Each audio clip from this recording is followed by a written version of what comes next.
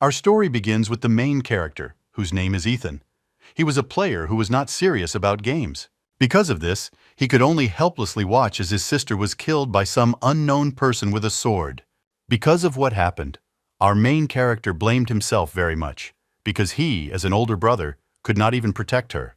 While Ethan was flying in his thoughts and trying to figure out where he went wrong and what led to such an outcome, the silhouette of a man with a sword was visible behind him, who immediately pierced our hero and he began to bleed. An unknown guy picked up our hero, who was still conscious, after which he threw Ethan near his sister, who was already a lifeless body.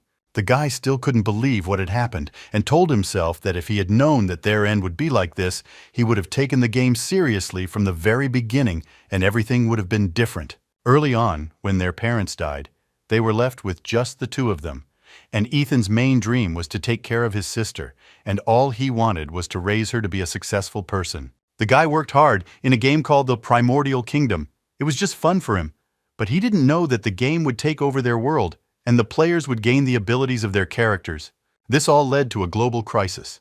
Because of the game, he watched his sister die, while the two players behind them were having fun and discussing what they would do next. Suddenly, our hero rose to his feet.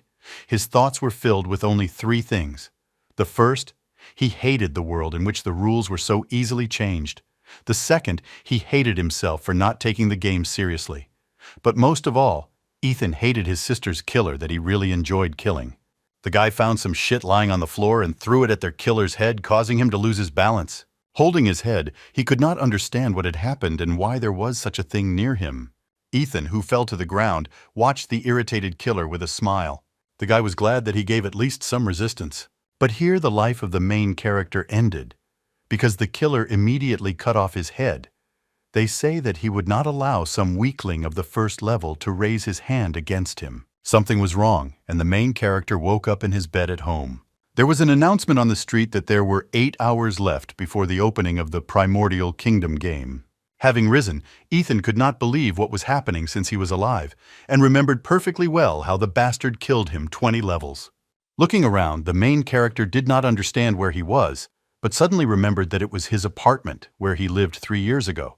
The door suddenly opened and a woman's voice rang out. Our hero was in a stupor and could not believe his eyes. Indeed, in the aisle, he saw his sister with a box in which there was an authorization for the game of the Primordial Kingdom. In a trembling voice, the main character asked his sister what year they were in at the moment. She answered him that it seemed he got off on the wrong foot and the year was 2030, and this hit the main character very much.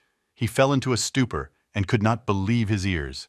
Ethan got out of bed and ran to look out the window. Standing with his mouth open, he realized that he had returned to that day, when the primordial realm was first activated. He hugged his sister and thought that this time he would not allow them to die and would become the strongest player if it was not a dream as he thought. On July 27, 2030, the Primordial Kingdom virtual reality game was launched, and on September 1st, the Primordial Kingdom took over. All players received the method of game characters. The dregs of society and the lower class of the population in one night received incredible power. They felt power like never before. Because of this, chaos and ongoing wars for money and power began. Our main character took the path of a player who only explores the world of the game. This led him to the fact that he died due to his low level in the original kingdom. But by some miracle, the main character was very lucky. He was reborn and returned for 3 years back in time when the Primordial Kingdom was opening up. Therefore, this time our main character was going to become the strongest. He mentally returned to the real world, where his sister pushed him away because he suddenly started hugging her. She was very embarrassed and thought that her brother was pestering her. He scratched his head in confusion and said in surprise that he really was pestering her. We fast forward 8 hours when the Primordial Kingdom was about to launch and our main character put on virtual reality glasses. Having laid down on the bed, the guy understood that there were 34 days left before the world was taken over by the original kingdom. If during this time he could become the strongest player, then he and his sister would not die. After logging in at the initial square, there were a lot of players and one manager who was going to show what the ability name power is. The first blow he demonstrated was ordinary, and the large stone was sold only halfway. But after that, the administrator began to vomit power into his blow. With incredible ease, with just one movement, he cut the same stone into 2 parts. It looked as if a knife had passed through butter. This performance greatly surprised our hero. He looked at him with his mouth open. After which the administrator completed his training, and the system moved our main character directly into the game. At spawn, there were a lot of players who were surprised by everything around, but our main character was fixated on leveling up, so he chose the power ability. It was the main and most mysterious power of the players of the original kingdom, because it could determine the difference between a player and an ordinary player. The main character immediately went to look for a training pavilion. In the world of the primordial realm, there was no division into combat classes, but only a division into the weapons used. The main character was in a hurry to find a training room as quickly as possible, because the fundamental part of power lay in the mastery of a certain weapon, as soon as the guy mastered the skill to 100%. He had fully mastered the power skill. Because of this, he hurried to the weapons pavilion because he was worried that there would be no place to train. But surprisingly, as soon as he entered the training room, it was completely empty. The main character was not at all surprised by this. He was only going towards his goal, so he immediately went to the stand with a choice of weapons. Ethan decided to start with the katana, since he loved it most of all. But despite Ethan, he knew what would suit him best, and he decided to try every weapon that was on the stand. After 5 hours of training, the guy was incredibly tired, but he mastered the katana 100%, which meant that his main weapon was cold. Despite this, once he mastered the katana, he realized that he did not have time, so he immediately began to study other weapons. This time he chose a sword, and also diligently began to hone his skills without sparing himself. You are transported to the street near the weapons pavilion. Some girl and a guy walked past and admired how everything around seemed real. Suddenly, the girl notices a training pavilion behind the guy. She becomes interested in what is inside because some sounds were coming from there. The guy says that this is probably a training pavilion since she saw a sign above the entrance. I'm not shy, the girl peeks out from around the corner. I saw our main character, who persistently continued to train with a sword, honing his strikes on a dummy. The unknown girl noticed that only our main character trained in this gym, and this was very strange for her. Approaching the stand, they did not decide to take a weapon for themselves, because they wanted to understand how to train with it. They looked at it for several minutes. And then they threw me on the floor and said that this was boring and an activity for losers. When leaving, the girl's boyfriend explained that in the pavilion it was only possible to raise the level of weapon proficiency, and apart from that, nothing else could be dispelled. And he emphasized that in order to achieve 100% weapon proficiency, it was necessary to strike at least 10,000 blows. The girl suggested that we quickly leave the training camp, and it would be better to spend this time raising the level, to which the guy who wanted to immediately agreed with her. As she left, the girl looked again at our main character, and she remembered him very much. Ethan didn't even notice that someone was coming to him. He struck blow after blow without slowing down.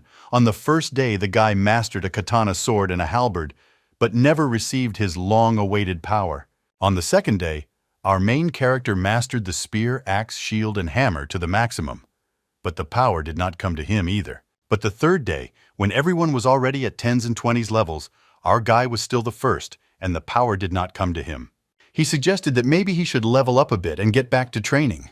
But he cast such thoughts aside. Our hero wanted to become the strongest player and was obliged to gain power, because for him this was the basis of everything. So he did not stop in any way, but continued his training. Again we moved to the street near the training pavilion. The same girl and guy passed by and discussed the fact that the guy died, and the punishment in the primordial kingdom was too cruel. The experience levels were completely erased to 0. In the aisle, the girl again notices our main character and is incredibly surprised because he continued to train in using weapons. The guy standing next to him is also surprised and says that extreme entertainment in the Mirror Kingdom is 1,000 times more fun. The girl was also surprised and did not understand. Why did our hero show off? And a friend standing next to him suggested that perhaps our main character knew about some secret, so he offered to master one of the weapons. But then the girl interrupted him and said that it was pointless, because the guy was in the training pavilion for 3 days and no changes happened to him, and said that in 3 days, other players reached level 20 and he simply mastered the weapon. He would not win. Ethan continued to train regardless of the couple because he only had a goal and should not waste time.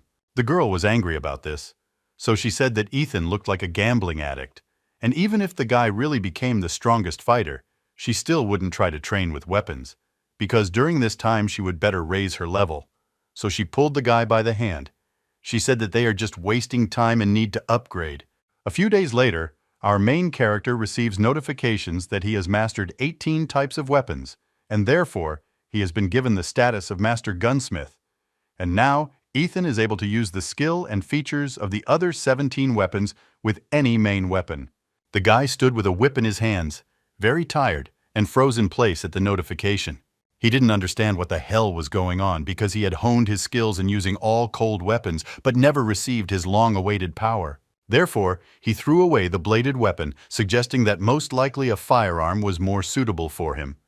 He did not waste time and sent a pavilion of firearms with him. Walking there, he thought about the fact that before his rebirth, he had never met or seen players using power with firearms. Entering the pavilion in front of him, an incredible room opened up in which there were a lot of different weapons. The main character chose a pistol for himself, with the thought that more than 5 days had already passed, and he was sure that others had reached the 30th levels, and he was still the first level. Looking at the stand with weapons, the guy began to think that there were too many of them. Because of this, the Primordial Kingdom could take over their world before he took possession of each of them. So he wondered if it was worth it. But remembering how his sister was killed by some 20-level bastards, Ethan was incredibly angry. So he understood that he had no choice, and there was no turning back, because without power, he would never become the strongest player. Therefore, he began to learn how to shoot weapons. Even if his fate was to die again, the guy was not going to give up. We moved to the training pavilion with swords. The girl, who didn't care at all, decided to take a peek at the progress of the main character. But after looking closer, the girl realized that there was no one there anymore and thought that our guy had left and she would never see him again. Suddenly, she heard a shot from the side and was very surprised because she did not understand what kind of sound it was. She quietly decided to go up the stairs and see what was happening in the weapons pavilion. I watched from the side. She noticed our Ethan, who stopped shooting due to the fact that he had destroyed the training stand, and an unknown green aura was emanating from the guy himself. The girl covered her mouth with her hands in order not to scream because she did not understand what was happening to the main character. Her gaze was filled with horror. The main character continued to stand motionless, as if he was looking into emptiness. But in fact, the very notification that he had been waiting for so long appeared in front of him. In the afternoon, it was said that the pistol skill had been reached to 100%, and there was also a congratulation to our main character on the acquisition of power, which was called Resurrection. Standing in a stupor, Ethan himself could not believe who had received his power. Now he felt much calmer in front of the impending disaster. A smile even appeared on my face. And now he could, with peace of mind, raise his levels and catch up with other players. For now. Our hero had the usual characteristics, namely everything was 5 points, except for one resistance slot. The guy had 1 point. There was also a separate icon with passive abilities, which the guy did not have, but in the active abilities the guy had access to a powerful cover. It increased the damage by 50 units, but required 1 point of cognitive power. The guy's special abilities indicated control of the power of the flame. Titles: the guy had one called Master Weaponsmith. This title allowed him to change his weapons. Turning to the exit, the main character was about to go raise his level and noticed a girl standing in the aisle. She tried to pretend that she didn't see anything and looked away, whistling a tune to herself. Our Ethan didn't bother to figure out whether she saw something or not. He had no time for it at all, so he simply walked past her as if she wasn't there, while she was incredibly embarrassed by him. In her thoughts, the girl was incredibly angry because she didn't understand why they were embarrassed, and she wanted to tell him something, and most importantly, ask what was happening there, but she couldn't make up her mind, so she simply remained silent. The main character, leaving the training pavilion, realized that only a weapon that suited the player could give power, so he decided to go to the store for equipment. He had to buy a pistol and ammunition, and also a melee weapon, since Ethan wanted to be prepared to all. Along the way, our main character heard rumors that the Primordial Kingdom had reached 10 million players online. Arriving at the store, the guy bought himself a low-level pistol, which was called a White Dragon. Its price was 500. Ordinary bullets from the box cost 300, and a low-level dagger cost him 200. and the main character gave 1,000 for his equipment. When leaving the store, the main character was sad because of the prices he saw. For him, it was too expensive. Since the game currency was equal to real money 1-to-1, and the cost of all paid goods was equal to real currency, the guy believed that the company of the original kingdom had gone too far with prices for items. The main character was pleased with the things he had purchased, and looking at the dagger, an idea came to his mind. He activated his ability, which was called Master Weaponsmith. This ability allowed him to overcome the limitations of power that could only be used with suitable weapons. After everything that happened, the guy finally decided to go to a gaming company called the Mirror Kingdom. When paying for the service, the player could create a mirror copy of himself, and other players could fight against his copy. If the player won such a battle, he would receive money from the gold reserve as a reward mirror copy and additional experience. And the assumption is that the player simply gave all his money that was invested in the mirror copy. Walking along the corridor, the main character knew the greater the balance of the gold reserve, the higher the player appeared in the tournament bracket. To participate in the Battle of the Mirror Kingdom, there were 2 conditions. The first participant must be 5 levels lower than the mirror copy. The second condition was that payment for participation in the battle was 10% of the enemy's gold reserves. The guy found out that all these conditions were not for him. The problem is that I am a first-level fighter with power. He believed that this was the most suitable place for him. Suddenly, behind him, he notices someone shouting that he is lost again. The main character notices 2 players leaving the respawn point, complaining that the difficulty of the mirror copies is too high. Players who left the respawn point said that they had neither money nor levels, which they diligently increased, and it would be better if they did not participate in the battle at all. In addition to the 2 players who came out of the revival, there were 2 more sitting nearby who were mocking, above our main character, saying that he was a first-level loser who came across the most crappy weapon in the game, a pistol.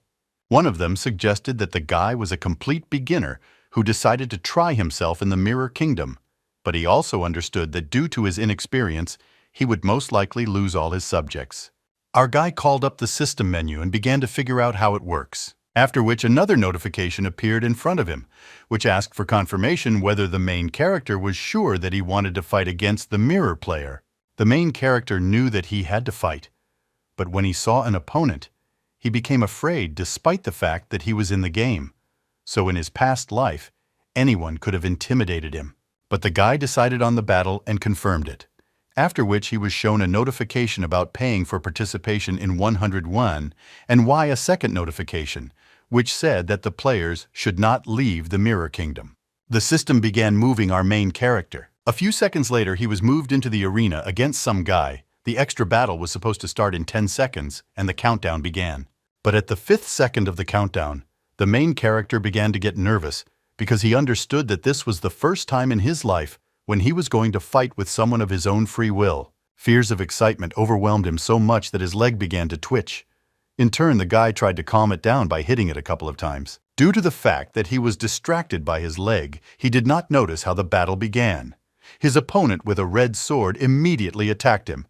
It would seem that everything was over for our hero. Somehow, Ethan managed to dodge and fire a couple of shots towards the enemy. All the bullets missed, and the main character began to lose his balance. He was about to fall. His enemy continued to advance and at one point took advantage of the fact that the hero had lost his balance and knocked the weapon out of his hands.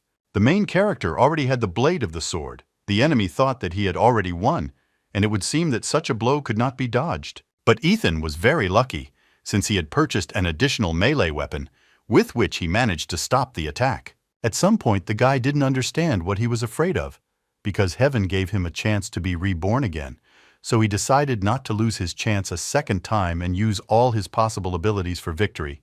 He activated the Master Gunsmith, and then changed the characteristics of his blade, and was able to repel the enemy attack without any problems. Due to the fact that the dagger increased its characteristics, the main character calmly cut the enemy's sword, and then the guy himself. Although the guy won, he continued to tremble, which made him very angry. We are transported a few minutes ago. When it was in the arena, the same 2 guys continued to look for partners for their team. They began to talk about the fact that, in addition to the main participants, large guilds, it was difficult for players to win in the Mirror Kingdom. As we immediately return to the moment when the main character won and his system returned from the battle back to the building of the Mirror Kingdom, one of those who called our guy names noticed that he emerged victorious from the arena. The guy, who opened his mouth in surprise, could hardly believe that the main character was able to defeat his opponent 5 levels higher, since he had practically no equipment. It turns out that these two guys were not looking for allies for their team. They were looking for a person on whom they could bet money to earn extra money, and one of them began to check the betting rate on a site called a backyard garden. While one of them found out the stakes, the other carefully watched our main character. After which the guy with green hair said that the answer had arrived, and the second one said that it was very excellent, without taking his eyes off the main character, because he needed to see which mirror copy our main character would choose to open a bet on him. Our main character checked his characteristics. He increased the level to the 5th, and all characteristics also doubled. But the characteristics were too low for him. He needed to become even stronger. He thought that he must overcome his fear of battle, because if he does not do this, he will die soon. He immediately chose his next opponent, who was in 55th place. The system instantly teleported him to the arena. So two guys were going to bet on our main character. They decided to see who he would fight against. A couple of minutes of delay and misunderstanding. What's happened? It's as if lightning strikes them, and they realize that they are in complete ass. One of them diligently rubs his eyes, begging him to imagine. The second, in a confused state, says that it was not his imagination, and that our main character actually chose a mirror copy of level 10, which was nicknamed Thunder. The guy with green hair quickly came to his senses and noticed that his friend was sitting on the floor, still in a state of shock. He didn't understand why our guy chose Thunder. Among hundreds of other 10-level players, our main character chose the strongest opponent. The man with green hair began to think, what will happen to their bet, and hoped that it was not registered. But the white-haired one said that they had already requested the opening of a bet on our main character, and they had nothing left to do, like a miracle. But in case of defeat, he asked that the green one not tell anyone, because he didn't want anyone to find out about them shame. And now, the bookmaker announces the current bets on our main character and his strongest opponent in a mirror copy of the 10th level. After seeing the odds, the two guys were very upset. So much so that they did not have the strength to cry, because the total count of bets on the victory of Thunder exceeded 200,000, and they had no hopes. At that time, his opponent Thunder appeared in front of the main character, who had 10 levels of weapons. He had a katana, and the equipment was called a persistent fighter. And also our guy was level 5, with a pistol and a dagger, and most importantly, with a beginner's equipment. The countdown to the start of the battle began. His legs began to shake again. This made him very angry that he plunged a dagger into one of his legs to stop the trembling. After which, 2 seconds before the start, he took a fighting stance, because he was not going to make the same mistakes as in the first battle. As soon as he started with himself, the main character did not waste time and immediately rushed towards the enemy, simultaneously dodging his attacks. Although the shooting from our hero's weapon was very powerful, it did not shine with special accuracy, so the enemy could calmly deflect the bullets. After a few seconds, the enemy got tired of this and knocked the weapon out of the guy's hands. Did not wait a second, but immediately tried to deal a fatal blow to the hero. It would seem that the enemy took him by surprise. But Ethan was not going to just give up. He activated his ability, after which his eyes shone bright blue. He made an incredible leap forward, dodging Storm's blow. After sliding back a little, the main character became convinced that Storm was not pursuing him and stopped analyzing the whole situation. The guy had 20 health out of 100 and cognition power 28 out of 30. In fact, the hero was one step away from defeat. As well as ordinary attacks, they didn't take the Storm in any way. It didn't even leave a single scratch on it. The main character began to realize that he had chosen an opponent whom he could not defeat, and in general, he should not have gone so far, and it would have been better if he had chosen a weaker fighter and raised his level not so quickly. But even after a moment, Ethan returned to his fighting stance because he found it painfully funny. He believed that this was the only way to overcome his fear. Therefore, considering that it was not the best option to stand still, he rushed straight towards his opponent. At some point, the hero turned to the side to avoid falling under a deadly attack, which would have destroyed all his health points. The main character miscalculated. His opponent was too fast, and in just a few seconds he overtook him from behind by surprise. The guy understood that he had no chance of winning, so he figured that he had nothing to lose before the fatal blow.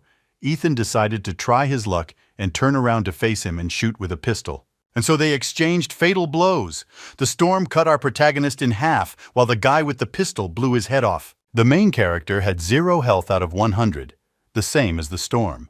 But the system considered that Ethan caused fatal damage faster than the storm, and therefore counted him a victory. His reward was an incredible amount of experience and money, as well as a level increase. Now our main character was much stronger. His level was 13, and his characteristics were all 17, except for resistance. She only increased by 1 point. Our hero breathed out a sigh of relief. Realizing that he had been on the brink of death, he miraculously managed to win this incredible battle. Also, many more notifications overtook the main character. The most important of them was that he had reached 10 levels, and now his power of rebirth had reached the possibility of choosing development. We are transported to 2 guys who placed a bet on the victory of our main character, because of which they were surrounded by a crowd and pinned in a corner. And the reason was that those who lost the bet had to give their entire sum to other participants. One of the guys almost starts crying when he asks about the option in which they give up and give them half the money and not the whole amount. But the one-eyed bookmaker, pointing his finger at them, says that this option is not at all suitable and they will not be able to get away from such an easy bet on defeats. The white-haired guy could not stand it and shouted that they really didn't think that they had already won when the result was not yet known. Pointing to the table, the bookmaker says that he is 100% sure that the storm will win, because he cannot just lose to some newcomer, and if this happens, the bookmaker was ready to sit down a bunch of crap. In the tables before the bookmaker said this, Thunder was reflected as one of the leaders of 10 levels of copies. But a moment later the table was updated, and it was written in it that the Thunder had been defeated. Everyone around them could believe it. As soon as they saw it, their jaws almost dropped off and their world instantly collapsed. The guy with green hair was very happy with what he saw and was happy that they had won. After which we are transported to our main character, who returned victorious from the arena. A list suddenly appeared in front of him, which he had seen the first time and did not understand what kind of abilities were available to him. But on this list, he decided to finish the game, after which, while he was leaving the game, his sister came into the room and called him to eat. Walking into the kitchen, he didn't waste a minute and immediately started eating. His sister Alice told him that she had prepared his favorite mushrooms. But Ethan didn't hear his sister at all. He was thinking about the primordial kingdom with which he discovered 2 new abilities that he didn't even know about. The first of the abilities was the power of the invasion flame, which gave an incredible effect. The damage per second dropped from 50 to 25, but the total damage was about 250 health. In addition to his abilities, the main character also thought about the dangers posed by his opponents. So the guy thought about creating his own team. Having quickly eaten, he thanked his sister and began to go to his room, to which the girl was very surprised, since her brother only ate 1 plate. This even hurt her a little, and then she thought that our hero would need to find a girl to cook for him. We are moving to the primordial kingdom, to the buildings of the mirror world. The bookmaker falls at the feet of the white-haired guy, begging him to leave him half as he proposed. But our guy is not so simple and tells him to get away from him. But the bookmaker turned out to be not so simple and continued to beg, saying that all the money he bet on the storm was not his, but his family's. Since he had lost them all, he would most likely get hurt very badly. The guy continued to mock and said that a minute ago he had refused such a deal, and now he was offering the same one. Before he can finish speaking, a red-haired guy appears and beats the guy's head against the wall, saying that he will have to return all the money that was lost to the level 10 Thunder. The red-haired guy's name was Jack. He was from the New Order Guild, which was responsible for the Mirror Kingdom. The guy was pressed to the wall with difficulty, trying to explain that the person who won the Thunder was in no way involved in it, since he simply opened a bet on him and somehow did not know that our main character would choose a mirror copy of the Thunder in addition and will defeat him. But what the guy told Jack didn't bother him at all, since the white-haired guy won the most in their fight. And even if he managed to avoid responsibility, then in the real world they could talk to him completely differently. The guy tried to do the best he could, and so that they would not touch him in real life, he offered to give away everything he won on the bet. Jack suddenly refused and said that he didn't need it and let the poor fellow go. The guy thought about it and said that he no longer had anything to offer as a replacement. With a terribly scary expression on his face, Jack only said about the favor that the guy would have to do. Of course, he had no choice but to agree. We moved to our hero, who after dinner went into the game to continue leveling up, since he couldn't hesitate, because by the Day of Judgment, he needed to level up properly. Immediately, the guy receives a notification confirming his choice, namely about upgrading the skill, the power of the Restoration Flame. For a long time, Ethan confirmed the pumping without any doubt, after which he received 3 more notifications. The first was about the skill that the hero had chosen. The second was that Ethan's count was completed and his combat strength was 15.6. And he also received a new title, which was called Private. Also, one of the main things that happened to the guy was that after choosing a skill, he acquired a double attribute and increased his attributes several times. When he looked at his statistics, he was very surprised, since some of his attributes exceeded 100. The main character became very weak, and he understood this because he thought that although he had only reached level 13, but with new characteristics and bonuses, he was equal to level 26. Ethan became serious as he thought about whether or not he could defeat a level 20 Thunder with his current strength. But from a serious guy, the main character turned into a self-confident one, since he decided to challenge the Thunder because he considered him his opponent, on whom he wanted to test his current strength. After which a notification appeared in front of the guy about confirmation of the battle with Thunder, to which he immediately responded with confirmation. A few seconds after our hero chose his opponent, Thunder bets on the fight appeared in the bookmaker's office in the backyard, and in the chat with the players, someone threw a snare for bets. Those who spread the information were 2 guys whom Jack asked to do this, but one of them bet the entire amount on the victory of our main character, thereby causing indignation in the golden-haired man because they did not have to place bets. But the white-haired guy was sure that now Jack would not be able to do anything to him, because even if he tried, in any case, he would not receive support from his group, which was called the New Order. The golden-haired guy noticed his friend's grinning smile, so he assumed that this Jacques forced him to announce to everyone the odds on our main character. But he just didn't understand the meaning of this whole situation, as it's obvious that no one would bet on our Nick and the odds would be too low. But the guy didn't answer that his task was only to create a fuss. We moved to the inside of the Mirror Realm battle arena, where the match was about to begin in 10 seconds. Between level 20 Thunder with dual katanas weapons and advanced armor equipment. At the same time, our main character was level 13 weapons, just a pistol and a dagger, and beginner equipment. Our main character began to think. His thoughts were filled with the fact that with a reserve of cognitive power, it would be enough for him to predict the moment, and he could easily destroy the Thunder. The system announces that the battle begins our main character. He didn't wait and immediately attacked Thunder, but he managed to defend himself with his katana and repulse all the bullets. While the main character was attacking the Thunder, he tried to get closer and closer to the guy, reflecting the attacks.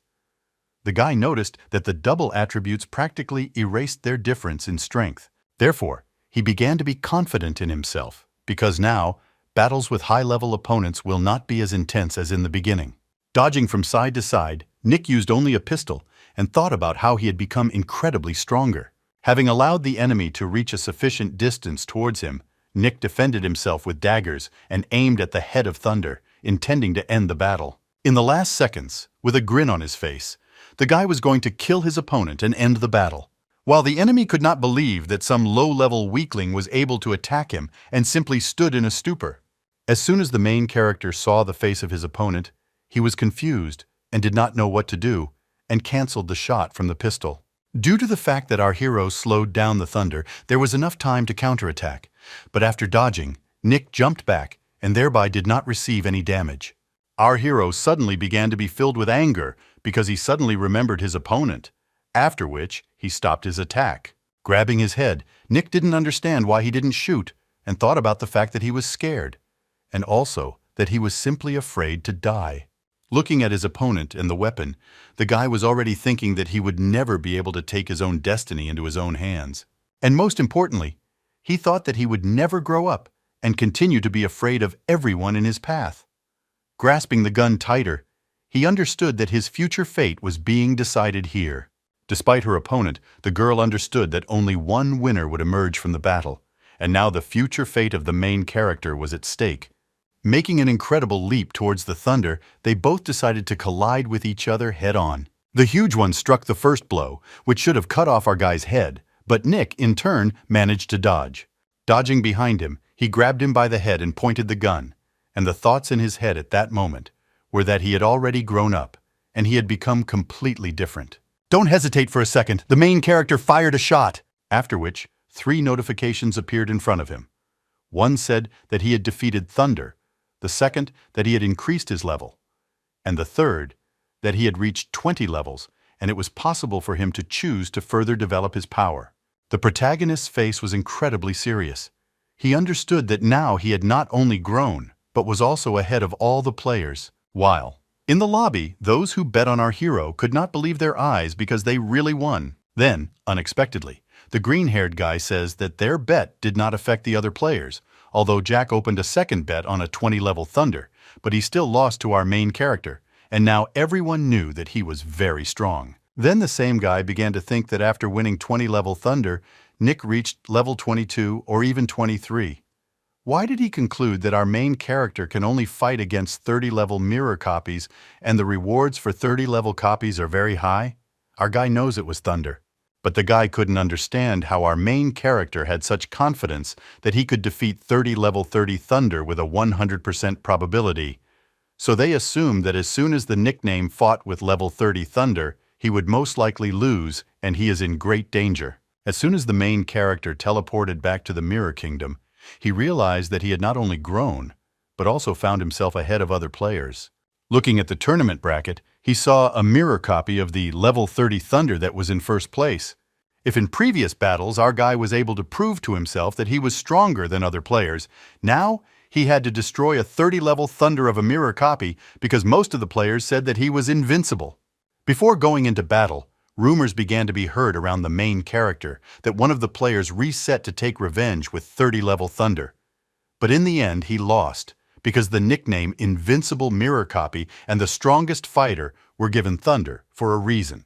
And most importantly, he heard for himself that thanks to this copy, the New Order Guild became the strongest because of the Thunder.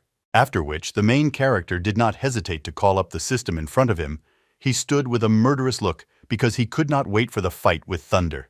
The system asked again whether the nickname really wants to enter the battle against a mirror copy of the 30th level. Of course, the guy didn't wait, after which the system immediately transferred him. Jack, who was watching the main character from the side, ordered all his guys to open bets on the victory of Thunder. We are transported to 2 guys, and one of them opened a bet on the victory of our main character, because of which the golden-haired guy lost his temper because he thought that he simply had no chance against the Thunder of the 30th level. But still the white-haired guy did not listen to him, but said he believed in Nick. We moved to the arena where the enemy of the 30th Thunder stood. His weapon was quite unusual. It was a katana, which was called the Last Will, and the equipment was called Fierce. While Nick was only level 23 with a pistol and a regular dagger, he had novice equipment, so it seemed that he had no chance. After a moment, a notification appeared in front of the guy that the intelligence attribute had exceeded the sum of 100 points, and the intelligence of the power of knowledge had increased by +1. Having been staring at the notifications, the main character did not notice how the battle began. Thunder did not waste time and immediately attacked him, thereby removing 411 health from the guy. The main character was very shocked. After all, he only had 18 health left. He couldn't believe how fast the Thunder was. The second attack was supposed to finish off our guy, but somehow he managed to defend himself with a dagger and not die. With every second of the battle, Nick became more and more angry with his opponent, and he also understood the seriousness of the battle, because if Nick had repelled his attack a second later, he would have died and would not even have had time to apply treatment. The guy managed to repel the attack and dodge back, simultaneously dealing thunder damage with his pistol. Each bullet flew with incredible accuracy. The main character did not want to delay the battle, so he tried to finish it as quickly as possible. But all his attempts to wound his opponent were measured because he easily dodged them, and there was a feeling that the hissing was in slow motion for him. Just one movement and the thunder came right up to our main character. I was going to finish the battle with one blow. I couldn't have expected such a turn. We even managed to surprise him. Thunder, who barely accepted the dagger attack, still managed to inflict damage on the main character, for which he had to constantly apply treatment. Our guy was unable to hold back the attack. And in a second, if he had not taken anything, he would have ended up in the next world in the game world. But he reacted in time, dodged the Thunder attack by ducking and swerved to the side. Why did the guy immediately increase the distance between them to try to once again deal damage to Thunder with a pistol? Suddenly, Nick began to plunge into his own thoughts, and I realized that even though his characteristics were equal to level 46, Thunder still managed to put pressure on him. But when he came to his senses, he was not going to give up. After all, I understood that if it was all the power of Thunder, you, our main character, could easily inflict incredible damage in a few seconds and victory would be his. After which the nickname decided to use the study of the Blessing skill. The skill gave an increase in all the characteristics of the target, as well as the activation of an unusual state of the target. The duration beyond the possibility was a minute. The guy also studied the Curse, which is sometimes one of 10 conditions such as weakness of aging lethargy, stupidity, fatigue, poisoning, hallucinations, changes in perception, chaos, and madness. After learning the skill, a notification also appeared in front of the main character stating that the Blessing had been learned. His combat strength was 15. But most importantly, the guy's characteristics increased several times, which gave him an advantage over Thunder. Our main character did not hesitate and shouted to activate the Blessing because he understood that he did not have enough levels. To defeat Thunder, therefore, he was going to defeat it with his attributes. A moment later, he received a notification that he had spent 400 cognition power and all stats were increased by 200 for exactly 1 minute and would roll back again in a minute. A white aura began to leave the guy. He instilled terror in anyone who stood in front of him. It was also precisely this aura that gave him courage, because activating the ability for a whole minute would have been enough for him to destroy the Thunder. The unsuspecting Thunder stood motionless, preparing for the next attack of our protagonist. But the enemy decided to act proactively and returned at full speed to the guy, in the sense of ending him once and for all, so as not to cross paths again. The main character thought for a minute that as soon as he defeats Thunder, everyone will immediately assume that he is hiding incredible abilities and properties of an invincible fighter, from which he will be called the strongest player. But looking ahead, the guy came to his senses and saw that the enemy was approaching straight towards him, dodging side to side. Even dodging did not help the Thunder. It would seem that he was already close enough to the main character, but the guy pointed the gun and fired. With the first bullet, he hit him right in the chest, which is why he canceled the attack and was confused. But after the first shot, the main character did not stop. He continued to shoot at the enemy with particular cruelty. A few seconds later, there were more than 10 holes in the Thunder. It would seem that it should not show signs of life, and that was the end of it. A moment later, he was completely unharmed and ready to continue fighting, although the nickname did not cause him any damage at all. With a smile on his face, the guy figured out what was what. Reloading his magazine, he understood why no one could win. The first reason was that the attributes were many times higher than players of equal level. But besides this, Thunder also had passive abilities that were triggered during the fatal moment. This was his power. Therefore, no one had been able to kill him before. In addition, the system of the Mirror Kingdom worked against the players. NEP, the guy understood that he was a complete exception. Therefore, taking a fighting stance, he decided to see that the duration of the main character's blessing would come to an end faster, so-called power, to avoid the death of the enemy. The guy began to attack the Thunder, and until the end of the ability, there were already 25 seconds. Looking at the Thunder, he understood that he could not lose because his current goal was to extol himself from his past life. Nika jumped back and launched a retaliatory attack, pondering his past and his destiny, which he could not take control of in the past. With each new attack, the guy got closer to our hero, and the time of the ability should have ended in 15 seconds. The guy tried the more damage per second. The main character jumped back and attacked. The enemy overtook the guy and repelled the attacks without letting him rest. At some point, when there were 10 seconds left until the end of the ability, one of the bullets flew straight into Thunder's forehead and destroyed his armor. Grom began to shake very violently. His weapon fell from his hands and he stopped attacking the main character. A moment later, he completely collapsed without strength and showed no signs of life. Moreover, the system began to dissolve the enemy's body, after which the main character looked at the body of the enemy and could not believe with his eyes that he had defeated the most powerful enemy of the copy of the mirror world. Our hero already imagined, as they had already said about him, that he was the strongest player who was able to defeat a level 30 Thunder, moreover, having incredible hidden abilities and the properties of an invincible fighter. One of them said that these two titles had nothing to do with them, because they and the players who had the abilities of 30 levels were completely different. And besides, they were from completely different worlds in terms of strength. The guy gave an example and showed that level 30 players were at their best, but their level was equal to the floor, which is why they never become like our main character. The guy's fantasy incredibly raised his self-esteem, which is why his mood also improved. After defeating the level 30 Thunder, several notifications appeared on the nickname. The first was congratulating him on his victory over the Thunder, and the second was his incredibly large reward, both in money and in experience. The guy was out of his mind with happiness because he had earned money, experience, and most importantly, he had overcome his fear. At that time, his system teleported him back to the Mirror Kingdom. Jack, standing in the waiting room, watched the battle and could not believe that the guy defeated the strongest copy of the Mirror Kingdom. And what infuriated him most was the lost money that he bet on the victory of Thunder. The two guys who bet on our main character were incredibly happy about the victory. They even jumped with joy. The white-haired guy, smiling at the rocks, said that he was right about our guy, and it was not in vain that he bet on him. So from that moment on, he suggested that we always listen to his instincts. But suddenly his friend grabbed him by the hand and said that it was too early to rejoice, since little could happen. So he suggested that he disconnect from the game and in real life move to another apartment so that Jack could not find them. After which we return to the real world, to the main character's house, where he is sitting on his bed in silence, thinking about defeating the strongest copy in the game with Thunder. The door suddenly opens, and from another room, a girl tells the guy that he is probably hungry, so she invites him to go eat. But our main character had other plans. So with a smile on his face, he said that the two of them were going for a walk and he would treat them to a barbecue. Going down the steps, the girl asked her brother where he got the money, because going to restaurants was too expensive for them. To which, laughing, he said that she wouldn't believe it, because he earned a lot of money in the game, so they definitely had to drink for it. The sister was all for it and didn't ask for details.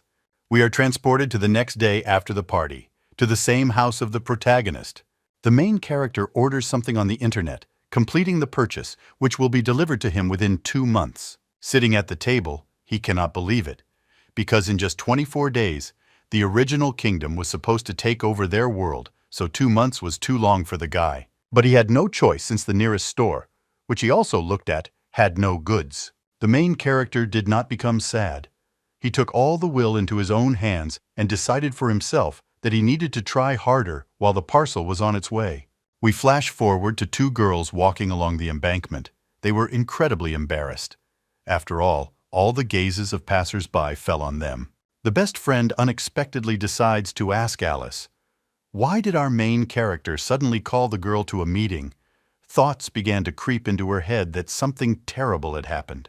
Alice, with an incredible smile from ear to ear, did not answer the girl for a while without being lost in her thoughts and imagining how they would introduce her brother to her friend. Because this was her goal. The girl was incredibly attractive from a good family, and most importantly, her wonderful character. And therefore, if she became his brother's bride, she would not need to worry about anything. A moment later, the girl came to her senses with a smile on her face. She replied that her brother missed her very much. So you wanted to see her? The inconspicuous Alice asks her friend where she had been, because lately she had not even written to the work group. Alice began to suspect that her friend might have a boyfriend.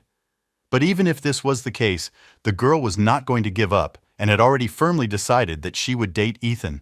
Sarah adjusted her cap with a sigh and said that they didn't know how to explain. Unexpectedly, the girl screamed very loudly that her parents were forcing her to play an incredible online game. Alice was very confused by this. She didn't know how to respond to such an answer.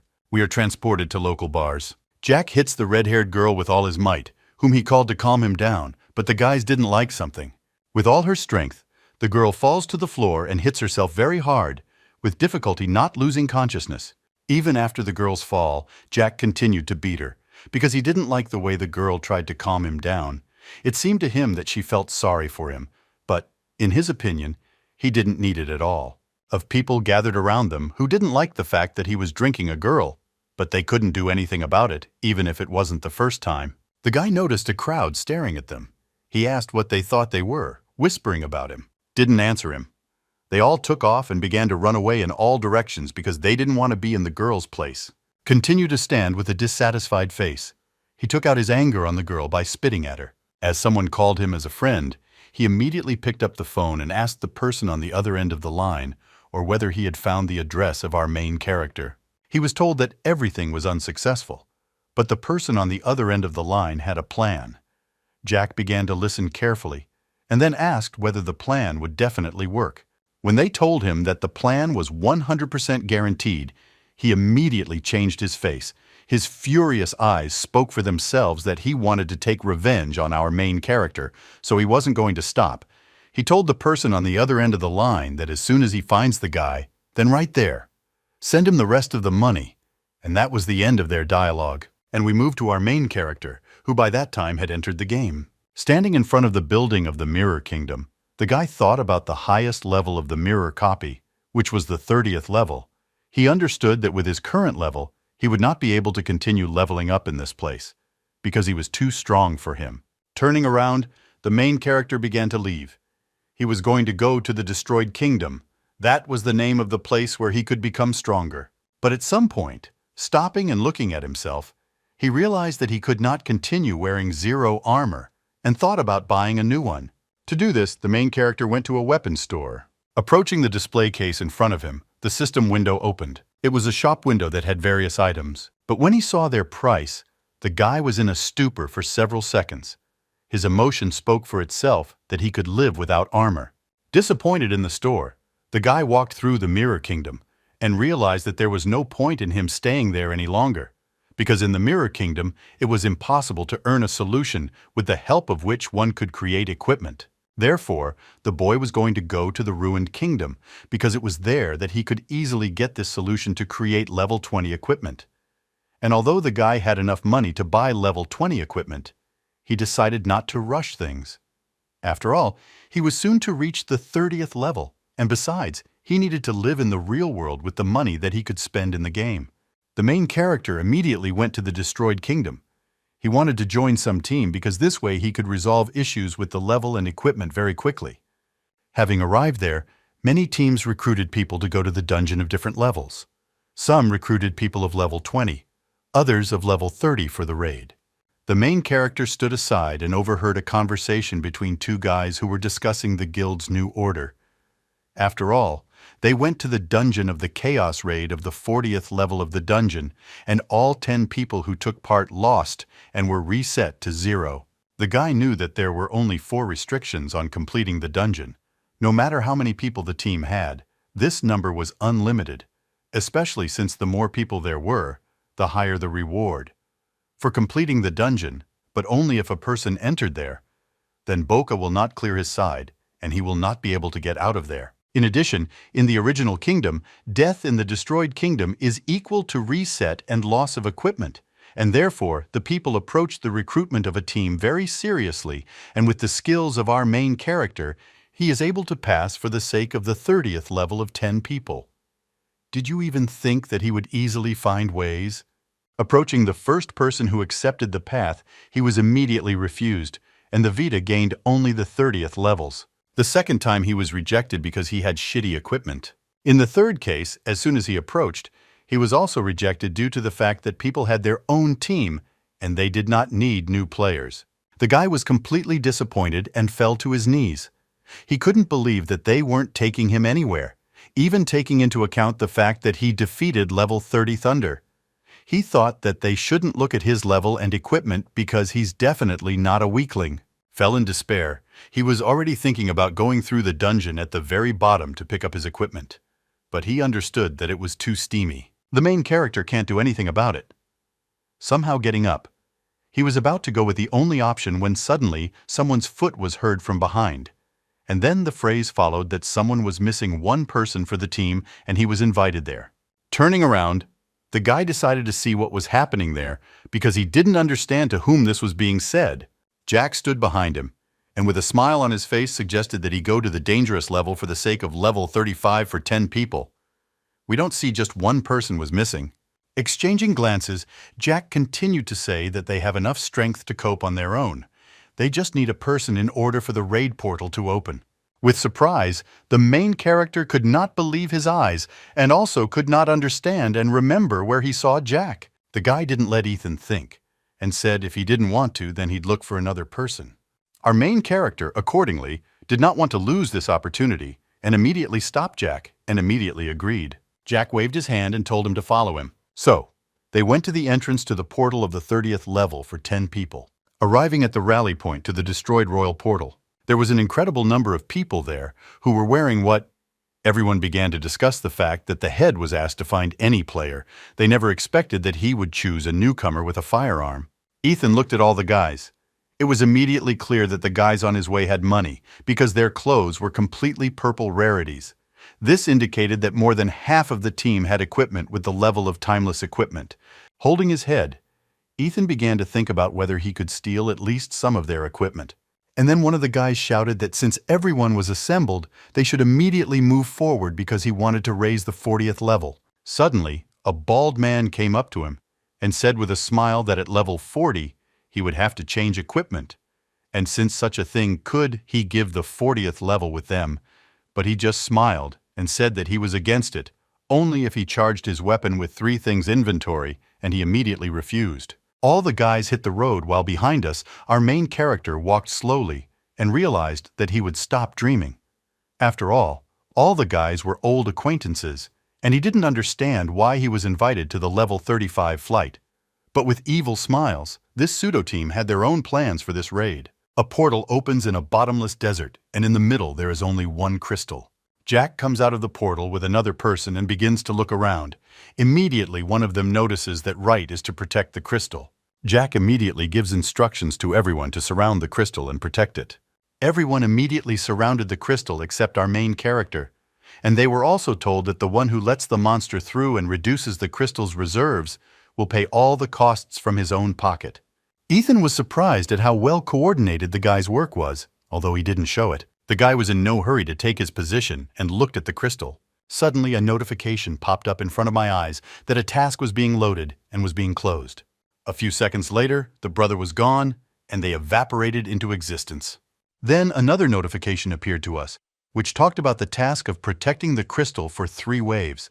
A little lower, they showed the current health reserves of the crystal, and it was also said that if the health reserves dropped to 0, then they would be considered defeated, and the punishment there was death of all players. Suddenly, someone shouted that the monster was attacking, and our main character looked somewhere into the desert with nothing in front of him, without noticing except the fog. But then it dawned on him that this fog was precisely created by a monster by running very quickly. The enemy looked like a spider, but with incredibly large fangs. The bald guy told the newcomer to get closer to the crystal because if he doesn't listen, he could be killed. The main character didn't object and did so. While an incredible number of bugs flew at the bald man with an axe, it seemed that his game was about to end there. But the guy had completely different plans for this raid, and with just one blow with an axe, he destroys several beetles at once. He looked at others who were also destroying large beetles like ants, and their teamwork was at the highest level. The main character understood that they knew exactly what they were doing. He felt superfluous in their battle, and understood that he had no need to strain himself, since he could only get in the way. Jack destroyed the monster one by one, when he suddenly stopped and looked at his ally with the sword. With a serious look in Jack's eyes, the ally immediately realized that he needed to let one monster through to our main character. He did not hesitate, and the very first enemy who attacked him passed by him, and he only pretended that he did not have time to kill him. The arachnid enemy was heading towards our hero, and also with the goal of destroying the crystal, but our guy did not hesitate and immediately noticed the enemy. The guy with a smile on his face hears how he's being asked to protect the crystal. After all, they missed one of the monsters. It only took the main character a few seconds to deal with the enemy, and at that moment, he thought that although they worked well together, their strength was equal to that of an ordinary player, and they were not even close to the copy of the Thunder he defeated. After which a notification is displayed in front of him, and a task that says that they protected the crystal from 1 wave out of 3, and the next wave will come in 10 minutes. After they killed all the monsters, they sat down to rest, and one of them said that he was quite good, because you couldn't even tell from him that he was such a master, because with the equipment of a beginner, Not everyone would be able to kill a monster 10 levels higher than themselves. The man with the sword who missed the monster blamed himself for missing that monster. If their 10th man had not suddenly disappeared from their team, then there would have been no flaws in their defense. The bald guy told him not to float after all. The problem was solved. The bald guy told our main character that in the next wave, he would have to stand on the defensive with them, so they would definitely not let anyone through. The guy who was sitting next to Ethan said that he could invite the main character to join the team, so he would notice him. The guy asked our main character how he liked the idea of joining their team, because he would no longer need to look for people to create his own. But when they play together, he would be able to conquer high-level ones. Our guy really liked this idea, and he even thought about actually joining. Immediately after our guy's agreement, the man in black armor asked Jack how he liked the idea of Ethan joining their ranks. Jack said with a smile that he didn't mind him joining their team. Only there were a few conditions. Namely, they had to provide their phone number and real place of residence, because this way, they would protect themselves from the situation that happened to them. After hearing this, our main character was very confused. He did not answer anything but continued to listen. Jack talked about how difficult it was for them to get such equipment. And in the end, Sam took all the equipment for himself. Why do they now have problems with monsters if Ethan joins them that he will agree to the conditions? The guy became thoughtful and understood perfectly well what we weren't saying. After such words, Jack and his allies had an incredible and malicious smile that was difficult not to notice. Immediately, our main character confuses them by saying that it was their goal to call him to the raid. And for a few seconds, they fall into a stupor, not knowing what to do. Quickly standing up, he says that there were an incredible number of mid-level players in the hall, and it was clearly not a coincidence that they chose him, and as soon as they entered the raid, they showed their friendliness towards him, and then deliberately let the monster go in order to find out what power the main character has. And after all, they invited him to join their team on a permanent basis. With a smile on his face, our main character concludes that based on these things, they decided to find out from him information about his real place of residence. Looking down at Jazz, from which rage emanated, the guy did not stop talking about the fact that he was most likely the responsible of the Mirror Kingdom from the New Order Guild. Before going with them, he overheard the conversation of those same two guys who were talking about the New Order Guild, who received the real address of a 20-level guy who was able to overcome thunder, and after which no one has seen that guy yet. The guy with a smile on his face said that he was flattered that his efforts were appreciated when he defeated level 30 Thunder, and based on this, the main character understood that Jack had gathered all the guys here to find out his real one and then deal with him. Jack did not show his real personality and said that how could he think such a thing, and most likely he was confusing him with someone. Edom, holding a weapon in his hand, said that he himself did not want to join their team because he was thinking of just raising some money and experience with such a strong team in the raid. But after they showed their cards, he realized that he should not pretend more. After all, they were enemies, and enemies had to be exterminated. Jack stood up and stared down at our protagonist with an incredibly terrifying look, after which he was surrounded by Jack's entire team, and the guy began to talk about how he really thought he could defeat their 9 players 10 levels higher than him. One of them began to attack from the side, shouting what our main character is shameless. And then a notification appeared in front of our main character that he spent 30 power points to increase the next attack by 1,500 damage, and he had 414 power left and 450 cognition. In the next moment, the one who attacked him from the side with a sword immediately dies and flies away from him a few meters. Everyone couldn't believe their eyes in just a moment. He killed one of them with one shot. All those who surrounded him became in a stupor, because in an instant a man was killed who was 10 levels higher than our main character. Something began to happen to the killed character. It began to glow bright blue. The photo seemed to be sucking out something and transforming into matter. After the transformation was completed, some unknown ball appeared in front of the hero, which was called a military trophy blue pearl. Note military pearls fall out when killing a player. It is possible to accidentally receive one item from the equipment of the killed player or any item from his backpack. Our main character grabbed the ball and was already serious, and he also asked what was impossible in killing 9 players. Jack got very angry and was ready to tear him into small pieces because he thought the boy was too self-confident. After which Jack ordered that they all attack our main character together, which they immediately did, trying to end him as quickly as possible. But, unfortunately, the guy no longer knew mercy. A few seconds later, the first girl was already dead, just like the guy with the hole in his head. The main character killed them one by one. I understand that by killing them now, he is taking away their chances of survival. But unfortunately, he had no other choice because he couldn't die there. His sister couldn't get the player's identity. So whatever one may say, he had to becoming stronger. With his current strength, he will not be able to protect his sister when the original kingdom takes over their world. The main character decided that he needed to climb to the top, but first he needed to kill those who could prevent him from doing this in the future. Therefore, in order to achieve his goal, Ethan decided to go through their mountain of corpses. Jack and the entire squad stood in a stupor and wondered why they could not kill him, because their levels were much higher than his, and their equipment was better than that of our main character. The guy was very angry, even though he assumed that our main character was so strong, since he defeated a copy of the 30th level. Constantly against all of Jack's allies, they tried to persuade the main character to stop, because they thought that if he killed a couple more people, then they will not be able to clear the dungeons and will lose all their resources. To which the main character replied that it was, for him, it doesn't matter, because he could simply go to the secret mirror zone and do the same thing. Everything that he lost he would achieve in one day. But with them it was a completely different situation, and the equipment would be lost, and they would not have enough strength or skills to defeat the Mirror One's characters. Jack got angry and said that he could gather people and prevent the main character from entering the secret mirror zone. But Ethan only laughed in response. And then he began to kill Jack's allies, which the guy himself could not believe. Jack wanted to tell them to avoid it, but before he could say 2 words, 2 players behind him were already dead. While Jack's allies were being killed, he remembered the room where he saluted an important person who said that they should remain the top players in the game Primordial Kingdom if they could do it and maintain their place at the top. It doesn't matter what they did for this, you covered their main one. But looking at them, he added that if they fail, he will not only stop supporting them, but I tell you all their crimes and make sure that you punish them.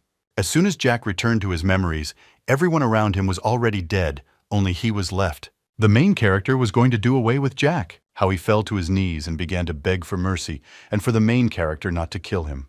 But the guy didn't answer anything.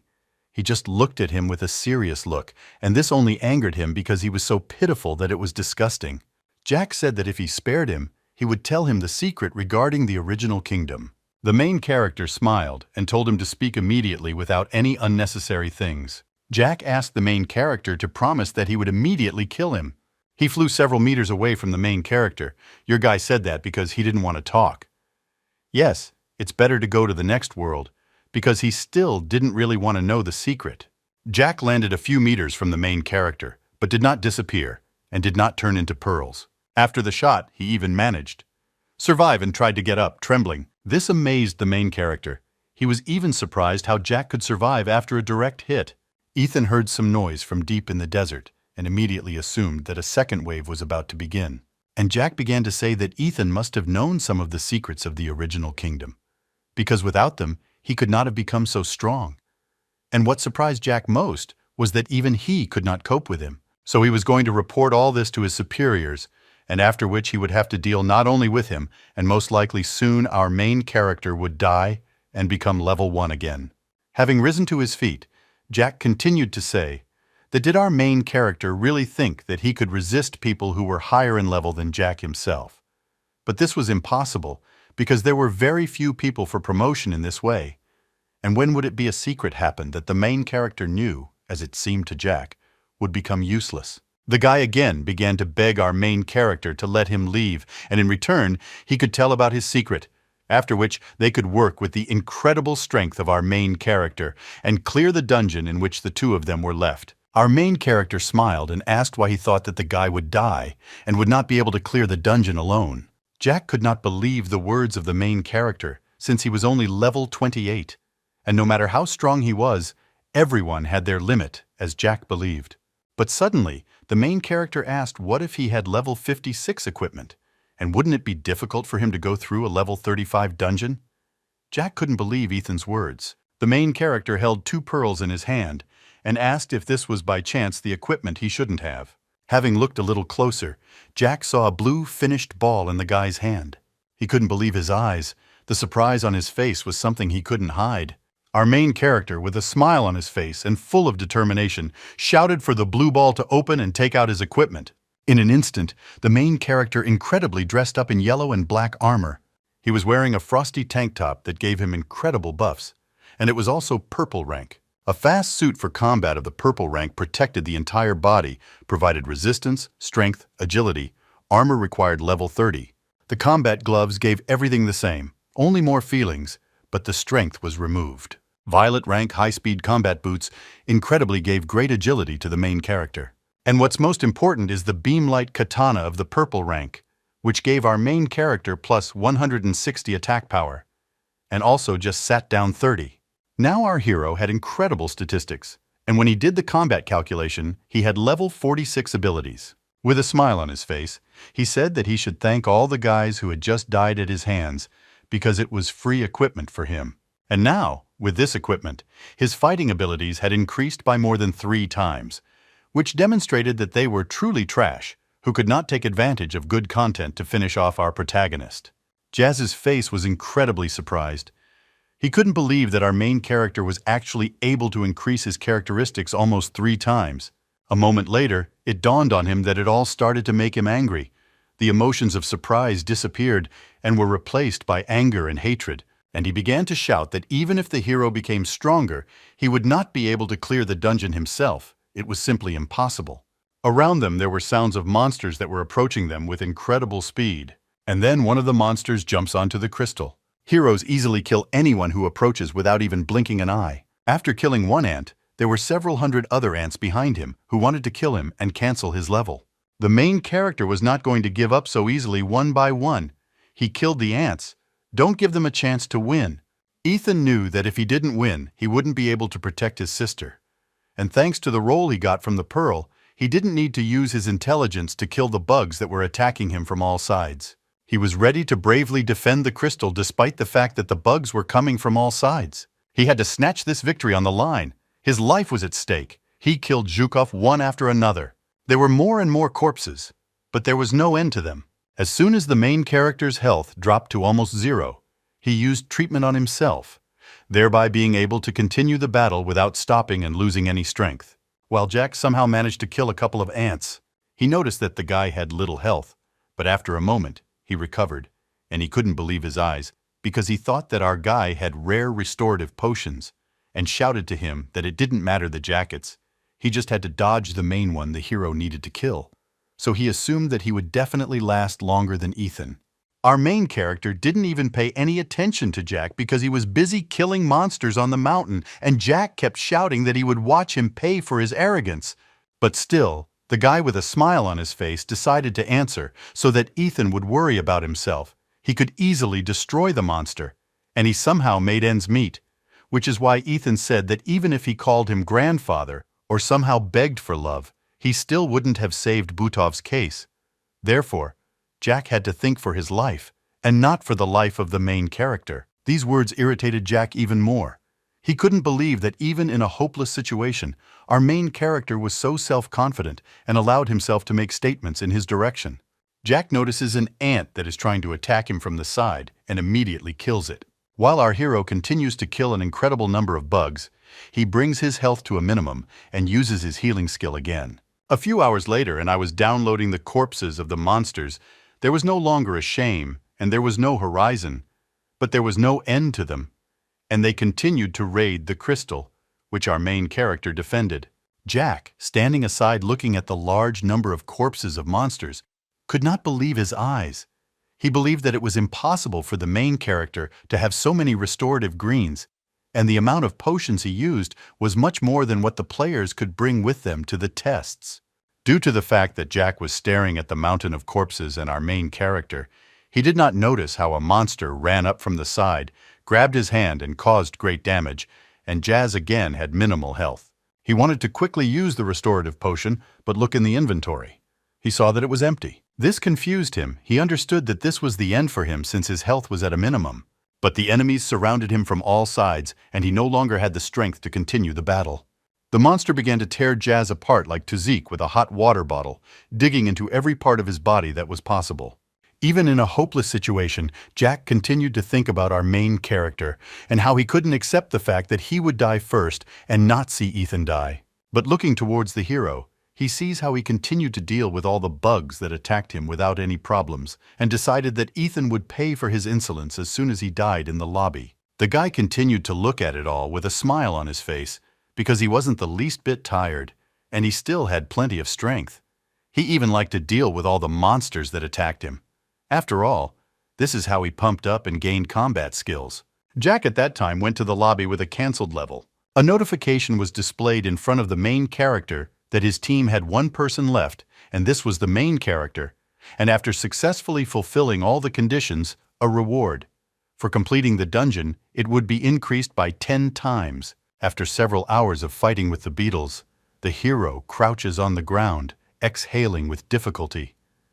There was an incredible number of defeated ants around him, which he killed, and finally the wave passed, which is why the ants stopped attacking him. Also looking at the mountain of corpses, he was glad that before the second wave they had to disappear, because if this was not the case, he simply would not know where the crystal was located and would not be able to protect it.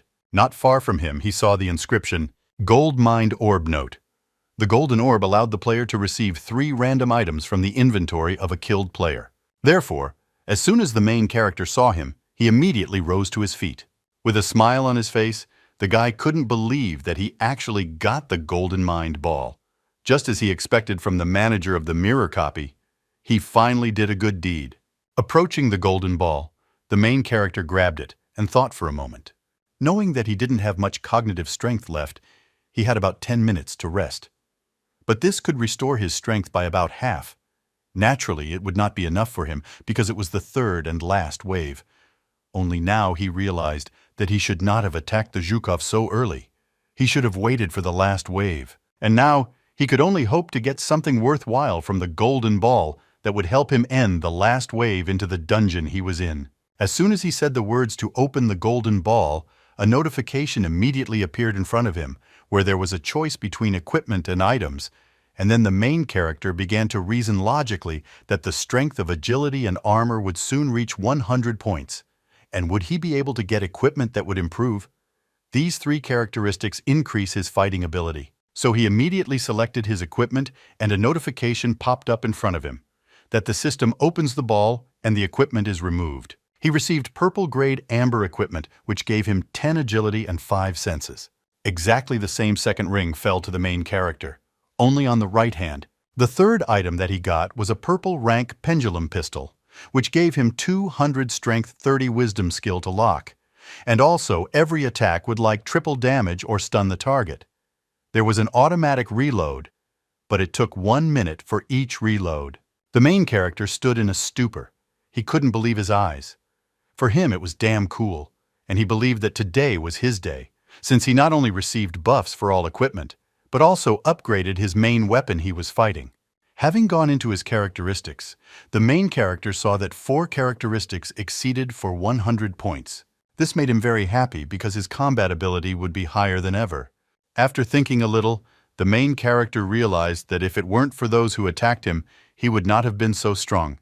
So I decided to thank them. After the main character thanked them, with a smile on his face, he was ready to go into battle that he is lagging behind only at his level. But as soon as he protects the crystal of this dungeon, he will catch up with the best players who are at the top. We are moving to the Night City, and we find ourselves in a room where players are reborn after their death. Jack stood in the middle of the room. I was talking with my boss. I bow my head to him, tell him that our main character definitely has some kind of secret that allows him to have characteristics that exceed his level. After all, if this were not so, Jack would not have died by his hand. I tell the boss that even if he doesn't believe that he should know the complexity of the Dungeon of the Destroyed Kingdom, a player of the 28th level going through the Dungeon of the 35th level alone, it was too much, and there was definitely something wrong, otherwise he would not have been able to kill them all. To which their boss, looking at Jack with a contemptuous look, said that he was giving him another chance within a few days. He needed to gain a level, and the head would personally deal with our main character and send other people to deal with Ethan. Jack thanked the leader for giving him one chance. He said that he would try. We are transported back to reality to an unknown cafe, where Alice was yelling at Sarah because her whole family was playing a game. The girl said that not only did they not only play the game, but they also made a lot of money, which surprised Alice very much. Sarah had a hard time understanding. What is all this for? But her parents forced her to level up with them every day. She already had enough. She couldn't do this anymore, even though they want Sarah to continue playing, but wanted to do it her way. Suddenly the girl jumped up and asked Alice, why don't she and her brother play with her at her house in that game of Calculate, and it will be fun to play with her brother. The girl was very shocked by the proposal. Besides, she did not have a device to play. But suddenly the girl realizes that this is her chance to bring Sarah and her brother together, because if they play together, the time will be a success, and she just needs to leave the house under some pretext and leave them alone. This was her incredibly insidious plan, so she offered to go to her home.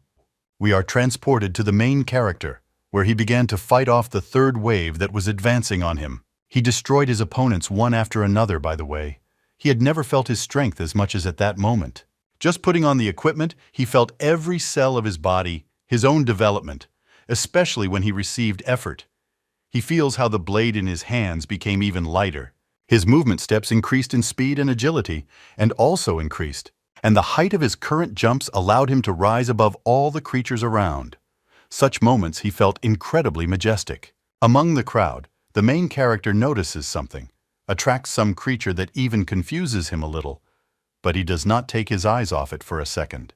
He decides to make his strongest attack, jump down, and kills an entire flock of ants with just one blow. But this was not enough for him.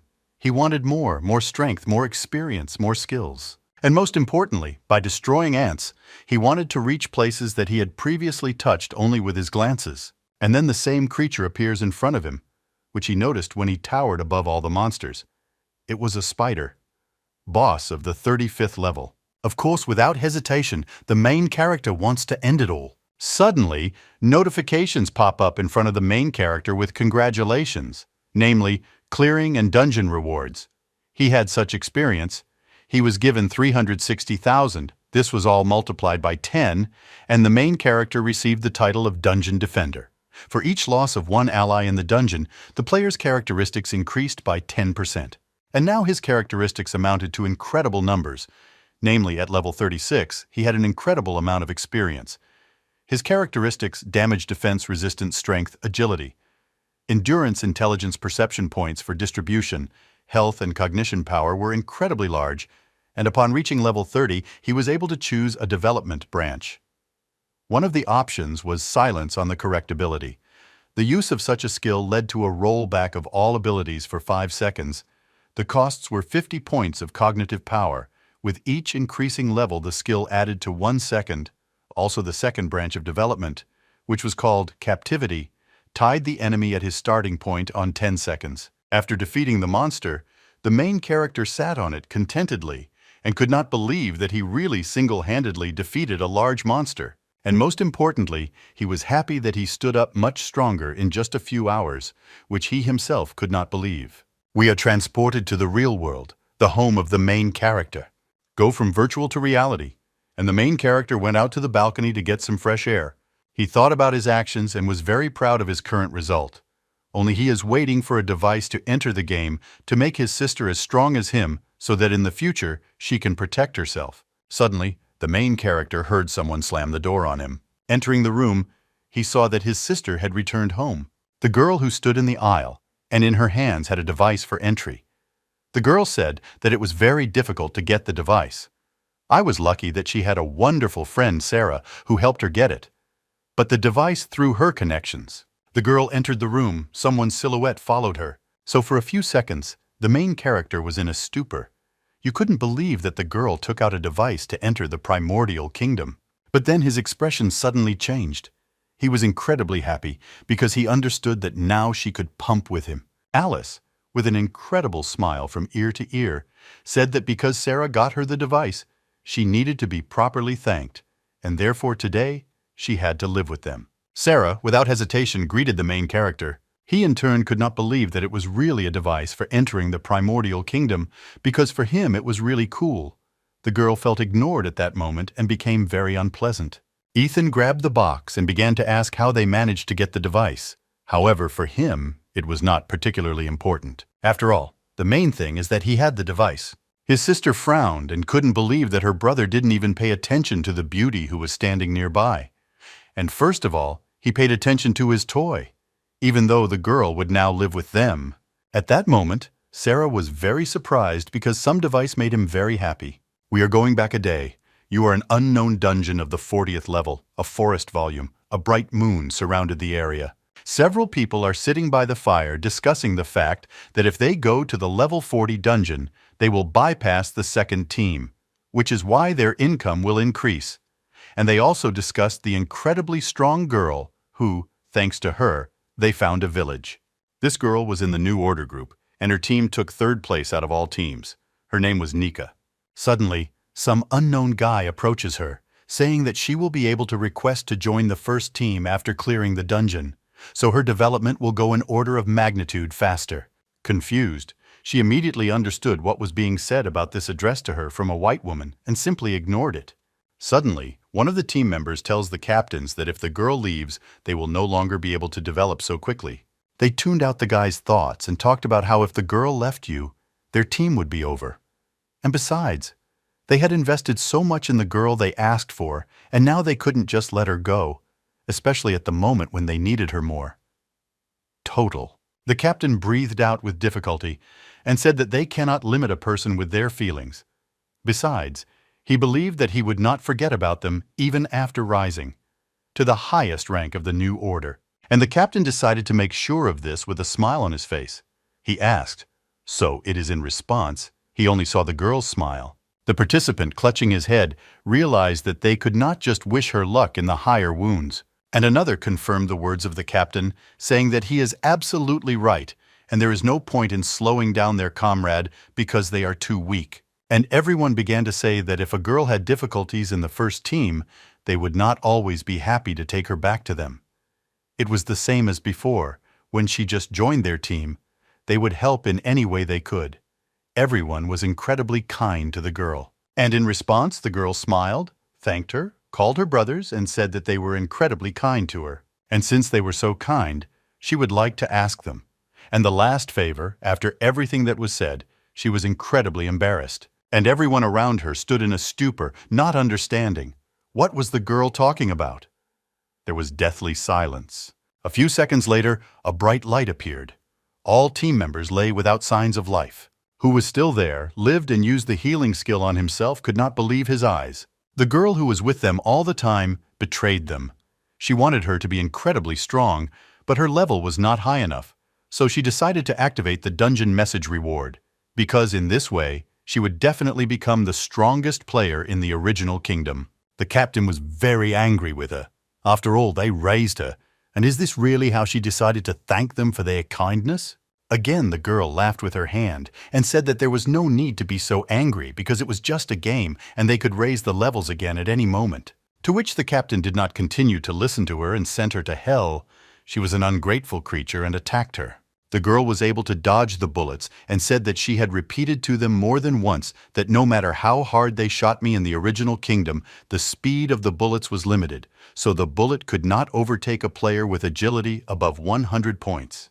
After which the girl easily walked around the captain's back. Having pierced her neck, the girl again repeated that cold steel was a completely different matter, because its strength depended precisely on its characteristics. Speed and damage were not limited, so she was easily able to kill the captain. We are transported the next day to a dungeon of the 45th level for 20 people. A group of people are fighting with a humanoid monster. The captain reports that several people have run out of medicine and asks him whether he has accumulated enough power to finish off the monster. So we are asking questions. Why is it so difficult for them? And moreover, why is there no player in the original kingdom with the healer class without it? It's incredibly difficult. The captain got the hang of it and began to deal with the monster with incredible strength and tenacity. Everyone around him admired him. He was damn good at his job. Only his strength had one drawback. In order to accumulate enough strength, he had to wait too long. But once he accumulated his strength, he had no problems dealing with the incredibly large monster. This was a New Order group, the first among the leaders, and the captain was called Thunder, whose level was 45th. Next was the Guild Master of the New Order, whose name was Raging Breakthrough. He was also level 45. He noticed another player with the so-called power. The captain immediately began to ask questions whether it was an enemy or a friend, whether they could win him over to their side. To which the master immediately gave him the answer that he had killed the captain responsible for the Mirror Kingdom. This was very surprising that he even scratched the back of his head. The guy started asking about what a girl named Nika was doing. After which we move into the forest without a control zone. A girl stands on the edge of a cliff and looks at the system screen. A personal message came from the Raging Breakthrough. The message said that she needed to meet a new player, namely our main character, due to the fact that he had power.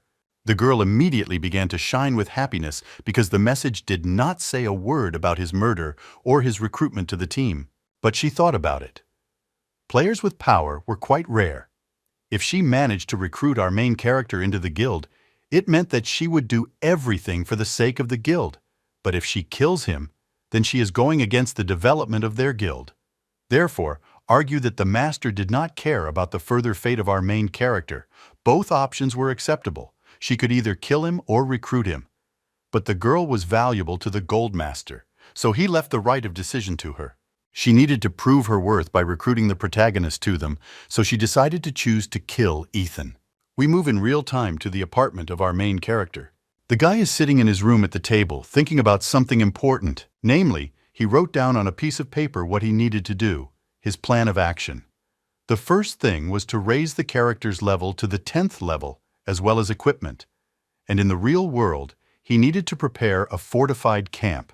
The end of the world would arrive, he reasoned, since only the primordial kingdom would take over the real world. It will no longer be possible to raise the level. The main character remembered that, in a past life, the highest level of the player was 60.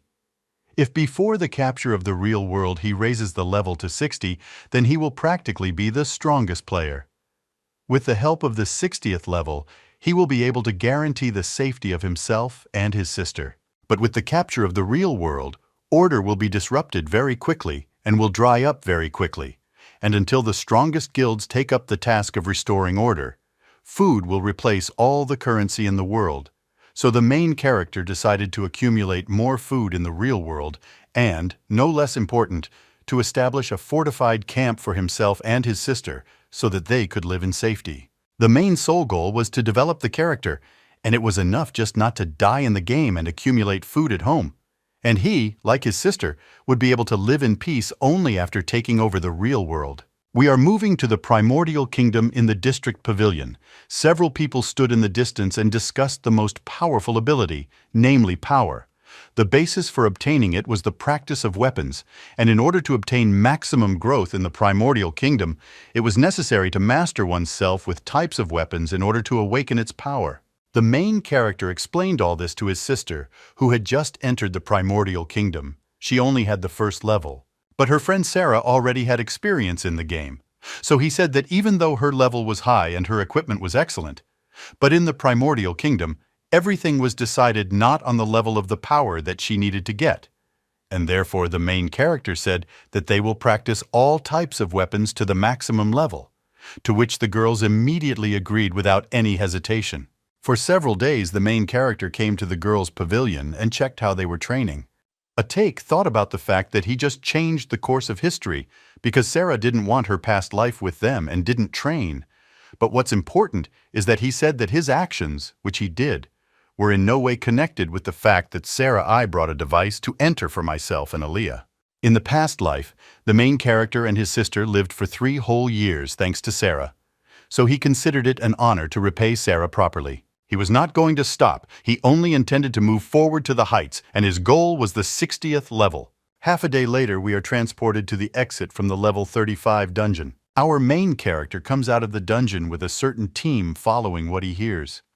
How they discuss his strength and say that he is so strong that without any problems clearing a dungeon of the 35th level for 10 people alone. And also, some said that if it weren't for him, it would have been more difficult for them. Ethan's team wanted to continue clearing dungeons in the same spirit, and were not even going to take a break. But Ethan turned around and with a smile on his face said that he had things to do and they would see each other a little later. This was incredibly unexpected for Ethan's team members who were open. They were disappointed and said that then they wouldn't go without him. It would be very difficult. Ethan laughed in response, but his guys asked to add them as friends. If he clears the dungeon next time, then let him call them, of course. The main character could not refuse and said that there were no problems. But in fact, he had big problems. He was incredibly angry because cleaning one dungeon of the 35th level for 10 people had to spend at least half a day, or maybe a whole day. But the experience gained was equal to half the level. If this continued further, then in 20 days of the real world, he would be able to raise the maximum to level 50, and he would not be able to reach level 60 at all. The main character was sitting on some bench in the team search room and thinking about what to do. The main character recalls the same notification that he received after killing a large spider in the dungeon, where it was said that for each loss of one dungeon ally, the player's characteristics increased by 10%. Therefore, the main character saw only one way to increase his characteristics. This was by sacrificing 9 fighters and then collecting more experience in the dungeons. The main character grabbed his face with his hand and remembered that in a past life, such dungeons were called a massacre by players who did this to their comrades, called street rats.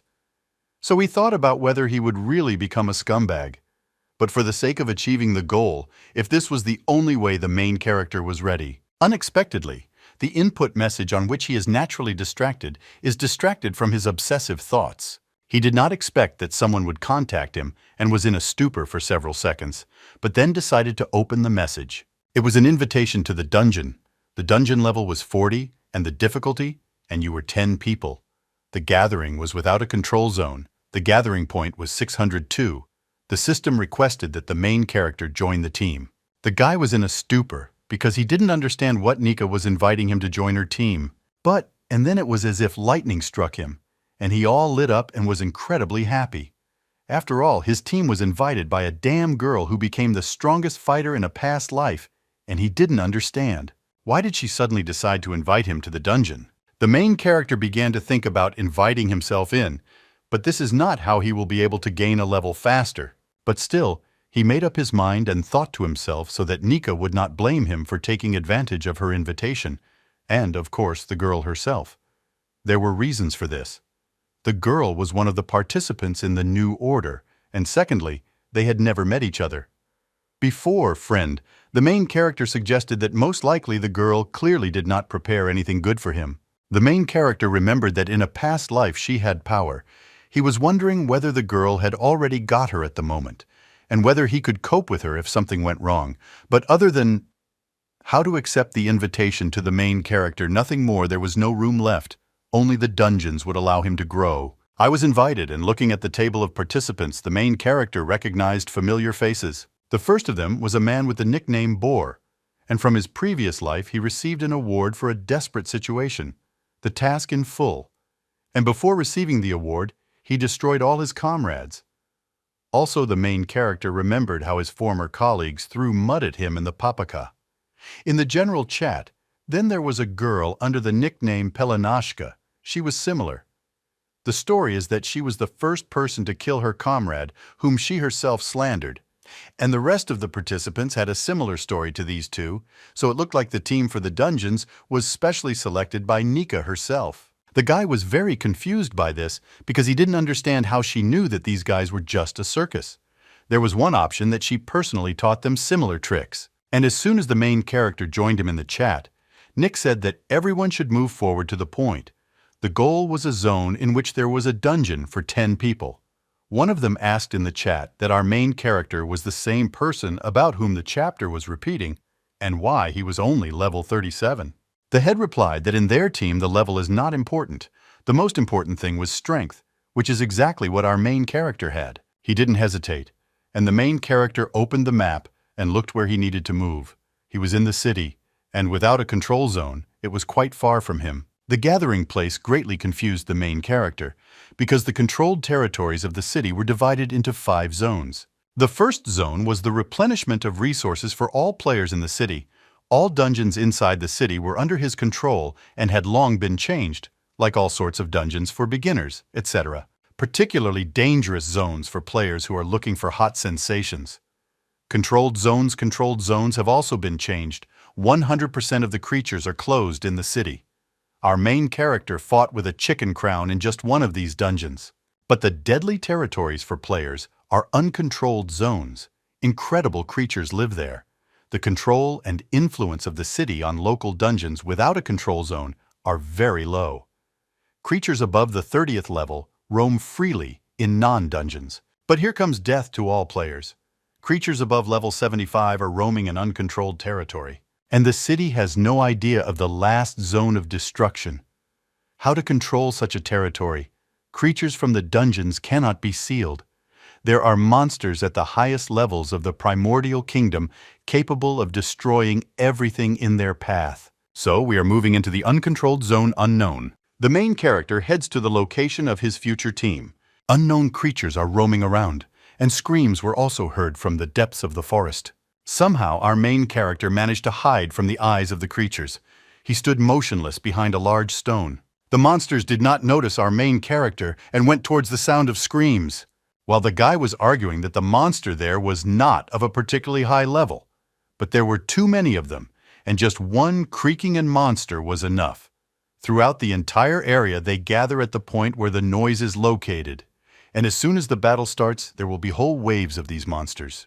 And the main character also did not understand that he would be able to withstand so many monsters, and most likely that scream from the depths of the forest was one of the careless players, and most likely death now awaited him there. Ethan looked out of the hiding place to reconnoiter the situation, and realized that it seemed the monster had left, after which he became interested in whether that player was alive. But he could not be distracted and was able to continue moving because his first priority was shaking the level. Suddenly, someone attacked behind him. Miraculously, the main character managed to dodge. There was a spear near his head, and he somehow dodged it to dodge it. He was completely at a loss as to who had the idea to attack in an area where many monsters were roaming. It was some man with a spear who did just that. What attacked our main character? The main character's spearmen struck one after another, but at one point, the guy decided to fight back and began to attack in response to the person who was attacking him.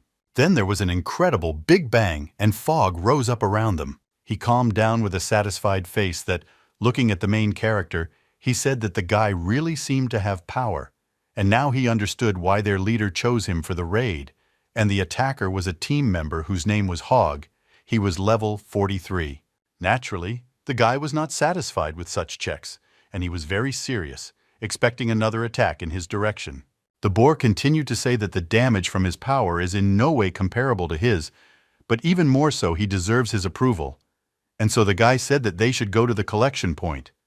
After all, if they don't hurry up, they will be surrounded by monsters walking by, and they will definitely not get out of trouble. Ethan watched the pig go into the distance, and he stood motionless in place.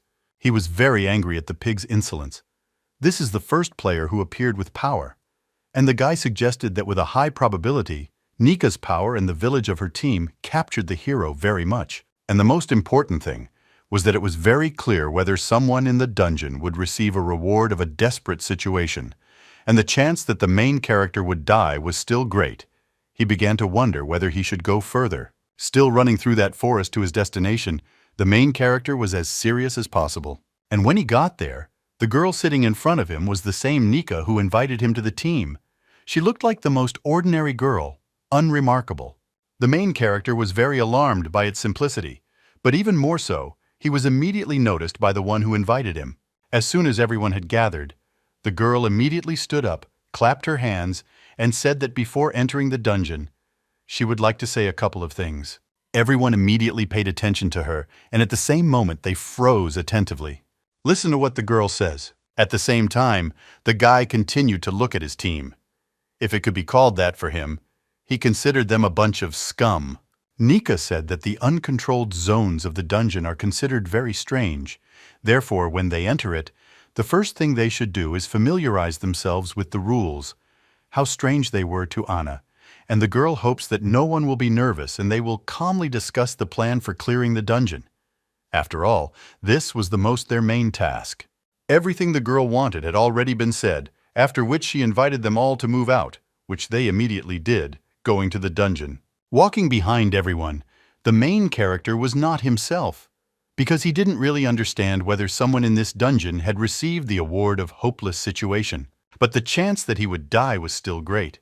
The guy wondered whether it was worth losing everything he bought. Nick's past life was the strongest player. Meeting her means that the main character is now on the same team with the strongest player from his past life. The main character had a smile on his face and wondered what was happening to him. Was he really worried, nervous, or was he afraid that he would die and never reach their level and all his efforts were in vain? After which the guy's face changed from a smile to a serious expression. He wanted to prove to himself that he was worthy, but he could prove with the dungeon they entered that he was not an iota worse than any of them. And as soon as they entered the dungeon, they immediately saw a certain backstory of a girl lying on the floor without breathing. There are many corpses around that are also without breathing. And here in front of us is some kind of doll called Nadezhda, and they desperately exist together. The main character is very surprised because he doesn't understand what it was like. It was like a tat scene, and he saw such a dungeon for the first time, by the way. He understood that he was in a random dungeon on a random map. Random type, these functions of the primordial kingdom were both frightening, and they were surprised at the same time, especially when the heartless in not going through such a dungeon. It all strained the main character. All eyes were focused on the puppet, which was the only one in the dungeon. Suddenly, the puppet disappears somewhere, and a notification immediately appears that the entrance to the dungeon is closed and the task was puppet tricks. The task to complete the dungeon was to destroy the puppet. A puppet would appear in the backpack of one of the allies. The task of other players is to destroy the owner of the puppet, and the dungeon will be completed if in the allotted time the player with the puppet is alive for all 6 hours of the dungeon. Puppet tricks will be failed. Note, the owner of the puppet can transfer it to another player is he able to kill one of the other ally.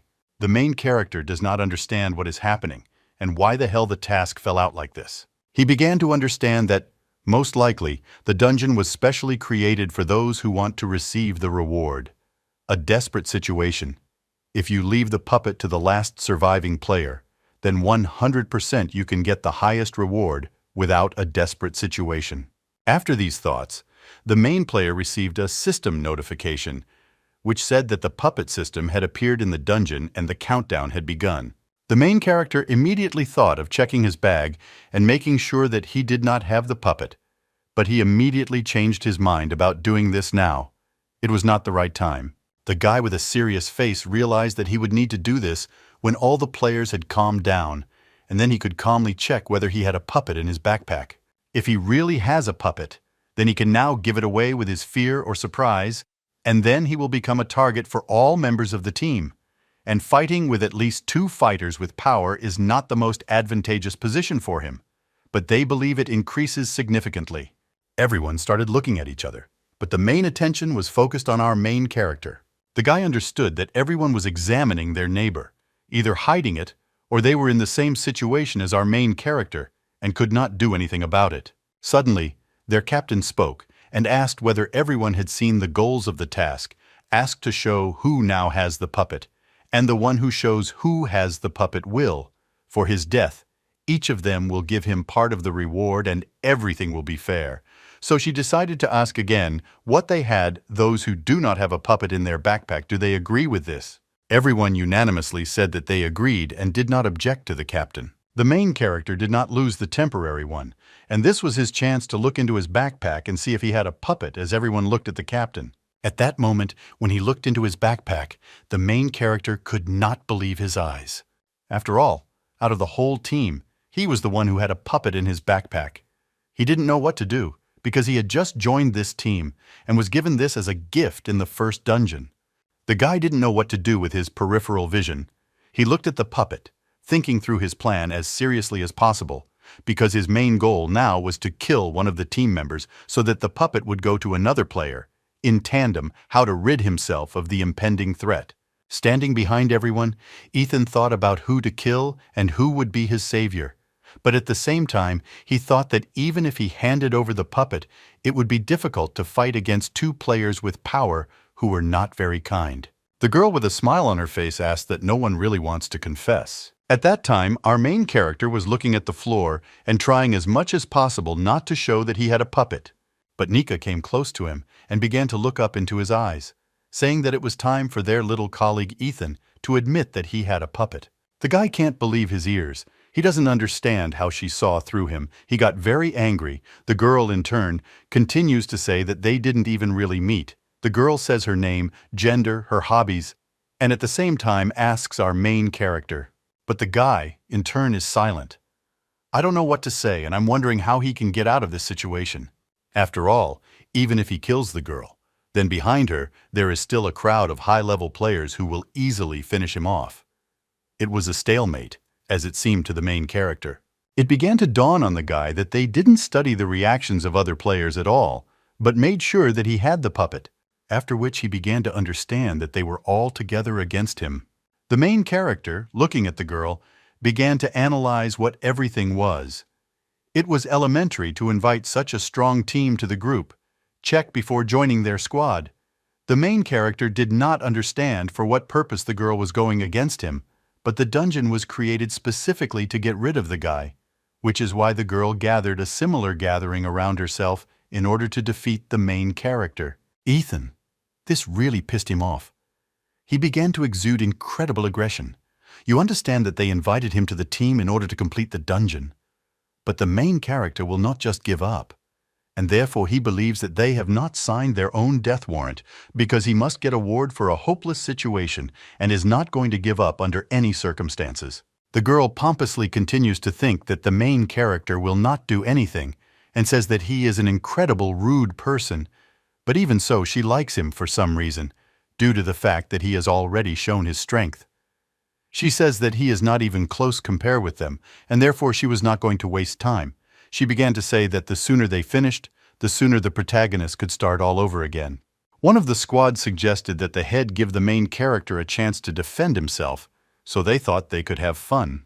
The girl continued to pretend to be an angel, saying that it was too cruel and that she was afraid of such things. And then she showed her true face, which said that in her eyes the main character was a non-entity, and she was a deity among everyone. The girl said that there was no point in forcing her team to play with the main character. The main character did not agree with this, and immediately summoned equipment into his hand which was called a pendulum claw. Without hesitation, the main character targeted the girl and her team, preparing to take the fight. The girl lowered her face and covered it with her hand, and said that he really doesn't want to just give up, or he doesn't understand at all when people care about him. In the distance, while the main character stood with the girl and listened to their non-screams, someone from her team began to shout that they had really been warned to beware of the guy who came with a firearm.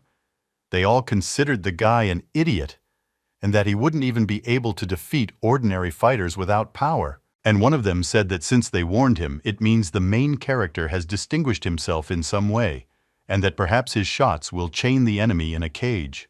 Everyone around laughed and said that the pig really knows how to joke. And who said that? That in the primordial kingdom with a cage it's like magic in a deck. Nika heard the jokes of her subordinates and also laughed and said that she liked it. But suddenly the main character says the word captivity and the girl's smile disappears from her face. Nika hurried to jump back from our guy in fear.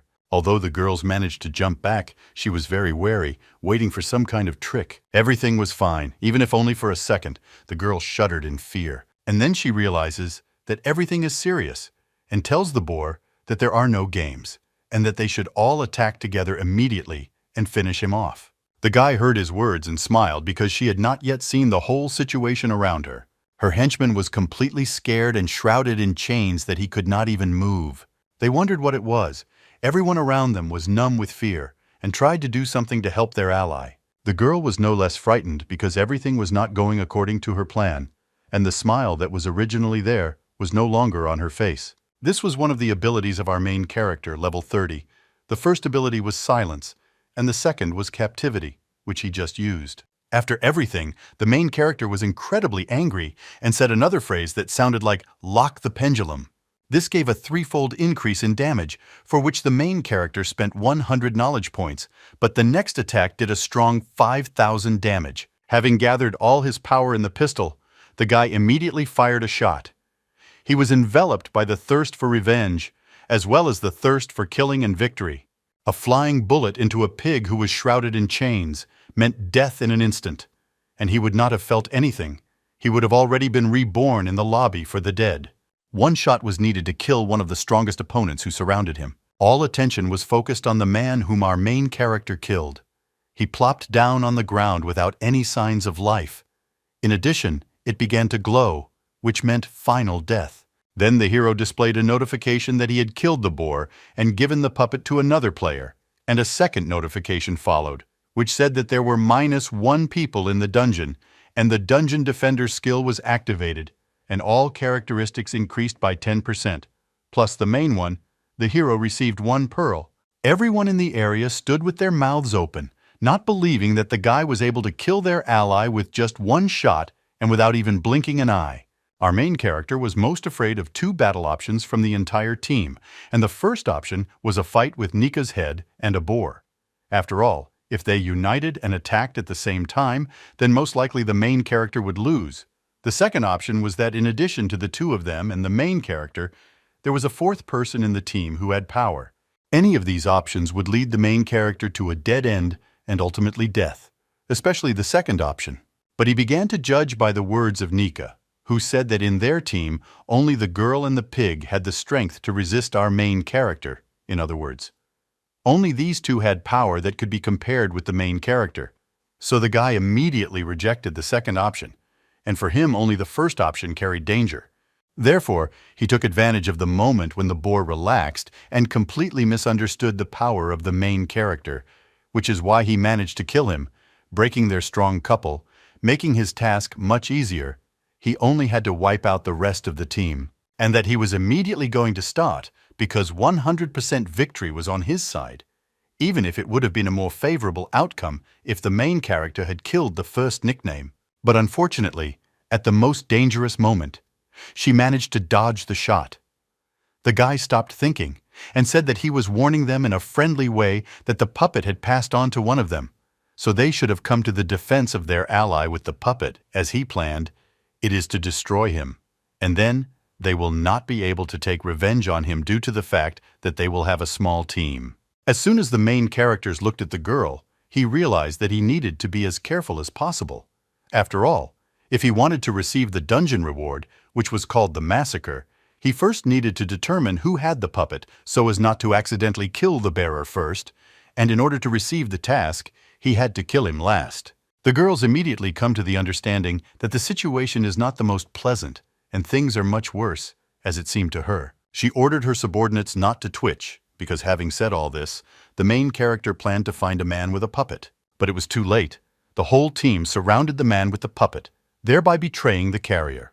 Behind them all stood a dark girl with white hair, and everyone else covered her with their body. Thus the main character managed to notice her, and with a smile on his face, was going to finish everyone off and leave her for last. The guy called the girl he saw a diaper, and she was very scared, not understanding what was happening. But this did not stop the main character. A few seconds later, a notification appeared in front of him, saying that he had spent 400 knowledge points, but his characteristics had increased by 200.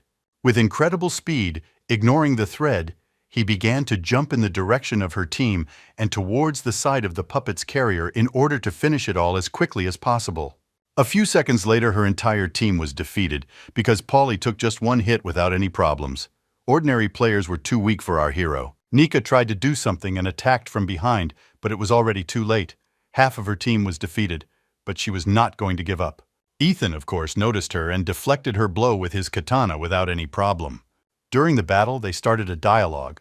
The girl told the diapers to stay alive no matter what. Analyze this situation. The girl assumed that the guy was trying to achieve a dungeon reward, which was called the massacre, which is why she noticed that our main character had steel balls. The guy with a smile on his face said that it was so, he just needed to deal with Nika, after which he could calmly receive the reward. The words angered Nika, and she used a power skill called Time Jump, adding after that the guy would regret choosing her as his target. A second later, there was nothing left around the guy except traces of the use of magic. He was even confused for a moment, and she began to look around, not understanding where the girl could have disappeared. But she was already behind, and was ready to finish him off at that very second. The guy tried to turn around and react to her attack. He struck with his sword, but there was no one behind him. Instead, the girl miraculously found herself behind him and lunged with a dagger right at his chest. This gave the guy a good beating, and after that, Nika managed to carry out several more attacks. knocking off Pleasant to half of the main character's health. But Ethan was not confused and used the ability of his power, which was called Recovery. It gave the main character 9,000 health. The girl turned back in time and saw that the main character was trying to strike with it. But besides this, she was also surprised that she inflicted incredible damage on him. It turned out that 9,000 health was only 75% of his total reserve. Therefore, the girl considered him incredibly strong. She considered his recovery to be some kind of tricks, and said that he would not have any medicinal potions left to last until the end. If he died, then victory would be hers, with a smile on her face. The main character remained silent on his face and did not answer anything. In turn, the girl made a sudden release for 10,000 damage, but the guy recovered at the same second as if nothing had happened. It was this girl who was very amazed because she didn't understand how he recovered so quickly, because the most powerful recovery of level 30 restored only 1,000 health points, and in the dungeon you were allowed to take a maximum of 10 bottles. And in the girl's opinion, it was already incredibly strange that the guy could a few seconds of battle will restore more than 19,000 health points. Ethan again took advantage of the moment and delivered his first blow to the girl, which definitely gets her and takes off more than half of her health.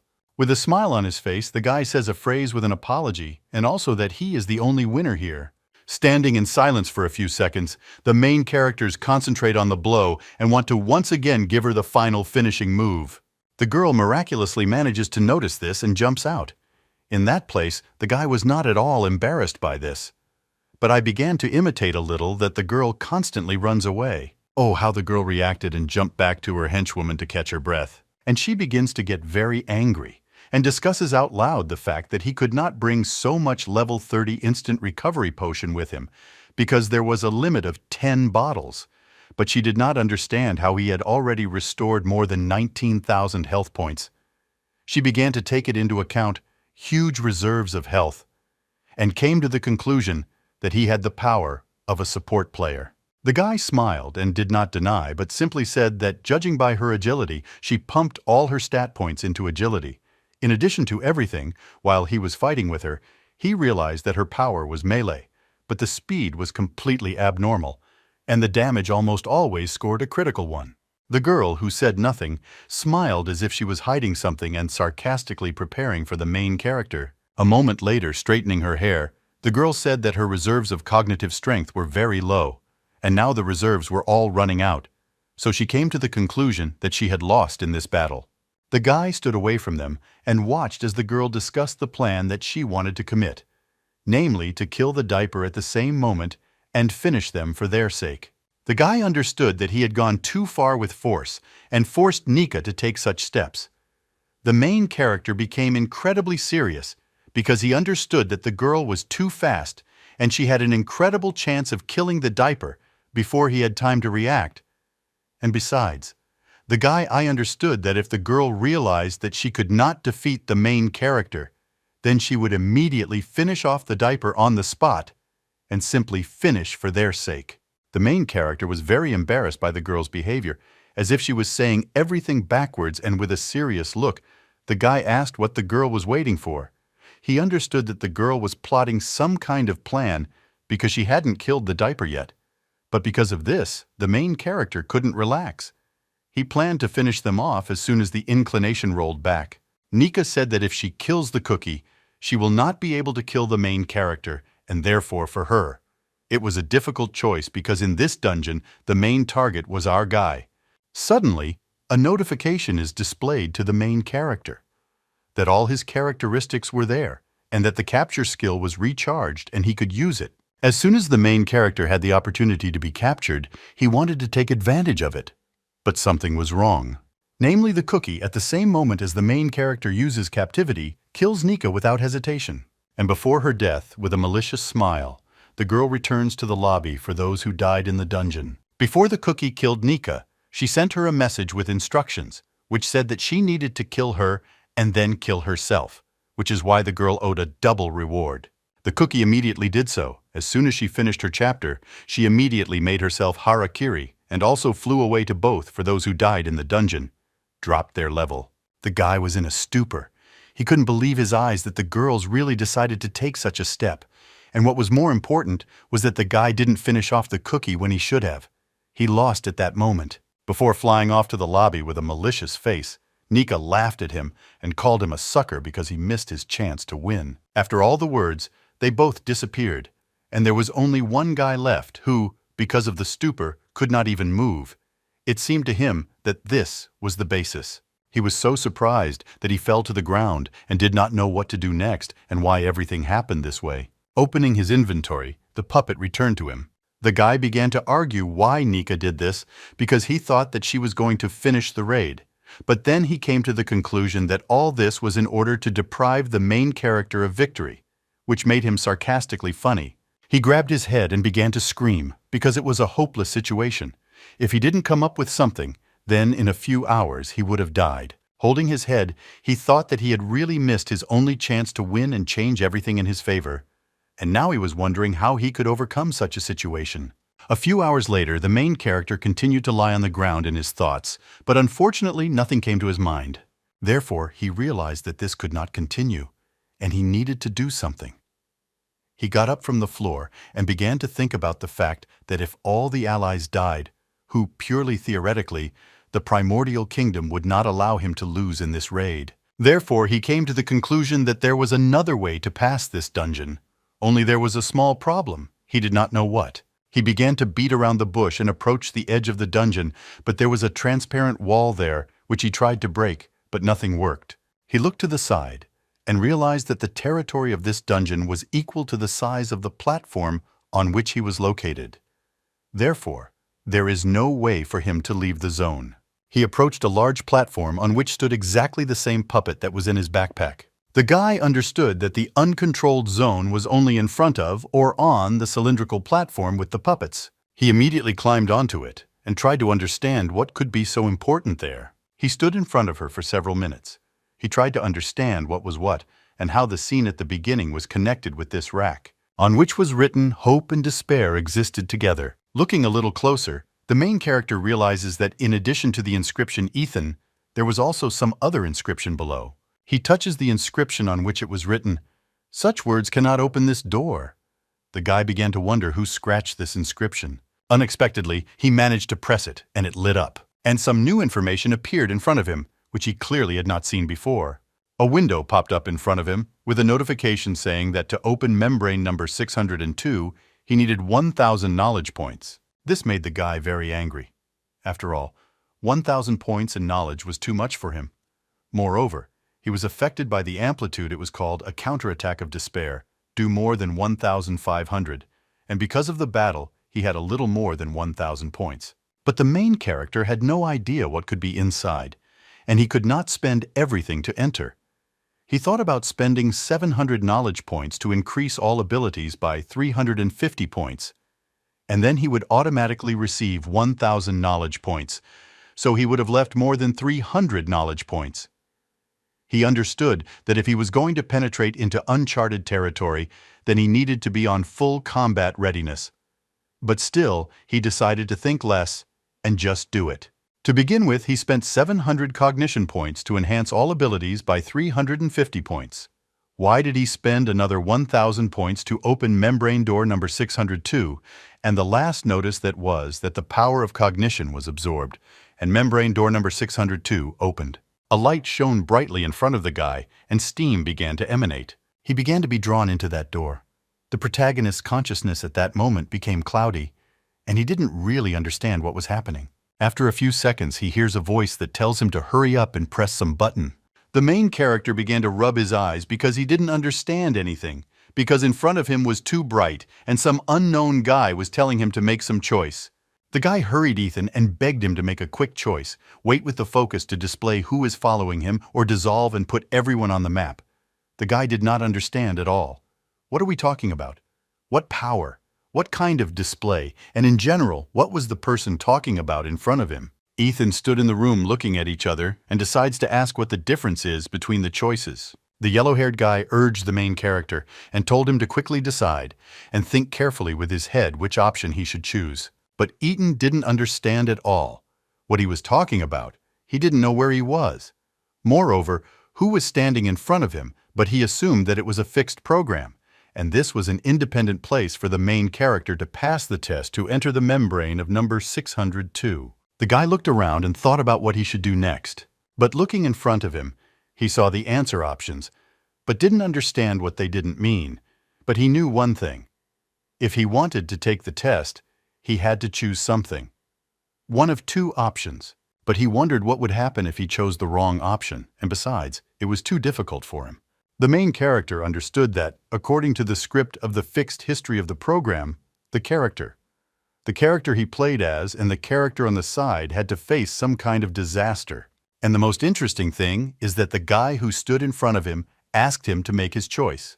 And after choosing, in fact, the main character was supposed to display computing power. But the guy began to wonder, what will happen after the display of computing power? And was it really the right to survive or become an instrument saving from disaster in the history in which he was located?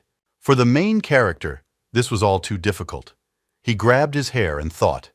In his past life, he was only at the first level and did not encounter the same things as the first world. So he decided that he had the right to survive and live with his sister. Then he will choose to focus on displaying the one who follows him. But if it was a tool to save from disaster, then he should have chosen the second. But since the disaster in this story was inevitable, working together was the only right way. Moreover, the guy, standing and looking at the answers, understood that the purpose of displaying computer power for some people to take possession of certain quantities in order to save themselves from disaster. The most important thing the guy asked was how to be sure to choose the person who fits the option. He wanted to somehow make sure that the one who was not paid attention to had perfect computer power, so only the incident could return due to a trait of imagination. It all reminded the main character of his past life.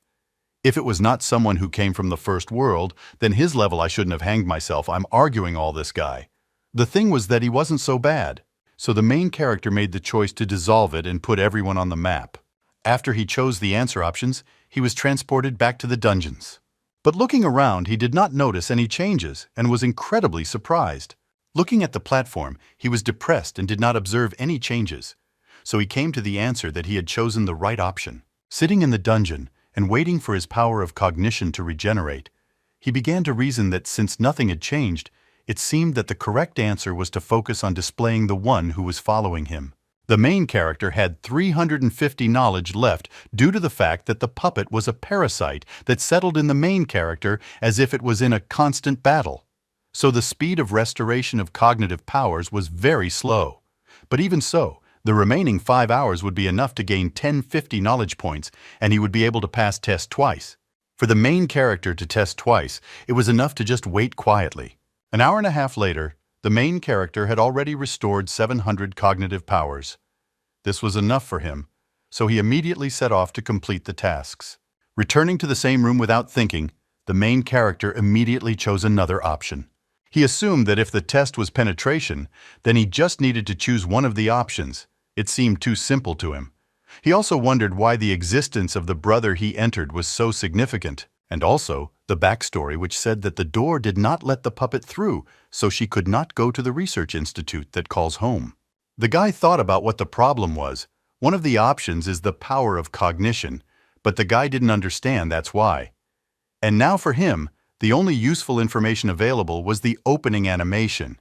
When entering the secret kingdom, he only knew that the puppet left the institute because of her stubbornness, but now she wanted to return home, but her door wouldn't let her in. So he suggested that it might be character that was stopping him from getting in the door, and perhaps something was not about choosing the right option, but about choosing the right attitude.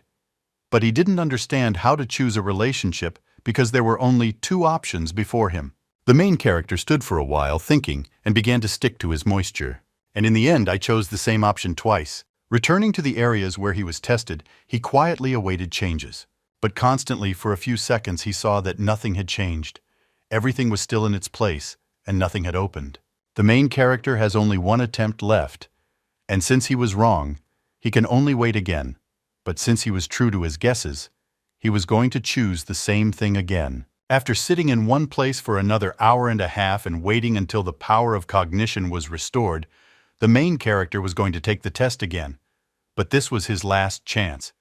After all, he had no more time left. The guy was incredibly serious and was ready to lose everything. He was transported back to the same story where he had to choose between two options. Without hesitation, he chose the same option as the last two times when it didn't work out for him. And as soon as he was moved back, he immediately began to look around, hoping for some changes. And indeed, a few seconds after returning, the large column began to shake. And then she went under. Our main character was incredibly glad that everything worked out for him. This was the most important part of the cognition test. He was sure that it was not a question of the correctness of the choice, but whether he insisted on the correctness of his point of view. So it did not matter which option he would choose. The door could only be opened if he answered 3 times in a row the same way. His happiness, it worked, and a passage opened down. A secret level, in fact, it had to be passed by the team. But the guy was the first who managed to complete the task alone, chose the same option 3 times. Going down the stairs, he thought about whether he would finally be able to get out. Standing in the corridor, the main character reasoned that currently no one else could get to the hidden level except him. Walking along it, he thought that this time, when he fought with Nika, he was too careful. The desperation of the situation forced him to get out of a difficult situation. But he understood that being brave did not mean being reckless. If before he joined the team, or before he entered the dungeon, he had not known that Nika was so crazy, he would not have been mistaken in the last calculations that led to so many deaths. Suddenly, in the distance, and the main character notices someone's silhouette, he accelerates towards it. It was the girl from the cutscene who had been lying on the floor for quite some time. The guy looked carefully at the female corpse and could not turn away, as if something was attracting him. After a few seconds, something began to glow on the main character's chest. He panicked a little, but did not make any movements. This glow near the guy began to move into a woman's silhouette, and after a few seconds, the main character saw the long-awaited notification with congratulations that he had executed the perfect strategy and the evil puppet was cleansed, and the reward. For this, there was 1% of the computer power. The guy was finally able to exhale with relief because he needed to worry more about the fact that he would die. After the congratulations, another notification followed, in which the main character was given the achievement Stalemate. A few seconds later, Ethan collapsed exhaustedly onto the wall and hid his weapon. He couldn't believe that he really began to fear the death of the original kingdom. He grabbed his head with his hand and was very ashamed because his legs were shaking from such thoughts. So our main character completed the task. He was given various rewards and also increased his level to 44. But most importantly, after he raised the 40th level, new skills became available to him. The first skill blocked the entire body of the victim, and every 10 levels it was 1 second. That is, in total, he could block the victim's body for 4 seconds. The second ability is a mark. The hero could mark a target that was constantly within a radius of 1000 m. All skills acted on the target for 10 minutes, and the consumption of the power of self-knowledge was only 50 points. The main character clenched his fists with all his might and couldn't believe that he was even thinking about defeating Nika. But we really succeeded not only in our thoughts, but also in reality. This was incredible for him. The guy jumped for joy. And that was the end of his adventures in this dungeon. We cut to Alice and Sari where they are training with a large axe. The girls are incredibly happy that they are able to train and are becoming stronger. In between, we are transported to the player's resurrection point, where Nika stood, who was waiting for our main character in the hope that he would die in the dungeon, but unfortunately for her, he never came out. After which we see a correspondence between Nika and another unknown person, in which the girl asks what happened in the dungeon. She replies that she was overtaken by death there, and she could not kill the guy. But she was able to get some valuable information about our main character. An unknown person asks, or does he need to do something? In response, the girl replies that she needs to find the mirror space. 1 mirror image will be enough to restore her level after the call, and most importantly, they must find our guy to support those who had the power again. We are transported to that same unknown person. It turned out to be a yellow-haired guy whose name was Alex. Someone told him that the one he was looking for had the power of support. That is, our hero. We are again transported to some room where 2 men Alex are sitting, and another unknown place was the primordial kingdom of the Association of the New Order, namely, their headquarters. Alex was visited by a man named Deadwater, who said that he didn't really know how rare the power of support was, and therefore he could help him with control outside the control zone. But in exchange for his help, he wanted to ask for 100,000 riders from the Secret Kingdom. But Alex immediately agrees without any hesitation, with a smile on his face, as if it was really no problem for him. We are transported outside the headquarters of the New Order. The same guy named Deadwater comes out of it. A person standing next to him notices him and immediately heads towards him. It turns out that this is the brother of Deadwater. He immediately asks him how everything went after all. They were looking for a very long time for a person with the power of support, and most likely, he assumed that they rejoiced with happiness when he came to them. But he didn't say anything, and immediately took out his anger with an outfit standing on an iron post. He did not expect such a movement from his brother, because of which a shiver passed through his skin. After which the Deadwater spoke and said that everything was to be enjoyed, because someone needed 100,000 riders of the Secret Kingdom. But his brother still didn't understand why he was angry, because this was their first point in the plan. Deadwater explained that this infuriated him very much because he was not special in terms of a player with energy, like our main character. Due to the fact that he is not special, he did not understand how to carry out his plan now, which was to climb to the top of the New Order. And that's where it all ends. We move to the real world, to the main character's house. The main character is sitting at the table thinking about the word, which he wrote down on a piece of paper, permission to use brute force. He tried to guess what this could literally mean. He understood that it was control over certain large mechanisms. After perfecting the Secret Kingdom, the reward is getting high-ranking missions. He didn't understand whether this sentence had any other meaning. He also thought what would happen when his computer power reached 100%. At the moment, he only had 88. And now he was wondering what the connection was between the permission to use brute force there and the computer force on the test. Ethan was too loaded with too many questions. He needed to feel because his future depended on it. The main character decides to put aside all questions and go relax and take a bath. Leaving the room, he notices Sarah, who had just taken a bath as well and was coming out drying her head. The girl greeted the main character and went to her room. The main character thought that when Sarah was in the house, there was a pleasant aroma in the air. Ethan slapped himself on the cheeks from such thoughts he did not understand. What is he thinking about? After all, his most important goal now was swaying, so he needed to hurry up and go into the game to set goals for the next stage. We are moving into the Primordial Kingdom in the manufacture and sale of equipment. Our main character stands there and looks at the screen trying to make out something. He thought about the fact that now he's at the 44th level, and to reach 60, he has 16 levels left, and to achieve it, he needed to play the Secret Kingdom 32 times. This would take about 20 days. But the problem was that there were only 22 days left until the primordial realm becomes the real world. Therefore, he believed that time was too short, and he might not have time. In addition, he had problems with equipment, and there were two ways to obtain the equipment of the Primordial Kingdom. The first was to directly contact the spirit of the Secret Kingdom, and the second was to use the spirit of the Secret Kingdom to improve low-level equipment.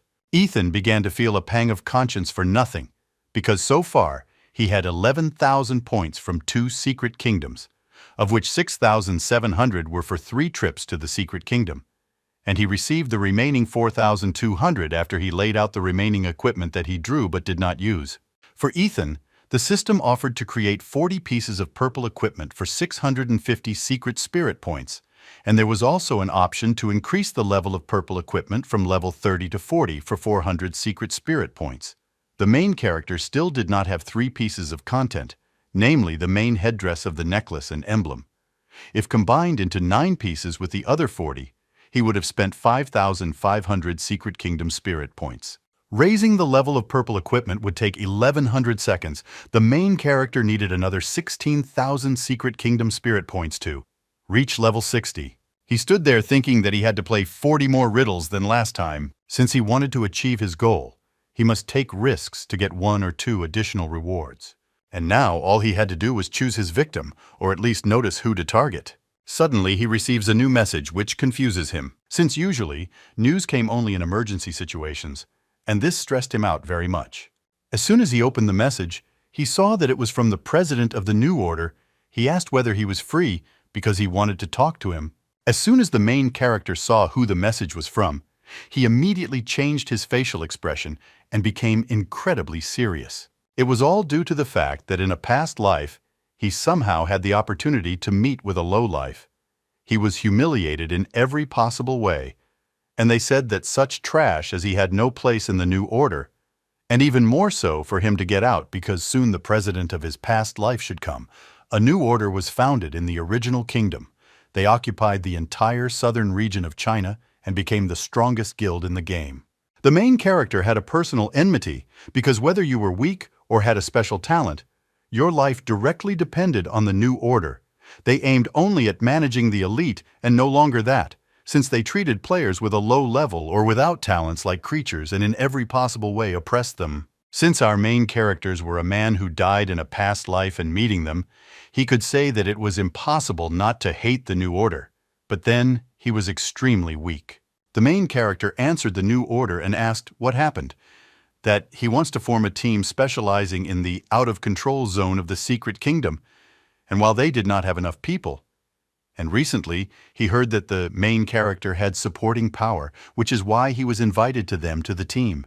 And even if he had some conditions, he could boldly say them, and they would not try to come to a consensus. The guy asks that they really just don't have enough support. But what he receives a positive answer. For some reason, this made him incredibly angry. After all, the new order had strength. The main character asks why they are going to the uncontrolled zone, to which the president replies that he has his own reasons, saying that he needs time to think, after which their correspondence ends. Quite a serious decision had to be made by our main character of inspection on the message. He was thinking whether it was worth joining his team because in this case, it would deprive him of receiving a reward for madness. But on the other hand, the speed of which he could earn points of experience and spirit of the secret kingdom was many times greater the speed of an ordinary team. But only the main character was tormented by one question. Why did the order need to go to an uncontrolled zone? Only there was a port from which it was possible to move to a secret territory. Only various monsters above level 70 lived there. But for now, the main character decided to give up on everything, because his main goal at the moment was swinging the equipment. A few hours later, the guy got incredibly dressed up. His combat strength had already exceeded the points table, which is why she gave him incredible improvements, and his capabilities increased first on the second, and his strength increased by 30%. At this rate, if the main character continues to improve his combat effectiveness, he will also be able to increase all capabilities. And he now began to wonder how many points he needed for the next increase of 200 or 1,000. Suddenly, the main character frowned, because he realized that the combat power system could be turned on as long as he had power. But only if he had such capabilities. It meant that other players did too, and even the participants in the room that the president formed New Order. Such a room was equal to a group of 10 of his clones deciding to attack out of their comfort zones, which made them going out of their comfort zones not so impossible. The main character immediately wrote to the president of the New Order that he agreed. In response, he said that it was a reasonable choice and that the team already had supporting power. So they were not going to offend him, just like him. They were going to give 100,000 secret queens. It was something like currency in that world. But the main characters didn't understand why the head of the order would do this. He suggested that he was just rich, but he wasn't against it at all. So at least he would have money for food. Ethan also set the conditions that this was the price of one trip, to which Alex immediately agreed without any hesitation. And besides, he was incredibly happy about such an event. As soon as the main character agreed, he was immediately added to the team chat, where he was welcomed, and also told briefly about himself. And then the president made an appointment for all of them near the northern gate. The main character didn't mind at all to begin with. He immediately turned off his headgear and took a regular pistol with him just in case, and also for his own safety. He hid the knife, because uncertainty could affect his safety, and he had to know where everything was. We are moving to the northern gate. The main character already had a team list displayed, where there was no one below level 45. The guy walked lightly to the meeting place, where everyone was already waiting for him. He was dressed in unremarkable armor. On the contrary, he saw the head of the order standing, who was already waiting for the main character at the entrance. Apart from the chapter, all eyes were focused on the main character, but they didn't show much. Suddenly, out of nowhere, Deadwater comes out and starts waving its hand at the main character, calling him to come to him. The guy immediately introduced himself and greeted our hero with a smile and a maximum greeting. Ethan was also not to miss and reciprocated because he did not feel any hostility towards them.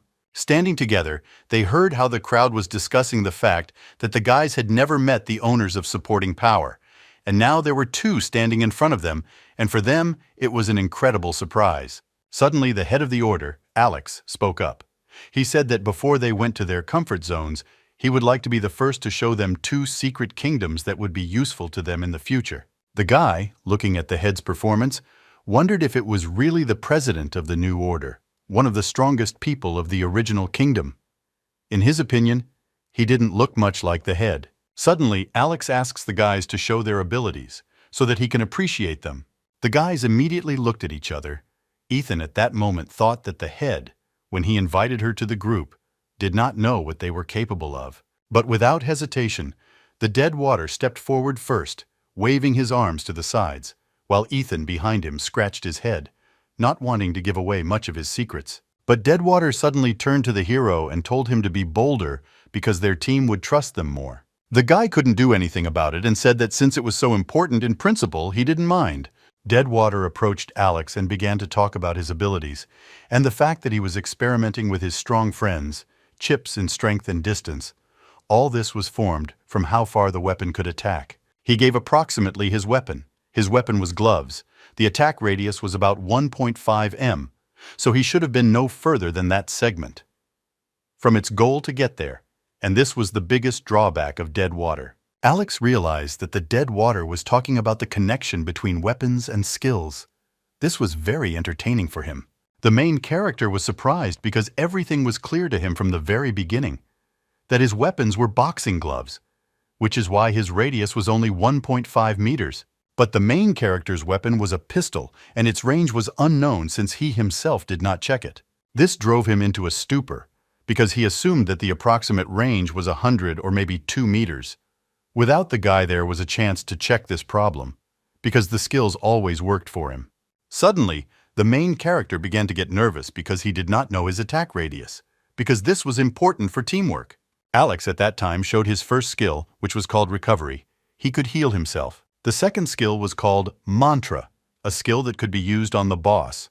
The third skill was a series of weaknesses of old age and slowdown that reached its goal. Unexpectedly, Deadwater said that his skill silence could help limit the target, including the boss. This was enough to help them. But the guy decided to hide the fourth skill and save it for last, and hoped that the president would understand him. To which Alex, with a smile on his face, did not object, and said that the guy could hide his fourth skill until the right moment. And then it dawned on the main character that he could only show the first ones as they would be useful to the team, and he could hide the fourth one and then use it as an ace in the hole. Ethan came out to the head and said that now it was his turn to show his skills. He began to talk about how his weapon was a blade and its radius was about 3 nm. It was a little better than that of Deadwater. The first skill was the same as that of Deadwater, the second blessing, and the third is imprisonment. The main character decided to demonstrate and imprisoned the head in a chain at that very second. It was as sudden as possible, but he immediately dispelled the spell. The guy explained that by sharpening he could immobilize his target for 10 seconds, but he did not know whether this skill worked on bosses. With the help of a blessing he could get rid of any abnormal state of the target. With a smile, the main character added that he could even get rid of his own imprisonment, but he also decided to hide the fourth skill for the last time. But he began to clarify that even if there were only 10 people, in terms of difficulty level, it was considered the easiest, and they would still be equivalent to a detachment consisting of 70-10 people, so in no case could they approach the matter without caution. Moreover, but killing local monsters was not rewarded in any way, so as soon as they met a monster, they all had to immediately look for shelter. If suddenly they did not find such a place, they had to try to find a way to distract them, even if they had to sacrifice some fighters, and there was nothing to be done about it. After all, it was necessary. Ethan and Deadwater exchanged smiles, hiding their real faces behind them. The captain at that time managed to figure out their abilities and said that everything was clear to him, and they had to cope.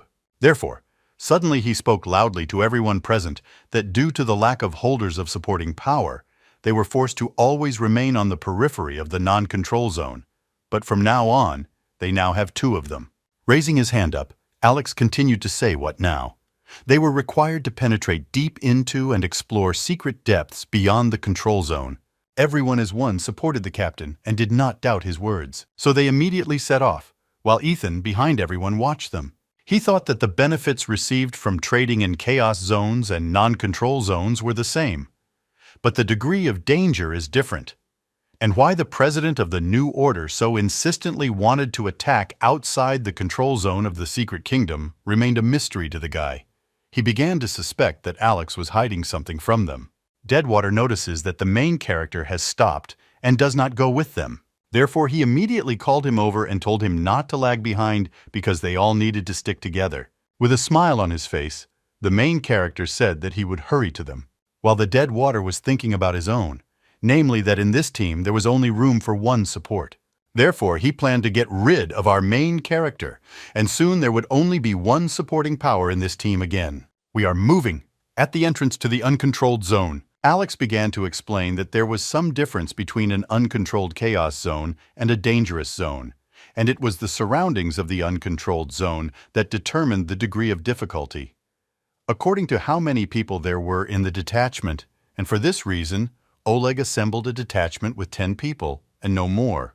But he began to clarify that even if there were only 10 people, in terms of difficulty level, it was considered the easiest, and they would still be equivalent to a detachment consisting of 70-10 people.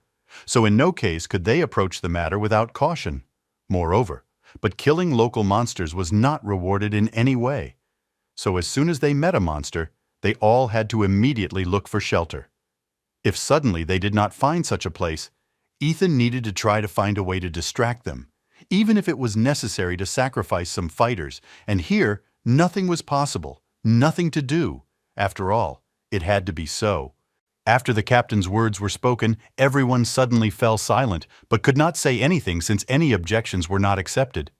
If the captain said so, then they had to do it that way. After which they immediately went into the unknown, and one main character waited a few seconds after they jumped into the unknown. And then, without any hesitation, he followed them, thinking about his own things. The main characters have already been flying for quite a long time and have not seen the end of the earth. But at some point he does land on his feet, making a little noise. His attention is drawn to something above his head, causing him to look up. Above him, he sees several buildings, as well as an incredibly large lightning bolt that passes by them. Looking to the side, he saw that he was lagging behind the main group, and therefore he decided that he needed to catch up with them as soon as possible, since if he stayed too far he could get into trouble. Somewhere above, from the roof of a building, some kind of monster was watching the squad. This monster looked like a fork-shaped animal, but with spikes on its head, as well as on its elbows. Plus, it had long legs, and its fangs were almost to the ears. The main character immediately felt their presence above his head, and began to wonder what he should do. Suddenly, in front of him, Alex tells him not to forget about the rule that if there is an opportunity to hide, it is better to hide from monsters and not engage in battle with them. The dog, who was sitting on the rock, watching the detachment, wanted to attack and even made a dash towards the detachment, when suddenly the fork-shaped creature was caught by some incredibly huge paw. It turned out to be a monster almost 100 times larger than the one that was about to attack the protagonist's team. It was much more ferocious and evil than the monster. We moved to the squad, where one of the squad members just heard the same growling sound that the monster made, and asked others whether they heard. As the guy walks in, he notices a large carcass in the air chasing them. And then the president decides to put them down. They were chased by an incredibly large man-eating leopard, and that most likely they couldn't tear themselves away, and they got into incredibly big trouble from the very beginning, as soon as they crossed the border. But the guy didn't understand how this could happen.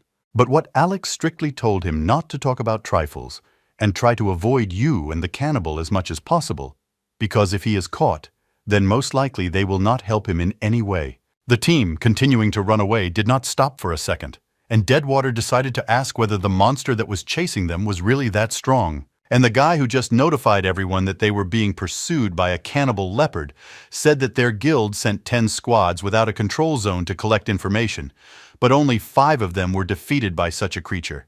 And after answering the question of dead water, the guy was wondering, or he still doubted the cannibal's strength. The squad could not break away from the monster, and it gradually overtook them with incredible speed. Then Alex realizes that they can't get away and need to do something. He turns to the man with the headband and orders him to distract the large monster, to which he listens and obeys and immediately stops. The man in the leopard headband using an ability called Taunt. Taunt forces the target to attack him, and the duration of the effect was a full minute. Also during the taunt, the target's speed decreased by 10%, and the attack power increased by 10. The monster turned in a completely different direction and ran after the one who used the ability on him with provocations, thereby from others. All the guys notice this, but they don't bother running away for a second so that they have the opportunity to break away enough. Deadwater ran after the main character and was thinking about luring the leopard to Ethan. The kids believed that that creature was really strong, as they said. Therefore, this was the perfect chance to take advantage and get rid of our guy. Deadwater uses a mark on our main character. This ability marks the target, and it was in the area of perception of all creatures within a radius of 1000 m. The duration of such a spell was 10 minutes. All monsters within a radius of 1000 m noticed our guy, who was affected by the effect. But what was really problematic was that the leopard also stopped and no longer pursued the guy with the headband. Boy. Nato noticed and didn't understand why he stopped pursuing him and looked somewhere to the side. The hero did not feel anything and continued to run without stopping with an indignant look. As a friend, a monster suddenly splashes him from around the corner and knocks him down. They, together with the monster, fly away somewhere into the wall, thereby raising dust around. The squad did not immediately understand what was the matter, but they looked around and noticed that the whole monster was running towards them. But there was one problem. Their targets were not the squad at all, but the main character, who lured them with that very applied mark. The captain could not understand what was going on and why they chose Ethan as their target. Deadwater stood aside with a terrifying smile as he believed that his plan had worked.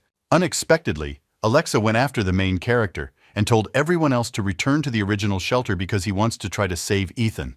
Everyone was very shocked by this act. They were in a stupor. Oh, Deadwater. I couldn't believe my eyes. I didn't read that their boss had gone completely crazy, and most likely at this rate he wouldn't return alive.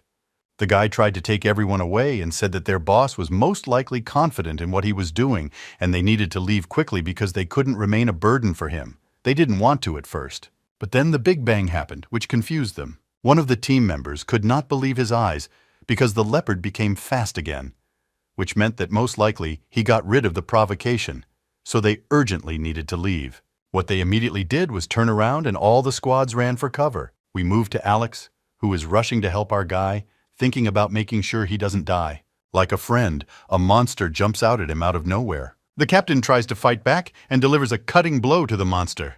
But this was of no use. After all, the monsters had incredible defense. They didn't even have to dodge cutting attacks, which surprised Alex, and he had to retreat. Jumping a few meters back, Alex began to realize that he couldn't cope without his abilities. Besides, there were too many of them. And even if he used his abilities, there was a very small chance that he would be able to save Ethan. Suddenly, from the side, he hears some kind of roar and turns around to see what was happening there. It was our main character, who was surrounded by monsters. They did not allow him to get out, and he used the freezing enhancement on himself. Freezing captured the target's blood. The power of cognition was not spent with every 10th level. The time to capture the target was 1 second, and in time to capture the salt, it was immobilized. The guy begins to feel a surge of strength in addition to being frozen by applying the blessing. A notification appeared in front of the main character stating that he had used up 2,700 cognition powers, but his attributes had been incredibly increased. And most importantly, after using the blessing, the main character dispelled the mark on himself, which lured all monsters within a radius of 1000 m to him. With just one hit, he destroys all nearby monsters around him. He was maximally configured to kill everyone around and not give anyone a chance to escape. Alex watches all this, noticing that the leopard rushed past him and headed straight towards our main character to attack on the sly. It seemed that Ethan was finished and his adventures were over for us there, because he managed to notice the leopard very late. Somehow he managed to react and grab the monster's paw so hard that his claw cracked, holding back his pressure. The guy used skill points and increased the attack power to 135,000, so that his next shot meant the complete destruction of the monster. He somehow tried to fight back and interfere with our main character. But it was already too late. The next shot pierced the leopard through and gave it a chance to even fight back. The large monster collapsed lifelessly on the floor. While our main character stood calmly in front of him, he didn't even lift an eyebrow. The leopard's body began to dissolve in the air. Alex watches all this and could not believe his eyes, namely that the boy alone managed to defeat the leopard.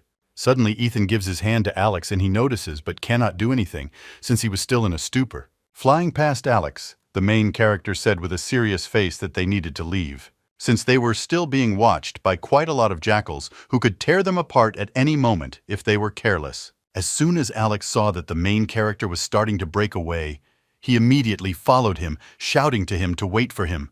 After some time, we moved to the portal of the uncontrolled zone, the entrance to the dungeons. A group of people who stood and discussed the fact that they don't know what to do because their commander and he went for Ethane, and essentially at the moment, they didn't know what was wrong with their leader, and some didn't even want to send him messages because they were afraid of not getting an answer, like the majority of the team. And then the Deadwater spoke and said, why don't they just go back? Because he's big enough because he didn't survive in such conditions. The kid with the ponytail said he couldn't believe it, and he was sure that their chairman and Ethan were alive. Deadwater, looking at the floor, suggested that if it doesn't mean loss of health for yourself, they used a skill that helped them temporarily block the health bar, and that's all. Besides, he emphasized that Ethan was the most unlucky because he didn't know what happened. But for some reason, the guy attracted a huge number of monsters, from which he most likely would not have been able to run away, which is why he considered him a grief partner. Such words irritated everyone around. Some remained silent and simply stood with their hands folded. And suddenly, one of them suddenly screamed because he decided to check the map to see if they were nearby, after which he notified everyone that he saw the main character and their leader not far from the shelter. Deadwater couldn't believe what he heard, because he hoped that the main character and their leader would simply die. Everyone around was incredibly happy about this news and could not hide their happiness. New Deadwater, on the contrary, was very angry and said that the main character and the chairman could bring monsters with them and that they should prepare to defend themselves and in no case relax. Everyone prepared for battle and began to expect monsters. But standing in combat readiness, they did not hear any loud sounds nearby, which is why it scared them very much. Two silhouettes appeared from the darkness. One was our main character and the second was Alex. They were unharmed. Ethan was also with him. Deadwater was clearly not happy and wondered how they could both return and survive. This did not make Deadwater happy at all. He believed that the chairman of the new order was a lot of trouble. Alex's team surrounded them and praised them, saying what incredible people they were because they managed to cope with the stalemate situation. Give it to us. He already saved our main character. The chairman, who turned around, looked at the guy, who in response turned his head to the side and lowered his eyes without saying anything. And then he walked away from him altogether, sitting down a little further away from the whole team. Alex, just like Ethan, sat down to rest and repeated that there was no need for such pleasantries. They needed to rest quickly, and then they would go straight to the dungeon. Everyone was incredibly happy and could not contain their emotions while Alex and the main character exchanged glances. Deadwater drew attention to our main character and then decided to approach. While our hero sat without any definite thoughts, coming closer, the guy began to ask our main character about how he managed to escape, because he was very interested because most likely it was an exciting adventure, so the guy asked to tell him all the details, to which Ethan looked at the Deadwater without any emotion on his face. And then a notification came to the main character that the blessing had come into effect, and the immobilization of the target was dispelled, and the shipwright's accuracy on the main character also dissipated. Then, smiling and looking at the Deadwater, the guy said that most likely he knew better how they managed to escape from the monsters, and in general, why were they chasing them?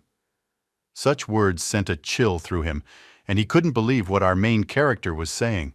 But then, he didn't give himself away and just laughed at this, saying that it most likely seemed to him, because he couldn't do that because he was a member of their team. I continued to sit with a smile on my face. The main character confidently said that most likely the blessing skill is not available to Deadwater. He began to explain that this skill can remove any negative effect, including the mark that he placed on him, to attract the monster and finish it off unnoticed. The guy's face immediately changed. He became more serious, and couldn't believe that he had been discovered. But he didn't show it, except for the facial expression. The main character continued to explain with a smile from ear to ear that the mark that he used on him was a level 40 skill, and from their squad such a skill was available only to Deadwater and the main character. Therefore, the main character took out the same pistol, pointed it at the Deadwater, and said that, frankly speaking, the guy wanted to finish him off at the moment he entered their squad. But due to the fact that the Deadwater began a dialogue with Ethan, was the first to realize that in this situation his indecision was explained only by thirst. And pointing the gun at the Deadwater with a smile on his face, the main character said that when there is thirst, it must be quenched immediately. After such words, the guy stood in a stupor for several seconds and could not answer anything to our main character, because in fact he said everything factually, and it was too late to deny anything. And then he started shouting that the main character really wanted him dead. After all, they were partners, not enemies. Rick of Deadwater did not go unnoticed, and everyone around did not understand what was happening between the guys. Meanwhile, in the head of Deadwater, the main character seemed like an idiot because he was going to kill him with a firearm, as if they were in a movie. And besides, he realized that for him it was even better, because our guy's act proved that he needed to be isolated from the team, which played into the hands of only Deadwater.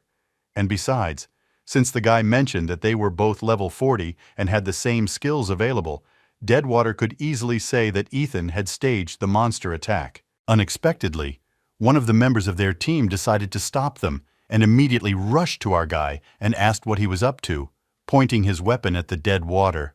At that time, their commander did not show any sign on the side and sat inactive, watching everything that was happening. The main character smiled and did not answer, and the Deadwater continued to speak and said that he only asked the guy a question about how he managed to escape from the monsters, and then claimed that as soon as the question was asked, Ethan immediately pointed a weapon at him. Deadwater could not calm down. He played to the public and immediately turned to their representative about how it was really possible to do this to his comrades and point his weapon at them. Alex continued to sit without action, saying nothing in response. I was just observing because he was analyzing the whole situation.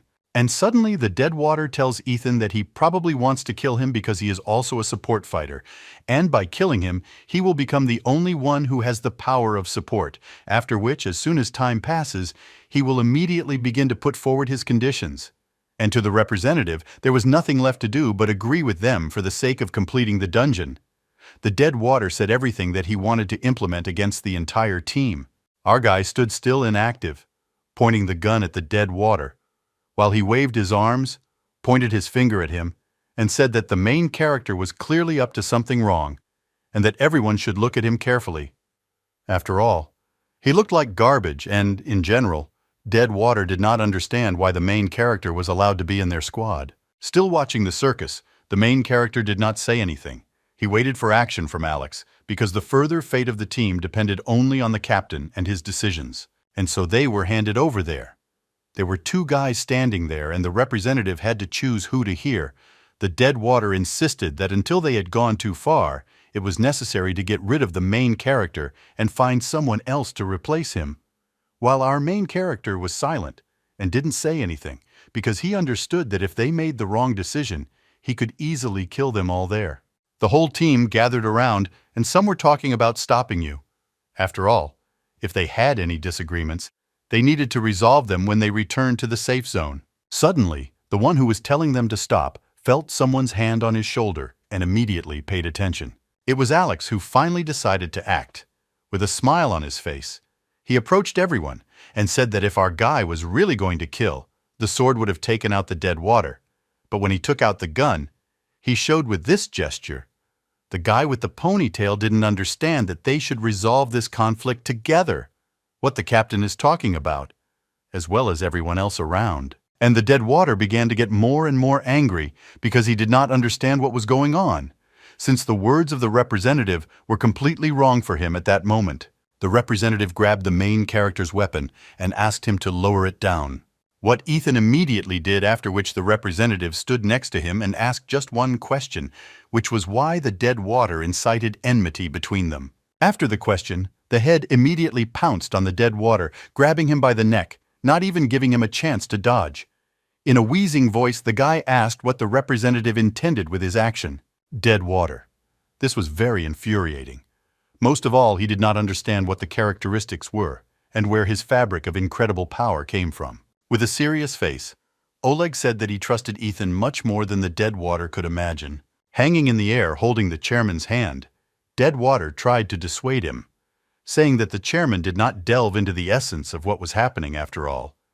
If you look at it, it was our main character who pointed the gun at him, and not vice versa. Suddenly, the chairman's hand turned red, and some liquid enveloped the captain's skin. He himself also blushed, and said that most likely if Ethan did this, then he probably had reasons for it, because he would never have acted like that without having a good reason.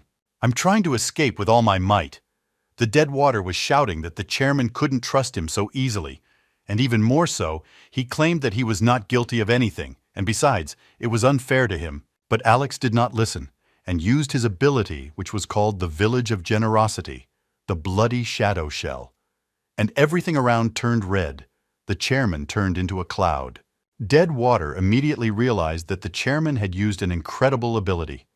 When the chairman used the ability of Bloody Shadow Shells, the target would turn into a bloody shell while the target was in the bloody shell. Its health and the user's health were simultaneously reduced. The user could use the power of cognition to reduce the number of health points the king was in the bloody shell cannot use any skills, and the duration of such a technique lasted 2 minutes. Choking in the bloody shell, dead water heard only Alex's voice that if he believed in something, he would under no circumstances back down even if it was something wrong. Being in the shell, dead water choked and tried to understand what it was for such a skill. After all, with every second his health became less and less, and on the side, Ethan was also watching and did not interfere with the process. As soon as the dead water tried to use the restoration ability, he failed, and he did not understand what was going on. He mentally asked himself for the restoration to work so that he would not die, but it was all useless. A few seconds after using Alex's skill, dead water was already kneeling in front of Ethan, while the main character was already looking arrogantly at the guy. And after a few more minutes, completely without oxygen and health, the dead water left his consciousness and he began to dissolve in the air. Alex canceled the spell, but the dead water was already in the zone. Revival lost all his things. Alex didn't say anything. They just looked at each other in the same way. After which the guy sat down in his seat and said that he thanked him for not having to get his hands dirty. Alex was glad that he was able to calm the main character. After all, he understood that if he had not killed the dead water, then most likely he would have dealt with them like all those monsters, and all the ponies would already be dead. Capitan approached Ethan and asked if he didn't want to join the new order. If he did, the guy promised him the highest position, and besides, he apologized for killing the dead water. The head also noted that previously there were some contradictions and disagreements between Ethan and the new order.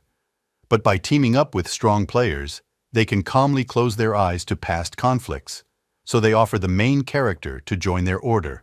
Everyone around was shocked because for the first time, they saw how the chairman with incredible trepidation asked someone to join their squads. For them, this happened for the first time. Moreover, he offered the best conditions. All the participants began to fuss because they all went through numerous stages of selection, and they couldn't understand why the main character was treated so reverently. With the most serious look, the main character asks what the price will be for the main character to join their team. This question confused the captain. He did not understand what the main character was talking about, and those standing around the guy didn't understand what kind of nonsense the main character was saying. After all, they thought that first he should learn about the benefits of joining the guild. But then the main character continued to speak and said that when joining the guild, he should not have thought only about the advantages, and even more so, he personally needed to first find out the price that he had to pay for joining. I continued to stand with a serious face. Alex thought for a moment. And then, smiling, he said that he wouldn't have to pay anything, and he could join their team just like that without any taxes. Of course, Alex understood that the main character would not be able to believe it right away, but he knew that when the time came to pay the price, he was unlikely to agree therefore. Alex said the price was that he would have to be willing to pay for everything when the main character was needed by the guild, including unlimited levels and equipment. But after that, he could receive a very generous compensation. The main characters immediately understood Alex's words and got serious, and said that most likely the dungeons of the uncontrolled zones would end in massacre, and not everyone would survive there. Alex couldn't believe his ears that the main character said that in front of everyone, and without a drop of fear. Not only the captain became serious, but all the members were also surprised by the words of the protagonist. Why did we stand in a stupor? After a few seconds, the captain decided to laugh it off, and said that most likely the likelihood of such an outcome was very low. But the guy still insisted and said that there were too many promises and he simply couldn't trust them.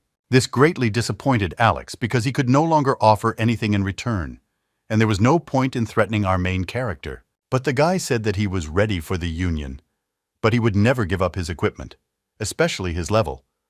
Moreover, he would not talk to anyone even after the dungeon. These were the conditions our guy put forward to the captains of the team. The team members couldn't believe the protagonist's audacity and said that he didn't value the conditions of top-rank membership at all, not to mention the fact that the annual salary exceeds $2 million, especially when the price was only to give up their equipment and level for the duration of the game, so the team members considered our guy either stupid or crazy. The captain could not do anything. All 6 Kamensk said that he was very sorry, but the Union was also a good thing, so he did not refuse. The main character smiled and thanked them for their understanding. They exchanged smiles, and the conversation about the main character joining their team was over. Sitting in front of the chairman, the main character began to think that if he had not experienced such stress in a past life, and if he knew that the level of equipment affects future survival, everything would have turned out much differently from everything with the current strength. The chairman himself invited him to join the new order.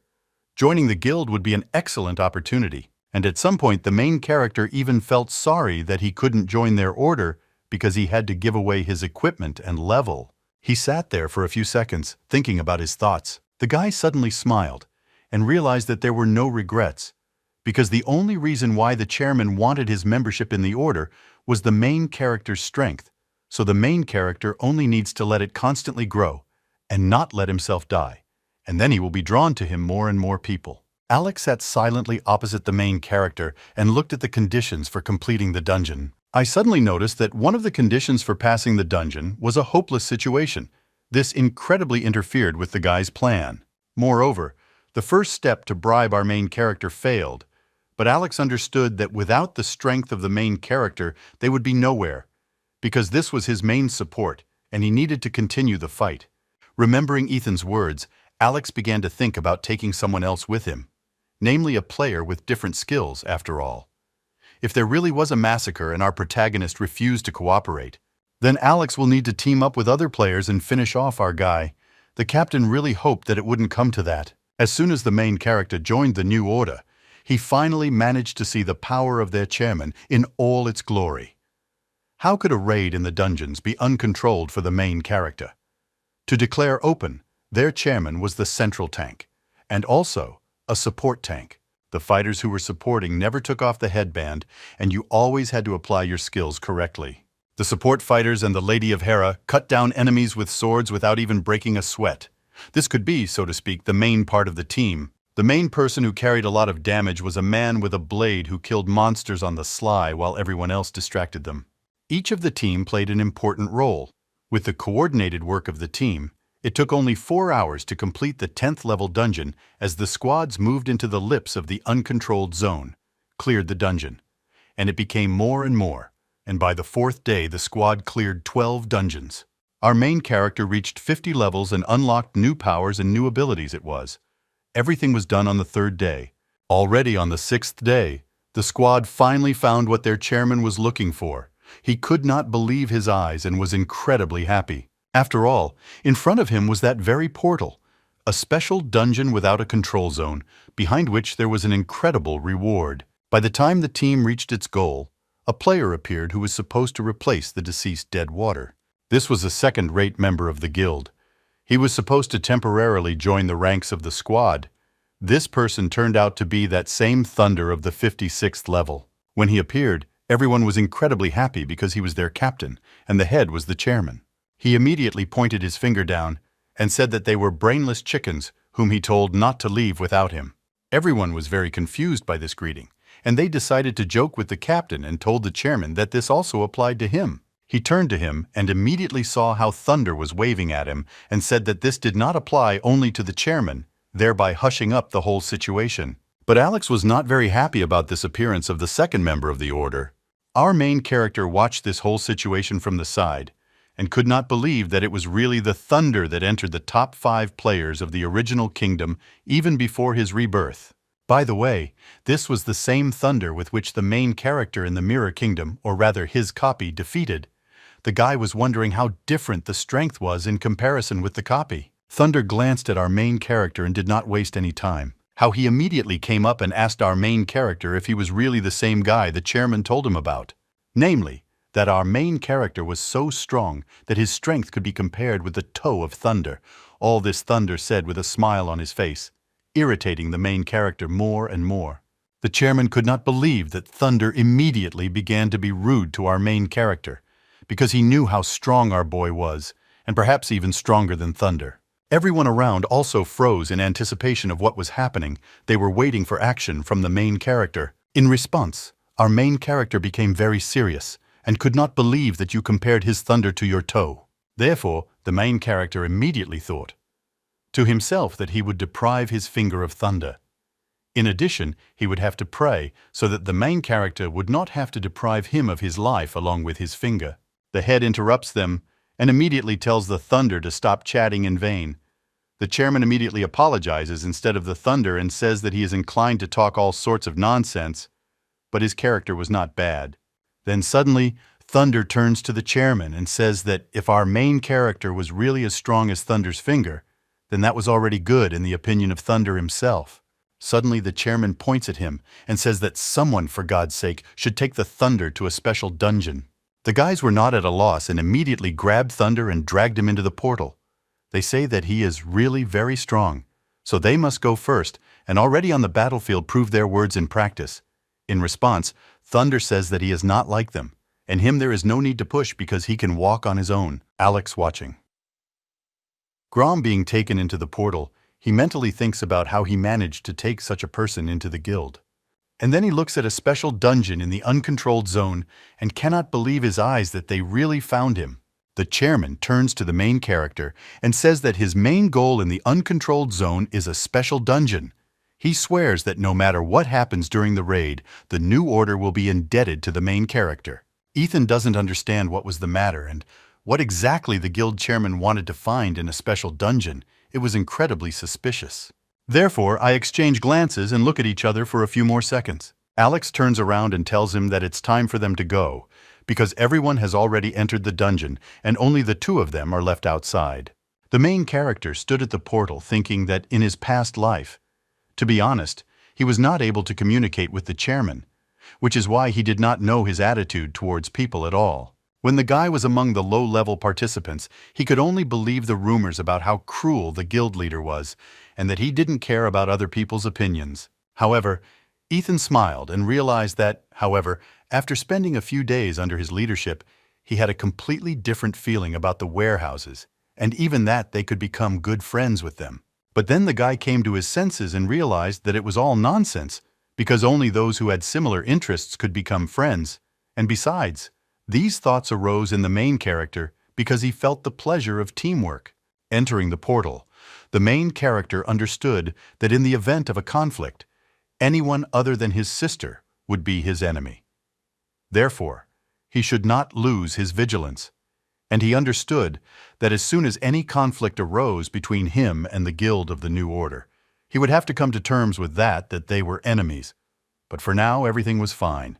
He had to persist with all his might and resort to any measures to survive. We are transported to the beginning of the dungeon cutscene. From the first person, we observe 2 people who communicate that the incubation was successful. Somewhere else nearby, there were several people who talked about how computer power was truly omnipotent. They even managed to bring out a mythical creature. Then people talk about how the experiment went quite quickly. One of the participants asks how the brainwashing went, to which he answers that he tried all the methods. Nothing helped, they only made it worse, and the creature they brought out became more irritated, so everything was irritated.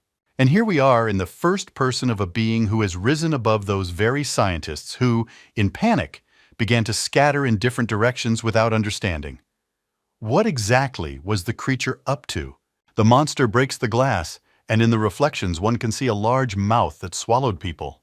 The last survivor tries to stop their experiment from escaping, but unfortunately, he suffers the same fate as the other scientists and is eaten. We are transported to the moment when a portal opens somewhere in the depths of the forest.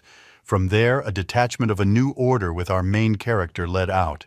The guy immediately understands that it was Katsina, and also cannot believe that he is in a special dungeon. Also in front of him was a notification that the dungeon quest had been generated and the dungeon teleport was closed.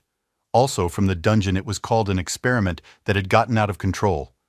The content of the quest was that they needed to participate in the delivery of the source of life, which was called a screaming snake. They needed to go to the embryo, number 304, and a friend to the Screaming Snake Research Institute for incubating ancient organisms.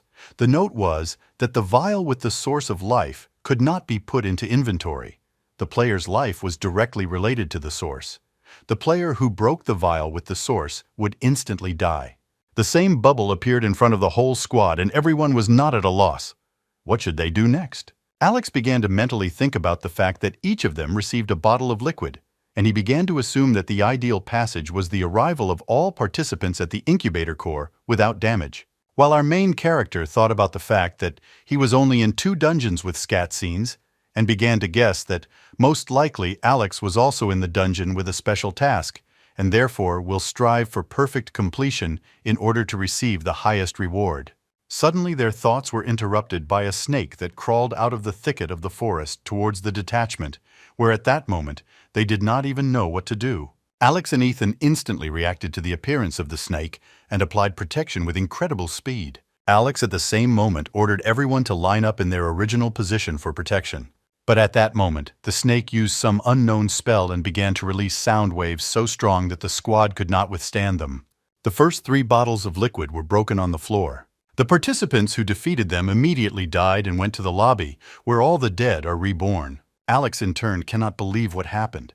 The best players broke 3 bottles from just 1 attack from the monster, which caused them to die. A notification appeared in front of the entire team that they were under a sonic attack from a screaming snake. Suddenly Ethan hears a scream behind him. It was Thunder that rushed to the attack and said that they were watching him carefully because he was going to easily deal with the monster, thereby avenging the dead players. The team accordingly began to worry about the captain and asked him to be careful because 3 of them had already died, and even more so, they did not want to lose him. But he didn't listen to the Thunder. After all, his goal was only to chop the creature for soup. And then the Thunder collided directly with the monster's face and struck the first blow. But his blow could not pierce the scales of the snake. He was subjected to an attack that Thunder himself did not expect.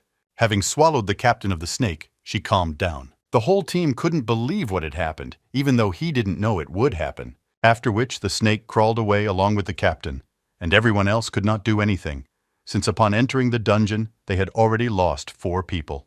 Suddenly the leader notices that those bottles that broke turned into matter and began to be poured into other flasks. Alex looked at his flask and noticed that it began to glow brightly. From a yellowish color it turned into red, and Alex began to guess that for a perfect passage it was not necessary for everyone to arrive at their destination. It was only necessary to connect 10 parts of the source. Ethan, like the captain, became lost in thought and thought about what if this was truly a special dungeon. Then most likely their guild representative was trying to achieve perfect completion. And most likely like Ethan in the last dungeon, when he went through the dungeon with the evil puppet, he received 1% membrane computer power, so he realized that the leader wanted to get computer power. Suddenly, someone from the crowd shouts that the captain is alive. Everyone immediately began to look at the map and assumed that most likely he was inside the monster. Someone began to offer to save the captain, and someone was shocked. Do they really need to pursue a creature that killed 3 in just 1 attack? The whole team began to rely on the leader and follow him whatever he chose. Alex, in turn, told the shadows to talk nonsense. After all, if Grom did not die in the first seconds, then he will most likely survive. And first of all, they need to go to the goal to complete the task. Alex's words hit Ethan very hard, but he didn't say anything. After which they all said that they would do it, and went to the place of completion of the task without slowing down for a second. Alex began to think about the content of the cutscene, namely that they needed to eliminate the screaming snake. However, if his original plan of providing 10 sources was not correct, then most likely he assumed that they needed to be combined to create a stronger screaming snake. The captain thought that it was so-and-so. This was most likely a solution to the problem, otherwise they needed to figure out how to kill this creature. After 20 minutes, one of the players says that thunder is not far from them and is moving at incredible speed in their direction. Behind him, Ethan heard some strange sound and immediately paid attention to it and slowed down a little. It immediately dawns on everyone that it was not the captain but the creature that swallowed him. They all became wary of the attack. The creature did not wait and at that very second attacked the chairman.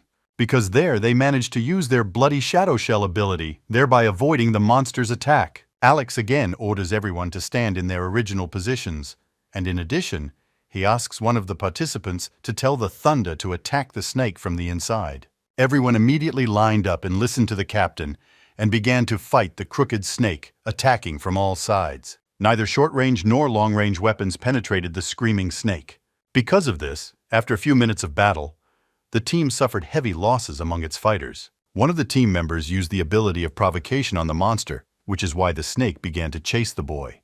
Moments later, the guy ran towards the captain, where he hoped to receive protection and support from the team. As soon as he ran behind the captain, he relaxed for a moment, just like the leader. Because of this, the snake took the chance and used the ability of a sound wave, which could break bottles at once if they came under attack. As soon as the bandage realized that it was too early to relax, it was already too late. In an instant, his bottle pawed, which meant the end of the game. Patch immediately went to the lobby for players who died, where he imagined starting all over again. Everyone around could not believe their eyes as they instantly lost another fighter through accidental stupidity. The team watched as the player's corpse turned into matter, and the headband was sent to the lobby, just as the team informed the chairman that a message from Thunder had appeared. Namely, he reported that I was attacking the snake from the inside.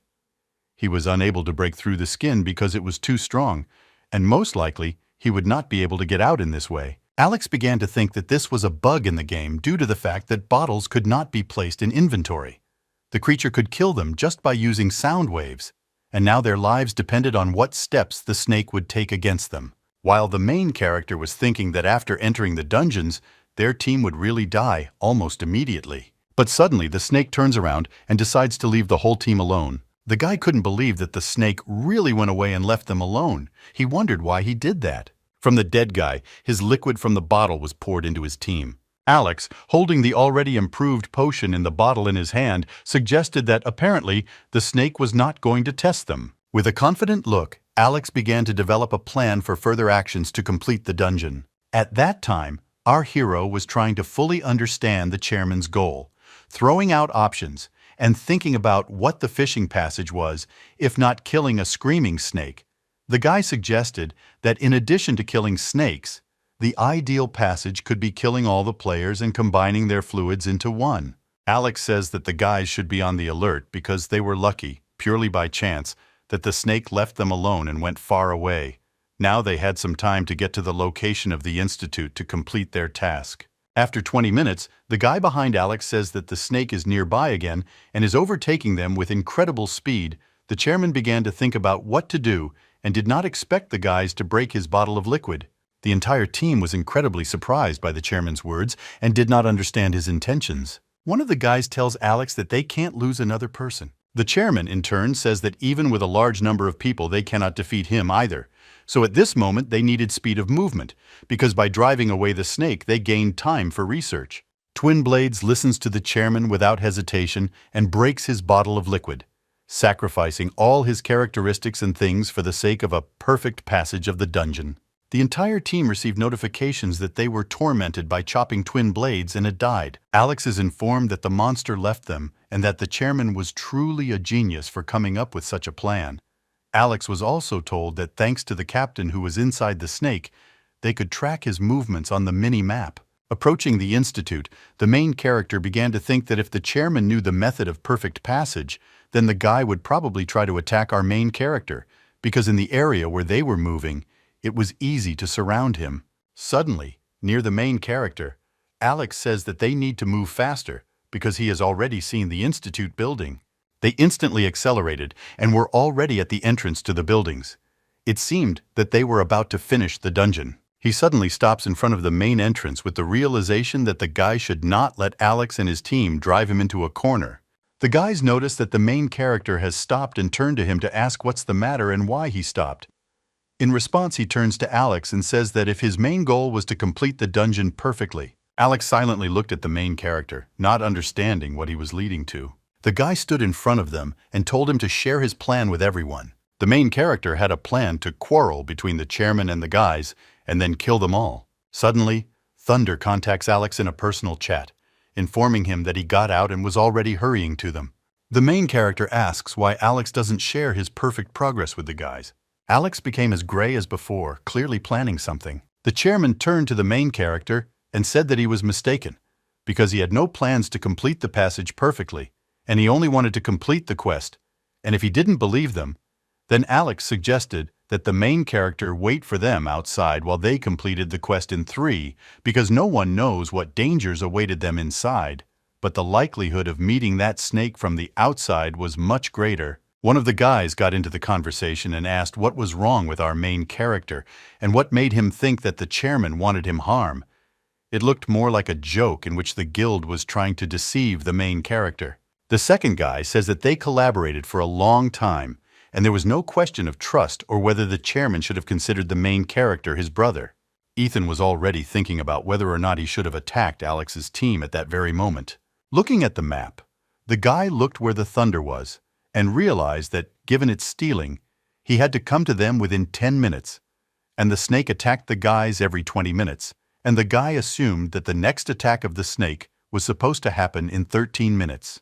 Therefore, Ethan had a plan to quarrel with the chairman until the Thunder reached them. Alex turned around and said that he was not going to force the main character to go take off, because they just needed to complete the quest. While the chairman, standing with his back to the guy, the two guys said that the main character was just trash who could not be relied on, and the guild would manage without his help.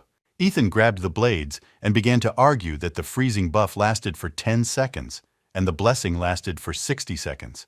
And if you take into account the Thunder, then there were 4 opponents with power against the main character. And if the guy used everything together, then he could defeat them. And now the guy I was thinking about whether he was doing the right thing, because if he attacked them now, it meant that he was losing his alliance with the Guild of the New Order. But if he did not attack, then all his efforts would be in vain.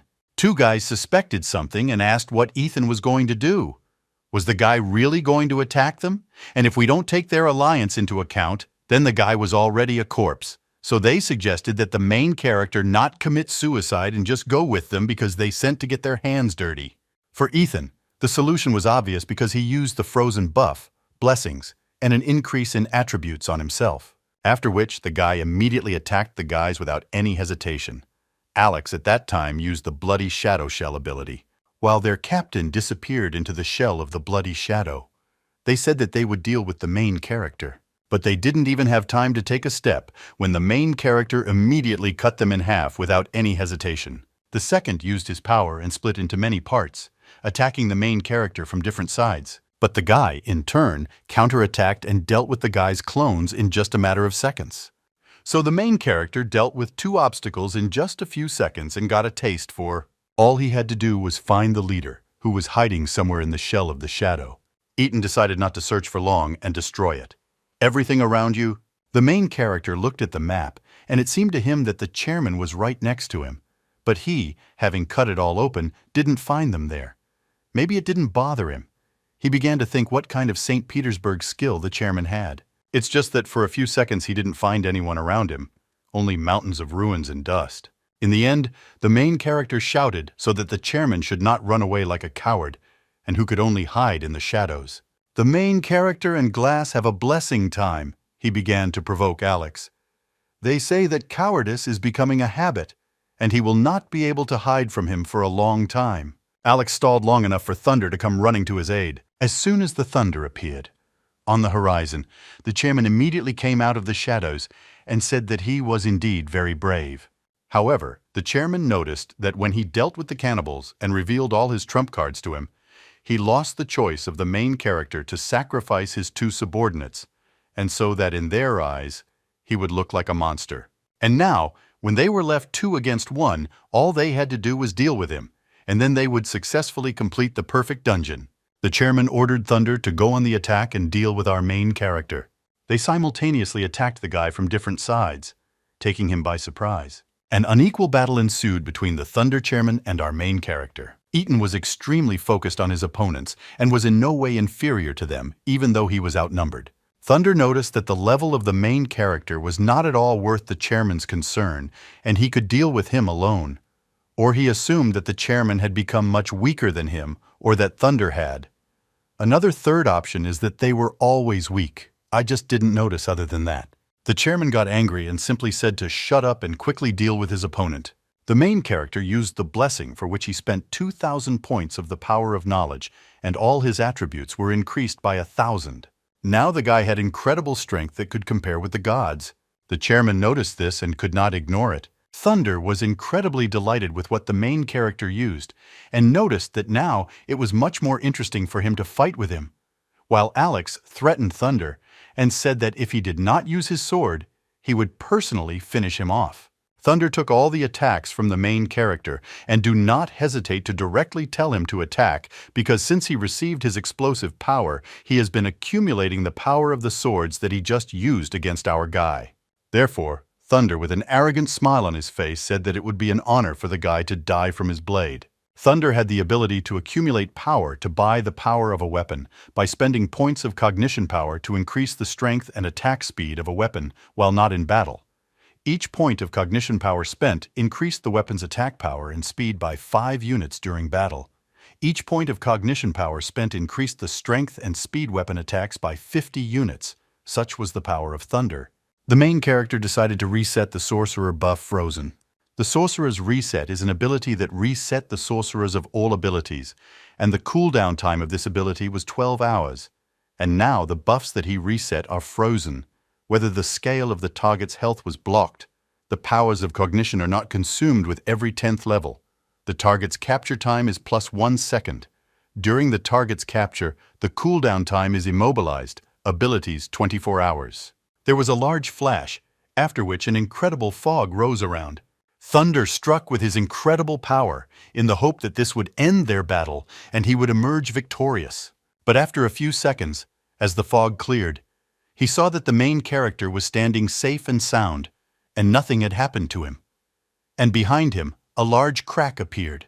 The guy, as it turned out, used the blessing on himself, thereby increasing all his attributes, spending 4,000 points and thereby increasing all his attributes by 2,000 points. Our guy began to counterattack, inflicting direct hits on his body, which he could not dodge because he was frozen. Thunder, with a smile on his face, said that the representative was not mistaken about him, and he really had some kind of ace up his sleeve. The main character tried to inflict as much damage to Thunder as possible, but he used the compensation ability, which before the attack, none of the opponents could inflict damage on him, and this ability lasted 30 seconds, and its cooldown was 60. And no matter how much damage our guy inflicted, he was exposed to the action compensation and could not cause any damage. Thunder began to mock the guy who gave it, saying that he was a rare idiot because he deliberately provoked him into attacking in order to cancel his incredible damage. Suddenly, the guy switches to the representative, leaving the Thunder alone, and rushes towards Alex with incredible speed. Alex, with a malicious smile on her face, used their power of unification, which combined attributes with other players, and also combined the health scale of knowledge points, skills, equipment, and achievements. And this ability lasted 10 minutes. Ethan notices how in an instant the representative combines with Thunder, and he begins to fade into a bright red color. Looking at what is happening, the guy is in incredible shock because besides all this, he is running out of buff time. Frozen, and his health scale and knowledge points are unfrozen, and now all his abilities have decreased by 3 times. But in Thunder it was much better, because after uniting with the chairman, his attributes doubled. Looking at his strength, he thanked the chairman for his incredible skill.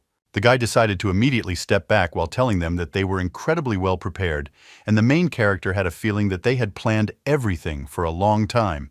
To which Thunder says in response that he and the chairman were just trying to be prudent, and that's why the guy said that it wasn't all for the sake of the main character, because he was unworthy of such an honor. Thunder notices how the guy takes out a ranged weapon and mocks him, because he doesn't understand that the main character is really going to shoot at him from such a long distance. In addition, the Thunder was warned and heard, and the guy's skills in arresting the main character provoked the main character to use his skill on him while he stood there, because the Thunder was very interested to see whether he would kill him or not. Ethan was incredibly happy because he had just received a notification that the compensation action was completed in the same way as the first blessing was completed. There were 20 seconds left before the second blessing expired. Ethan, opposite the Thunder, was focused on destruction, while the Thunder was waiting for a shot from the main character, and the chairman told him that the compensation was no longer valid, and therefore the Thunder should not be stupid and dodge in case of a strong attack. The guy didn't wait, and immediately pointed the gun in the direction of the Thunder. The representative warned Thunder that the main character's weapon was not simple, but with its special ability and the power of the attack was simply incredible. Again, Thunder asked that the main character's pistol would really work with the skill at such a long distance, and in the event of a strong attack, Thunder warned the chairman that he would dodge the chairman. In turn, he told Thunder to wait for his skill to complete, and then they were going to kill him right away. Suddenly, thorns shone around the Thunder. He was surprised and could not move. The main character cast a forbidden arrest spell on him. Thunder couldn't believe his eyes. And how this was possible, the guy began to assume that the power of our main character lay in the pistol. The chairman immediately tells him that this simply could not happen. After all, if his weapon was a pistol, then the question immediately arose. How did he use the power together with the sword? And now, our main character stands in front of the Thunder with a gun aimed at him, and the last thing he said is goodbye. While the Thunder was in captivity, the representatives told him to think about how to quickly get out of the trap, to which the Thunder replied that he could not do this. However, the chairman did not have to worry, because he had the skill of avoiding death within 10 seconds, to which the chairman began to shout at him, saying that he was a real idiot, because while they were immobilized, our main character didn't need them. He just needed to touch their bottles. Thunder turned around to check and said that everything was fine. After all, the bottles were on his belt, and so that our main character would need at least 10 seconds to reach the back of the Thunder. But just in case, the guy asked the chairman to use the bloody shadow shell. But what the chairman said was that he could no longer use his skill since he had already used it recently to dodge the attack of our main character.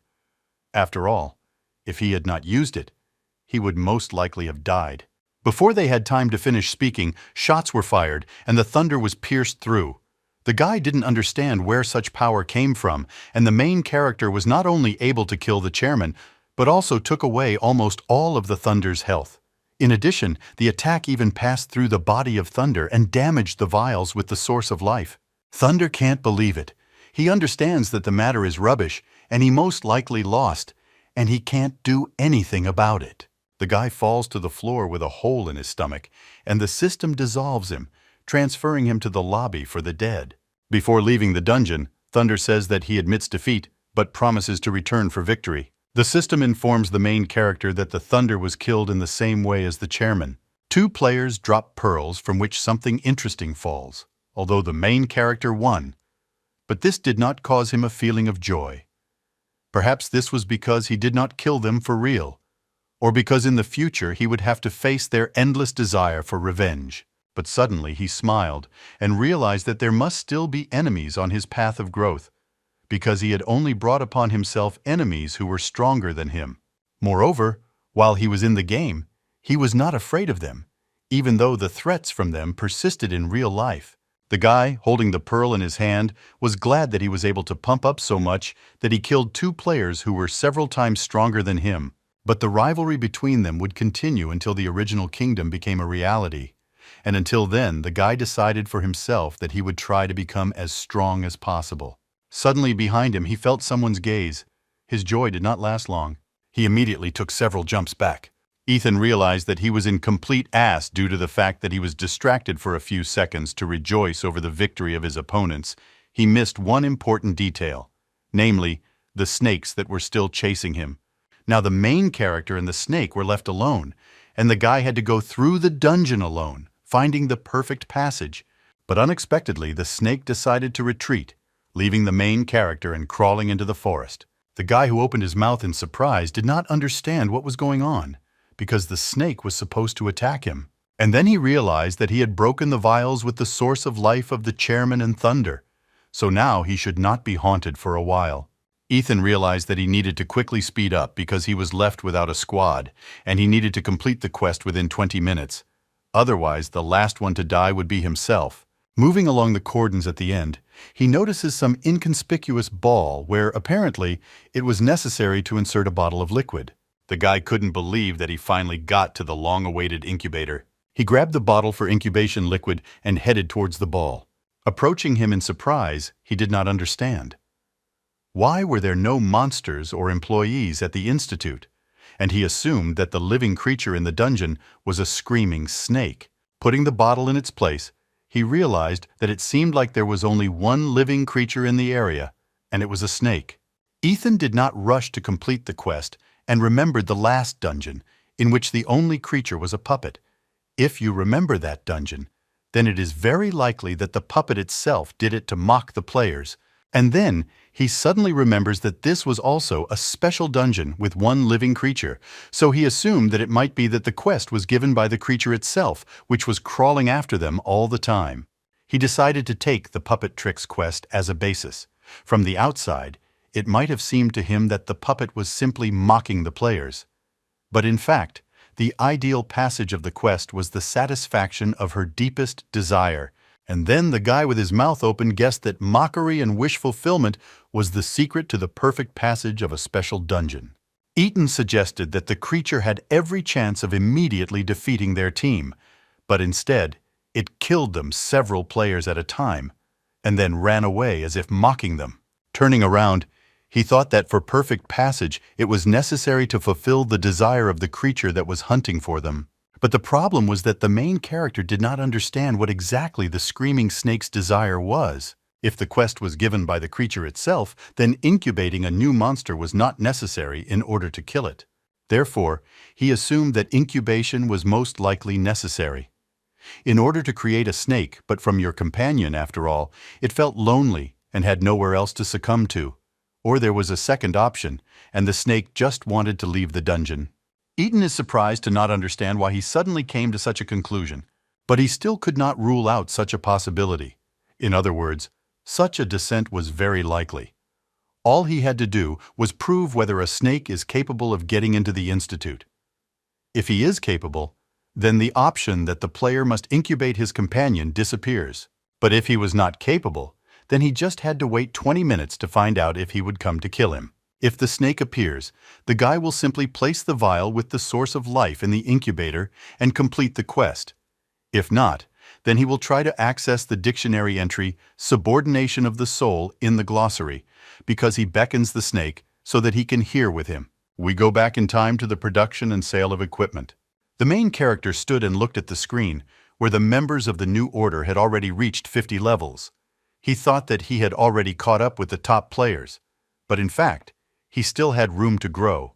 The guy had long suspected that, having reached level 45, he would need to put on equipment 50 and join some team. But now all the players have already united, and it is unlikely that they will wait for him another day. Logging into the system, he remembered that he still had one improvement pearl in stock, and he could exchange it for some items, although improving each item cost 100 units of a special dungeon. Unexpectedly, the main characters decided to see what was on the back of the improvement pearl. He had a good feeling that he would need it in the future. He first decided to exchange a special dungeon unit for 3 pearls and 3 pearl glossaries. The main character sat thinking about the probability. Supplement your equipment with the dictionary entry "soul subjugation" is equal to 1%. The guy wondered if he could consider himself lucky. With such slim chances, did he manage to master this particular skill? We're moving around right now. There's a small earthquake going on around the guy. He uses his ability and realizes that the snakes are already very close. They need to prepare for the meeting. Having jumped up from his seat, he awaits his arrival with the most determined expression on his face for victory. The guy understands that all this time the snake was wandering outside but did not enter the Institute. And then the guy wondered whether the snake did it intentionally or not. He decides to go check. But then he stops and decides to make him wait a few minutes. After 3 minutes, the main character decides that enough is enough and decides to go outside. The straitjacket snake was waiting for our protagonist at the entrance. He, with trembling knees and a fearless look, came out to him. They met face to face, and here the future fate of our main character was decided. The guy thought that he most likely needed to say something, but what worried the guy most of all was that you never know if the snakes couldn't interact with him, then it would be awkward. Unexpectedly, the snake himself was the first to speak to him, asking why our main character had not completed the quest yet. This amazed him very much. The guy stood in a stupor in front of the snake and didn't know what to do. After all, he walked on the verge of death. But he was happy, because it was much better when the snake spoke to him first. Because now he could feel more confident, he answered the snake that he thought that she would want to leave this place. After these words, the snake hit the mountain incredibly hard with its tail and destroyed, with just one hit. The guy was shocked by the power of the snake's blow, which demolished a mountain with just one blow. The guy was amazed at the monster's power and realized that the player was clearly not her opponent. After which, the snake spoke to him again and asked whether the main character knows a way to get out. After which the guy realized that there really was a possibility that the snake wanted to leave the dungeons in which it was located. But he also did not exclude the possibility that she could simply mock him, and nothing more. Ethan replied that he knew a way to leave the dungeons, but the snake would have to take his side and do it his master. In case of refusal, the main character was going to simply complete the quest. If he agreed, he would use his pistol to knock out the dictionary entry for the subjugation of souls. The snake asked him with trepidation whether he really considered himself worthy for her to bow to him, to which the guy confidently replied that he did not consider himself worthy. But this was the only way for her to leave the dungeon. The guy, deep down in his soul, understood that it was becoming more and more dangerous, and he urgently needed to get away from the snake because at any moment it could simply kill him. Just as he was about to leave, the guy received notifications that the screaming snake wanted Ethan to become its master, which greatly amazed the main character. The main character comes. Moore notices that he became the master of a screaming snake artificial. In order to get out of the dungeon along with the screaming snake, he needs to have the subordination of the soul. The characteristics of the screaming snake were incredible. The level of natural disaster. All the characteristics of the snake were incredibly large, incomparable with the player. The skills were very interesting. The first skill, the voice of illusion, applied illusion effects to the target and subdued it. The second skill was ultrasound, which generated merciless sound waves causing constant damage to the target. The third skill was earthquake. It caused damage to all targets within the radius of the skill. The larger the radius, the greater the damage. The fourth skill, the spirit of the earth, allowed the creation of 5 energy balls that attacked the enemy and protected the owner. The energy ball had half the powers of the interrupter attribute. The comprehensive power made it possible to temporarily collect all the attributes of the interrupter. The snake asked the main character, or could they now leave this place? The guy did not deny and said that now they will try to get out together. The main character looked at a unique pearl, and success or failure depended on one of his actions. When the main character became the owner of the screaming snake, the dungeon quest disappeared. And this meant that the quest giver was actually a screaming snake, which meant that the main character simply had no escape route. Before acting, the guy thought about the fact that isn't this what he was trying to achieve, because he didn't use the pearls earlier because he was afraid to give up his position. However, getting such a powerful assistant was an incredible success for the main character, and the main character became more and more reckless before he defeated the Thunder. He did not know whether those 4 guys had power or not, and he relied only on fate. If they had 4 powers, then he would most likely be dead. Now the main character relies on only a 1% probability, and he regretted that there was no way to change the rules. Suddenly, a notification appears in front of the main character's eyes, asking whether the main character wants to change the rules of the membrane in order to change the rules of pearls. He immediately responds to notifications that he wants to change the rules. The ball suddenly begins to glow in his hand, blinding the main character, who is speechless in surprise. The snake is also surprised and notices the same changes. A few seconds later, the main character was already holding an unusual pearl in his hand, and some modified one was much better, which was called Modified Pearls. It allowed you to complement any equipment above level 50 in the dictionary entry from the leader. The main character did not understand what was happening, but it clearly seemed incredible luck to him. So he immediately made a wish to supplement the weapons dictionary with the article, Subjugation of the Soul. The joy of the main character could not be expressed in words because everything worked out for him. He somehow changed the rules. And now he could do what he wanted. I have no doubt that it would work out or not. Approaching the snake, he handed him a weapon and told him to act. The main character received a notification that he was congratulated on a task with an experiment that got out of control and was completed perfectly, and he received 10% of the computer power membrane. He also received a notification of the final completion of a special dungeon and the reward for achievements. The hopeless situation in the dungeon increased 10 times. He received an incredible amount of experience and raised several levels in a row. Now the characteristics of the main character were incredible. He was almost the strongest player on the server. He also received a notification about calculating his combat capability, which was 120.4, and he also received a notification about computer membrane power, which exceeded 5%, namely 11. And the main character received the skill of Architect Architecture, which allowed the player to use computer power to change the rules of the Primordial Kingdom. The duration of such an ability was 11 seconds.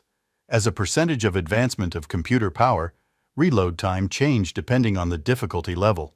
We move back without control zones, where house and destruction reigned. The main character, after completing the task, decides to return to the city in a safe zone. The remaining time before the coming of the Primordial Kingdom into the real world was 17 days.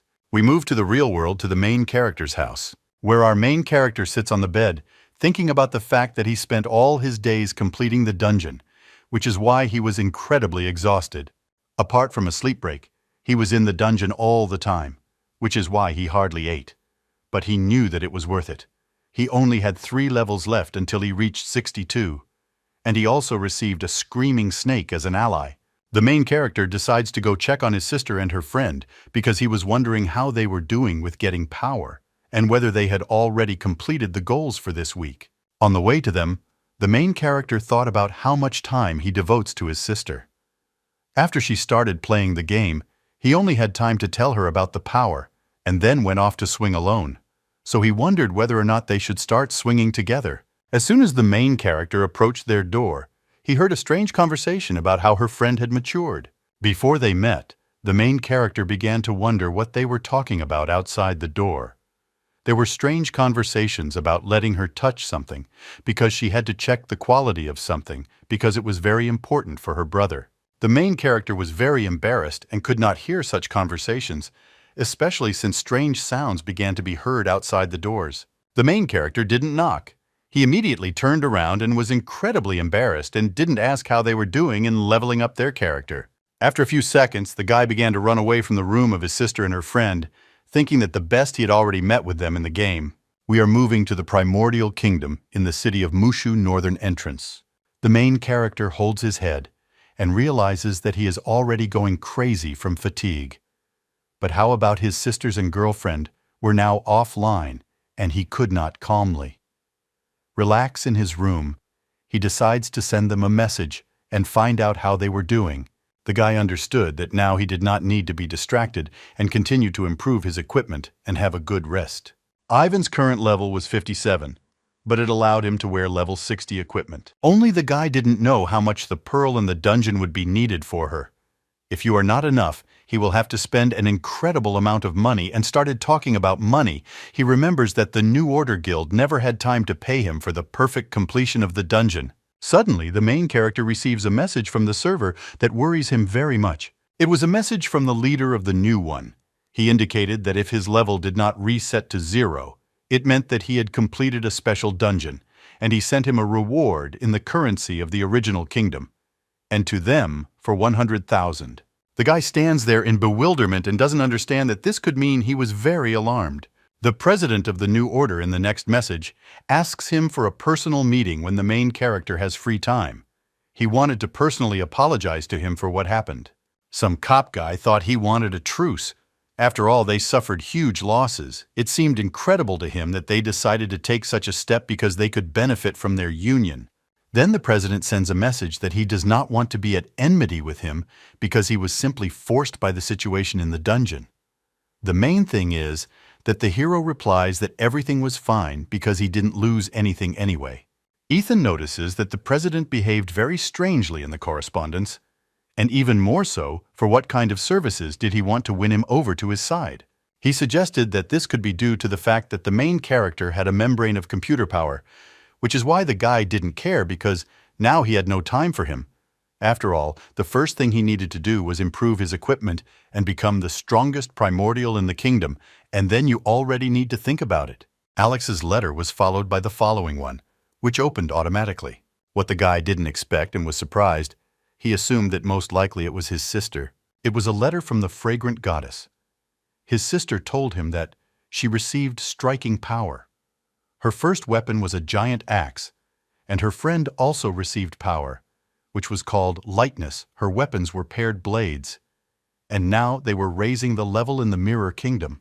The guy decides that it would be a good thing to see how they do it, and therefore goes to the United Dungeons of the Mirror Kingdom. Walking straight into the main hall, the main character hears strange rumors that due to a lucrative deal, the Guild of the New Order has completely ceased to control the Mirror Kingdom.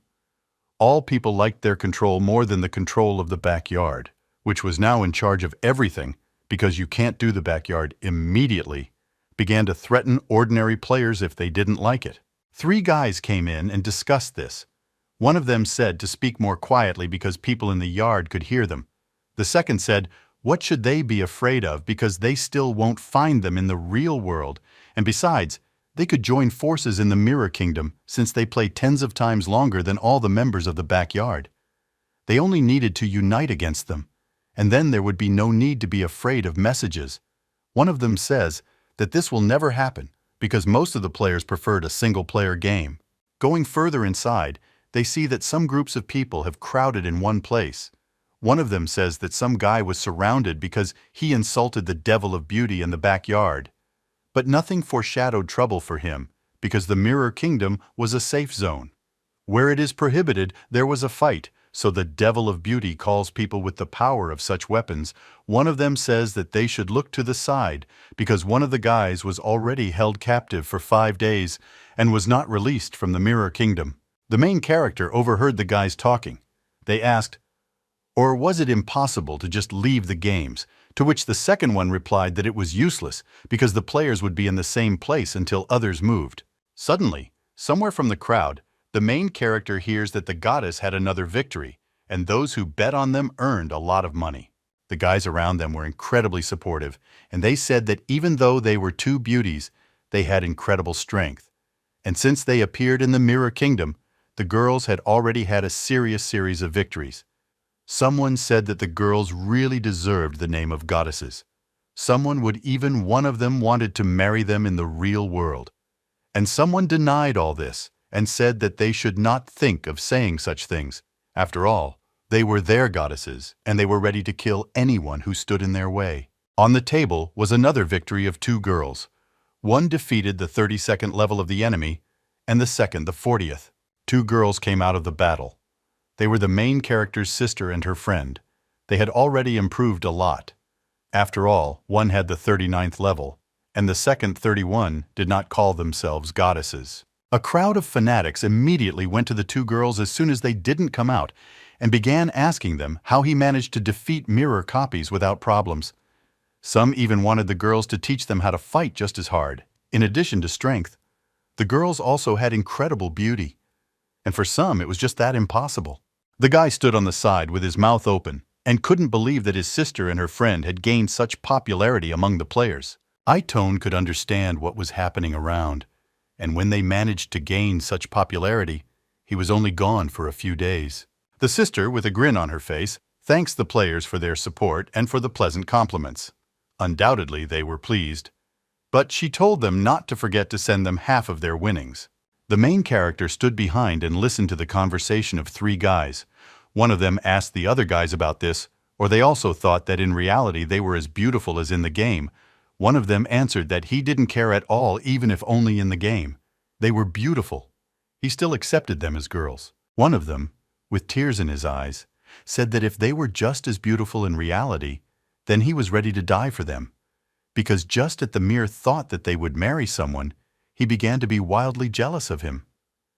The lucky guy who was lucky behind him also began to get nervous and didn't understand. Why did he say that? Because now he's jealous too. The white-haired player suddenly grabbed our main character by the shoulder and told him not to even think, and such girls would never have anything to do with such things. And meet girls. They could only in their dreams and no more. The main characters were surprised by the guy's persistence, and he didn't say that he knew them and just laughed and said that it was really too much. The white-haired guy said that the main character spoke as if he spent every day with them. The guy didn't answer anything. Suddenly, among the crowd, Ethan's sister notices their brother, and then she heads towards him, which shocks everyone's fans. After all, they all expected her to come to them. The white-haired guy says with a smile on his face that he knows that the main character is trying not to show his feelings for the girls. But they were all in the same boat and felt the same. Unnoticed by everyone, the sister approached him and stood right in front of him.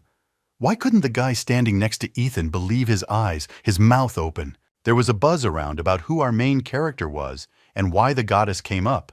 It was to him that someone already assumed that they were couples, but someone wasn't even going to believe it.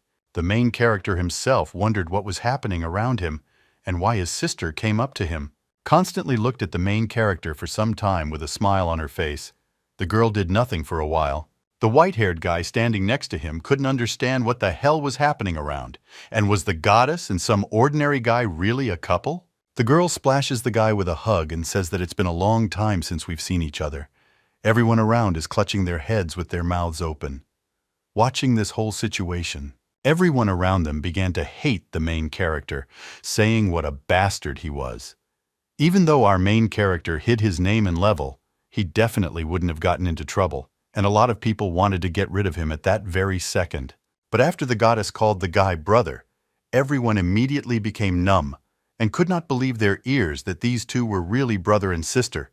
There was a stir around because of such a situation, because such emotional swings were too unbearable for the players. Unexpectedly, Ethan's girlfriend receives a message from the server. People standing watching in the shadows are discussing the fact that they again received a refusal from a fair-haired girl and her friend. An unknown girl calls her friend fools since you agreed to their proposals to join the Blooming Garden, and since the girls did not want a union, then there was no place for them in the original kingdom. The girl ordered her assistant to call people and surround the players. While the girl was hugging the guy tightly, she notices behind her, in addition to the players who supported her, two more people. The main character and his sister were watched by the devil of the beauty of the backyard.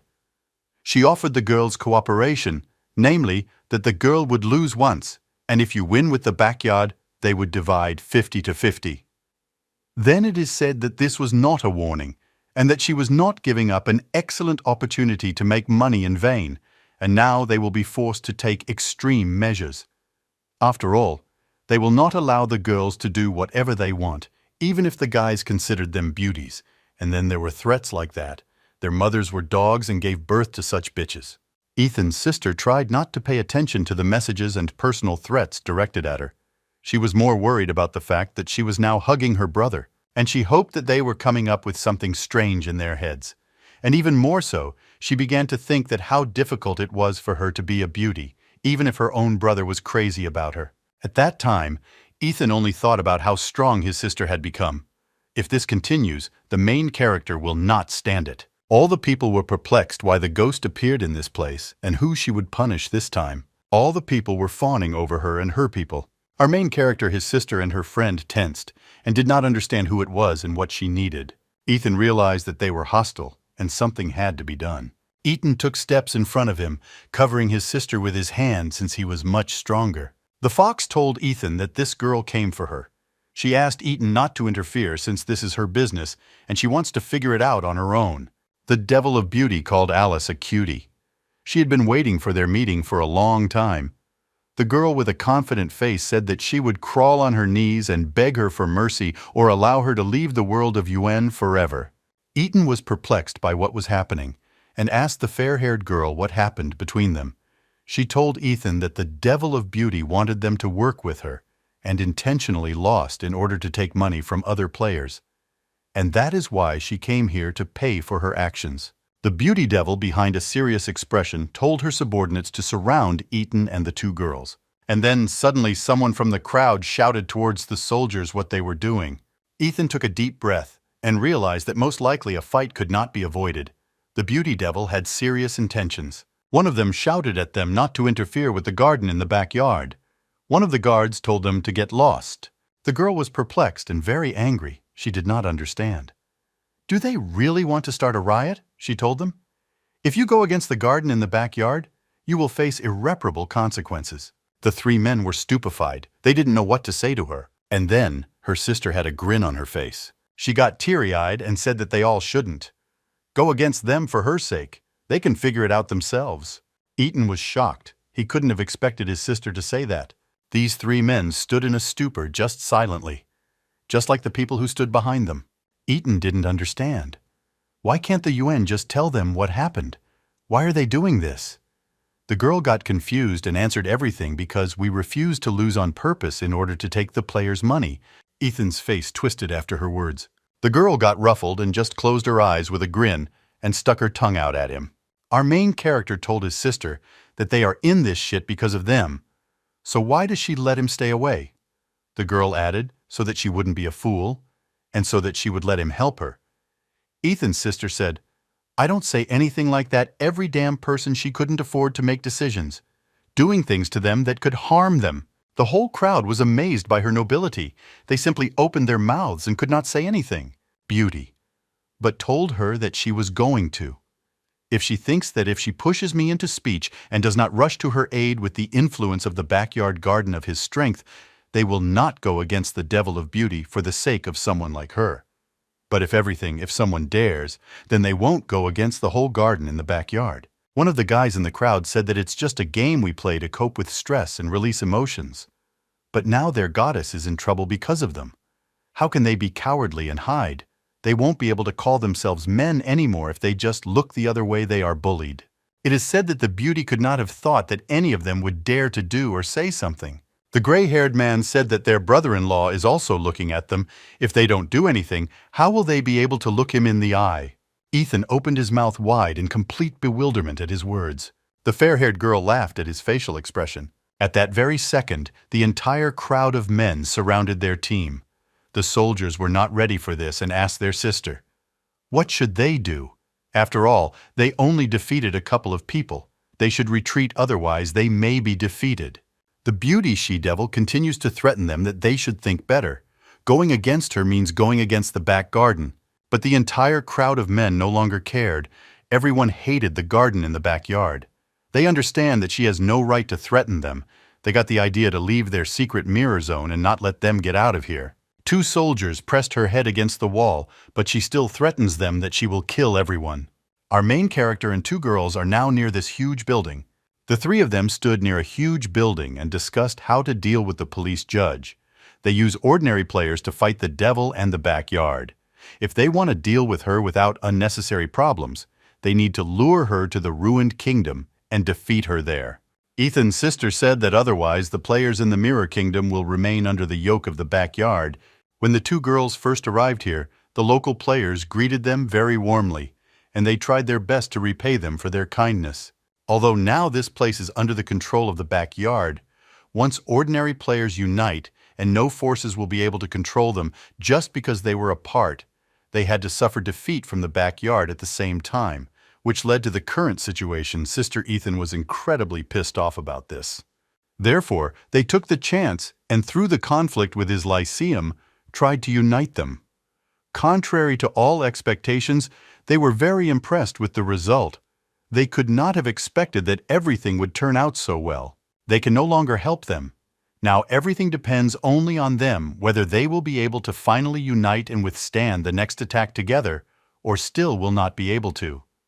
But despite everything, the first step has already been taken. All that remains is to strengthen their unity. If you still think about it, on the other hand, having a strong enemy is not always so bad. Despite all their conversations, Ethan gnawed in his thoughts whether he should take more care of her, or should he still take her with him and raise the level. After all, he realized that he worries too much. His sister plays perfectly without his help and his guidance. It looks like I've already chosen my path. All these players must become reliable pillars for the future world. If the UN can unite them, then they have every chance of becoming a huge force. Ethan realized that his path is completely different from his, and even though he cannot understand it, she has a bright future with unlimited potential. He hopes that everything will work out for his sisters, but for this, he needs to try very hard. Now our gaze falls on the second detachment of the backyard. These two men look and trust each other. One of them heard that they were sent to the Mirror Kingdom to sort things out. They are on average level 45. It looks like the situation is critical. Meanwhile, Ethan comes into their building after he asked his sister to take care of herself. He decided to leave this place. Our main character looks at the entire backyard army. The dawn of the entire army fell on Ethan. They didn't understand what he was doing here. Ethan, looking at them, thought, despite the fact that the level of people this group is on average 10 higher than the players of the Mirror Kingdom, here is a safe zone. So none of this matters. And Yuen only needs to lead the players of the Mirror Kingdom to cope with the crisis, then her popularity will skyrocket. But she will have to try very hard for Ethan himself in the remaining 10 days. He must put in more and more effort and become stronger, he thinks. That little sister can handle everything on her own. And you heard the sound of an army.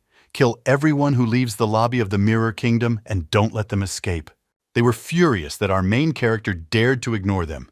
3 people attacked him with the goal of finishing him off. It was bewilderment. He didn't understand what was happening and just looked at them for a few seconds.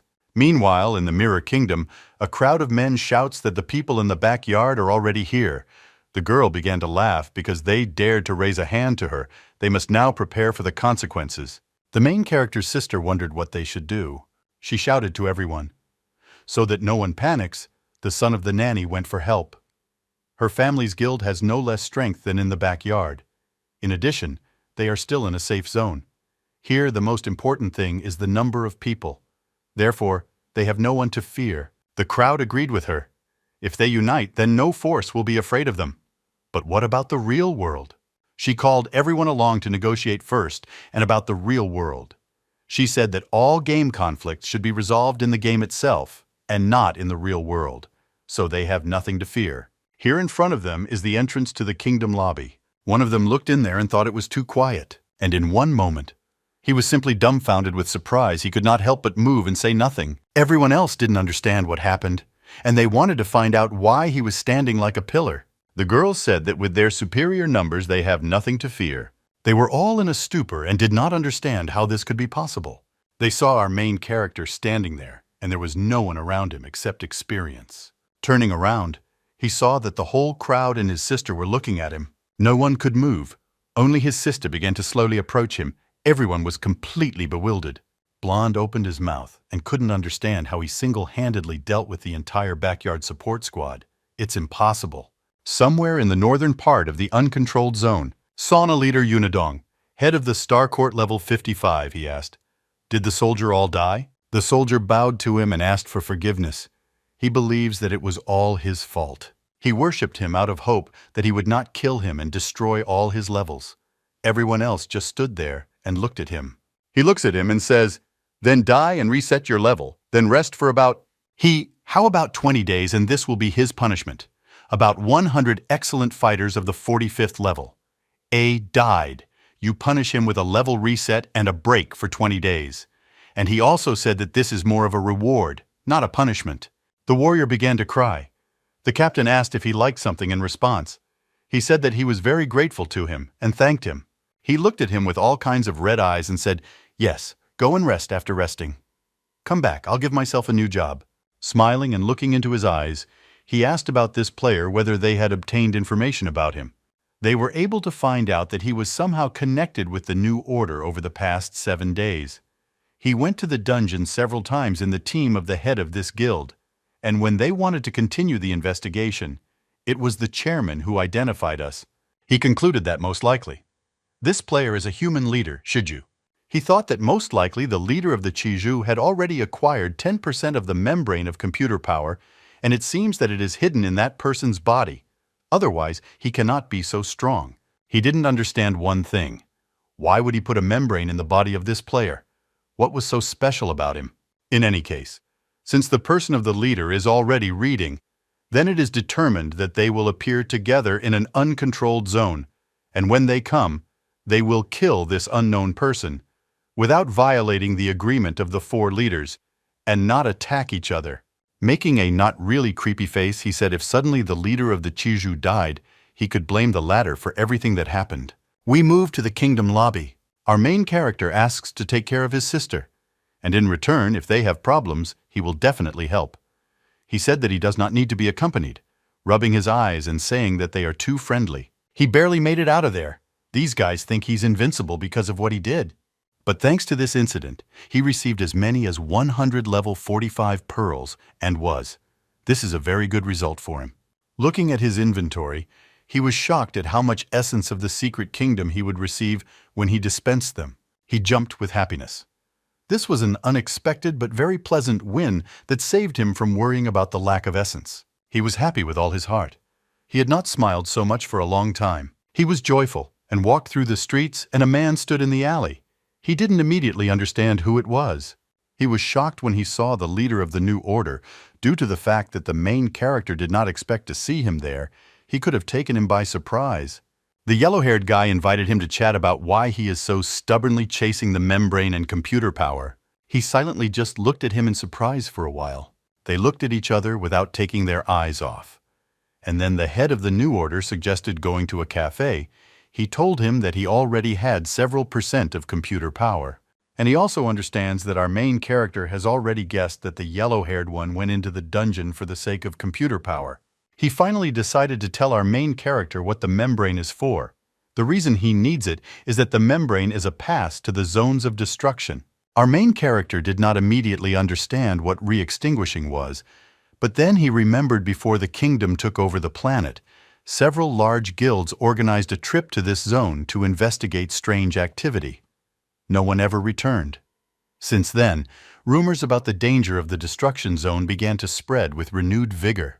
This man said that the most important thing is that there is hidden the power of health and still full power over the original kingdom. Our main character was in a stupor. He didn't understand what it meant. To the main character, it turned out to be funny for him to tell him such important information so simply. He doesn't think it's possible. Smiling, he said that the main character laughed at what he told the authorities over the original kingdom, but did not refute his words. He just looked at him silently. Generally speaking, usually power. The game should be in the hands of the company that created it and not in the game itself, isn't it? But he immediately realized that his words were not a joke, which means that our main character also knows that you know. In this case, he will not beat around the bush but get straight to the point. The main character was in a stupor. I just looked at him silently. Alex says that the key to power over the original kingdom is really hidden in the destruction zone. Ethan may believe it or not, but this remains a fact. The yellow-haired people say this with the hope that Ethan will accept the invitation and go with them to fight for the right to own this world. Alex tells the main character that he needs his strength and does he want to go with him, but he can refuse at any time. Ethan looks thoughtfully and doesn't know what to choose, and he doesn't know. Can Alex be trusted? Our main character is angry because he understands that Alex cannot be trusted, because he can cheat him again, and there are no guarantees that he is telling the truth. But it seems that Alex is simply laughing at him. Alex, looking away, told him this time the goal is to jointly explore the destruction zone. Alex guarantees that such a hopeless situation as last time will not happen again. And besides, to enter the zones, you need to have at least 5% of the membrane computer power. Therefore, the team including Ethan may have 3 or 4 more people, since there will be a maximum of 3 or 4 people given his strength. They are the last ones who want to betray him. Ethan doesn't know what to do because Alex may well be deceiving him, but his words look quite believable. As for power, Alex hopes that they will share it. But of course, this is up to Ethan to decide. Alex will go with them, only depends on whether he succeeds in the coming days of computer power in the endless mind-sweeping zone. If Alex cannot go there, then this whole conversation simply makes no sense, and just this conversation proves that Alex does not want their paths to diverge. Ethan still hasn't said a word, he just sits and looks at Alex. They just sit there looking at each other. No one says anything. Alex is waiting for Ethan's answer, and Ethan can't decide what to do. Alex stood up from the sofa looking at Ethan and said that he still had a couple of days to think about it. He needed to think it over carefully. In the meantime, The fair-haired one will go to the endless trawl zone for computer power. Even after all Alex's words and tone, he didn't say a word. He just looked at him. Alex leaves Ethan thinking about this situation and what he should do. According to rumors, at that time no one returned with an expedition to the zones of destruction. But is this true, or did someone still succeed, after which he was able to gain the trust of the head of the New Order in order to use power over the original kingdom and take over the real world? Ethan ponders this. After all, his entire fate depends on this decision. But then he still realized that it was better not to even think about acceptance, because Etain could not afford to go to such a dangerous place. The main task now for our guy is to preserve his own strength and wait for the original kingdom to take over the real world. Ethan tried to tiptoe out of the cafe, because when he came here for the first time, he wanted to see his sister. When he came the second time, he was stopped by the people of the Green Court, and the third time, he was intercepted by the chairman of the New Order. He hopes that this time, no one will identify him. Suddenly, Ethan received a new message which made him very scared. Starting to nervously look around to make sure no one is watching him, he notices his original goal, namely a building for upgrading items. Ethan breathed a sigh of relief. After all, it was a false alarm. He was glad that at least this time he wasn't caught by his sister's fans. He opened the tablet after the 10th level of equipment. You can add additional characteristics and every future 10 levels. The number of characteristics available for adding increases. Ethan had not even thought about this before. Ethan again feels contempt for his gaming experience from a past life of collisions on our main character. 9 more pieces of equipment that need to be upgraded to level 50th, which will require 6,300 essence. That is, practically 9 more pieces of equipment need to add characteristics. Although his special combat suit is in one part equipment due to the fact that it takes up 2 slots and requires twice as much essence. Ethan can add characteristics to him, which means if he wants to improve all equipment of the 50th level, he needs to spend 2 spheres of characteristics and 9,000 essences. Thanks to the electric arc lightening the load, Ethan can carry items of the 60th level. But in order to get this level, you need to give everything additional characteristics for this level. Need another 26,200 essence. Luckily, a member of the Backyard Squad donated a ton of gear. Not to mention that if I use the enchantment of the burden, I can strengthen the equipment to level 100, then I don't even need to think about items at level 60. Well, now we'll find out how much Ethan essence the Backyard participants donated. Our main character opened his inventory and all its slots were completely filled. He did not understand what kind of equipment they were. Homemade items with additional points for strength and dexterity. That's just why there isn't at least a little increase in intelligence. He set everything on fire, after which he began pumping. First, he had to increase all things to the 60th level. Intelligence hung 1,000 significance received by the ability to collect knowledge, restores 50% of the power of knowledge, 10 seconds cooldown 1 hour, level 57, characteristics, attack power 2.512, defense 1.384, psi 163, agility 170, constitution 214, intelligence 1.630, perception 147 points for distribution. 0 health, 8,560. Knowledge power 8,150. Life cover abilities. Restoration blessings conclusions. Freezing reset architect knowledge gathering current combat power 129. Our main character was delighted compared to his previous life. He was on a completely different level. Ethan cried with happiness knowing that he had become so strong.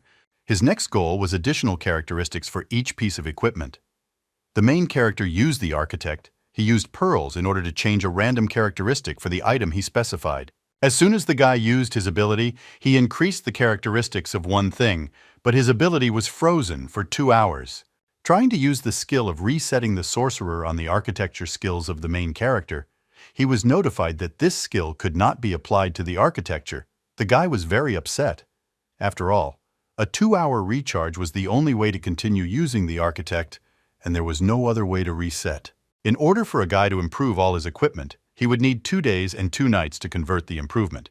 He decided not to rush to act gradually after improving one thing.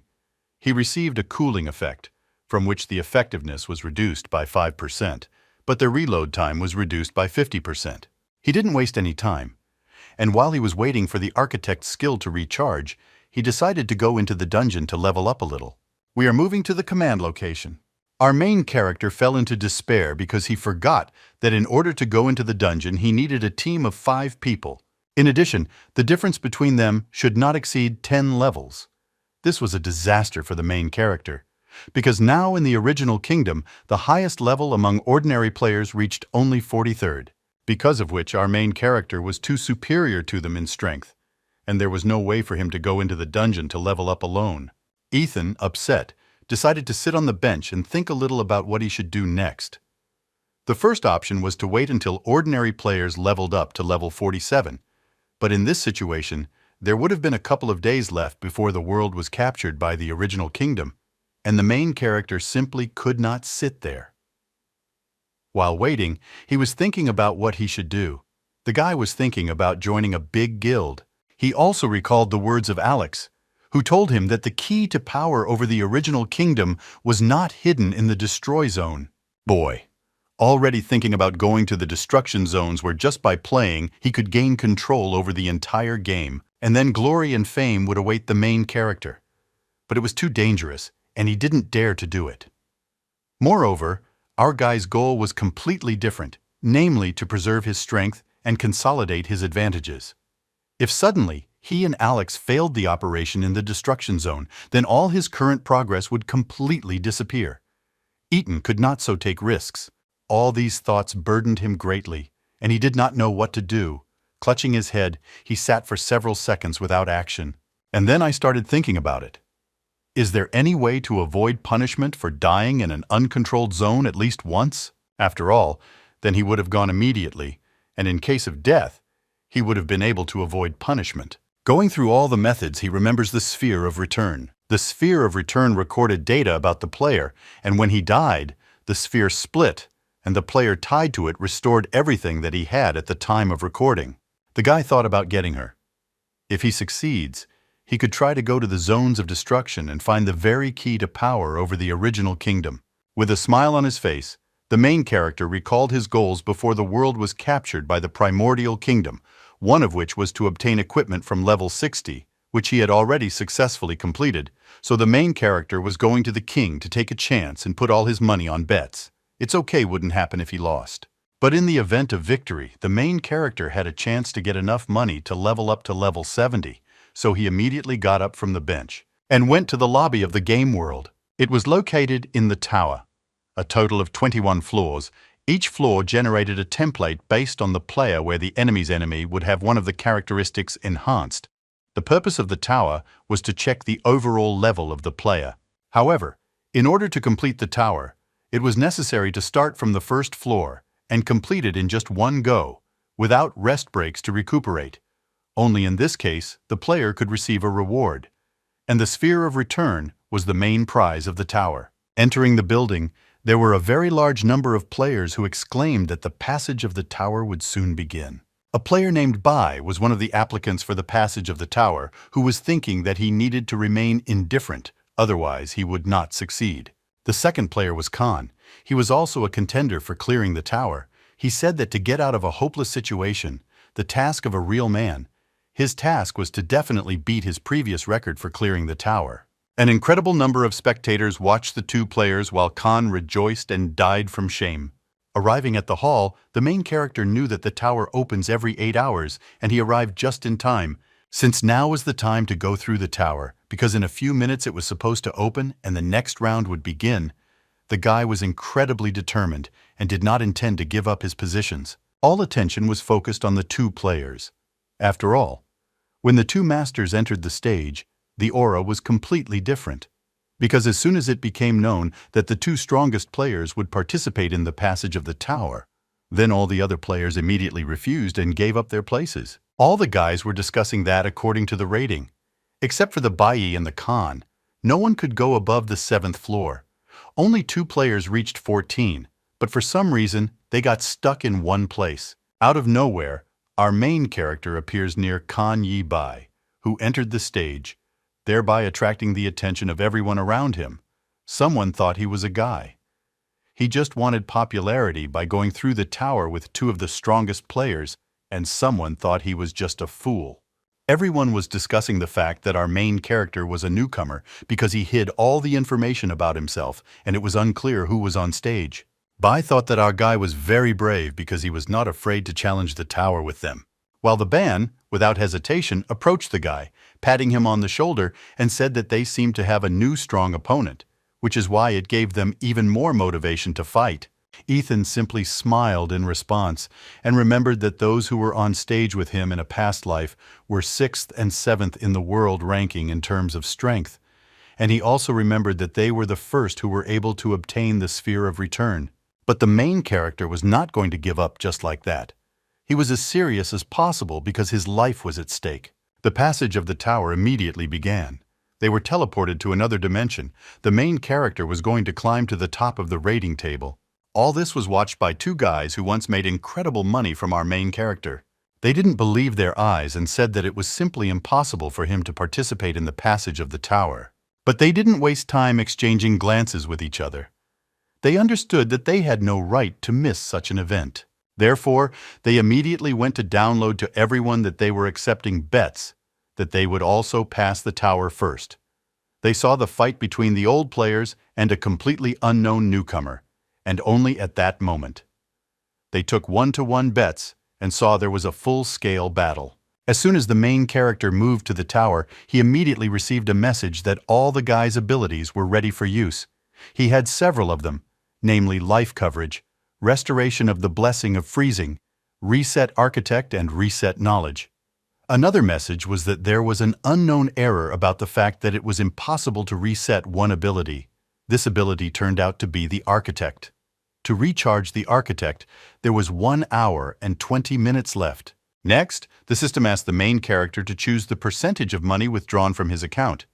He immediately chose 100%, after which 7,400 money was calculated from his account, and now for each floor of the tower passed, he would be given a reward in the amount of half of the total amount that he bet in case of loss. All the money earned will be lost, and our main character will be left with nothing. After all the messages, he is transferred to the battle room where, in addition to him, there is also a system bot that will fight against him. This was the gatekeeper of the first gate of level 57, who was a defense specialist, and he had no special skills with weapons. He only had a katana on his back. As soon as the main character appeared, he immediately began to blame himself for behaving self-confidently in an unknown environment, because from his past life he only knew about the tower that it was possible to get a Sphere of Return in it, and the local rules were completely unfamiliar to him. But even despite this, he was going to give up because now he needed money more than ever. Therefore, he believed that excess confidence would not become an obstacle to passing the tower. A fight ensued between the gatekeeper and the main character. The guy began to fight with dignity and understood that there is no reward without risks, and without a strong desire it was impossible to overcome the difficulties that stood in the guy's way. As soon as he repelled the blow, the main character did not hesitate and launched a counterattack with a direct hit to the head. Then the blow followed, removing several more incredible amounts of health from the bot. Ethan didn't understand what was happening because 2,000 damage was almost all of his health. He began to think about whether the bot was really a defense specialist. At that time, we moved to the main hall where many are watching the rating table, which shows the progress of players in completing the tower. Several people discussed that if it were not for the Bai and the Khan, then without them, the tower rating table could be called a table of shame. They were able to easily reach the 3rd floor without straining. Moreover, if it were not for 2 players, then the entire table would be consisted only of mediocrities who could not even get to the 7th floor. One of the guys said that for some reason he heard that the Khan had become much stronger in a short period of time, that he was betting that he would be the first to reach the end. The guy even got a special skyscraper badge to join it. And as soon as the Khan passed, the guy also wanted to enter the tower and tell everyone that he was the most popular player. The 2 guys who opened the bets on the players who passed the tower were sitting discussing the fact that our main character was an incredibly snoring person who decided to participate in passing the tower, and there were probably enough players who thought the same thing, that he must have been strong enough. Different things went. They sat and discussed that the rates should be equal after all. There would be people who thought that our main character was strong enough and would bet on him. After some time, They decided to check what supplies were there because about 20 minutes had already passed since the start of the battle. But our main character was bet only $325 and on the guys. Almost $1.5 million. If the main character loses, then the guys, not in a very good situation, understood that they had to believe in the guy and hoped that he would pass the fastest. We are transported to the main character, where he destroyed the bots one after another. We rise to a higher level, so in a few minutes he reached the 7th floor. The main character was in good health, and the bots never managed to injure him. Besides, he had not even spent the power of cognition yet. All the bots were weird. After all, the main character did not have the feeling that they were not defense specialists. He assumed that it was because of his high level.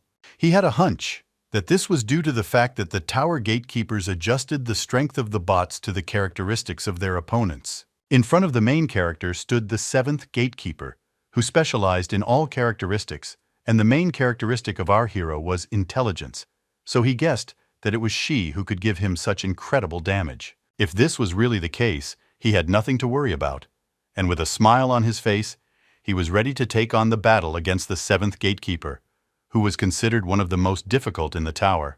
The 7th gatekeeper attacked first. While our main character continued to analyze the situation, and something told him that each gatekeeper was adapting to the player, then his characteristics should have exceeded him only twice, taking into account all the bonuses of the main character. Therefore, the effect would be equal to the effect that our main character would use to the guy. The tower system seemed understandable, and with a smile on his face he rushed into battle without using any abilities. We are again transported to the observation room, where one of the guys says to look at the newcomer who went through level after level incredibly quickly and has already reached the 7th level. Those around were alarmed after all. Did our main character really manage to extol Bai and Khan, who were moving at incredible speed, all standing with their mouths open, not believing what was happening? One of the spectators was extremely shocked. He didn't understand what was happening to our main character. And where did he come from anyway? He started shouting to everyone. So that the audience does not put too much hope in our main character after all, in the guy's opinion, reaching the 7th floor was a common thing, and many of them reached him. But they were no longer able to pass it. The most difficult thing was to defeat a first-class specialist who was on the 7th floor, and an ordinary player such as our main character will not be able to cope. Then the guy began to talk about how on the 7th floor, the gatekeeper had twice the characteristics of the ring participant. And so the guy proved to everyone that only someone who was a member of a huge guild or possessed some unknown power in any other case would be able to defeat the gatekeeper. As our main character, he considered it impossible. A few seconds after the grandiose speech, everyone looked at the ranking table with their mouths open because our main character had passed the 7th stage. This confused the guy who performed for him. It seemed that it was impossible, and he was just dreaming all this. We moved to the 8th level of the tower, where the main character's opponent was a gatekeeper with a 2nd-class agility specialty. The main character immediately tried to cut him into 2 parts. But he turned out to be very fast, and in moments he bypassed the main character and dodged his attack, which hit the guy very hard. In addition, the gatekeeper managed to wound the main character and take away 1,800 of his health, and this was the first enemy who managed to wound our guy. But Ethan was not going to give up. He used the imprisonment ability, thereby immobilizing his target, after which he made a dash back and began to counterattack. The guy managed to defeat the gatekeeper of the 8th level, inflicting 8 or even more blows, cutting him in half. After which the system informed the guy that he had defeated a 2nd-class specialist, to whom he inflicted 50,000 damage. But the guy was not particularly happy with the result. The main character began to analyze and think about the movements of the 8th gatekeeper, which were very different from the 7th floor, because the gatekeeper of the 7th floor was twice weaker and slower than his last opponent. Therefore, the guy suggested that every 7 floors the main characteristics of the opponents would double and become incredibly stronger. This actually pleased the main character, because now he knew that in the future he would need to be more careful, because the monsters of the tower were already capable of causing him trouble. We are transported to the audience hall, where our main character gradually climbed up the rating table. Initially he was behind by 3 gatekeepers, but gradually this number became smaller, and in the end, they became equal. This amazed everyone in the room. They began to think where our main character came from, because without a guild, he went to the tower, along with incredibly popular people, especially those who were very strong. The same guy claimed that even though our main character managed to catch up with the guys, he was still from both, because two were from high-level guilds and some ordinary players could not compare with them. The guy standing next to him said that he underestimated them, to which another replied that large guilds had people, resources, and data so that their members would grow faster in strength, while the newcomer, who was entering the tower for the first time, had practically nothing. The yellow-haired guy immediately ate our commentator and said that he too was a loner. Therefore, he should not have neglected himself. Even though the Bai and Khan were indeed very strong, he should not operate on this and extol the big guilds in the opinion of the guys. In response, the guy showed only a badge that allowed him to join the skyscraper, and therefore he already considered himself a member of the skyscraper and said that they cannot be compared with some singles. He did not think that he should have first joined the guild before to say such a thing, but nothing can be done because he said it. We are transported by the Khan, who thought about how many times he had already passed the tower, and it was at least 20 times while no events took place in the guild. He spent all his time passing the tower. This was the only place in the original kingdom where failure was accompanied not by death, but only by the loss of money. All this essence was just a set of numbers for him. At first, the tower only aroused anger and hatred for him, but in the end, it became an honor for the Khan to pass it. So he began to reach higher and higher floors and reached the 14th. On the 14th floor, Khan was defeated. 7 times already, so this time he had to pass in his opinion. And now in front of him was the long-awaited message that he had defeated specialists of all characteristics of the second category. His final reward was doubled. He couldn't believe his eyes that he had finally won the 14th floor for him. It was incredibly difficult. The moment he defeated your opponent on the 14th floor, he wanted to cry with happiness. We moved to the observation room, and on the ratings table, Khan was the first to defeat his opponent. The guy who praised him said that this was the strength of their player from the Skyscraper Guild. He openly rejoiced in front of everyone, and said that while most of them who were around him could not pass the 7th floor, then they members of the skyscraper broke through already on the 14th, and therefore the skyscraper was considered the eternal winners in the guy's opinion. Everyone around him was angry with him. They considered him disgusting freak. The player's happy face was beyond words. He boasted to everyone that they had such a strong player. But after a moment, all his buzz was ruined by people who told him not to rush, because our main character also passed the 14th floor, who was a loner. So those watching had the impression that the player from the guild was not very good with him, and was walking on par with an ordinary newcomer.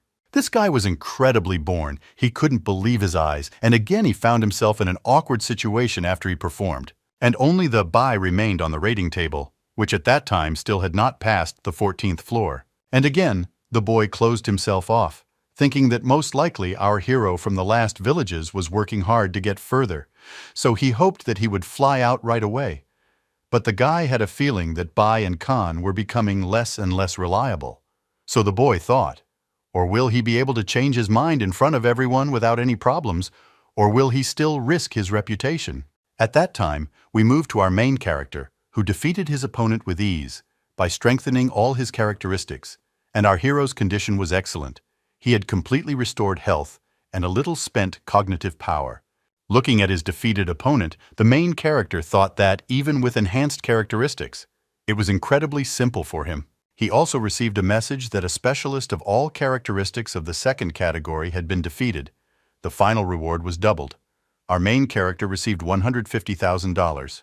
Despite the amount he had already earned, he only thought that if the source continued, he would easily pass the tower, and according to his calculations, he could get almost $300,000. We are transported to the Khan, to whom the system notified him that he would be transferred to the 15th floor of the tower. Looking at his hands, the Khan could not believe that he was not only able to win, but also kept his condition above 30%. In addition, he chose a self-destruction explosion. The less health he had, the higher the damage, and the less power of cognition, the stronger the explosion. With such tactics, Khan planned to go through several more levels, so he already believed that he had defeated the Bai. Arriving at the 15th floor of the tower, Khan was very serious and had no intention of retreating. He even became mentally. Call yourself the best fighter in the tower who managed to pass it above level 14.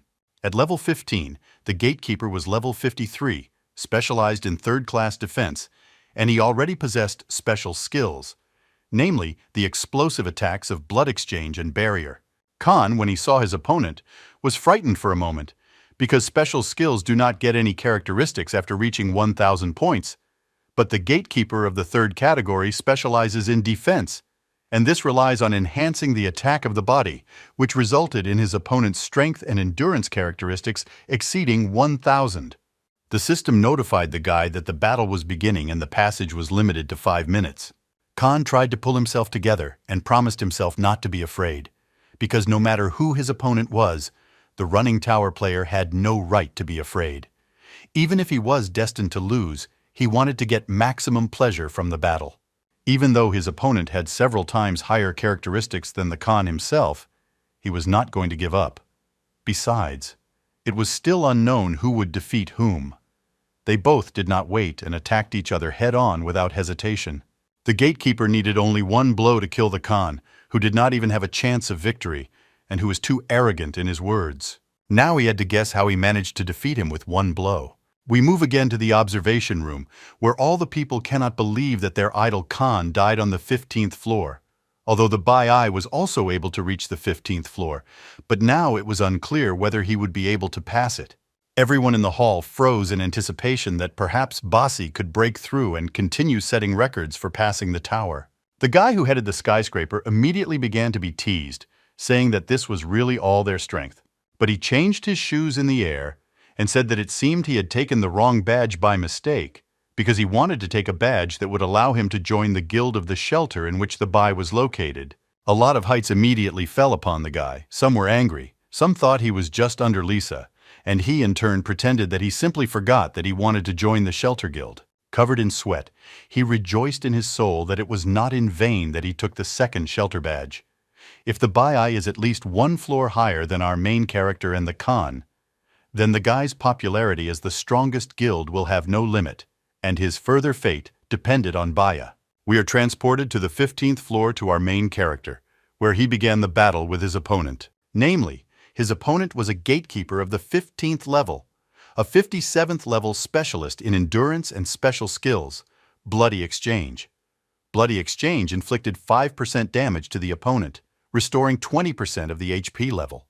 There was no recharge of such a skill, and the skill could be interrupted by the enemy. The main character, after 2 minutes, stands in a stupor because the skill he possessed was too strange. During the day, it was said that it was possible to stop the restoration of the enemy's health, but our main character fought with the pretender for 2 minutes and could not stop the restoration of the enemy's health. And he continued to strangle our main character, attacking faster and faster every moment. However, our guy could only dodge as he was just thinking about how to stop his recovery. He was thinking about whether some special ones were really needed conditions for experiencing restoration. If this was really the case, the guy wondered what conditions exactly. Stepping back, the guy notices 2 minutes 30 seconds on the clock. If he does not have time to finish the round before this time, he automatically loses, and at this rate he will simply die, since he will not even have 2 minutes. All that saved our main character at that moment was his blessing, and it acted very powerfully, replenishing 2,000 units of health and doubling all characteristics. We are transported to the other side of the 15th floor of the tower to the Bai, who has just been transported to the 15th floor and has no idea what awaits him in the future. Exhaling with difficulty, the guy analyzed the situation and realized that his current condition was not so bad. He spent practically nothing until he got to the 15th. But he also understood that he shouldn't relax further. He thought that it wouldn't be a problem for him to go through a couple of floors. But as for the complete passage, the guy didn't want to think ahead. In front of him stood his opponent of the 53rd level, who was a specialist in strength, and whose special skill was Explosive Blow. Explosive Blow. The damage of subsequent attacks is doubled, but as it is, after it, it will also be weakened by half. Such a technique did not consume anything, and there was no recharging. Together they took a fighting stance, preparing for battle. It felt like the pretender was copying the Bai. As soon as the battle began in the battle, there was also a limit of 5 minutes. The guy immediately realized that he could not repel the pretender with explosive blows since he would most likely die. So this is the first floor on which the guy cannot calmly pass due to dexterity like all the previous times. They collided head-on with each other. It was reminiscent of a picture of a Khan who immediately flew out after such an attack, but the Bai was ready to give it his all. We are transported to the main character, where he was already contentedly exhausted and spent 3,000 cognitive forces, but his health. Everything was still at its maximum. This was due to the blessing that he used every time. He stands over the corpse of the defeated pretender of the 15th floor and realizes that he did not have enough speed to simply interrupt his recovery from the bloody exchange, and in order to interrupt his recovery, it was necessary to deliver 3 blows in just 1 second. The main character knew that to obtain such an ability, the player needed to have more than 1,000 points of stamina. He began to guess that the principle was the same as with intelligence with a reset, body agility, and even perception after reaching 1,000 points of any characteristic gave out the corresponding ability. The source on the main character watched everything. It was unlikely that he would be able to achieve anything else in terms of skills, since he needed characteristics of 1,000 plus points. He was actually sorry that it was impossible to get the skill by day, all the values up to the required one with the help of a blessing. The system informs the main character that the third-class endurance specialist was defeated, and he received $150,000 and an additional reward in the form of 1 endurance. This shocked the main character the most. He cannot believe his ears and eyes. He is still surprised, since starting from 15th floor, he guessed that in addition to the reward, additional boosts would be given, which was not bad at all. But he was interested in another question, whether he could participate in the tower again. To which the system informed him that at the beginning of teleportation to the 16th floor, and his blessing status would be dissipated. We move into the hall. All the players cannot believe that our no-name passed the 15th floor and moved to the 16th. For some, our main character has already become an idol, and for others, an incredible genius who reached such heights on the first try. The yellow-haired guy began to mock the one who grabbed the elite guilds, saying that they were no longer so good, and they had to watch the loners who passed such steep towers.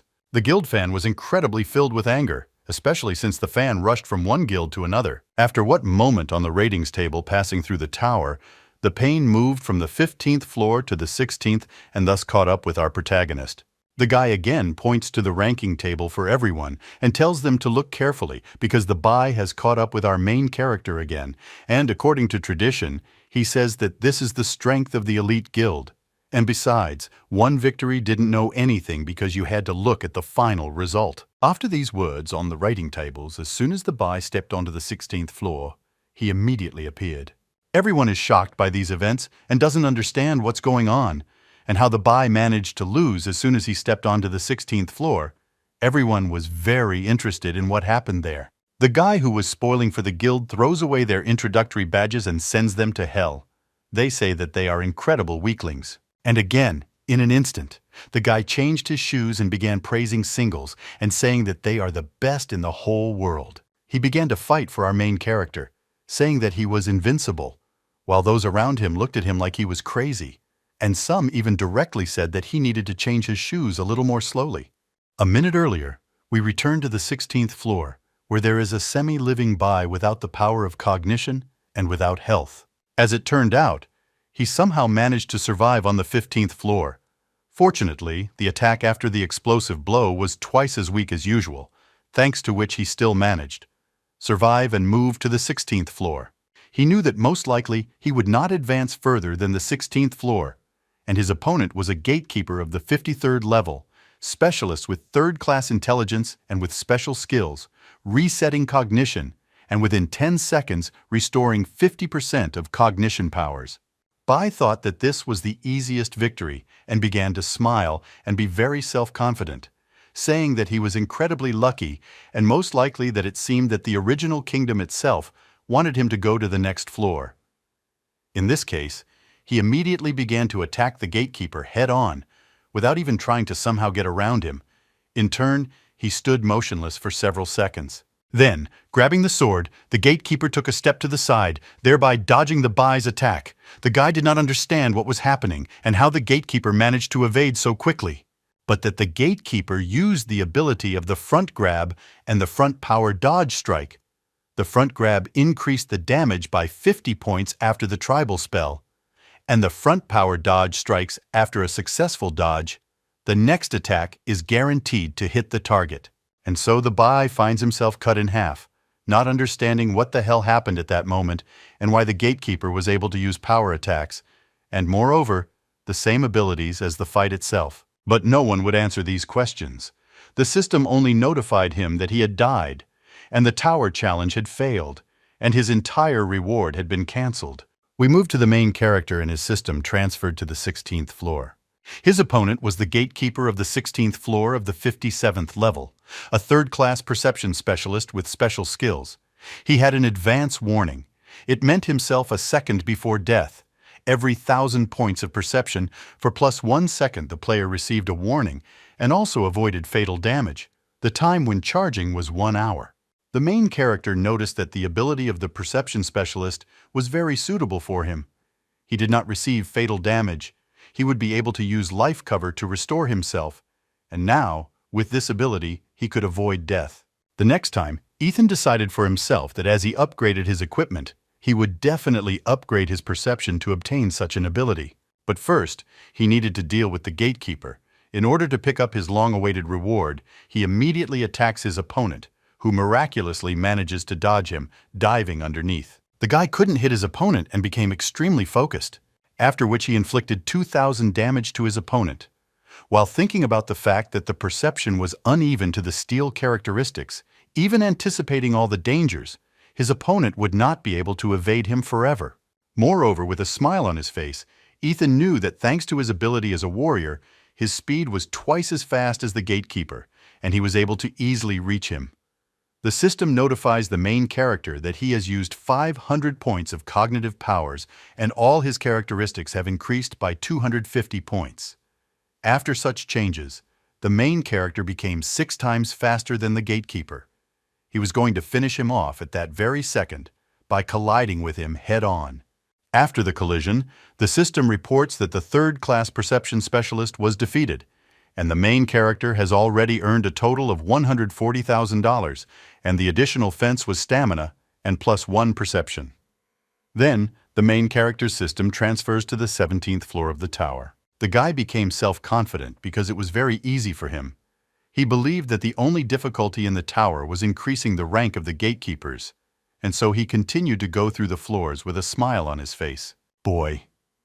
It's just that in front of his opponent, he knew that the most important thing was to monitor the amount of cognitive powers, and so passing the tower turned out to be no problem for him. His next opponent was a very difficult fighter with a third-class defense specialty, and special skills in the explosive blow, blood exchange, and barrier. We are transported to the waiting room of the tower, where the Khan was, and the Bai says that it looks like he's on his way again, since the guy lasted 5 minutes longer than him. Baisa promises that this time he reached the 16th floor, and asks which one he reached, to which the disappointed one falls by the head and regrets saying that he was a little taller than him, namely, only 1 floor. And it seems that no matter how hard the Khan tried, he would never become equal to the Bai. And now, according to Khanabad, he occupied the leading place at the top of the tower. Bai speak with a smile on your face so that they can begin the traditional exchange of information. Leaning on the walls, the guy like him died with a smile on his face. Han said that he was not particularly lucky because he died due to the applied effect of a special skill. Boy became interested in this superimposed effect and began to question him. In what sense did he mean? But what Khan answered was that literally at first he also didn't understand what happened until he looked at the battle log.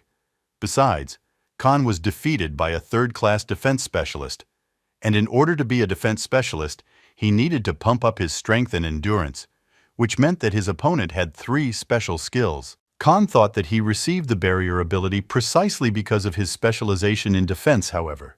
Khan noted that if you combine an explosive blow with the force ability, an attack with help will be available, which can leave the enemy completely defenseless, as if he were left without equipment at all. Bai could not respond to such information. He stood silently listening to what his opponent was telling. The boar continued to say that at some point all the characteristics of his equipment disappeared, and in this state he simply could not do anything against a fully equipped enemy.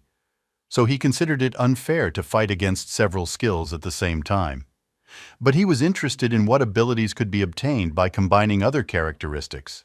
We move to the main character, where he once came across an enemy with special skills.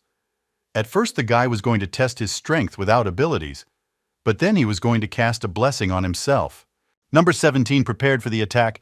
Just like our main character, it was a duel for life and death. The guy, as always, ran towards his opponent, right in the forehead where sword-to-sword collided with him. Unexpectedly, his opponent uses the very destructive ability of a barrier, plus an explosive blow.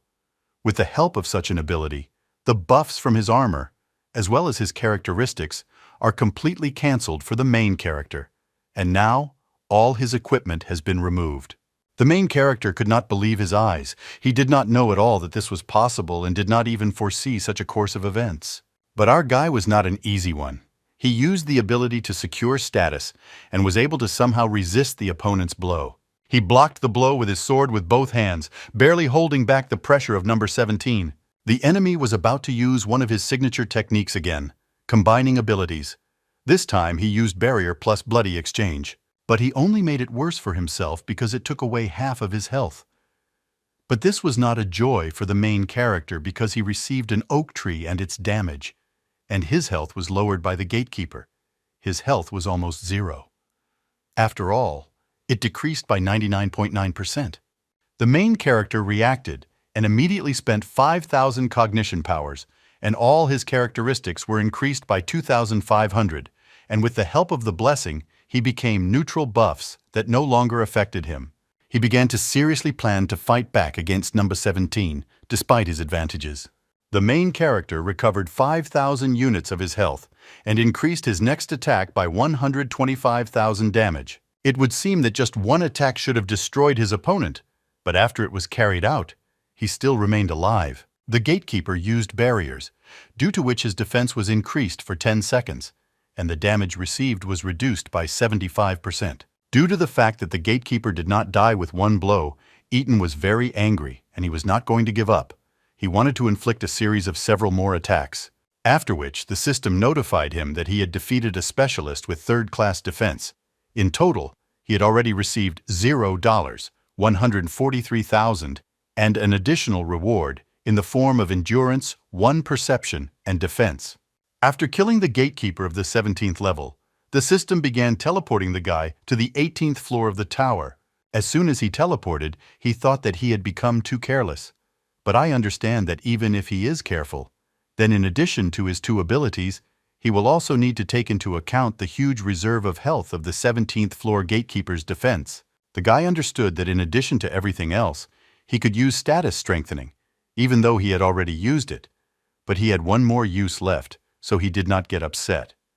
Moreover, he could summon his snake at any time, so he was sure that with the help of his abilities, he will definitely pass the tower. The main character tried to apply the subjugation of souls, thereby challenging the snake to a fight, but the system notified him that he did not want to fight and refused to obey the guy.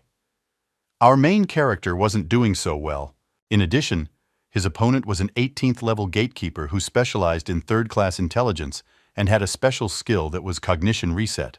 The main character did not waste time and took a fighting stance, knowing that without the snake, the next attack of a specialist of 3 characteristics would be a huge problem for him. But everyone else he understood that they did not pose any particular danger to him. The guy only had to maintain his assigned status until the 21st floor, and then he will definitely pass the tower. We move back to Hanoi Bai's waiting room in the towers. Han asks how Bai died, and he tells him that from a third-class specialist. Khan couldn't believe his ears. He thought that the Bai was joking like that.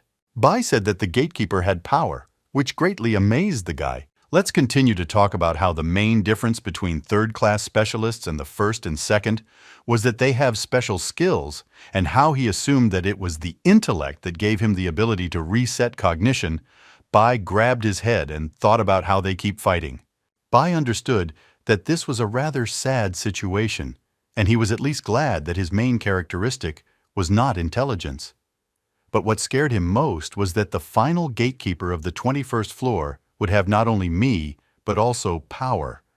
Now Bai understood why the reward for passing the tower was simply she was crazy, so he began to understand that the tower was generally impassable for ordinary players. We moved to the main character, where he rushed straight at the gatekeeper of the 18th floor. We thought about whether it was possible to combine special skills with other characteristics. He began to judge the battle by the defense specialist and his abilities. In order for him to combine different skills, he needed a barrier. The main character decided to put these thoughts aside for later, because in any case, when he reaches the 21st floor, everything will become clear to him. He decided not to be distracted by his guesses, but to focus more on the battle against his opponent. Coming right up to his opponent, the main character notices that he has applied the blessing to all of his characteristics. He cannot believe his eyes because it was simply impossible, and he thought that it was his imagination. But after that, his opponent reset the status-strengthening cooldown, and our main character missed one of the blows, while the gatekeeper dodged our guy. After the disgusting incident, the main character could not come to his senses and stood in a stupor, realizing that his opponent had just used the blessing on himself. Looking at his opponent, he thought how the gatekeeper could possess the ability of power, but that was not so bad. He still possessed the power exactly like the main character. Our guy collected his thoughts and continued to attack, using 4,500 units to increase all characteristics by 2,500 units. He understood that it was not the time to think about this, because he had to defeat him in one blow, because otherwise he would not be able to fight with the gatekeeper, 18. This is a Sting whose intelligence was 8 times greater than the main character. A shot to the head of the gatekeeper should have ended their battle, but he unexpectedly used a status fix. The main character understood that his affairs were very bad. After all, his opponent had all his abilities. The gatekeeper, after resetting the sorcerer's blessing, immediately applied it to herself. Without wasting time, he began to attack our main character, inflicting an incredible number of attacks on him from different directions per second. It was very difficult for our guy. He somehow tried to defend himself. At the same time, he thought how much his opponent could strengthen because he could not do anything under pressure. And so the main character was thinking about what to do because he could not call on his assistant, the snake, in such a situation. The guy was thinking about what he still had except 2 options that he could not use. Not for a moment did his opponent stop when the main character was thinking about his plan. He only continued to intensively inflict damage on the guy. And then the main character comes up with an idea. He decided to take a risk and told the snake that if he didn't come out, he would destroy the pendulum. And that was the name of the pistol in which the snake was sitting. Our guy gave the snake an ultimatum that if he doesn't help him, he will destroy the gun, and then all his desires will mean nothing, since he will also disappear along with the pendulum. The actions of securing the status of the main character were ending. A second later, he had to act and said that if this was his decision, then he accepted it. He was about to tell the system so that the pendulum would be destroyed, when suddenly the snake spoke to him, that in exchange he also wanted help from the main character. To which, at the last second after completing the action of securing the status, the main character agrees, because this was his last chance. If he had not agreed, he would most likely have been destroyed by his opponent, who was about to deliver the final blow. After the agreement, suddenly the main character began to glow incredibly, and his opponent was thrown several meters away from him, but unfortunately for the guy he did not kill. That same glow was the release of the snake, who sided with our main character and was going to help him in return. He wanted help from the guy due to the fact that the main character used a blessing on the snake. All characteristics were increased by 5,000. In addition, the aura creature's catastrophic, because of which the entire arena was covered. For this reason, the characteristics of all creatures below the catastrophic level were reduced by 30%. The main character was about to deal with his opponent, while the snake told him that he was limited by the quality of the guy's equipment and could only give his ability for a while. In addition, the abilities were limited in number. Isby could only provide 3 of his abilities. The main character did not hesitate to say that this was more than enough. He went to the gatekeeper to finish the duel, simultaneously securing his status by cutting the sword of his opponent. The guy was about to win. Our guy noticed that the enemy had become much weaker than he had assumed, which was the effect of the catastrophic level creation aura. Standing in front of his opponent, who was already on his knees, he said that if he used status fixing, he would only delay his death by 10 seconds. Therefore, the main character knew in advance about his victory, said goodbye to your opponent, and then the system notified the guy that a specialist of the third category of intelligence was defeated, and he received only $150,000, also several additional awards. See Physique 1 Perception as well as +1, and Intelligence Protection is also all +1. While our main character defeated his opponent, we are transported to the Khan and Bai, where they continued their conversation. The Khan says that it's time for them, and this time their result was the 14th floor, so they had something to be proud of. Bai, with a smile on his face, says that they really did a good job and had something to be proud of. We walk along the corridor to the exit to the audience. The Bai says that they will really just come out to them, because I will go crazy when I see them. To which the Bai replied, that isn't that why they tried hard reaching the 15th floor. He asked him to imagine how hundreds of admiring glances were directed. They will be shouted at about how they are the best. Bai could already imagine how they would bask in the glory after completing so many floors. But when they come out to the audience, they freeze for a few seconds. I don't understand what's happening because no one has met them. All the spectators' eyes were not focused on the two guys who came out, but somewhere else. They didn't care at all, which is why the guys assumed that they had missed something interesting, since no one cared about them. Khan looked in the direction where the entire crowd was looking, trying to see what they had missed. And he was shocked on the spot. He tells the boy to look at the rating table and say that this is not imaginary to him. The guy, in turn, was very afraid to look at the rating table because he couldn't believe that someone had surpassed them, because this simply couldn't happen. As soon as he turned around, just like Khan, he was amazed, because he didn't understand how the hell the newcomer was able to climb to the 19th floor, while they spent a lot of time trying to get to the 14th. And now our main character has already reached 20 floors. The audience in the hall was incredibly surprised and wondered how he managed to do this, because the server opened only 10 days ago. Everyone was wondering how someone could be so strong in such a short time. Boy Khan also stood watching all this. I understand that the main character was able to defeat a third-class specialist who possesses several skills. So the Bai asked Khan, or did he also think that he really couldn't climb the tower the first time? Khan began to object and shouted that it was impossible for anyone to clear the tower in such a short time.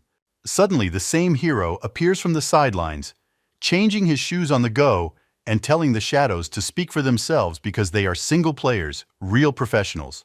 The blonde guy with a smile from ear to ear specifically said this to show off in front of his past idols. Suddenly, everyone started shouting that our guy had reached the 21st floor, and this immediately attracted the attention of everyone in the hall who was watching the table. All the people began to fight for our guy, who practically passed the tower, which is why a conflict almost began between the original kingdom and the Mirror Kingdom. We moved to the enemy of the protagonist of the guard of the 21st floor, who was a 57th level specialist of all characteristics of the 3rd rank. Special skills were explosive blow speed increase, blood exchange barrier information collection and warnings. After the battle with the 20th guard, the main character applied treatment to himself and also collected information. The guy understood that after the fight, he would receive not only the Sphere of Return, but also $300,000 and +2 to all characteristics. +2 to all the characteristics was also very tempting, and if he received such a reward, his strength would reach a new level. But in order to get such strength, he needed to defeat 21 floors at once, which was what he had to do. It's not that simple. It was very difficult for the guy because he wondered how he should attack such an incredible opponent. He applied the Serpent's Blessing to himself, and all his characteristics were increased by 5,000 units. The snake told the main character to be careful, because his hooray reduced the enemy's characteristics by only 30%. And the snake also warned that of all his abilities, the most powerful was Blessing, because all his skills directly depended on him. The main character. Analyzing his opponent, the guard, knew that he had a similar situation, and all his skills also directly depended on the blessing. The only thing that prevented the guy from blessing was the power of cognition, because the guard's intellect was 8 times greater than his, which means that all other attributes with the blessing would be increased by 100 times. His power of cognition also exceeded the main character by 52,000 units. And even if he reduced the aura with the help of his snake, the guard still had more than 36,000 units, while our main character only had 33,000 units. The guy did not wait and instantly used the blessing on himself, which followed by an increase in all characteristics. His opponent too. He didn't wait and used the blessing of the main characters. The guy, not equal to the attack, understood that this was an increase of 18,000 units versus 16,500, and despite the fact that although the main character had lower characteristics than the guard of the 21st floor, the guy had bonuses in the form of an increase +1 to all characteristics. The guy continued to attack in the hope that he could defeat him without any problems. After all, his key skill was still on cooldown. Therefore, he decides to retreat and use the power of cognition wisely. Before the end of the first blessing, the guy will need to use another one, spending the received powers of cognition.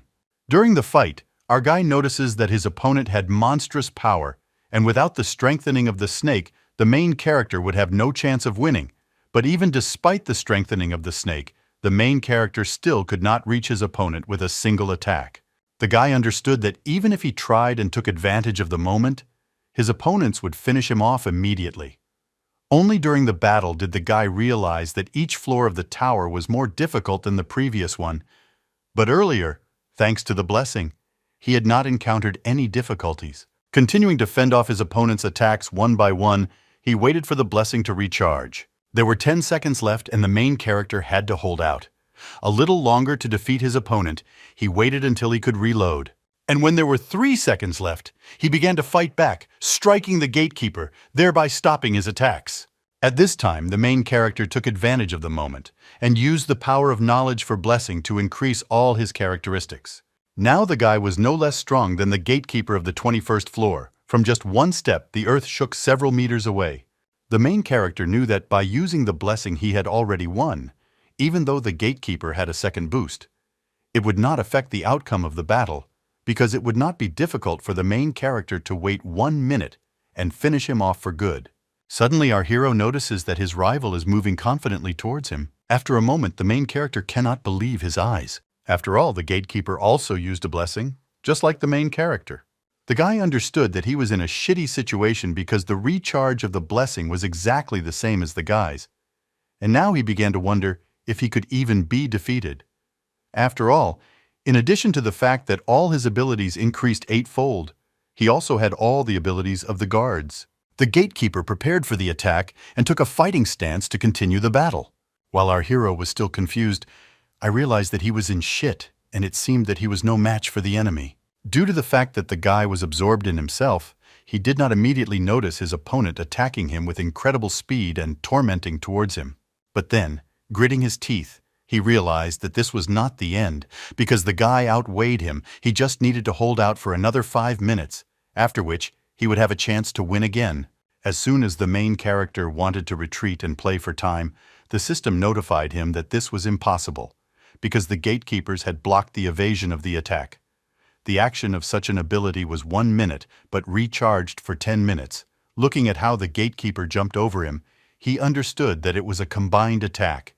And although the main character would not be able to dodge, his health would be enough to withstand 1 blow, but no more. After the gatekeeper's attack, his boyfriend's health remained at less than 5%, and he understood that if he did not do anything in the future, then most likely it was the end for him.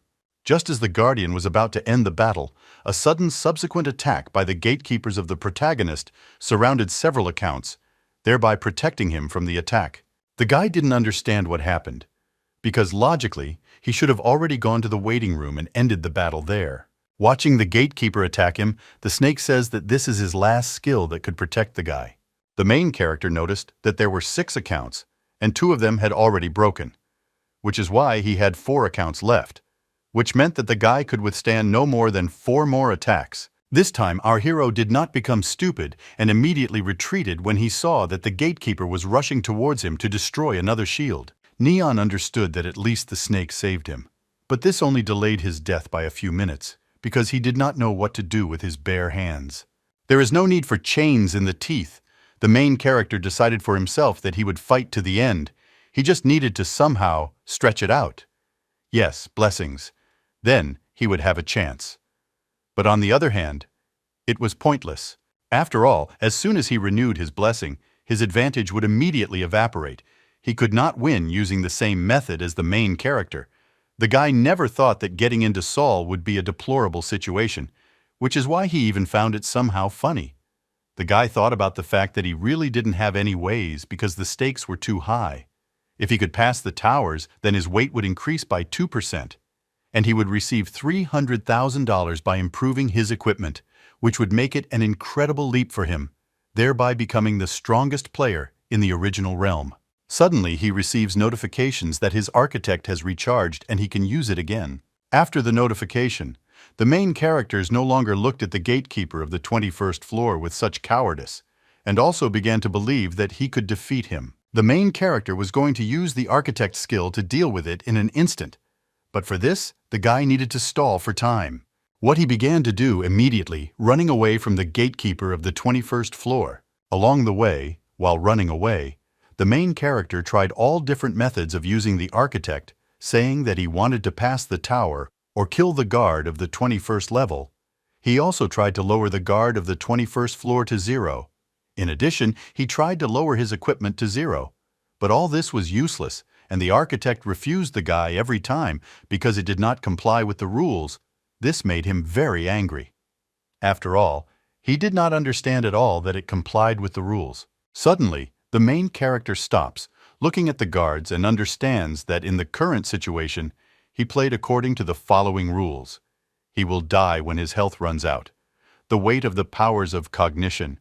He will not use skills, which means the abilities used have a cooldown time. I will list the rules by which he played in his head. An idea comes. Namely, related to the cooldown, the main character stops and realizes that it was time for him to use the rules of the guard.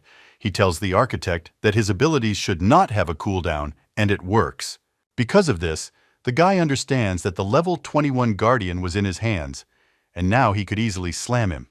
The main character, due to the fact that he did not have 11 seconds of cooldown for the blessing, he could endlessly use it within the same 11 seconds, which he did without delay. With each blessing, the main character grew all the characteristics and powers of cognition. I watched it all terribly.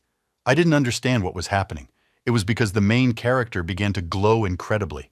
He froze for a few seconds, waiting for it to end. Suddenly, the main character reaches a peak value of 200,000 cognition power, and realized that this was more than enough to defeat the guardian of the 21st floor. He did not waste time and immediately attacked the poor fellow.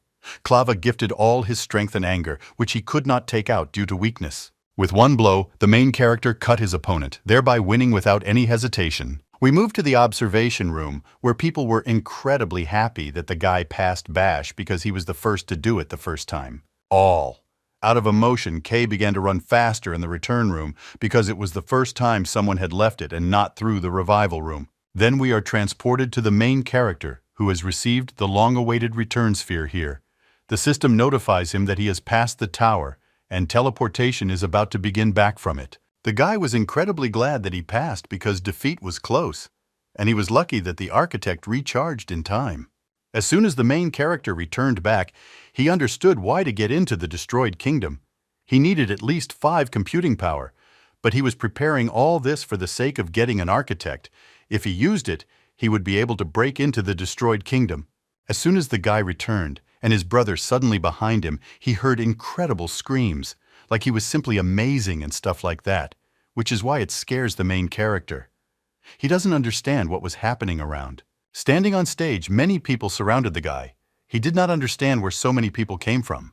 A lot of players told him, offered to level up together, but another part said how strong the guy was, because of which the main character was very upset and did not understand what the hell was going on.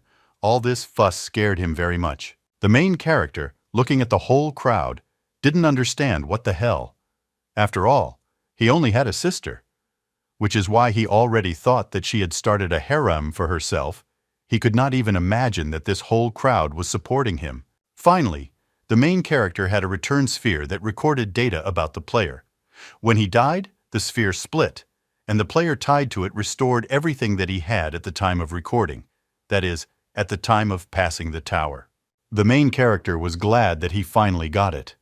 Now he was thinking of going to the destroyed area, but he understood that the sphere would be used by a tyrant. In addition, the guy also wanted to check whether he could change the limit of people in the group with the help of an architect. But at the moment, looking at his pistol, in which the snake was imprisoned, the guy asks what he should do with it. After all, the snake could communicate with the main character whenever he wanted. Besides, it was his second trump after the architect. He had a request for the main character that he had to take as seriously as possible. When the main character asked what the snake's request was, he replied that he wanted to be free. This greatly surprised the guy. After all, if he didn't know the features of the primordial kingdom, he would definitely be surprised at how good the artificial intelligence was in this game, so the guy asked what he wanted from him, to which the snake replied that he wanted the main character to take him to the border of the world. After all, he had a strange feeling for him that his body was there. The guy was surprised, because he thought that the borders of the primordial kingdom, it was a destroyed area, but something to the main character suggested that when the snake was created, they gave him some kind of hint, which is why our guy agreed and said that on the border of the world it was more dangerous, in which case he would have to help our guy. The snake immediately agreed, but asked the protagonist to help him with something else, and if he wanted, he could in return awaken one ability, a skill of his choice, which greatly surprised the protagonist's case, and immediately they agreed without any hesitation. We moved to the areas for buying things because it was there that the second request was made by the snake. The main character told him to ask him in return for what he wants.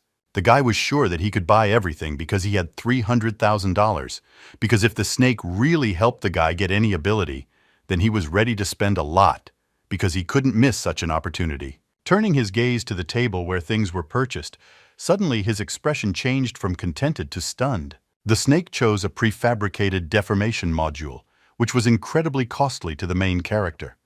Literally, it was necessary to spend all the money to fulfill the second wish of the serpent.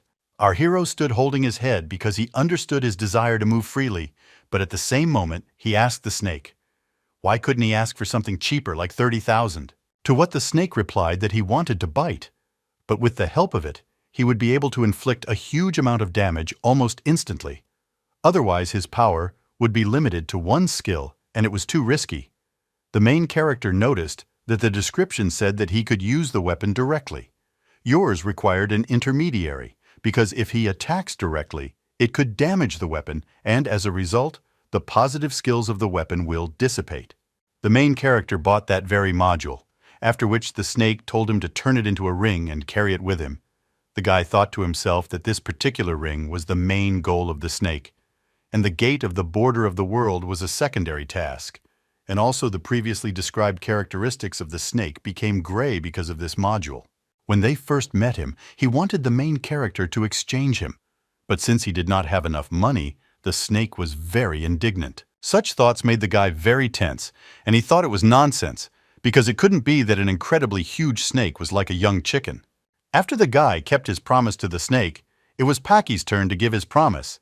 But for this, the main character needed to reach level 60 and awaken his special ability. 3 hours later, the main character moved to the Chaos Zone's random passage into the dungeon.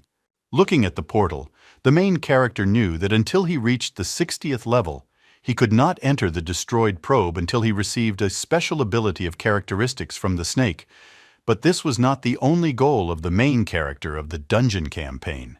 He wanted to check whether the architect was capable to change the rules for entering dungeons, and besides, if, upon entering the dungeon, he can use the blessing without recharging, then he will become practically invincible. The main character discovered the architect and changed the rules for entering the dungeons. He told him to remove the limiter regarding the number of players in the team, and the doctor immediately did this, which is why the main character was incredibly happy. He was already ready to go into the dungeons to level up to level 60. He did not waste any time and immediately went into the portal. Despite the fact that the main character was able to enter the dungeon alone, the reward was only 1/10 of the usual one. But fortunately, our guy had the Desperate Warrior buff, which allowed him to get the entire reward. At this rate in a day, our guy could clear 2 or 3 dungeons. For 3 complete dungeons, he would receive 1 level. 3 days later, our main character finally reached level 60, from which he was incredibly happy. After all the passages, the main character managed to install 10 more spheres that reduced the recharge of equipment. And the main characters also poured all the received characteristic points into intelligence. The main character's system notified that he had reached the limit of computing power, and he would no longer be able to accumulate experience. That is, he would not be able to further level up to level 60. So he assumed that if he increased his computing power, he would be able to further increase the level, but after reaching level 60, at the moment the main character will no longer be able to earn experience in dungeons. The main character, after the notifications, moved to the city of Musa, the battle where he was sitting on the bed, and thought that it was not surprising now for him that in his previous life there was no player above the 60th level, because this meant that if he wanted to increase the level of equipment to the 70th, then most likely the same notification will await him.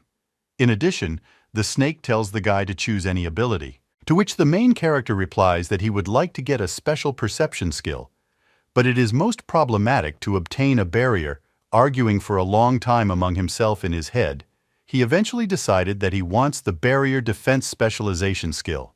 The snake tells the guy that it was a good choice, and now he needed to confirm all the pop-up notifications. The guy suddenly wondered if the snakes were trying to deceive him, but in the end he agreed. As soon as several notifications appeared in front of the guy, he noticed that the first of them was a confirmation of moving to the spiritual dimension, which meant that if the guy confirmed, he would be there. In the power of the snake. But he understood that those who do not take risks do not drink champagne, so he confirmed it. At that very moment, he was thrown into the spiritual dimension, but he did not panic. Our guy began to calmly look around, trying to understand where exactly he was. But since it was his first time in the spiritual dimension of his serpent, he did not understand anything at all. There was fog all around, and a thunderstorm could be seen in the distance. Suddenly, out of nowhere, the guy notices something. It's over your head, but you don't have time to figure out how to jump away. At the same moment, an attack from an unknown enemy arrives at him because he was so fast that the main character was unable to notice him. The already half-alive guy was lying on the ground, trembling in pain.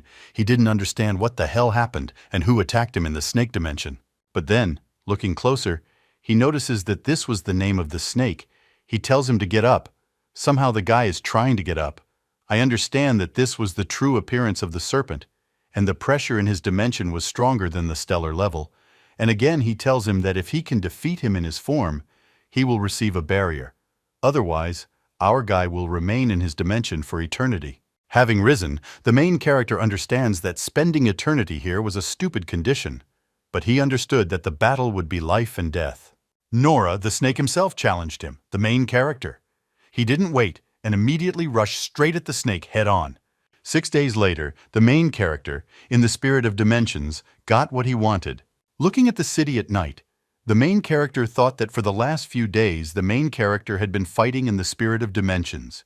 First the snakes won, but then the main character pulled himself together, after which the joyful main character gathered himself and snatched the long-awaited victory from him, thereby gaining the barrier, and now he can reduce the power of cognition of opponents by combining the barrier and resetting knowledge. It was like constant silence. I smile. Our main character understood that he was now truly strong. It was even possible that he was stronger than all the players in the original kingdom. The next morning, the main character and his sister were going to their parents' grave. The guy's sister noticed that the main character had his top button buttoned again. After all, his mother always said that he should have it unbuttoned. The girl smiled at the main character and said that it was better than they would argue with. Then they went to the cemetery in the western part of their city. When they arrived, they brought them all sorts of goodies and lit a fire in an iron barrel near them. The main character thought to himself about what he wanted to tell his parents, namely that he takes good care of his sister and cannot be calm. At the same time, the girl also mentally said to herself that she would definitely find a bride for her brother. I couldn't be calm. She was going to take care of everything, and so that in 2 years they would already have grandchildren. Suddenly, the main character heard a voice from the side, saying that the main character and his sister had arrived before the men. He was a big bearded man who smiled at the main character, and his sister, a friend of his parents, his name was Van. The main character, as soon as he saw him, was just as happy and thanked him for visiting their parents every year. To which he, in turn, began to stroke the guy on the head and said that he was talking nonsense because he had been friends with them all his life. The girl suddenly looks out and says that he really came alone again, because her parents convinced him 10 years ago, and it was time to fulfill their last wish. He told you that the girl really doesn't know that he is actually a millionaire and is not looking for anyone now so as not to offend his friends. The girl told us that if he lets them go, he won't have to worry about being offended. Because of which he got very angry and said that it was impossible to treat people like that because these words were too much and crossed all boundaries. In response, the main character and his sister laughed at this situation, and the girl simply stuck out her tongue in response and did not argue with the bathtub. The man, without thinking for a long time, said a couple of wishes only out loud so that he would appear in a dream to his beloved daughter and punish her for such words, because she distracted him with such nonsense, because he was busy with their plans to save the world, and he did not have time for love. This fox, upon hearing the words, said that this was simply the wish of their parents, and she wanted to fulfill it as soon as possible. Unexpectedly, I asked you, how were they doing? Since they returned to their house, he never asked, to which the main character with a smile on his face said that it was not bad and thanked you for always taking care of them. The man said that gratitude was needed because after the death of his parents, he was supposed to look after them until they found their own home. But he behaves because he not only did not look after, but also interfered. Van, with a smile on his face, said that his uncle wouldn't say that because back then they were small, and the adult in the house was always good.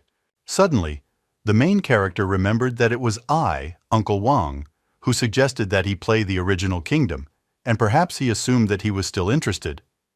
Although he doesn't know, after all, when the original kingdom of the past world descended into the real world, Uncle Wang disappeared somewhere. The guy decided to ask how he was doing in the original kingdom. Such an unexpected question confused Vanya. He decided not to answer and in response asked how they were doing. Something a girl with a smile on her face immediately said that everything was very good. Her brother was incredibly cool, so cool that even the strongest at the moment in the original kingdom. With his mouth open, the uncle could not believe the girl's words and was very surprised. The main character noticed this and asked why Van had such a reaction. But in response, he only mentally repeated one phrase, the coolest. This really stuck with him. From the expression on his face, he clearly knew something and became serious. Then we are transported to the moment when the main character, his sister, was already heading home.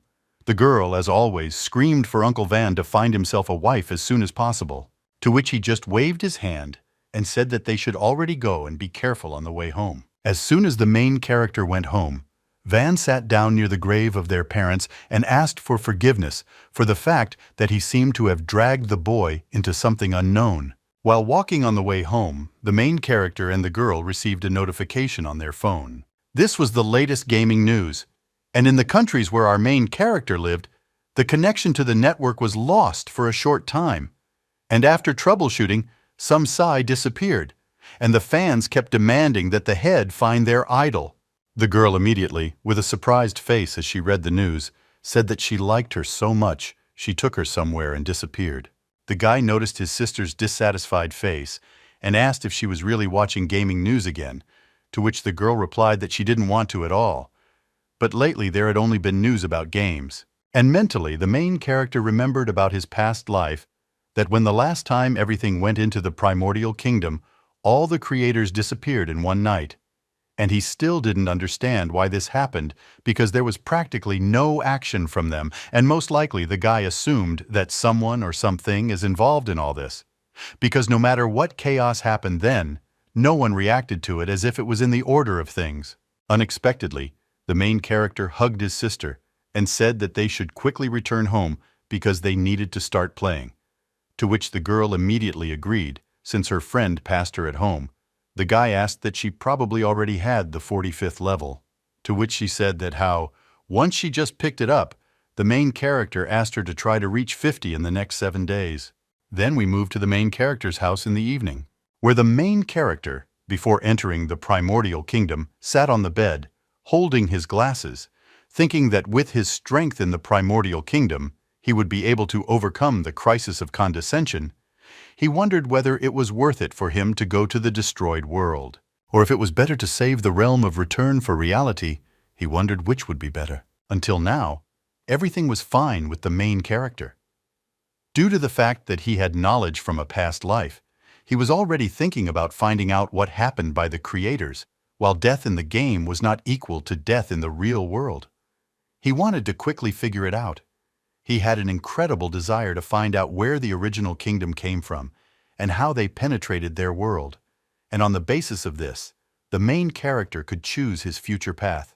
He then immediately transported to the primordial realm, where he was immediately greeted by a personal message. The personal message was from the president of the New Order, who informed the guy that the computing power had been received, and the day after tomorrow they were supposed to leave, to which he did not accept their invitation, and said that he would arrive at the meeting place in the morning. The president of the New Order replied that it was good, and he thanked him for writing to him, and really hoped that they could become friends. Holding the sphere in his hands, the main character noticed that it could be useful, and if he was going to maintain his current state, then he needed to be in better shape, and then the sphere would be his trump card, capable of helping in a pinch. He decided that it was time to act immediately and went to the tower, where he could write down the sphere of return. Our main character began to use all the abilities that he had, and he also used the same architect who removed cooldown abilities in this way. He was able to apply the blessing to himself many times, and all his characteristics increased to a probable level. Then he received a system notification that his characteristics had reached the maximum of the primordial realm. He had to increase his computing power to continue increasing his characteristics, the main character. He didn't wait and told the return department to record its current condition. The next day we moved to the eastern brother city of Mushu. There we see a guild of a new order. Then a group came and a sedan in the backyard, after which the guys from the shelter followed him. And the last participants in this event were the skyscraper guys. The main character came as if at the end of the day, calmly and slowly. He moved towards the new orders while everyone was looking at him. Alex greeted him joyfully. Masha held his hand towards him. Walking past the entire crowd, he heard everyone talking about how a week ago it was he who had killed more than 100 garden players in the backyard. Everyone considered him a strong opponent. Suddenly, elite players of the garden approached our guy, who had no idea what could be done with our hero. They could only throw their disgusting glances, because he was a member of the New Order, and the leader of the New Order, Alex, would defend our guy with all his might in case of an attack strength. Everyone questioned the head of the garden. Why did they need our main character, to which he replied, to reach a different kingdom as soon as possible? And besides, the 4 guilds had already decided to rent a flying plane. On the plane they wanted to offer friendly advice and deal with it upon arrival. Such a plan is very greatly amused the head of the backyard garden. Nika, who tried to kill our hero in one of the dungeons, said hello and said that they had not seen each other for a long time. To which our main character did not answer anything. He was immersed in his thoughts, reasoning with the words of the head of the New Order, Anakin, who said that he became aware of the girl's computing power a little later, when she tried to find a way to hack the entrance to the secret kingdom. The girl, having gone again to the dungeons in a dangerous and chaotic zone, received 5 computing power for this. Najina, looking away to the side, noticed that Thunder was looking at him irritably, who was very angry because of the situation that had happened in one of the dungeons, behind his fist. This time, he was not going to be so carefree and restore his reputation. Looking at the head of the New Order, he saw that after death in one of the dungeons at the hands of the main character, they were happy to quickly level up and everyone had level 60. Sitting looking at the system, the main character understood that under normal conditions, a player who had died at least once would never have reached the 60th level so quickly. And currently, there was only one way to rise so quickly. And I received money for experience in the Mirror Kingdom. The exchange took place in one besides. This meant that in order to increase the level to 50, you needed at least 100 million. This was an incredibly large amount, all the way. Our main character was observed by the gardener in charge of the backyard. And then suddenly he wrote a personal message to the head of the shelter, saying that their situation was not very pleasant because as many as 4 players had a computing power of 5%, they needed to start immediately, otherwise they just wouldn't be happy. Something the head of the shelter told him to do. What he wanted, the gardener replied that they needed to deal with the main character together, and then they would simply share the computing power. After many negotiations and a personal message, they came to the conclusion that they would challenge the main character to a one-on-one fight in the wide area in order to take him away from members of the New Order, and then they were going to join forces to defeat our guy. Suddenly, near the main character, someone started talking about the fact that they were sending several people. The destroyed zones were checked, but upon arrival, they immediately died, and, according to information after the resurrection, they saw only the inverted drain on the head of the world and spheres of light. The head of the shelter began to say this, continue the topic. He said that they received nothing from researching the destroyed zone. Moreover, players with computing power were too expensive. He gave an example that even the New Order clan had only 4 such players, and they did not risk sending one of them on reconnaissance. And so they chose the most dangerous option, gathering all the players with computing power and going there together. The gardener smiled because he understood that something interesting was about to begin. Suddenly, Thunder began to speak out, saying that their clan could easily gather such players, and Thunder also asked why his friend made such conclusions. One of the members of the Shelter Guild intervened in their conversation, saying that the Thunder was very mistaken, provoking them to say that it was overclocked, because in fact, their head constructed the facts.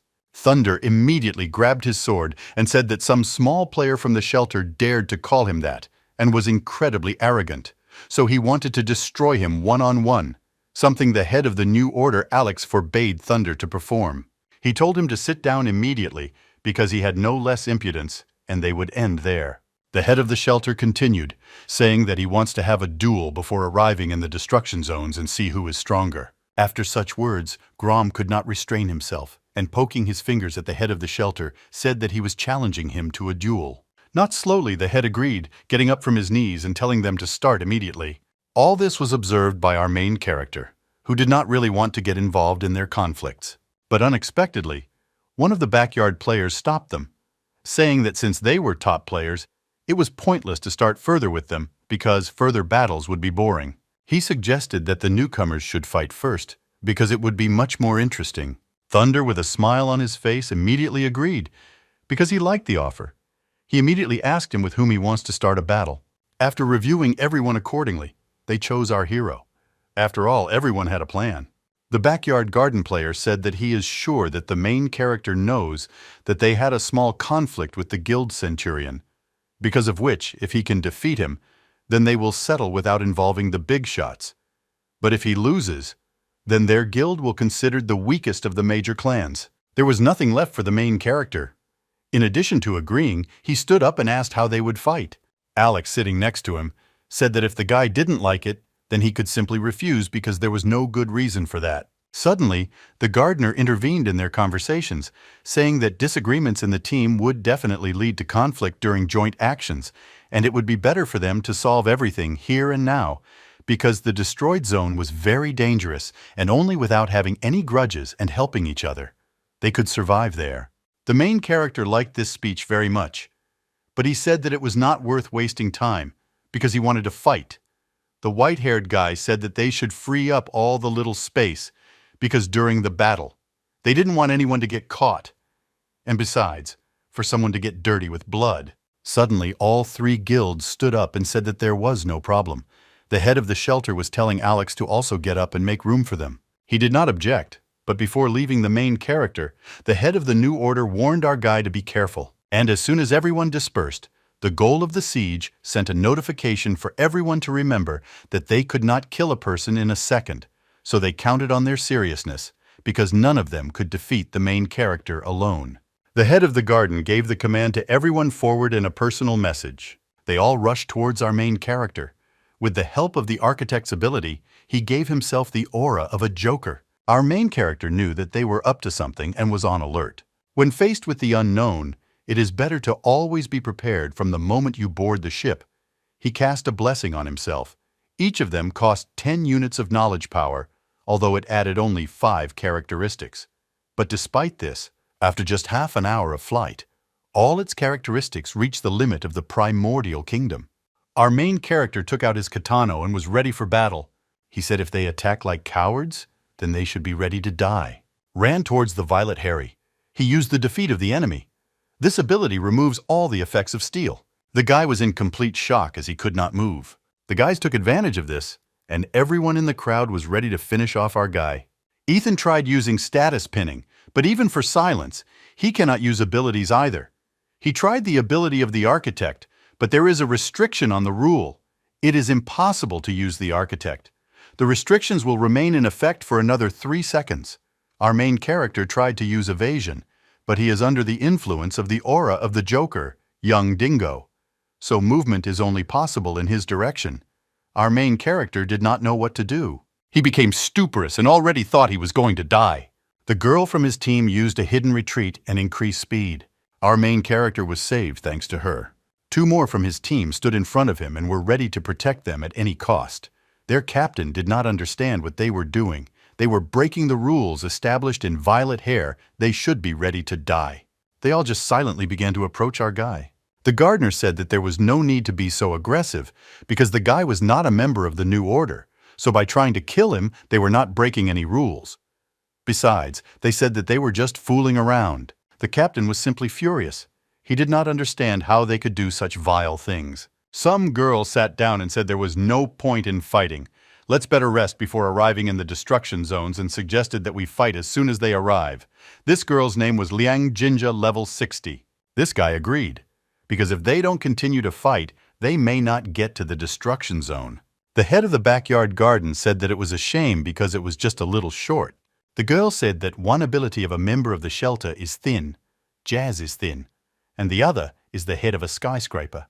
The son of Yuna needs our main character to remember this. He was grateful to this girl. At the end, she just smiled sincerely. Our Alex captain asked Ethan if everything was fine with him.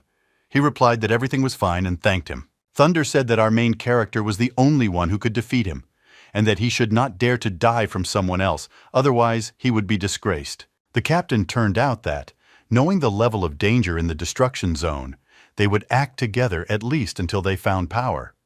He could not even think that they would have conflicts even before arriving in the destruction zone, and an agreement according to which they were not supposed to fight, after leaving destruction, also fell into the zones. Alex said that now you can only rely on each other, the rest cannot be trusted.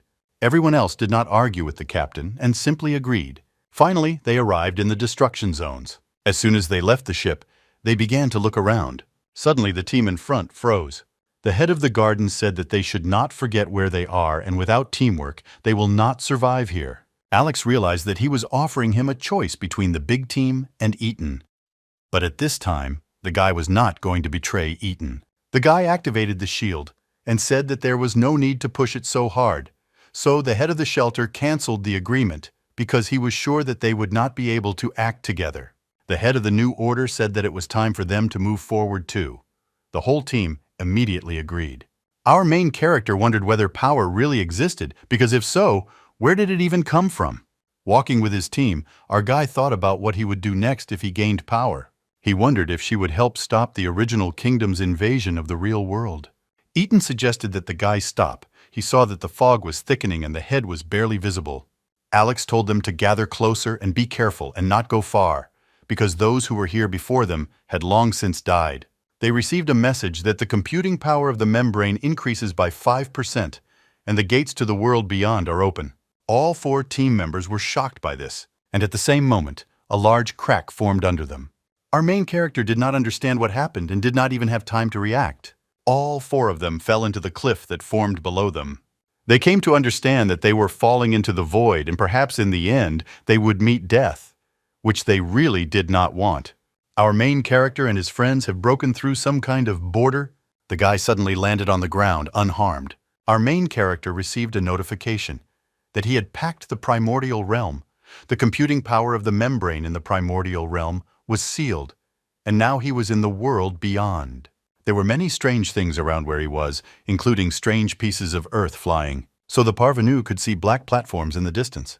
The main character received a notification that after leaving the protection of the membrane of the primordial kingdom, the oak power of the world beyond was imposed on them, reducing his powers by 0.1%.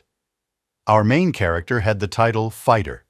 The effect of the world beyond was weakened by -2%. The computing power of the membrane was also discovered in the original kingdom was 11%. The effect of the world beyond weakens by 1 and 1%. Its final strength is 3.2% of the original. Now Ethan's characteristics were attack power, 111, defense 45, resistance 13. Strength 9, agility 9, constitution 10, intelligence 56, perception 8 points for distribution.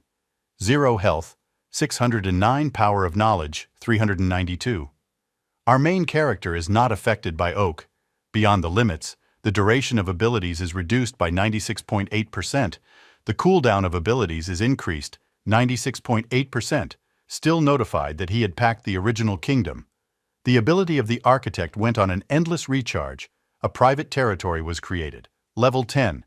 He needed to name the private territory. Ethan was simply shocked that his characteristics were reduced so much. In his current state, he didn't even understand how he could find power here. Now, if even a weak opponent attacked him, he could easily defeat the guy. He received a message that he must name his private territory. The main character named Private Territory. Number 1. Current level, 1 number of stored private territory.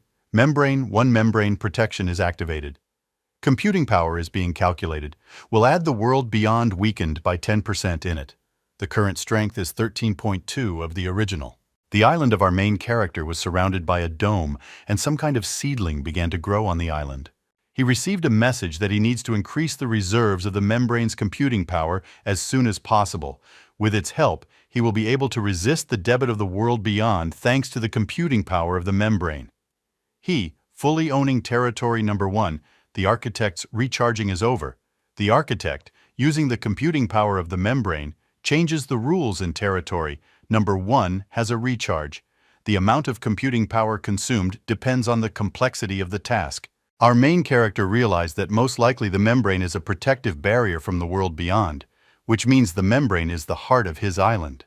To increase the level, you need to use the computing power of the seedling Health 100 created by the membrane functions, creates a membrane barrier effect.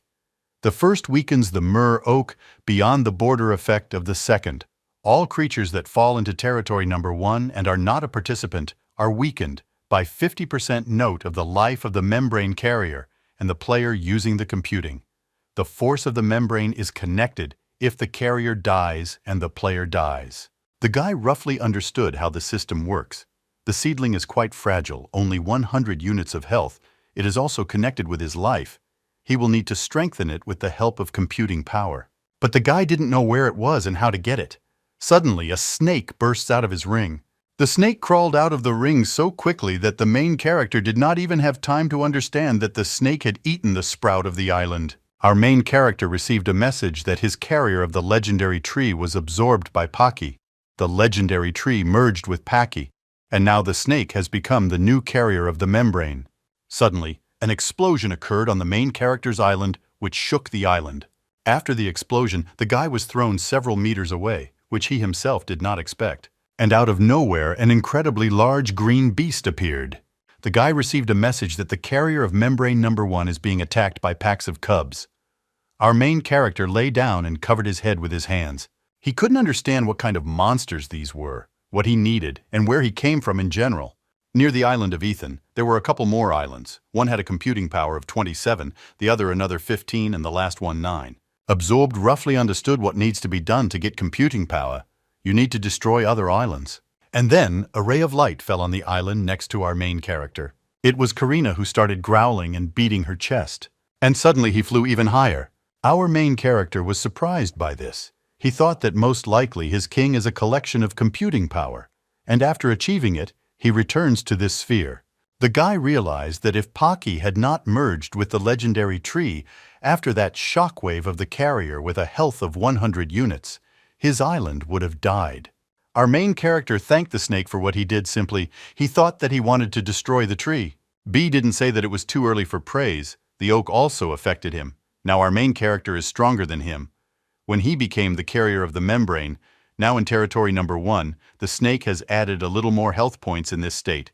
There is little he can do. Our main character was shocked because he now cannot rely on the power of the snake. This is true. But until our main character has computing power for him, he will be able to take on his original appearance for a short time. Sari said that the most important thing in this world is computing power. And if they get into it, they will not only return their previous strength, but will also be able to increase the territory to get there. To get into the zones of destruction, you need to get into the sphere like that monster, the dragon confirmed his words.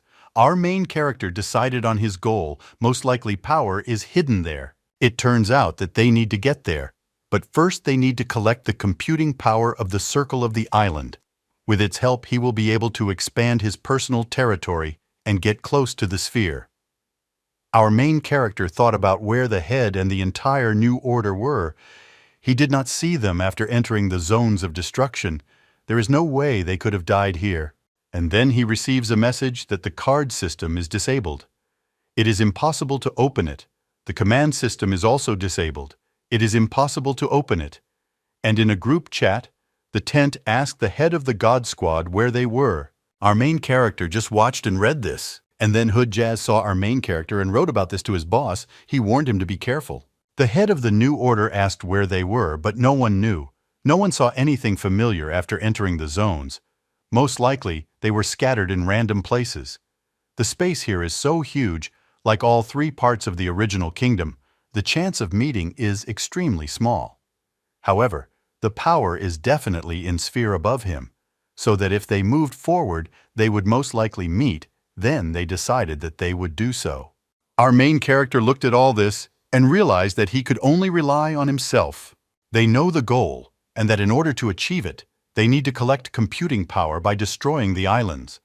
But with their current strength, they do not understand how to crush the islands. Our main character picked up a gun and thought what could happen with a gun, but he immediately realized that it was unlikely to be so simple. But suddenly, it was still possible. Number 1 is protected by Mind Tires, which means he can safely use the combined damage of the Architect's abilities to secure the blessing status and the triple damage of the pendulum. Even though his strength was reduced to 11%, it should still work. It's also worth a try. If you leave work, you don't have to take risks and give up your territory again for the sake of computing power. It's still much safer. Our main character asked the snake if he could move the island. The snake replied that maybe then he should move to a smaller, untouched island.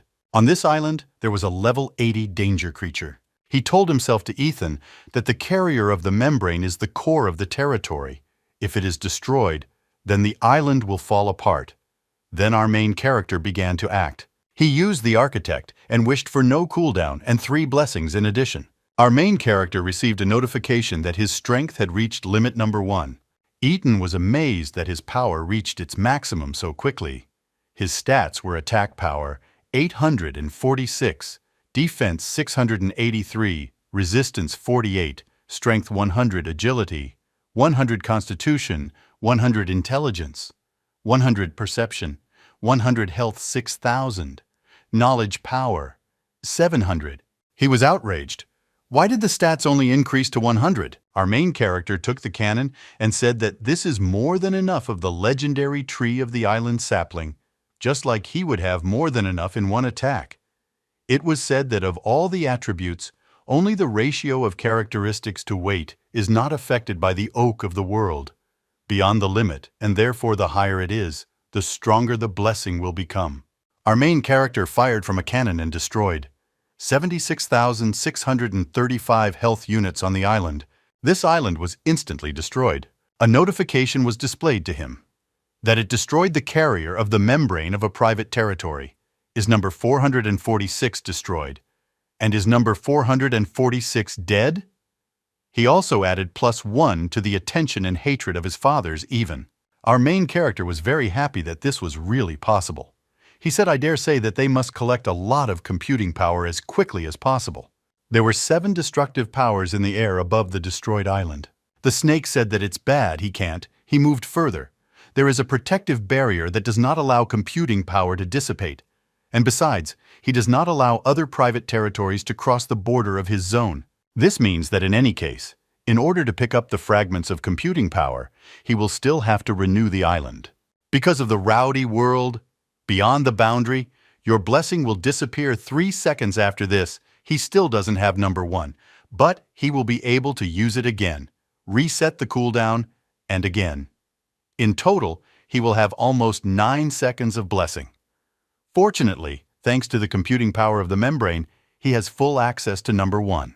Let him set only one rule. The architect has no cooldown, but this will allow him to instantly recover as soon as he returns. And then our main character instantly gives back the island and approaches computing power with incredible speed. He receives messages that he has packed protective barrier membrane number 1. His current strength has been reduced to 3.2%. The ability of the architect goes on an infinite recharge. Our main character reflects on the fact that in order to get to the world beyond, you need to rise to the very highest level, which means, to re-thread it, you just need to jump down. But for now, there are more important things.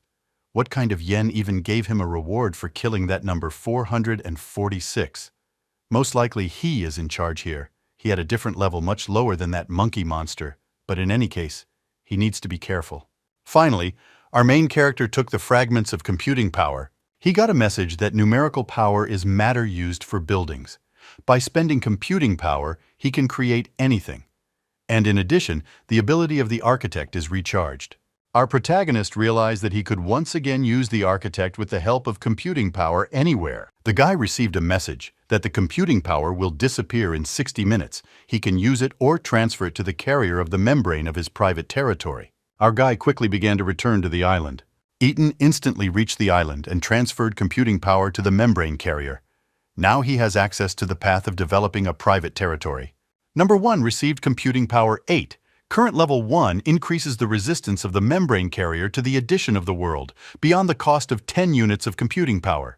Second choice, increase the level of number 1 current level 1, move number 1 from the first to the second floor of the world beyond, and increase the power limit in number 1 cost 1,000 units of computing power required. Pack level 10. And then I realized that the path of development is obvious. His next step will be to collect a computational skein. He will be able to pump up packs in number 1. Our main character continued to kill and continued to receive attention and hatred from Yen Doge. As a result, attention and hatred 51. And then Yen appeared on one of the islands. Even his level was 90. This is the head of the monsters, the disaster threat level. Meanwhile, our main character continued to kill. Did his attention fade, and his hatred amounted to 70. Our main character thought that all the monsters here are bursting. Does the hatred of a creature of an unknown level die out with each kill? Does it even grow? He doesn't understand how long it is left to kill the monster before it appears. In short, the world beyond will be incredibly difficult, and it's time to think about it. Our main character used 150 units of computing power, and his resistance to the addition of We Are Beyond decreased by 5%, and in total, the effect of debauchery of the world Beyond the Boundary is weakened by 15% of everything received in the computing power of 180, but there is still 30 computing power left. Our main character told the snake that they should have talked to the frequency at least once, but the snake did not understand what he was saying. Ethan told the snake that he took him out of the kingdom because he said that he needed to come here. Now he says that he needs to get to the sphere, and our main character asked him where they were going. And what is the purpose of their trip? Snakes finally decided to tell him that he wants to take him to the Data Processing Center module. This is that sphere. Our main character did not understand what a data processing module is. He realized that most likely this is the power that the head of the New Order spoke to. But there was only one question left. How did the snake know all this? Was he already here? But the snake only answered that our main character needed to be there, and the snake would do everything in his power to help him get to the data center module. Our main character asked the snake if he knew about the existence of the real world. But the snake did not understand anything, and asked again what he said. The guy gave again whether the snake knows about the existence of the real world, and whether he knows that he is in the game. But the snake only answered that Ethan simply opens his mouth but there is no voice. Our main character realized that apparently the primordial kingdom automatically blocks such conversations. So he realized that you were useless and continued the conversation. And then they felt a high-level monster, and it was coming towards them. These monsters were even. The guy said that he wouldn't get a whole bunch of computing power if he could defeat the leader.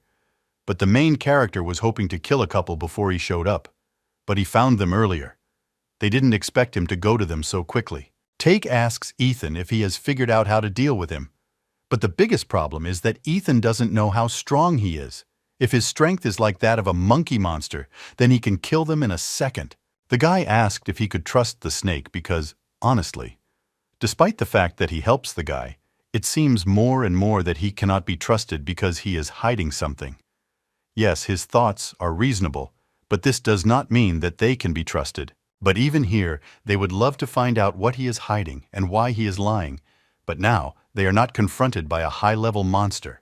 And if the guy wants to win, then all he can do is trust the snake to do what he actually does. And then Two Islands number 1 and the garden collided. A fusion of membranes occurred. The whole island shook. And then that same monster appeared in front of them. And also, membrane number 1 from the herd merged and add the world beyond about glory by 35%. And then suddenly the snake changed greatly in size. And the monster became simply incredibly big and noticed it. The snake said that they have no choice but to use their last strength, and the snake must delay him while our guy gets to him on the island and destroys the legendary tree. But the snake understands that our main character is afraid that the snake will run away in case of failure. The snake said that he didn't have to worry. When he decided to take his side and became the carrier of the membrane, he committed himself to being with the guy to the end. And he said that he had to believe in him because there was simply no other way. Our main character believed him and jumped onto the island while they were fighting. And then Ethan receives a message that number 1 Pakishi Cub receives damage of 7,340 health units. And after that, he received another minus 4.720 health units and minus 4.940 health units. Our main character needs to act. He gradually climbed onto the island, but realized that Paki could not even defeat Yen. But still, he needed to find the legendary tree of the bridge territory before Paki ran out of health, and then destroy Yen even. The number 1 membrane carrier packs have 7,313,467 health from 7,350,000. And if he cannot do this, then he will fall out of the destruction zone. And besides him, on the rock in the forest, is the same type who was watching him from the beginning.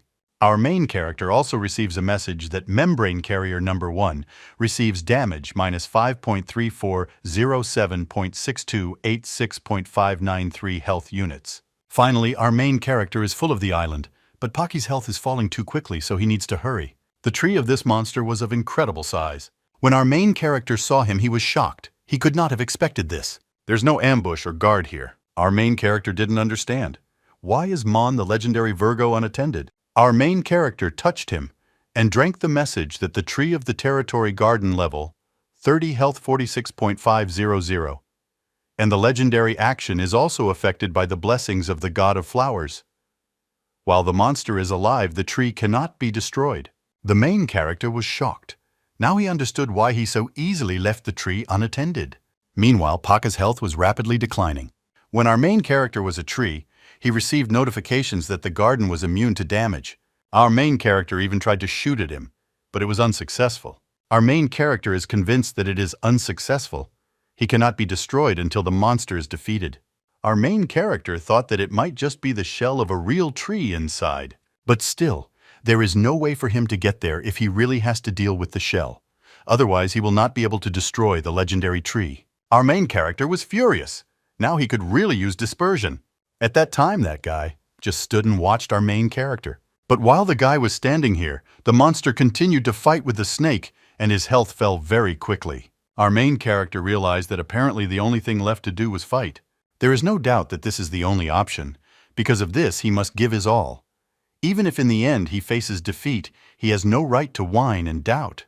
Our main character said that if you look at the truth, it would be suicide to fight this monster.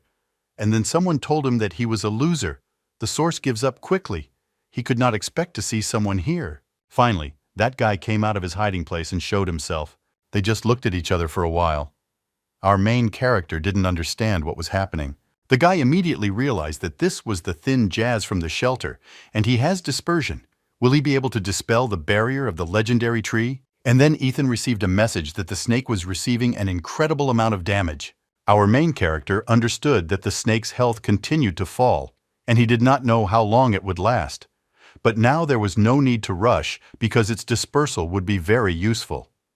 If he really can dispel the barrier, And he answered him that from the shadows it's clearer who the coward is. He said that he was going to deal with the owner of the island, but he came out. It would be better if he sat behind a tree and didn't stick his head out. Our main character thought and realized that based on the current situation, he would not be able to use dispersion due to too low characteristics. Therefore, he decided to cooperate with our main character. He stopped him because he was worried that the guy would not be able to cope with the monster, and in the future, without his help, he would not be able to use dispersion. This means you will not be able to remove the barrier and defeat the monster. Ethan said that if his guesses were correct, then it would help increase his stats if he removed the barrier from the tree, and from his reaction it was clear that he agreed. This guy was shocked that the main character understood everything and even promised to help him. But he didn't understand whether he was afraid that if he received power, he would immediately attack. He guessed that our main character most likely had some kind of trump card, but he also had it. This guy said that he was right, and there is no need to start soon. Our main character agreed with him, but in his head he understood that he couldn't rush now. He had to behave as calmly and confidently as possible. It's like I thought that if a guy promises something like this directly, then he might not be deceiving. But in any case, he shouldn't let him in too quickly. The blonde guy told him to take the knife and move 3 meters away from him and stop. That would be enough. Ethan said that the maximum level of characteristics here is 100 and asked the white-haired man if that was enough for him. This guy was perplexed. He felt so good from this power. Our main character said that he better hurry up because his blessing lasts only 30 seconds. This scoundrel then thought how stupid our main character is. He just helped him become stronger. He is still young, and because of this, they don't know how selfish people can be. In this case, now he will remove the barrier and teach him a life lesson. But first, he needs to deal with this barrier. He still managed to dispel the barrier. The flower god's buff was dispelled. The tree changed color and the barrier crumbled. Our main character was very happy that it worked. And then our main character heard the roar of a monster. While our main character was thinking that he needed to quickly deal with the legendary tree of this monster, while the snake was still holding on, this scoundrel was already taking out a katana. He got close to our main character and almost cut him down and told him not to be distracted because inattention quickly leads to death.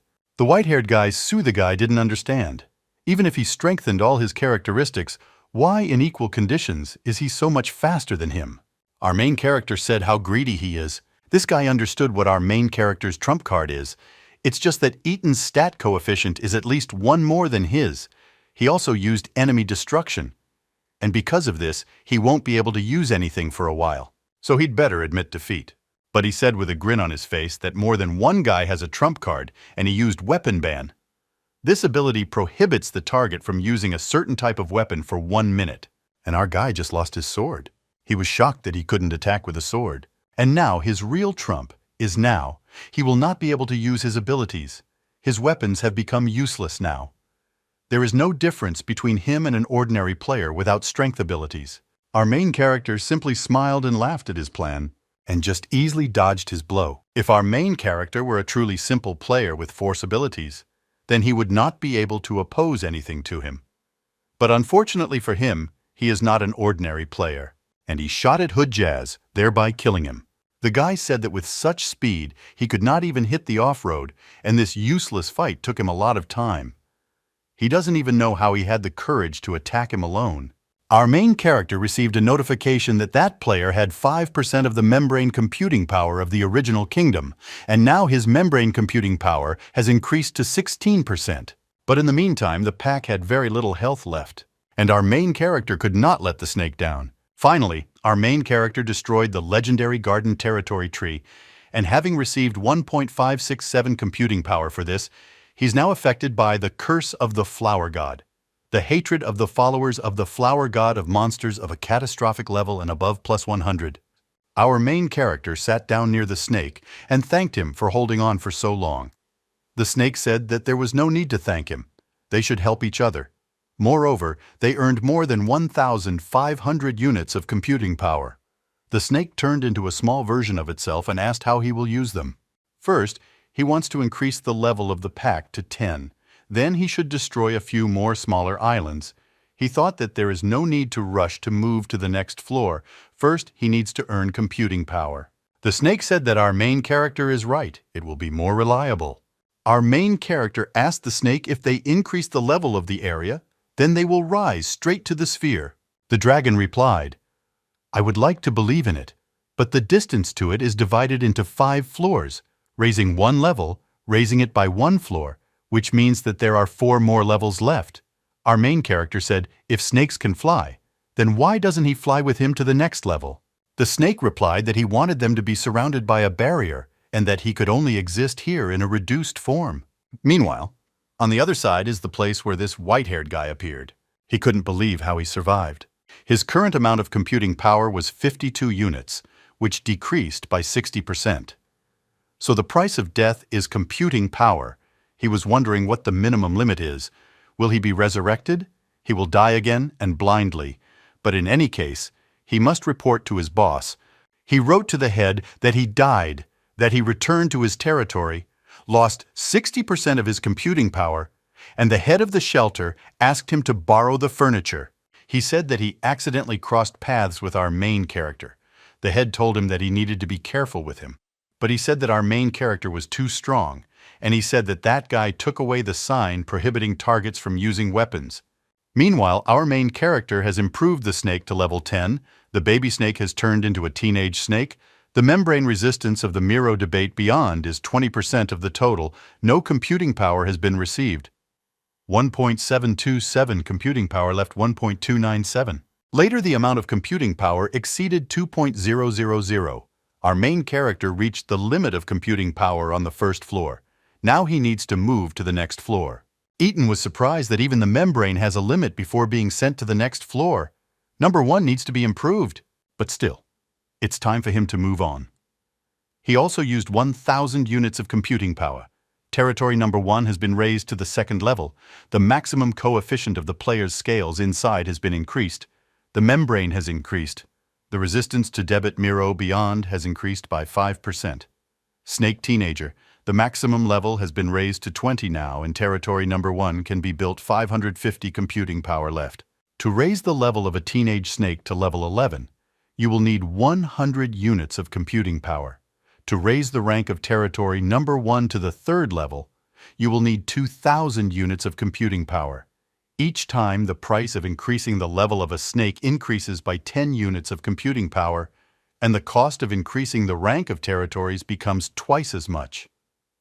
To get into a modular data center, it may need tens of thousands of units of power. If on the next floors the fee for destroying the territory is just as small, then it will not have enough computing power. Maybe on the second floor there will be a way to get larger units. Finally, they are on the second floor of the world.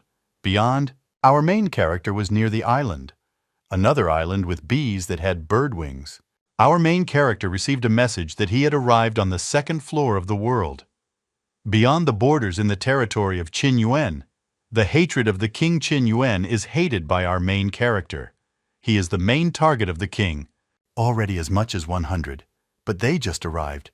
Most likely it's because of the stupid curse of the god of flowers. They need a plan, because meeting the boss of the zone at the very beginning is too dangerous. The guy suddenly notices with his brown eye something nearby near his island. It was a huge beast that simply opened its mouth and ate the neighboring island with bees. Our hero did not understand what kind of creature this was. The snake explained to our guy that these are the children of the abyss, special creatures that devour territories with an insufficiently strong membrane and those who are outside the protective barrier. Our main character was shocked that there are monsters specializing in the destruction of territories. Apparently they fly in this thick fog. Their number is definitely more than 10. You can't go out, otherwise they judge our main character. But then how can he collect computing power? Second floor of the world. Beyond seems much more difficult, if only because it is much larger. Our main character did not understand that doing everything looks very strange. He does not see a single island with membrane carriers. He made a logical conclusion that most likely it was the children of the abyss who devoured everyone. Our main character thought that it would be much easier to obtain computing power on the second floor, and not vice versa. Maybe it's that it doesn't weigh that much either, but just got into a bad zone. Our main character saw a huge island that was 1,000 times larger than him. No matter how hard he tried, he could not get there. The only place where there is a membrane carrier is the possession of the Eaton-hating King Qin Yuan. This whole area looks like many connected islands. He asked the snake if he knew what it was. Pokey did not answer him after he looked at him. The snake said that someone was approaching them. Our main character also saw some island behind him. It was by Jester level 60 guild member Backyard Garden. He told our hero that he too was stuck here and offered him an alliance between the two of them. They could easily deal with the island, and together they can reclaim this place. But alone he doubts that they can handle it. Group chat. Don Yogi wrote that he lost a man at the hands of our main character Sun Yun, replied that the first floor of the world, beyond the thunder, they were very unlucky to run into him. Yuna Dong said that they only know that, and most importantly, Eaton's ability to increase characteristics. So what is needed? More details. Don Yogi said that apparently he has no restrictions on the types of personal weapons Sun Yun. At first, he didn't understand how this was possible. Yuna Dong said that until she sorted it out with him, they would not be able to fight the New Order. Bai Jester said Yuna Dingyi that he met their main opponent and he started the broadcast. All members of the general chat entered the broadcast. But at that very second, our main character killed him with his pistol, completely blowing off his head. The guy received a notification that he killed the player, by the way. He has 5% of the processing power of the Primordial Kingdom membrane, and he absorbed him. Now his processing power of the Primordial Kingdom membrane has been increased to 21%. After this, our main character said that he is not going to enter into an alliance with them because they are the enemy, so he has no desire to unite. Our main character saw the sphere on that man's island. Our main character thought that now we need to deal with the territory of that white-haired guy with his membrane. And the main character realized that most likely he could jump to the sphere with a beam. The most important thing is not to attract the attention of the children of the abyss. Then he needs to destroy the legendary tree and get computing power and then return to his island. He can't even imagine how much computing power there is. But he wanted, I would believe that there is a lot. And then suddenly that guy started appearing. Our main character was shocked. He was surprised by the abilities of our protagonist because this weapon had a huge range of use. Our main character didn't understand what was happening. He died. Even the system of the Primordial Kingdom read his death and left the last loot. He didn't understand how he was resurrected, and without a penalty, he realized that, having died in the destruction zone, people are reborn on their territory. Our main character was simply furious and demanded an explanation from the snakes. The snakes said that after death, the player is reborn on his island, losing from 1 to 100% of his computing power. The percentage depends on the level and current amount of power. For revival, a minimum of 100 computing power is required. Our main character was furious that the snake was telling him this. Only now the snake answered him that his number always exceeded 100 units. Besides, he never died. Our main character said that for now we need to close this topic. It's time to deal with this type. Our main character took out a pistol and said that he would start for the legendary tree. It was unlikely that it would survive his shot. This guy started where you teleported and said, since our main character refused to cooperate, then all they can do is fight. By staying here, he's obviously at a disadvantage. He told him that it was better for them to meet on a single territory, Qin Yuan. This guy used the architect's ability to hide his island. The snake told Ethan that without dissipation. They won't be able to do the same thing. That guy will have to fight the king. And he also added that it's too unwise to refuse cooperation in such a situation. Our main character stood and looked at this huge island. The guy said that cooperation means working and communicating to trust each other. But in their case, something like this is impossible. He said that this is illogical because he will have to fight both that guy and the king. Our main character said that they have very little information. They should try. And he also said that he will be the first to go to the island, the rank of John. If something happens, he will jump out of there, take him, have to catch him. And in a moment he jumped. That guy was just furious watching this. And then this white-haired man wrote that he could not tolerate such an insult and asked the head of the backyard garden to allow him to be killed. But he was not sure that he could handle it. But since he refused to cooperate, he should try.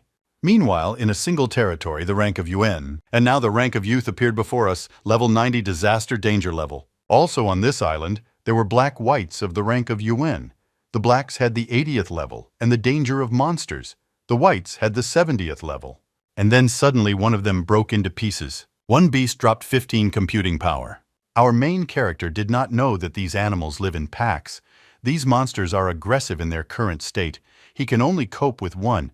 If he is attacked by more, he will have to run away. Our main character received a message that he has taken possession of the surrounding yuan. The effect of the world beyond has been reduced by 40%. The effect of the king's possession of the Qin Yuan has insulted us by 50% current strength. 23 and 6% ability cooldown increased by 76.4 ability duration, reduced by 76. 4. His health was 4.489, and the power of knowledge was 2.888 due to the fact that he entered the territory of the king. He is watching him. Our main character knew that from that moment on, the buzzing of the monster's wings became much louder. Our main character has received a notification that for 1.5 minutes being on the king's territory, he gained 3 points of the king's attention. Suddenly smoke came out from around the corner. Our main character thought it was the king. But this white-haired guy ran out from around the corner. This white-haired Sui guy approached our main character with great speed. Most likely his base agility is twice that of Ethan, but this will not matter when he increases his stats, and he used the blessing and increased his stats by 500 units. And then this guy used the exchange, and he gave him the hatred of the rank of Ions 345, 39, 8, and 428. Our main character was in shock. He didn't understand what was happening. And then instantly a flock of these monsters flew at him. In addition to this, the white-haired guy Sui used abduction and stole a certain status from the target, namely a blessing. And when our main character just swung the white-haired guy, Sui had already faded away from him. He was shocked by how pleasant it was to feel the increase in characteristics. Although this is no cooler than defeating the main character, at least 1/5 of all animals are chasing him without territory, he will not be able to use the architect. He will not survive. To our main character, the entire flock of these monsters is almost approaching. His health is 4.489, and his knowledge power is 1.888. Our main character is not a weakling because of the ability to be captured, and at the same second the white-haired guy Sego was surrounded by swords and chains. Ethan ran towards the white-haired guy Sego and used the status-strengthening reset and blessing all characteristics to 500. Despite the whole flock of these animals, you need to go to number 1, because otherwise he will not survive. But still, he can't escape from there until the guy with the white hair deals with it himself and points a gun at him. But then suddenly our main character's status-strengthening action stopped, and that guy used status transfer in captivity. Our main character was shocked and didn't know what to do. Our main character received oak from a white-haired guy, Sego weakness speed, reduced by 50%, attack speed reduced by 50%, strength and reduced by 50%, defense reduced by 50% duration, 2.5 seconds. Immediately, Ethan received damage from the Qin Yuan, and then the captivity ceased, and the effect of using the status ceased, and then our main character received another 89 units of damage from animals. The white-haired guy, Sui, said that our main character will not be able to chop it. He will die of old age. Our main character knew that the blessing would last another 5 seconds, and the blessing that he stole would end a full 2 seconds earlier. He once again used captivity. White-haired guy Sui was in shock. You can use the same ability. Our main character pointed a gun at him and used the pendulum for triple damage and shot him. He decided to just wait until our main character died and used reflection and target capture. The enemy's blessing is running out, and the effect of our main character's blessing will last another 2 seconds. Ethan used the barrier to collect knowledge and absorbed 3,000 units of knowledge. White-haired guy Sui lost 3,000 units of knowledge power, and the reflection closes, and he got shot, straight to the lib. Finally, he was able to kill the by-jesters. The main character collected all the loot, and then moved further into the Vedas. The bastards had no time. The guy jumped off the cliff and called his territory. Our main character landed on the ground without any injuries. All the animals suddenly stopped. The guy assumed that it was because they could not leave the island. And then a huge stone flies at our main character. But with one blow, he easily cut him in half. And the king landed right in front of him. Our main character was shocked. He did not understand what to do, because King Qin Yuna himself appeared before him. He was interested in one question. Why didn't the Yuan attack him like his rank? Is it really limited by a single territory? Our main character did not hesitate and took out his pistol. In addition, he used the architect, canceling the cooldown of abilities, strengthening the status of the blessing, increasing characteristics and captivity. The king was surrounded by swords and chains, thereby imprisoning him. Smiling, our main character said that even when he is in territory number 1, The king falls within the radius of his attack to capture him for only 1 second already victory. He can endlessly fetter him. All that remains is to attack until he dies. But this monster easily dodged his attack. The modifier of the rules of a single territory, the rank of Iowan, was activated. The captivity ability was cancelled.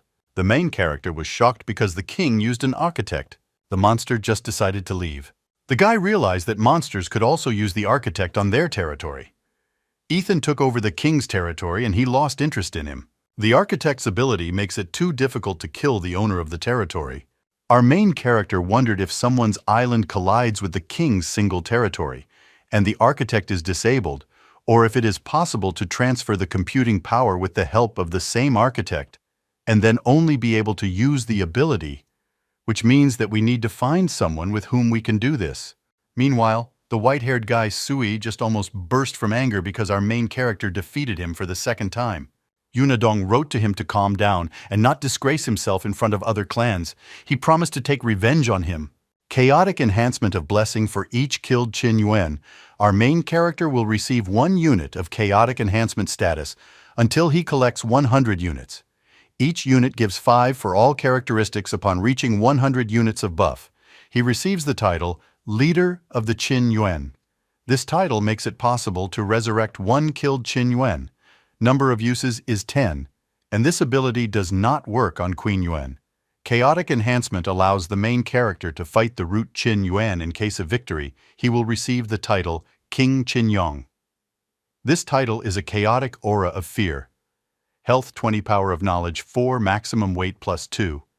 After receiving this title, the main character becomes the owner of a single territory, Qin Yuan. Even after receiving this title, the title Leader, Qin Yuna disappears. Note, as soon as the main characters begin to accumulate buff chaotic gains packs thread, a single territory will be impossible. Another white-haired guy, his son, stole the title from Qin Yuan. He was surprised that they had such a strong score. Yunadong said that it was wonderful. If he can become the king of the Qin Yuan, then they will have a huge advantage. Only the white-haired guy Sui and not pack the thread. A single territory of the Qin Yuan until he collects the required number of buff drains. Only after receiving the title of king will be able to transfer it. A white-haired guy, Sui, wouldn't be able to cope with so many animals alone. It's simple with singles. But difficulties arise because he is still affected by the Oak of the World Beyond, and his abilities are also not suitable for battle with numerous opponents. It's good that the leader is on his side, after all. He will just be able to give him the title. They will be invincible. Their leader said that he should try to cooperate with the main character again. The title of King Qin Yuan sounds too tempting. They will get huge benefits. Our main character received a message from the white-haired owl guy that he was very strong, and it was unlikely that any of them would defeat the king of Qin Yuan alone. But if they unite, then things will go differently. Our main character, with a smile on his face, realized that he still needs something, after all. In order to defeat him and really need to work together, our main character can no longer so easily agree. The main character agreed with only one goal. He will not move beyond his acute and just help the architects need that guy to bring him to the edge of a single territory so that he can bless the white-haired guy, Sego. The white-haired guy's son was outraged that the main character will only be there while he fights with the whole army, even though he is better than him in close combat. So why should he fight? But he wrote to our main character that he has no choice. But before they start, before the warm-up, he wants to kill 200 monsters so they will understand each other better. And without this, they will never defeat the king. The white-haired guy Ziggy doesn't think that he will attack him before he defeats the king. That's why he trusted him with his life. Obviously the action will follow. But the main character is unlikely to expect that, having received the title of leader of the Qin Yuan, he will be able to protest. He only needs to pretend dead and wait until he's done with the king. Our main character was perplexed. Why did he agree so easily? Isn't he afraid that he will finish him off as soon as they deal with the king? When the white-hair guy Sui collides island to island with a single territory, he will block the king of the architect. When about accumulating a buff of chaotic gain, white-hair guy Sui will become part of a single territories. Our main character thought what was the matter. Why did he agree so easily and set only one condition during the entire conversation and even before the battle with the king to practice on simple rank Yuan? He really just wants to practice. Well, in any case, all our main character needs is so that the white-haired guy Zui turned off the architect. The rest is not particularly important. Besides, Ethan is number one, invincible. Even if he has something in mind, nothing will work out. And they entered into an agreement. And then, instantly, the two of them met face to face. The white-haired guy Sui said that Ethan made the right choice. He confidently said that they could not make friends. Just in case, the main one will not kill 200 Qin Yuan with him. You need to bring Qin Yuan to the confluence zones, where the architect will stop working. The white-haired Sui guy specifically asked him to kill 200 monsters. It's okay. If he suddenly decides to finish in advance, to become a leader, you need to kill the Yuan Qin. After that, he will wait for the king to die and take his title with him. He can take control of all the Yuan Qin in a single territory, and he will be able to change all the rules to suit himself and then deal with the main character once and for all. Finally, our main character has entered the unified territory of the rank of Yuan. The king is watching him. White-haired guy Sui-il, our main character, easily deals with small monsters. And after 25 minutes, they were able to kill 63 Qin Yuan, and they have the attention of the king, 60. And then the king himself appeared before them. White-haired guy Sui says that collaborating with the main character is very cool, really fun and effective, huge combat power at a distance, super strong healing, and increasing all characteristics. Since the main character sits on his territory, his architect has no cooldown, and that the ground makes the ground much easier, they feel you are simply invincible. In fact, the white-haired guy, the deputies, was even a little sad that Ethan is not his comrade. And then the king instantly appeared and struck the white-haired owl guy with incredible force. From such a strong blow, the white-haired guy Sui began to spit blood. The white-haired guy Sui was simply terrified. He could not have expected that he would show up here. The king was already standing over him, and he understood that without the help of the main character, he would not be able to cope with him. He ran away from there as fast as he could. He had less than half his health left. If it weren't for the buff to increase his characteristics, he would definitely have died. He was already almost near Ethan. He shouted to our hero to quickly return to his territory because King Qin Yuna found them. And when the king stopped in front of them, Ethan jumped onto his island. The guy was furious because he shouldn't have brought Qin Yuan here to the king. Now he won't be able to kill Qin Yuan. He must have understood that he couldn't get rid of him no matter what he did. And his health after the second blow was almost zero. Suddenly a blessing was used on the white-haired guy himself. All characteristics were increased by 500, and that's what he said. Since the king has come, we need to deal with him once and for all. Ethan placed a buff on him, raising all stats by 500. The guy rushed at the flying monster with renewed vigor. The white-haired guy, Sui, thought that we need to get rid of him together. He thinks that with the support of the main character, he should cope. But he won't be able to get the title of king of the rank of the young man. He's thinking about who the main character will put him alive after the victory. The white-haired guy Sui asked the leader what he should do. The leader replied that he was doing badly because he shouldn't have brought the king to this place. But now he has only two ways. Either before killing the king, deal with the remnants of the rank of Yuan, or with the help of the main character, kill him, and then get the title, white-hair guy. Sui replied that he has no choice without healing the guy. He won't be able to survive even a couple of blows from the king. This means that there is no point in eating to finish off the rank of Yuan. Then all he can do is work with the guy, and he shouted to the main character that they need to deal with him. And he also has 88 computing power left, which should be enough for the Renaissance. Even if he dies, he can return to the boss and hand over the buff. And after that, they will come here together and receive the title of king. At that time, Ethan shot at the king.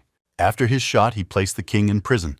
Ethan said that the king could get out at any time with the help of the architect, and therefore the blonde one needs to figure it out quickly. The white-haired Sui guy was insulted because he was just a pitiful assistant, but without him, King Qin Yuna would run away. Meanwhile, the king rushed with incredible speed towards Ethan. And then Ethan used the ability of imprisonment on him, and he shot him with his pistol, right in the heart. Our hero was incredibly happy about this. After such a blow, the king fell to his knees. When I quit, I was shocked.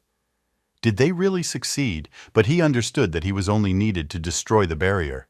But he needs to finish off the king of Ochina Yuan, then he will receive the title. He realized that he needed to act as quickly as possible. Number 1 thanked the white-haired guy for his help and gave him a chance to tell. Why did he kill the rank of Yuan? If the answer suits him, he will allow him to leave. The white-haired guy, Sui the guy, didn't answer anything and swung his hand to blow the king's head off. All he had to do was kill the king. The rest wouldn't matter. And then Ethan used the ability of confinement on him. It was just a little bit short of him to blow his head off. Then his plan would have come true. He answered him once. He really wants to know, then he will tell the truth. But he didn't listen to him and simply shot him in the chest, thereby killing him. The main character didn't need to know this, so clearly it wasn't with good intentions, which means he must die. After this, he killed the owner of the territory of King Qin Yuan. Strange, but even after the death of the king, his territory did not collapse. Our main character realized that in order to get computing power, he would still have to destroy the legendary tree. He still doesn't know whether this power will be enough to raise his territory to the 3rd level, and then he didn't tell him before destroying the legendary tree. He advises using the soul's subjugation on Qin Yuan. He's sure it will surprise him. The main character said that he would be more precise, but they didn't have time to talk if he didn't hurry up. The king would be reborn, and there would be nothing to be surprised about. The main character asked him if monsters could be reborn. The snake replied that, of course, they could only in a slightly different way. Ethan jumped off his island and hit the road. But first, he decided to take the chance and destroy the territory of the white-haired guy Sago to get rid of him once and always. Otherwise, he could take them by surprise and take away all their power.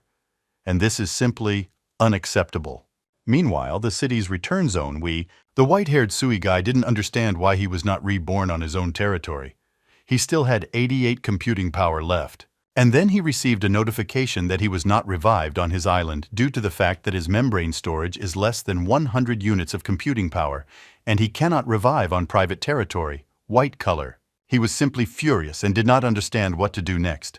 The white-haired guy, Sui, wrote to the head so that he would forgive him.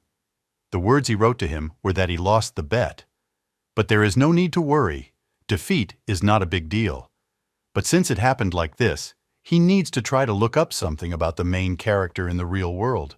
Because in the game, he is strong, and they have a hard time dealing with him. Let's see what they can do in the real world.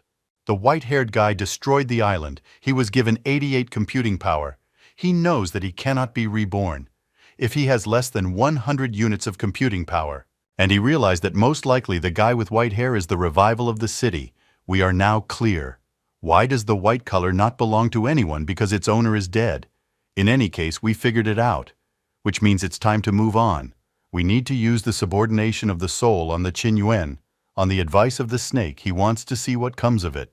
But what happened? The rank of Yuan does not want to obey our main character. He listened to the serpent and tried to catch all the black and red loners and awaken them. But either it simply didn't work out, or their resistance was so great that it self-destructed. Finally, Ethan found the legendary tree of the unified territory of Qin Yuan. In pursuit of Qin Yuan, he unexpectedly found himself in the center of the island. If our main character destroys the legendary tree of the ice territory of Qin Yuan, he will receive a huge amount of computing power. But what will happen then? All the islands are adjacent to a single territory. Perhaps the entire 2nd level is concentrated here. We are beyond the border.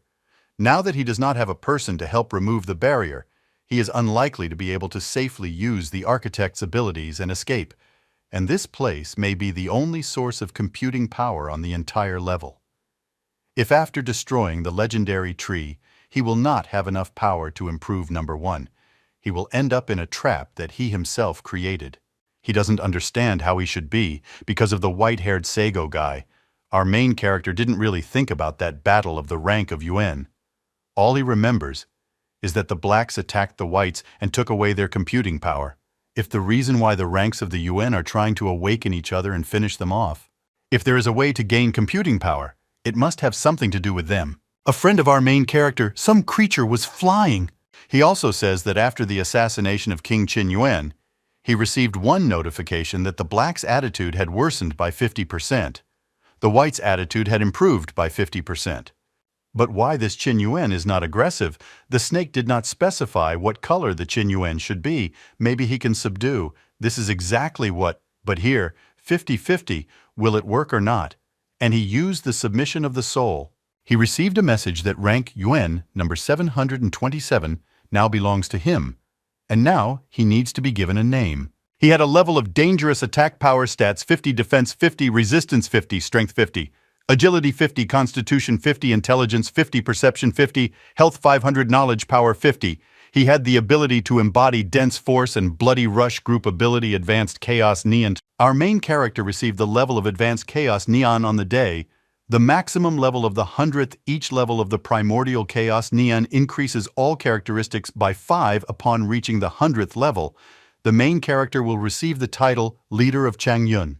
Thanks to this title, he will be able to resurrect one killed Qin Yuan. Number of uses 10. This is not an ability works for the king. Our main character was very happy about this and realized that this was the surprise that the snake told him. If he becomes king, then the entire territory will be his. Having acquired such a huge island, he will calmly find a way to extract a huge amount of computing power. Our main character was very happy because this was really a great surprise. And Ethan also named his pet S-Bai. Our main character needs to hurry up and get the buff of Primordial Chaos Neon from S-Bai as soon as possible, otherwise some other rank of Yuan will want to become king and find him. It will be very difficult, by the way. Bai Shuta could change statuses, which means he also wanted to become the leader of Changyun. That's why he needed to kill animals a little more.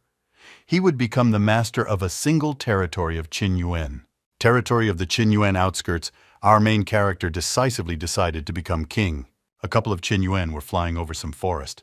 Our main character pointed a gun at them and was ready to kill them, and he was able to kill them with ease. In addition to this, he also easily chopped them all into pieces, and thanks to this, he took into account the bloody rush and Neon's advanced chaos. Our main character noticed another huge flock of birds, but they were unusual. They smelled of anger, and they also had red eyes. Our main character realized that something was wrong with them and began to run and ordered them to run after him. But there were an immeasurable number of them. Our main character did not understand where so many of them came from. They used to fight with each other, but now for some reason they decided to unite against him. Our main character realized that he needed to go to number 1.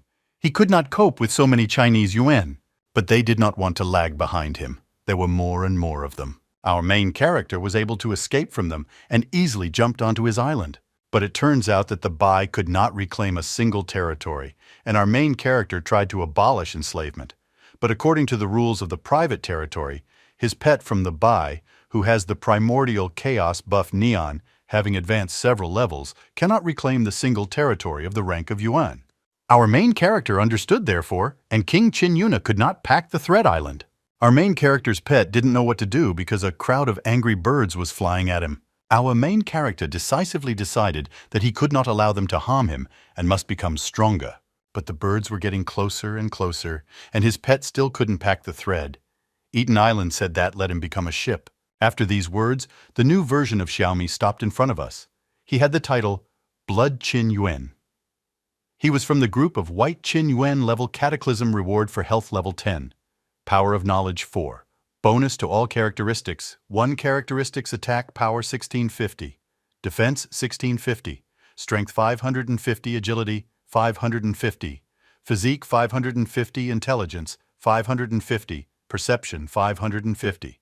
Health 175,000. Power of Knowledge 33,000. For every Qin Yuan killed, the pet gets 1 level of Bloody Rush. Bloody Rush. Current level 100 health increased by 10,000 units, and it can easily kill all these birds. No matter how many of them there are, they cannot defeat him. But the pet knelt in front of him. Now he is a real living shield, just what he needs now. But the most interesting thing is whether he can get lucky with it in any part of a single territory. But the saddest thing is that he cannot take it from the island. Our main character went to the legendary tree of this island because he needs to earn as much computing power as possible. There was just an unpleasant amount of these birds on the tree. On a pet with ease and defeated them all. And even after that, how the black rank of youth died, the legendary tree lit up. And when the white rank Yuan was killed on the outskirts, the same thing happened. Maybe it's somehow connected. So Bai became the new king, and all the black ranks of the Yuan returned here, and just hovered over the tree. But they are still hostile to our main character, but they do not attack the pet. Pet sucks computing power from a tree. After that, all the birds began to circle around the tree. After that, the pet got down on one knee and handed over the computing power to our main character. Our main character received a computing power of 2.535. Our main character was surprised that there was so little computing power in total. Now he has a total of only 3,081 unit of computing power. To move number 1 to the 3rd floor, you need to spend 2,000 computing power and raise the serpent's level to 20. We can only hope that they can find a way to extract computing power. The pet got up from his knees and looked up. At the top of them, there was a huge number of birds circling around them. The pet just took it and cut them all down in one fell swoop. The guy didn't understand what happened. The tree suddenly began to glow red, and a pet came up to our main character and gave him more computing power. Received another 376 computing power. Our main character was simply shocked, and he realized that his pet could generate computing power. Then he asked the pet to collect more, and he himself looked at Changyun's unified territory from the highest point. He may not be able to communicate directly with his pet, but he understands everything so perfectly what he should do at this level. There are 2 legendary trees. What is here and what is on the same territory? Qinyun, the legendary tree of the Black Qinyuan. And outside the lands of the king, there is a legendary tree of White Qinyuan, which means when Qinyuan die, their computing power is distributed between the trees. Most likely the original one was supposed to help in protection from the opposite clan of Qinyuan, but in the end it became the reason for the raid and destruction of the legendary trees. Understood. It was he who asked his pet to collect as much computing power as possible. He very cruelly kills his relatives Changyun, but nothing can be done about it. Our main character has collected 8,000 units of computing power, reaching the 2nd floor limit. He knew that the limit would be exactly 8,000.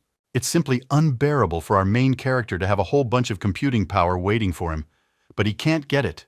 He's on private territory number 1. Eaton. Ask the snake if he can somehow transfer the unified territory of Chinyono to the 3rd floor of the world. Beyond the snake told him to try to unite the territory of Qinyuan and number 1, just like the unification of Black and White Qinyuan. But he must understand that Qinyuan Island is huge and requires a colossal amount of computing power to transition. But it's too complicated to bother with. But all he was interested in was whether he could take his pet with him somehow. Change answered him that without territory, he doesn't need to explain it. It's better to leave him to collect computing power. Someday he might be useful to them again. Then our hero can only hope that in a couple of days the primordial kingdom will descend into the real world and he will no longer be able to return for computing power. Okay, the 2nd floor has been completed. It's time to move on. Our main character listened to the snake and left him here. And then our main character spent 2,000 units of computing power to transfer number 1 to the 3rd floor. Now the player's strength, the adult membrane, is enhanced by the membrane's resistance, increased by 5%. Snake level limit increased to 35,100 computing power left. A huge beam appeared above his head, and most likely he will be the first to get to the 3rd floor. At this rate, power will soon be in his pocket. Meanwhile, Wei Shi asked for help because she was swallowed up by an abyss cub. The head of the New Order did not understand what was happening, and he asked how she was still alive. And the head of the New Order said that she and the steering wheel were on the 2nd floor and asked her to describe the area. And they would try to go to find it, but Hal Sai was already on the 3rd Yohanit, no private territories, only children of the abyss of different sizes. The head of the New Order did not expect her to be so fast will advance. She asked our main character if he had reached the 3rd floor. If so, then he needs to help her. He didn't expect that she was already on the 3rd floor as fast as he was. Our main character did not understand how she was able to get to the 3rd floor so quickly on her own. It doesn't matter. He still needs to find it in such a huge space, no need to worry. But if our main character meets him, we need to be careful. Finally, our main character is on the 3rd floor of the world, beyond, and he is surrounded only by children of the abyss. Our main character saw the child of the abyss and used the architect to hide number 1. It was the same abyss eater who devoured his girlfriend. Yes, he saw him. Now he has a problem. Is it worth saving her? Wei Shi sent a photo of the key that opens the membrane control center. She found out what this thing was when she tried to get close to the main monster. But she had no idea what the membrane control center was and where it was located. Was shocked when I saw that she had the key to the membrane control center. The main character asked the snake whether he needed a key to get into the snake control center and asked how he knew about it. But he replied that you can't get there without a key. The main character said emphatically that they should get it. The snake said that the owner of the floor must have the key, but he does not understand why he is asking about it now. I also asked the main character if he knew anything about the location of the key. Ethan replied that it must be somewhere inside this huge void eater. Meanwhile, somewhere in the world, beyond the second floor, Blue-Haired was shocked that they could be reborn on their territory. He told the head that they are what is not the main thing in this story. They are not only slower than them, but also know much less. The captain told him not to talk nonsense and they need to focus on the present. The captain said that they have someone on the next floor. This is already good. And now they need to somehow deal with the main monster. After all, he has a key above his head. It resembles what the howl sent.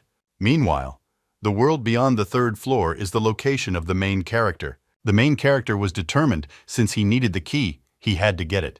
The serpent warned him to be careful, and he would hide number 1 until he returned. The main character relies on the snake and jumps on this huge monster. The wall turns out to be very sticky, and he just sticks to it. Our main character just starts to get sucked in there. It was the work of these 2 guys on the island. The blue-haired guy said that most likely they were the first to reach the third floor. Another answered him that you shouldn't forget about the main character. When the broadcast of the Bai show ended, the main character almost defeated the king of Qin Yuan.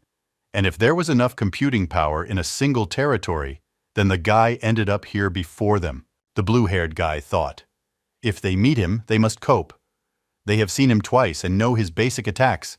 They just need to play on it correctly using counters. When the 2 moved to the third floor of the world, beyond the border, they were notified that the third floor is an extremely dangerous area, and their membrane appearance was automatically changed, and they are protected from the adverse environment. The purple-haired guy is distracted by something in the distance from him. Another guy said that they were covered with some kind of protective layer, but they didn't understand what to do. After all, there are no clues. Asked the purple-haired one what he sees. He replied that he saw the main character. Meanwhile, our main character was already inside. He was met by the God of Flowers incarnation. She had the 95th danger level chaos. When she saw him, her eyes turned bright red. This time, our protagonist does not have the protection of the snake and the unlimited architect, and the oak is weakened by only 40%. He still does not know how he is going to get the key. Meanwhile, the God of Flowers has already made an attack towards our main character. Although he didn't expect it, he was still able to cut them apart with ease. There were too many of them, but he continued to chop them down. The attack range of the God of Flowers is simply incredible. Most likely it covers this entire vast territory. Our main character had no idea how to fight her at that time. One of the sprouts hit him right in the back, and his health level dropped to almost half. The flower god sent an incredible amount of sprouts towards Ethan. Our main character received a notification that he lost 10,000 health, but immediately someone restored him to this health. And thanks to this, the guy continued to chop the sprouts over and over again. And then a girl from the main character's team appears behind this goddess, and she used, and the Star of Destruction, imposes on the target 1 level of the decisive star in this target. 3 levels are imposed. Then it is destroyed. Her health is reduced to 0. The duration of this ability is 30 minutes. Cooldown is 10 minutes. This girl threw a couple of kunai at her back. She also turned around and glanced at her, and sent a lot of sprouts in her direction. And not only in her, also in the main character. The girl was very fast and easily dodged them. She approached Ethan and said they needed to run quickly. The 2 of them stood near some kind of circle. No, he was running from these sprouts, incredibly tired. He asked him if it was safe here and thanked him for his help, because if it weren't for her, he would have died. She answered him that it was he who helped her, and she should thank him. Ethan is more interested in how they can get out of here. He hopes that they don't have to defeat the monster to do this. She said that there was no other way. She had already tried everything, even inviting the edge of the territory. But I ended up here again. Most likely this is something like a checkpoint in a safe zone. And if you leave here, she will immediately attack in any case. It's pointless to get to her for too long. She asked what our main character did to deserve such bright attention from the goddess. As soon as he entered, she attacked him with incredible hatred. She said that this is not a minus, rather. This could be useful for victory and just needed a super attractive bait. He told her that if she has a plan, then she needs to tell it. She still doesn't know how to get the key completely. Maybe killing the boss is not the only option. And if she casts her ability on her 3 times, then they will defeat too. She's already cast it once, so there's still a little bit left. All that is needed for the plan is to occupy the God of Flowers, and as soon as she has the opportunity, she will immediately attack. At the same time, outside the quiet grave, they were trying to persuade him whether that guy was mistaken, that he saw him. Then they firmly decided to follow him and divide the computing power of the main character into 2. And at the same moment they jumped on this Abyss Devourer. The main character finally decided to help Nike and Above face to face with the goddess. Looking at her, he was already anticipating further developments and the height of the battle that awaited him. The goddess, as soon as she noticed him, became furious at that very second and was going to destroy the guy. She began to attack him with vines that had an incredible attack range, while she sat motionless just pointing her fingers at the guy. While the attack reached the main character, he used a blessing on himself, which gave plus 900 to all characteristics, and now his characteristics were 1,000 each. If not for the restrictions at the 3rd level on the limits of characteristics, then he would have mixed for several thousand. This time the guy easily began to scold her vines, thereby repelling the attacks that she launched at him along the way. He wrote a personal message to Nika telling her to hurry up because he won't last more than 30 seconds. The goddess was already beginning to seriously attack the main character and did not let him down, following him with vines wherever he went. At some point, the goddess's attacks surrounded the guy from all sides. He didn't even know what to do. The goddess increasingly pressed the protagonist, enveloping him in prison. From the vines that she had endlessly, she tried to imprison him, thereby immobilizing him. At that time, the girl was already on the way to the main character and wrote to him to hold out for a few more seconds. Nika attacked the goddess from the side, but she managed to notice her, but did not really show her slash. The girl successfully hit the target, and it would seem victory was already in their pocket. All they had to do was take the key that was above the girl's head. Nika wanted to deliver the final decisive blow that would kill the goddess with self-confidence. She jumped straight at her head-on. At that time we are transported to our main character. Suddenly the attacks became much slower, or even stopped altogether. The main character already thought that it was all over and that their plan with the girl had worked. But looking to the side, he saw through the bonds how the girl lost and fell exhausted, and the goddess was still standing on her feet. The main character could not believe his eyes, and did not know what happened unexpectedly. He receives an additional message from Nika, where she asks to save her. The guy immediately took off from his seat to rush to the girl's aid, because without her, it would be difficult for the main character. The goddess was going to finish off the girl that very minute so that she wouldn't cause any more trouble. Because of this, she completely forgot about our main character, who was approaching her from behind, and in personal messages Nika said that the difference between their characteristics was too great, which is why her spell did not work, and to all that, she didn't succeed, and was also paralyzed. The guy understood that things were not going well for them. His ally was paralyzed, but there were also advantages. Her halo over the key disappeared, so the main character understood that this was his chance to end the battle. As soon as he got as close as possible to her from behind, he jumped on her and grabbed the key, in the hope that after that the girl would stop. But what was the guy's maximum surprise when he received notifications that it was impossible to get the membrane key, because he needed no less than 25% of the computing power of the primordial kingdom. In addition to the current situation, the goddess quickly discovers the main character and did not wait. Not for a second does she attack. He again miraculously manages to break away from the goddess thanks to her own weapon. But this time he decides to leave because the blessing that was affecting him was soon to end. He should have returned to the safe zone. He couldn't leave the girl, so he approached her as quickly as possible, grabbed her in his arms and began to run away to a safe zone. The girl was incredibly confused by our main character. She felt safe. The main characters took the girl to a safe place and thought about where he could get 25% of the power in order to get the key. Looking at the paralyzed girl, he understood that if he could take 5% from her, then he should have enough power, and then he would be able to take the key. The guy began to carefully consider all the ideas that came to his mind, because they were practically in a hopeless situation. Constantly wild, he unexpectedly receives a message from her that he saved her again in response. He wonders when she would be able to move. Something she replies that she has no idea and can't even imagine because she has never met an enemy with such a difference in the characteristics. The main character begins to slowly approach Theme for power, but suddenly behind him, he feels someone's presence that attracts his attention. He doesn't understand whose voice he heard behind him and turns around to explore the situation. He saw two guys who were chasing exactly him. At first, this shocked him for a moment because he did not expect that anyone else would be able to reach the third level so quickly. But then this makes him happy, and he tells the girl to forget about what he said.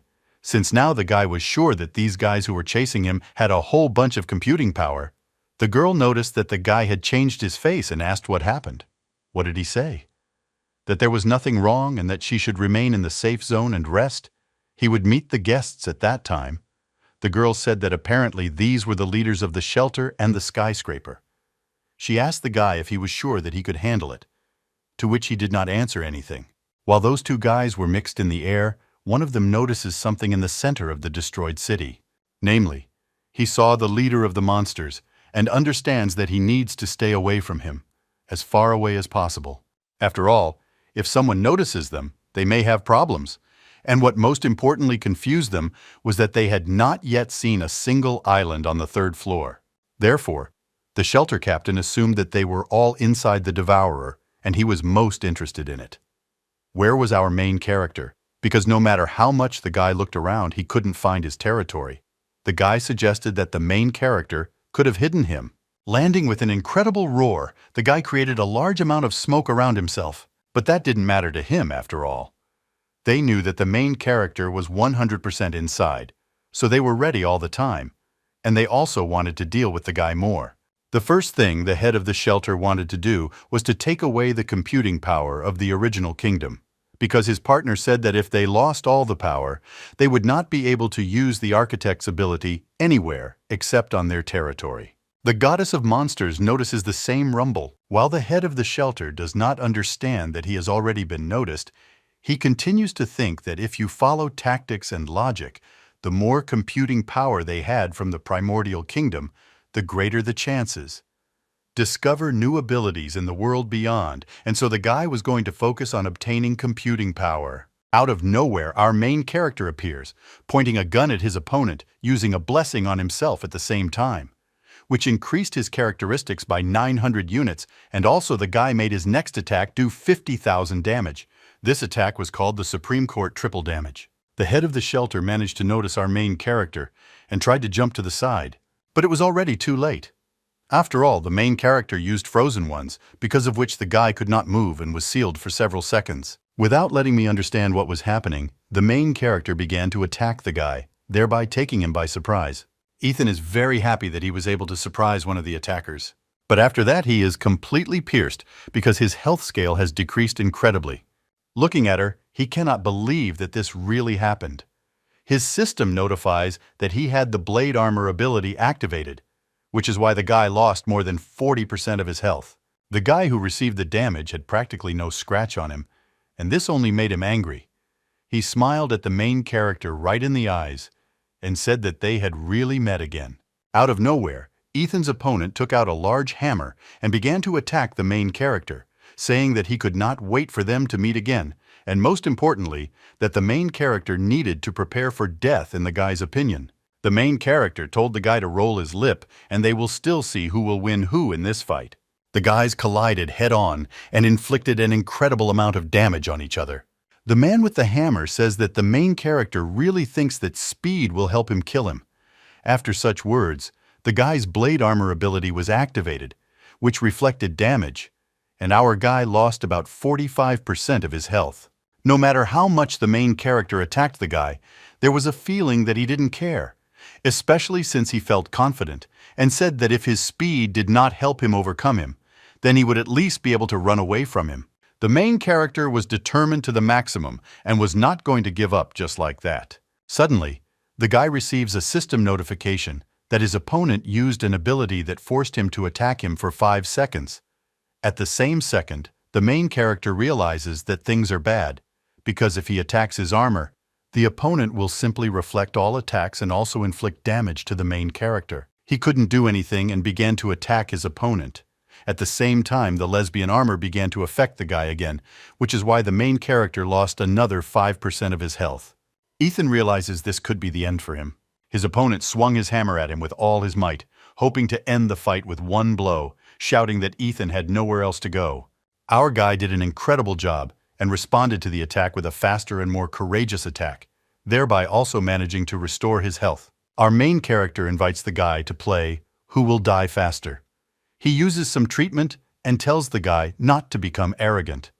After all, he also has such abilities.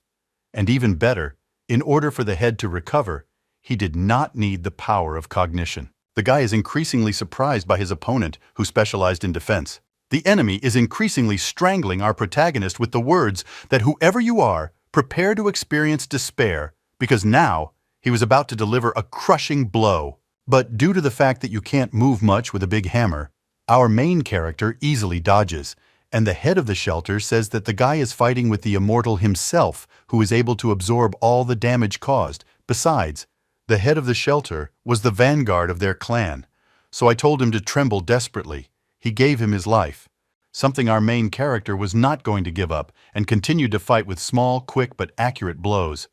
And besides, the system informed the guy that he had cancelled his method of transferring health. This surprised his enemy very much, and he could not understand how the main character managed to stop his recovery, to which the main character recalled his battle against a pretender, with whom there were problems due to the fact that he did not have enough speed, and in order to interrupt the bloody exchange, it was necessary to carry 3 hits in less than 3 seconds for the ability to stop.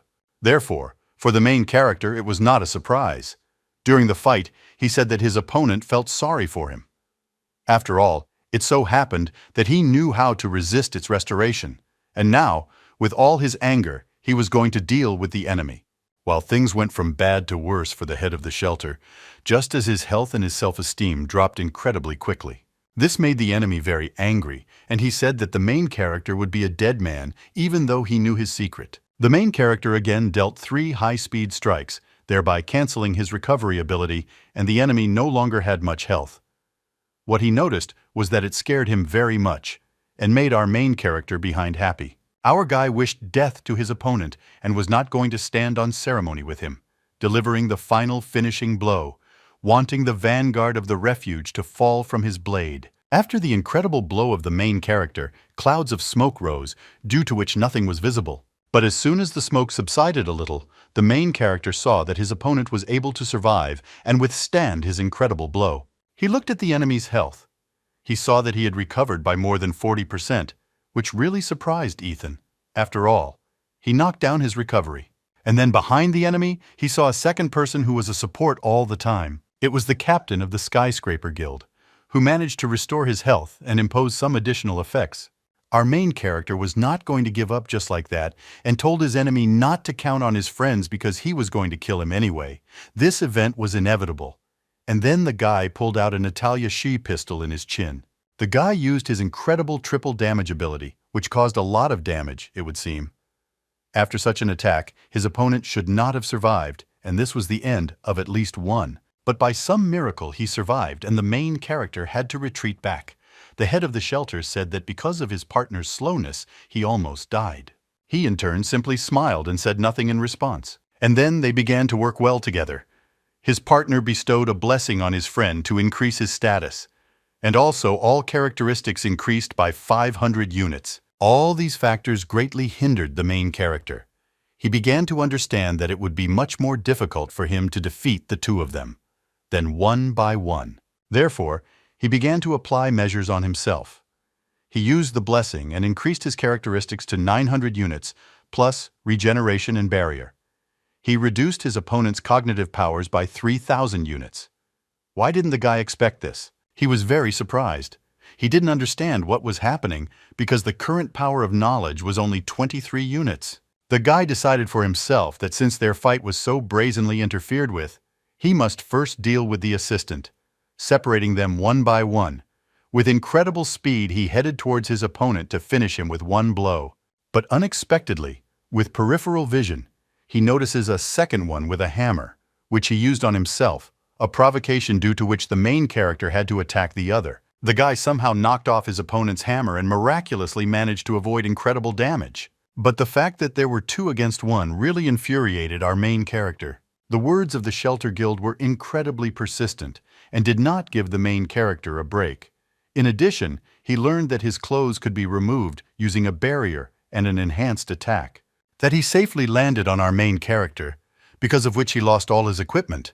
I was left practically unarmed. Shocking Guy doesn't understand. How is this possible since the combination of barrier effects plus enhanced attack was not available at the shelter? He began to assume that it was the blessing of the second player. Thereby the main character concluded that his blessing was different from the other. Now the self-confident enemy easily attacked the guy without even trying to defend himself somehow. There was again an incredible amount of smoke on the battlefield, making it impossible to see anything. The head of the Shelter Guild hoped that his incredible blows could finish off the main character. But our guy was strong and was able to withstand his attack with his bare hands.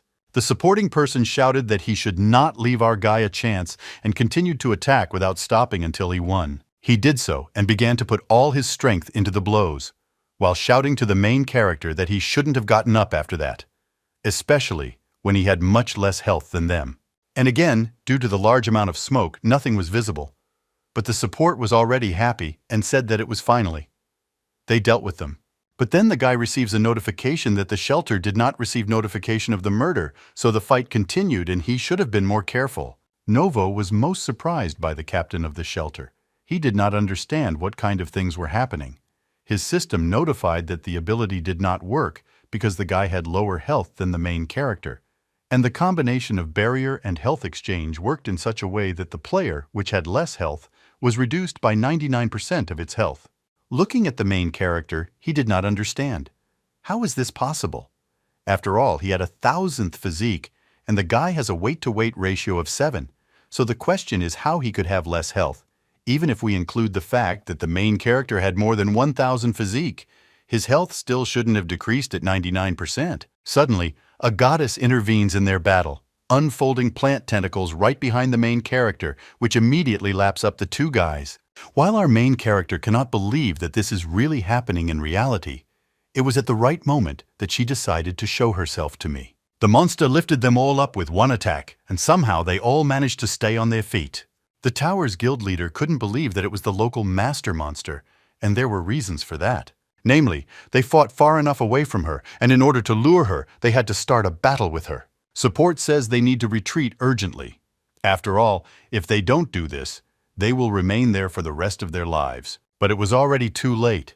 The main character was not going to let them retreat. The guy wanted to finish everything. At that moment, the support tried to accept the ability, but he did not have enough cognitive powers to use it, and thus he could not help his ally in any way. The main character took advantage of this and with just one blow cuts him in half, thereby killing him. And he goes to the defeat lobby without having time to say a word. As soon as the main character killed him, he received 5% of the computing power of the original kingdom for him. The current percentage of the main character's power was 26%. In addition, he also received a ball with objects. After killing the guy, the main character did not stop, looked at the second one and said that now it was his turn to die. He immediately understood that he needed to run away, and did not hesitate, running away with all his might. Cope alone with the St. Petersburg abilities of our main character. In addition, he took advantage of his carelessness and turned the outcome of the battle. And on top of that, the main monster came to them. The situation for him was worse than ever.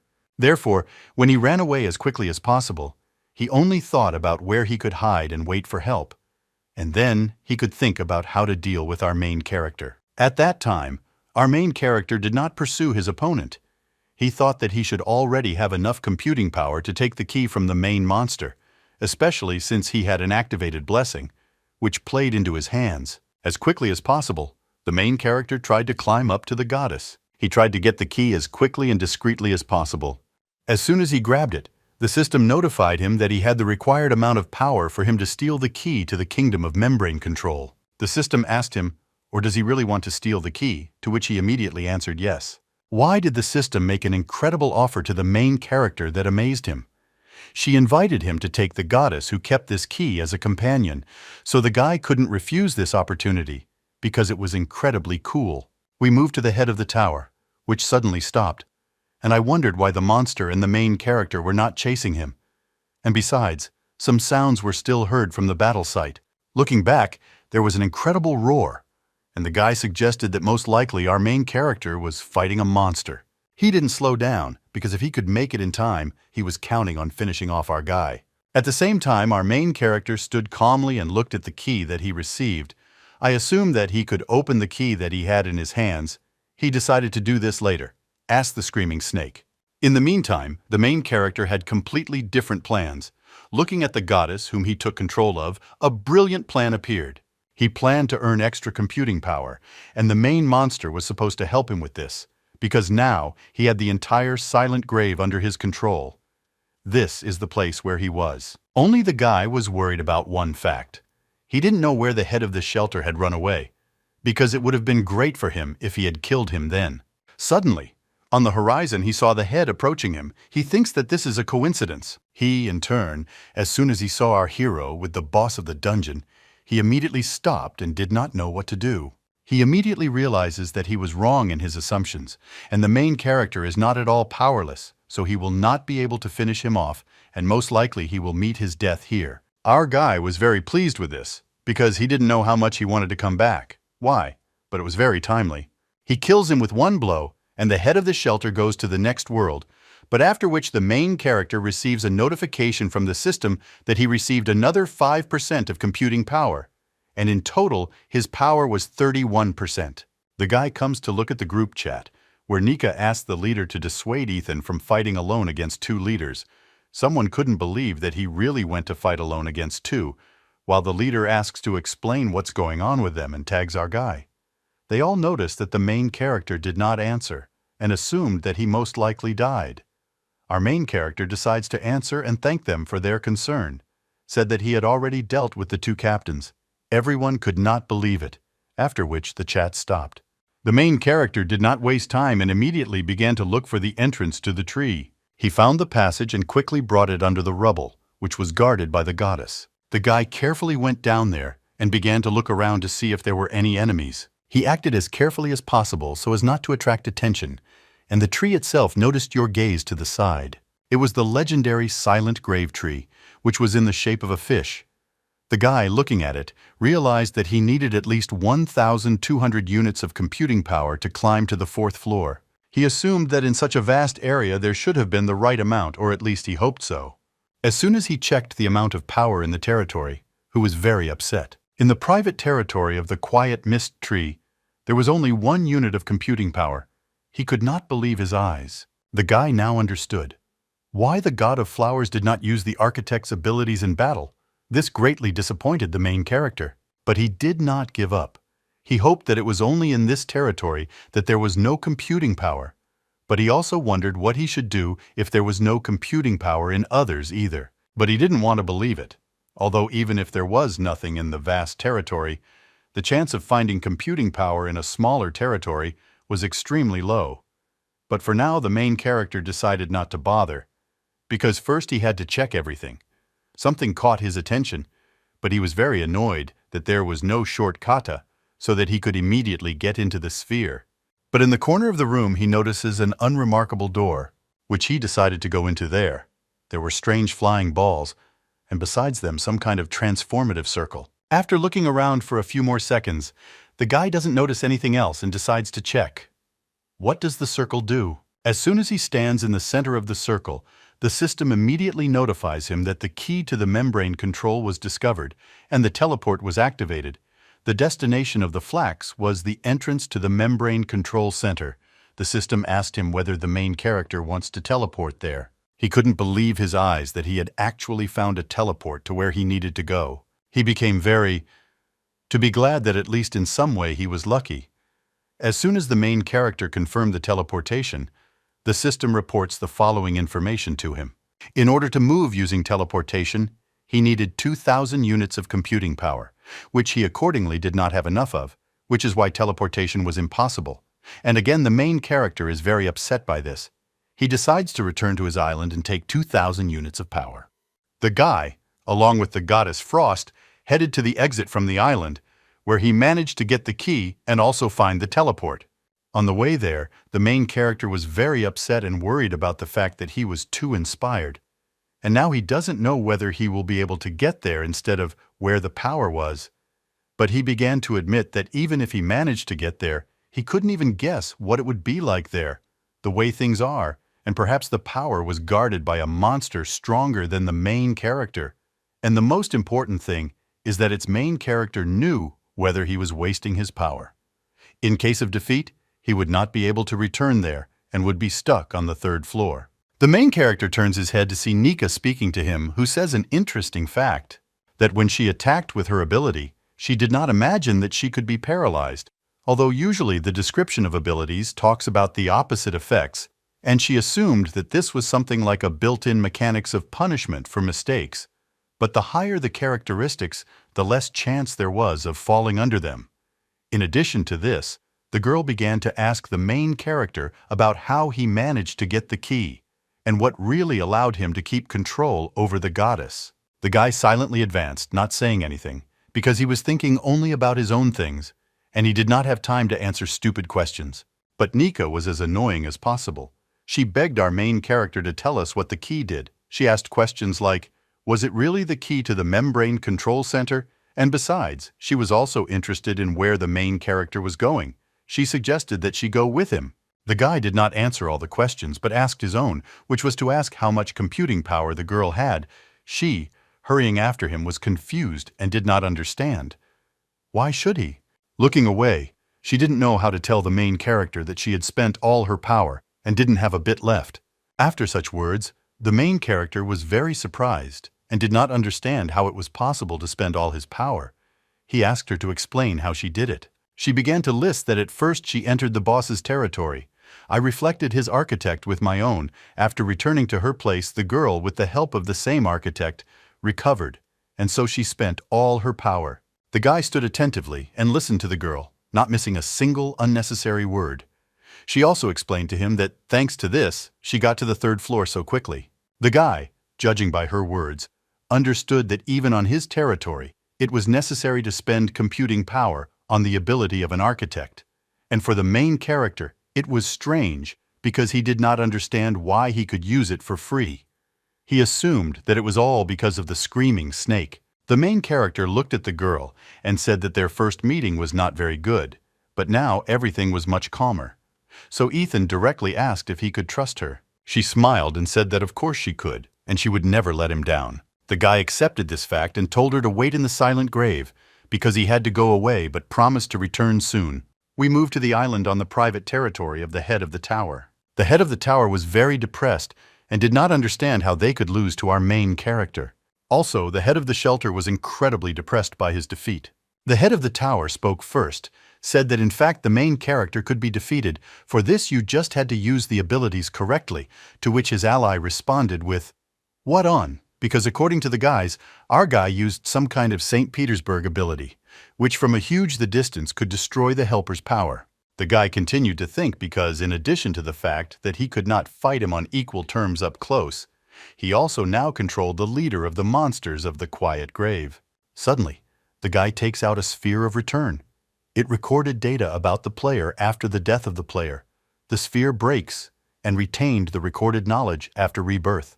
The leader of the tower said that they also had their trump cards, and therefore they should not be upset because they still had a chance to defeat our main character.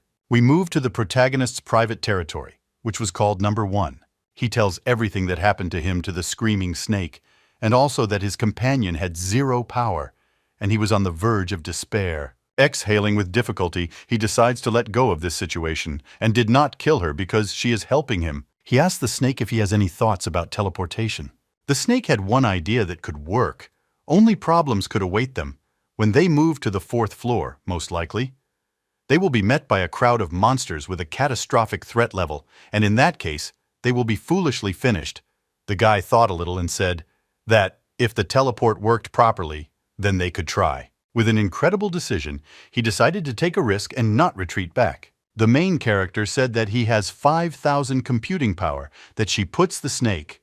He plans to take everything else for himself in case he is reborn, and in this case, in the worst case, they will have to look for ways to obtain power. Suddenly, the snake said that if you play, then on a grand scale, the main character did not understand what he was talking about. The snake continued that if he wanted to get into the control center with the membrane, then he was playing with the inevitable.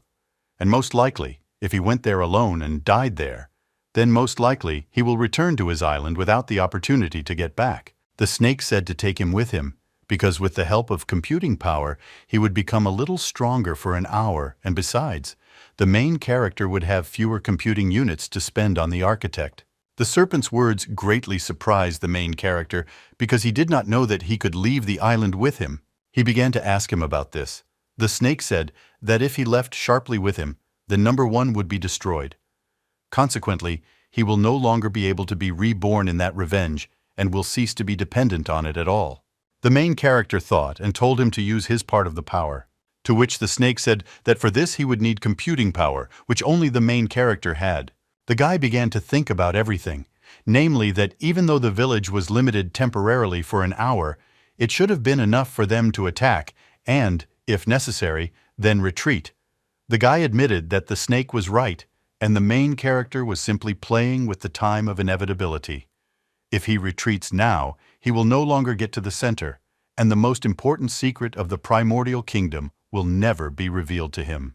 So he stood up and said that he had made a decision, and now they were going there together, without any hesitation or doubt. The snake said that it was a wise decision, and began to clasp the protagonist's hand, which he did not expect.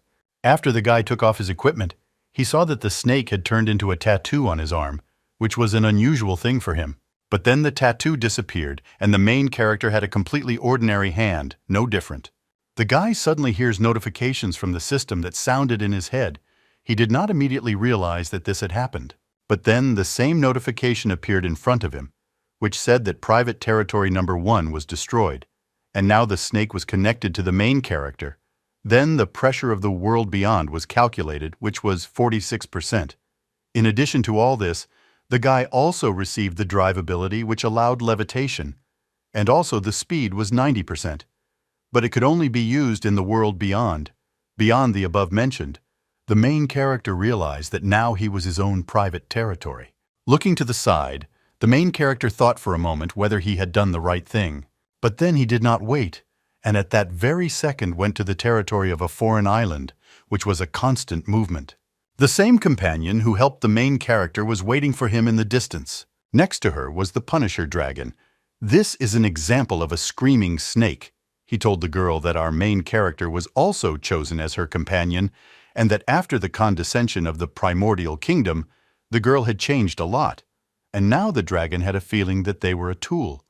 So he told the girl that if she didn't want to destroy their fate, she must kill the other chosen ones and win. The girl listened carefully to the dragon because he helped her a lot. The dragon advised the girl to quickly get rid of our main character since he trusted her. I had just the perfect opportunity to finish him off at an unexpected moment. The girl did not argue with the dragon and agreed with everything he said. "My wife."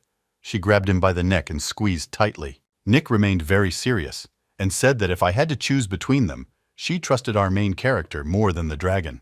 Without holding him for a long time, she let him go, because she didn't want to scare or injure him too much. In response, the dragon said that she reached the 3rd floor thanks to him. Her mistrust broke his heart, but that's why he chose her. He told her not to doubt and stop stronger, because he believed that in the end, the girl would make the right choice. To which she began to tremble very violently, clutching Nick's face with her hands and blushing. After all, I remembered the moment when our main character, "Thank you," when she was on the verge of death. Because of this, she thought our guy was cute and now she didn't want to kill him. She had completely different plans for him. Our main character returns to Nika, who already thought that he abandoned her and left her to die on the 3rd level. The main character didn't really keep up the conversation, but with a serious look, he headed towards the portal and told the girl to keep up, to which she simply smiled. The guy suddenly notices behind them 2 flying bodies entering the zones of the island, and he realizes that this was clearly not good. These were the same 2 guys who had previously fought with them as the heads of their guilds. The goddess of flowers did not immediately begin to attack them since they were not yet within her reach. But as soon as she noticed them, she immediately blew herself up and began to use her ability, which released vines from under the earth. Ethan told the girl to quickly dress him, leaving the god of flowers to deal with them, because they had already died once, and knew that the god of flowers was under his control. But despite this, the main character was surprised that they still returned. He suggested that most likely they had some kind of trump card. Unfortunately, he didn't even know roughly what it was, so he gave the God of Flowers the opportunity to fight first. Turning back, he saw how the vines attacked the two guys, but suddenly there was a big flash, which was followed by the destruction of the God of Flowers and the surprise of the main character. With flash, she meant with herself, after dodging an immediate counterattack to the target. There was no specific distance for such an ability. Also, the flash ability could be repeated until the person hit the target. But there was a small note after using such an ability on the person who used such an ability. A weakness was applied for 1 second, and each subsequent use also added 1 second. The main character could not believe that his henchwoman was destroyed with just one blow. He did not understand how this was possible. Nikov behind was no less surprised, because such a powerful blow required an incredible amount of buffs to instantly kill the God of Flowers. Further, the notice explained to the guy that the power ability of a lightning strike depended on agility. 1 unit of agility was equal to 2 units of attack power. There was an incredible amount of dust around, which was raised by an unknown girl standing in the middle. Due to the fact that the God of Flowers was destroyed by the main character and Nikki had to stop because there was no one else to cover their back, they could be killed at any moment. The girl who attacked them was from the Skyscraper clan. She was 6 levels and was very pleased. She did not wait and used the lightning dash power ability, capable of making a dash in a certain direction, at which point the agility coefficient increased 3 times. Therefore, it was difficult for our main character to evade such an attack. The girl hits him with her katana. The main character somehow manages to use a chained ability on her, which immobilizes the target for a few seconds, which at the same moment gave birth to a girl. The guy with an incredibly serious face said that if the girl only had strength abilities, then let her prepare to die, and pulled the trigger. As soon as the main character made a shot, the girl immediately disappeared, using the perfect evasion ability, which deflected 100% of the attack, and the reload time was 5 minutes. Nika behind warned the main character not to fight with her head on.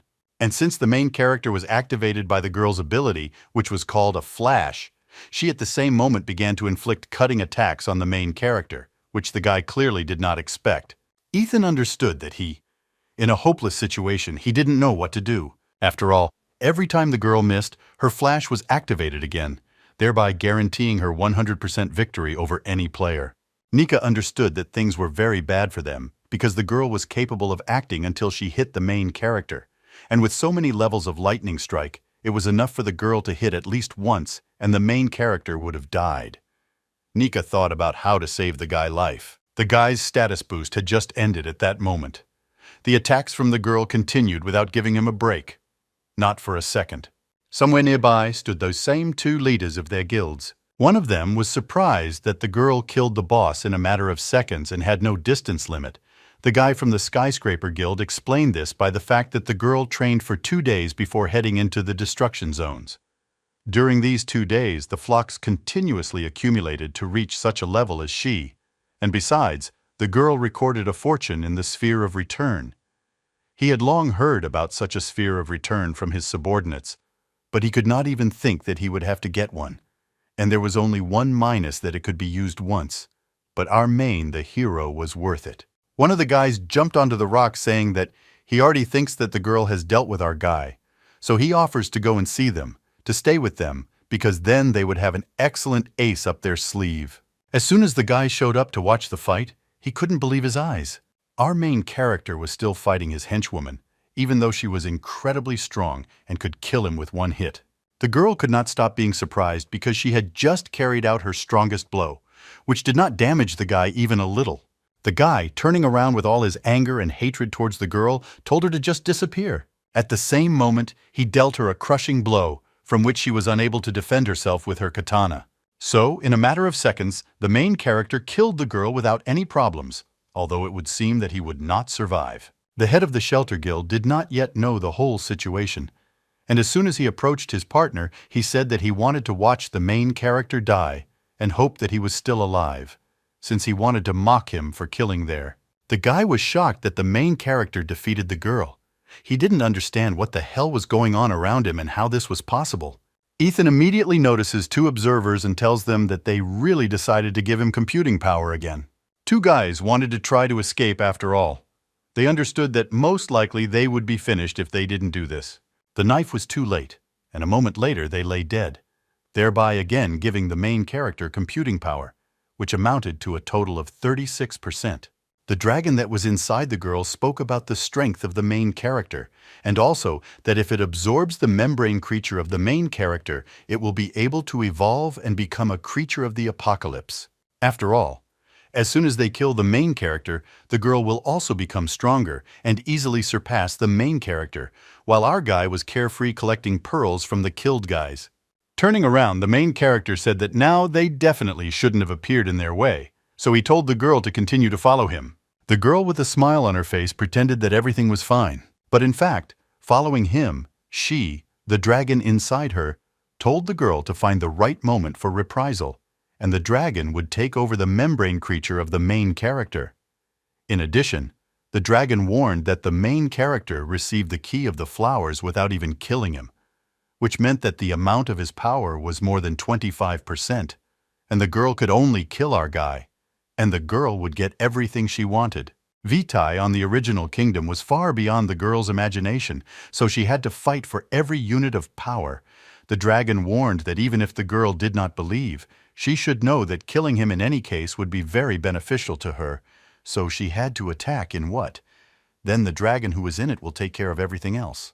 Walking behind the guy, the girl told him that she actually knew about the control center of the membrane. After all, it was for her that she came to the destruction zones. Besides, the girl was considered not their allies. But then, on the ship, she saved us. And in return, he pulled her out of the damned places. And therefore she believed that now they were even, but she did not understand why he still allowed her to walk next to him. The guy turned around and looked at her and was silent for a few seconds.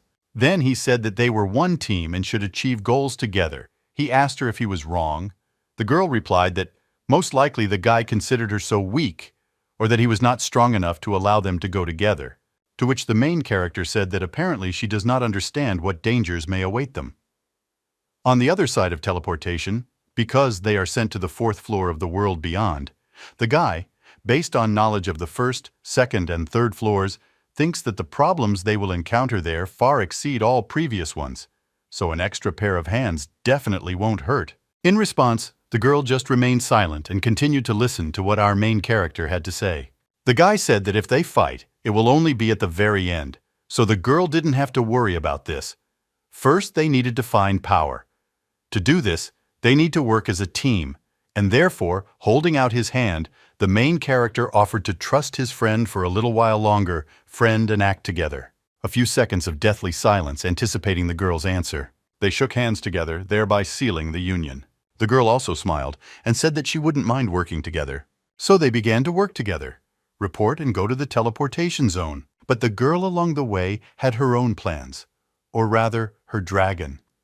He said that if the creature of our main character was absorbed, he could easily deal with all the upcoming dangers, and the girl didn't have to worry about this. So as soon as the girl had the opportunity, the dragon told her to didn't lose it and finished him off on the spot. As soon as they entered the teleport together, they stood there for a few seconds. The main character immediately received a notification that the key had been discovered, and there was a request for the membrane control center. The main character's snake said that although the portal looked untouched, it could have been damaged, so the guy should have been well prepared. We continued to say that if he went off the planet, he will take on his true form and buy them some time so that he can somehow fix the teleport. Otherwise, death awaits them. The guy stood next to the girl and said that it was time to leave and he would now activate the teleport. Moreover, so that the girl was ready, teleportation began to occur. Before they were transferred, the guy told the girl that he didn't know what awaited them there, so they had to be ready, and he was sure that if they acted together, they would most likely survive. The girl did not deny the fact and said that everything would be fine. The teleport turned out to be working, and they were immediately transferred to the fourth floor without any problems or difficulties. Looking around, the main character couldn't believe that this was the entrance to the membrane control center because somehow everything was calm. The guy decides to look up whether there is anything else above them, and he notices that the center of the membrane was higher, and it turns out that it is in the world. Beyond the boundary, there were not 4 floors, but 5, and the membrane was on the next floor. The guy understood that if on the next floor it was the center of the membrane, then they had to go through another level of the world. Beyond. The guy was incredibly shocked. He asks his snake that what he said is completely different from reality, and those full of bosses that were supposed to be on the 4th floor of the catastrophic level simply weren't there, and there were only flat stones around. The snake didn't answer for a while. I scared the main character very much. And then he replied that it was simply impossible, and before where they were, everything looked different. Nika notices that the guy is trembling, from hopelessness and lack of understanding of what was happening around. The dragon tells the girl that the time has come, and she must immediately attack the main character. But he hits you in the face and says that he really annoyed her, and the girl tells him to shut up. The dragon disobediently says that since the girl does not want to finish him off, then he will do it himself, and begins the transformation of the girl's body. She did not expect such a turn at all, and at some point she was confused. The dragon unexpectedly attacked the main character from behind, but the girl manages to send him a message saying that he was more careful because now she couldn't control herself, which is why the guy notices the dragon's attack in time. Somehow he manages to jump to the side and save his life. Because of this, the main character begins to have many questions, and he did not understand what kind of monster was in front of him. He notices that the monster is transforming from a girl and gradually turns into a dragon. At that time, the girl shouts to her monster that he has really forgotten their agreement, which was to help each other become stronger. Something dragon has completely taken over the girl's body, and says that he is the one promoting their power, so she should have been grateful to him. The girl jumps to sleep. Then the dragon was a traitor, and then he completely absorbs her. The main character stood watching all this with his mouth open in misunderstanding. What was happening around him? He tried to send a message to the girl, but the system sent a notification that the player was under control, and therefore she would not receive the sent message.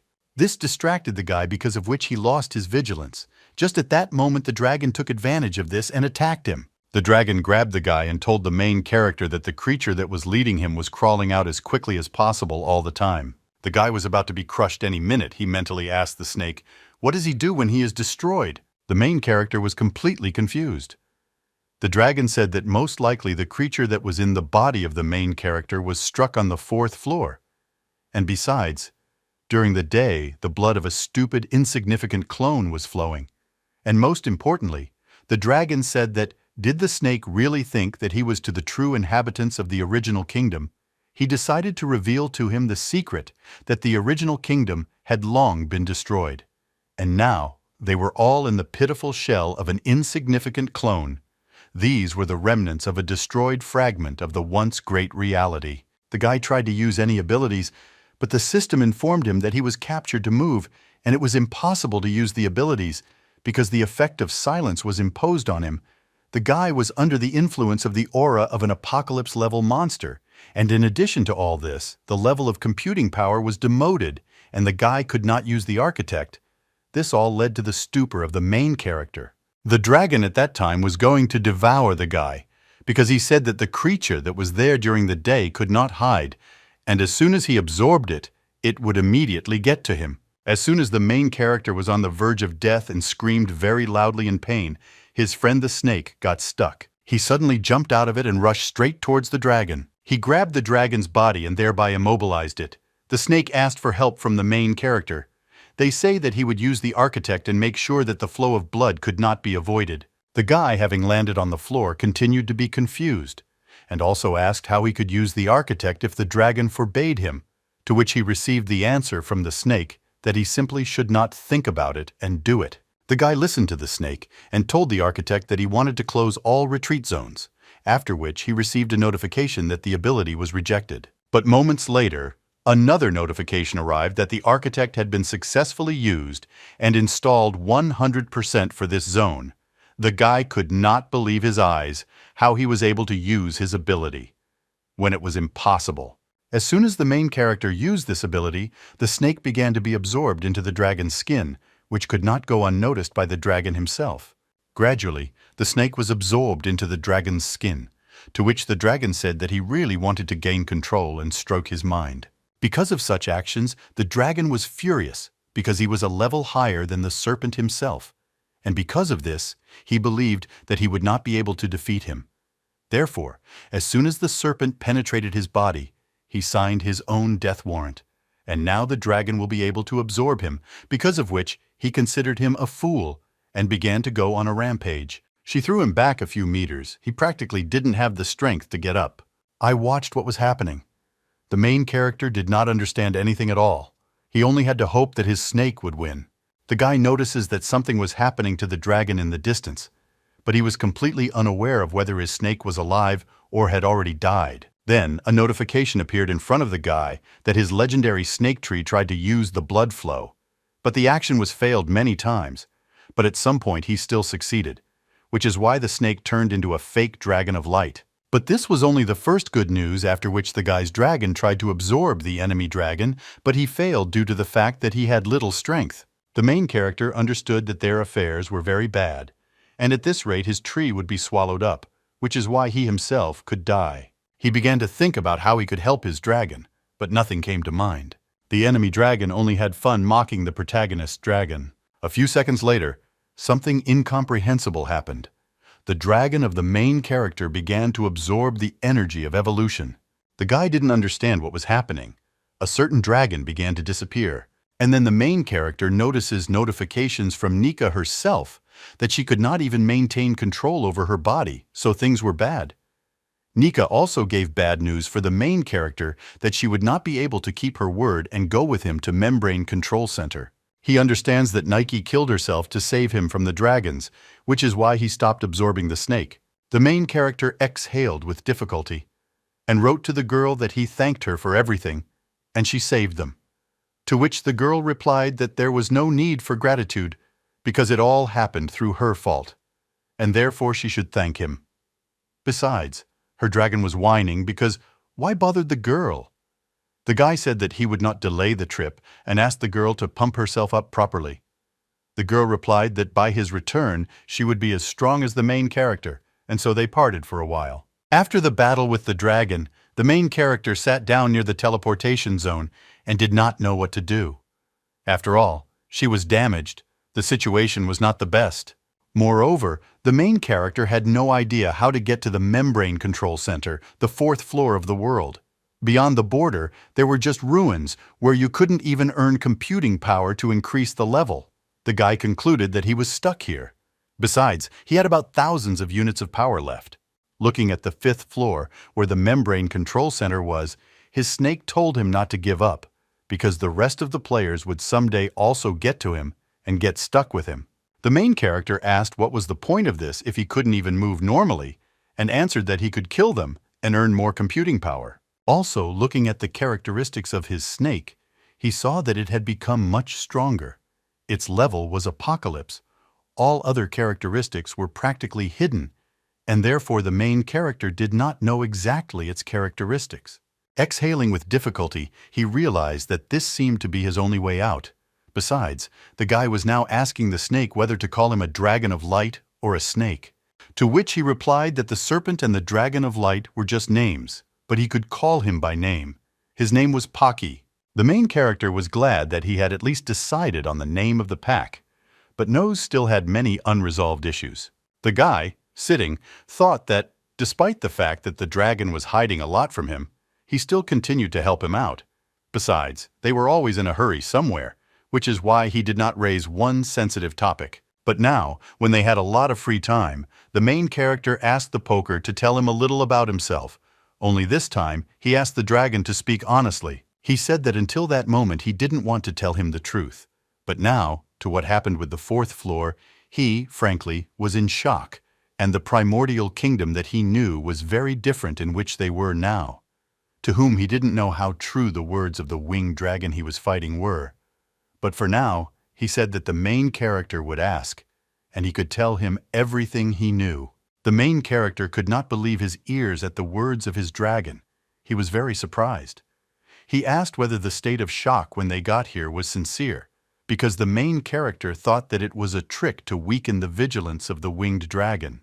In response, the pack just waved its paws, saying that those emotions were really real. And the main character began to remember the words of the winged dragon, who said that the original kingdom had long been gone, And now it was a pathetic shell, the so-called insignificant clone. These were the remnants of destroyed fragments once in the great reality. Judging by these words, the main character concludes that the winged dragon was talking about the past primordial kingdom.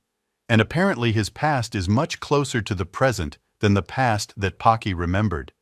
The main character really wanted to make sure of this, but he didn't know what to ask. He needed to ask a question that was very important but not drowned out by the game. The guy looked up and asked what the Membrane Control Center was. Dracosha replied that it was an advanced, powerful system that was once located in the center of the primordial kingdom.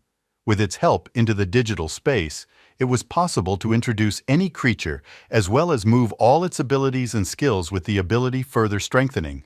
This answer greatly shocked the main character, because he understood that this was what happened to all the players when the primordial kingdom descended into their world.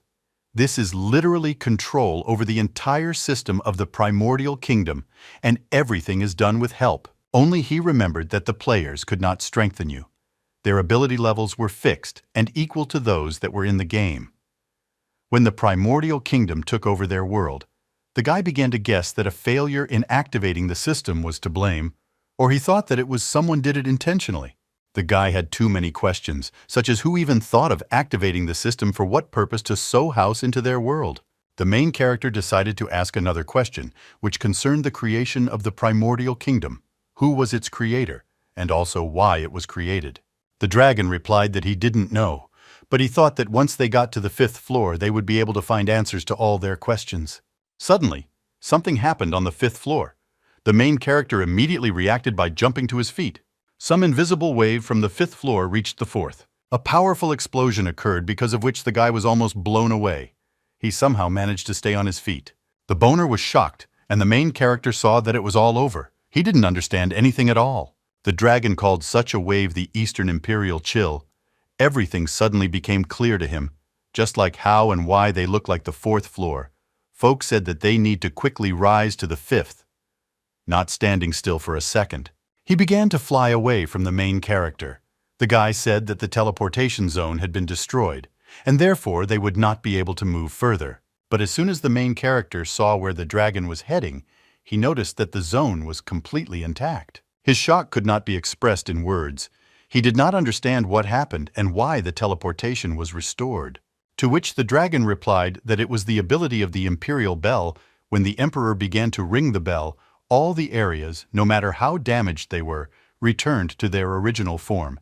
So the portal was corrected, because which not only restored the ruins, but also killed all the animals around, which is why all the monsters from the 4th floor disappeared. I'm not still alive due to the fact that the area where they were was considered the main character of the territory, and the pack was considered a legendary dragon. He said that enough chatter, and it was time for them to go to the 5th floor. He asked the guy to quickly enter the teleportation zones. Then a notification appeared in front of the main character that a key to the central control of the membrane had been discovered, and there was a request from the system, or the guy really wanted to enter the portal, to which he was surprised to not believe that it actually worked, but he had to make a choice. He began to reason that the 5th floor of We Beyond was the Membrane Control Data Processing Center, and also the main secret of the Primordial Kingdom. He did not know or was ready for everything that was coming. But having pulled himself together, the guy confirmed the movement and without a drop of doubt was ready to apply future consequences. After confirmation, a notification followed that the main character had arrived on the 5th floor of the world. Beyond the boundary, there was a calculation of the forces of the brawl. Miro beyond the boundary, the oak was at 45%. The main character's current strength was 55, and ability cooldown was increased by 45.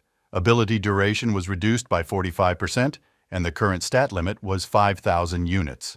As soon as the main character moved to the 5th zone, he realized that the oak was only 45%, which is why he can again be infinitely strengthened with the help of a blessing. The dragons, the main character, looked into the center of the luminous beam, where they saw the bell, after which Ethan said that, as he thought, it was because of the Eastern Imperial Bell that there were also no monsters on the 5th floor. The main character wondered if it was really an elevator, and most likely they were almost there, and only an elevator separated them from the Membrane Control Center. and in front of them was the same restoring Imperial Bell. The guy asked the dragon, or was he dangerous? To which the pack replied that now the abilities of the restoration bell should have been on recharge, so it was safe. But they had to be on the lookout because neither the main character nor the dragon knew how long it would have been recharging, because like last time, they didn't know whether he would consider them the owners of the territory or not.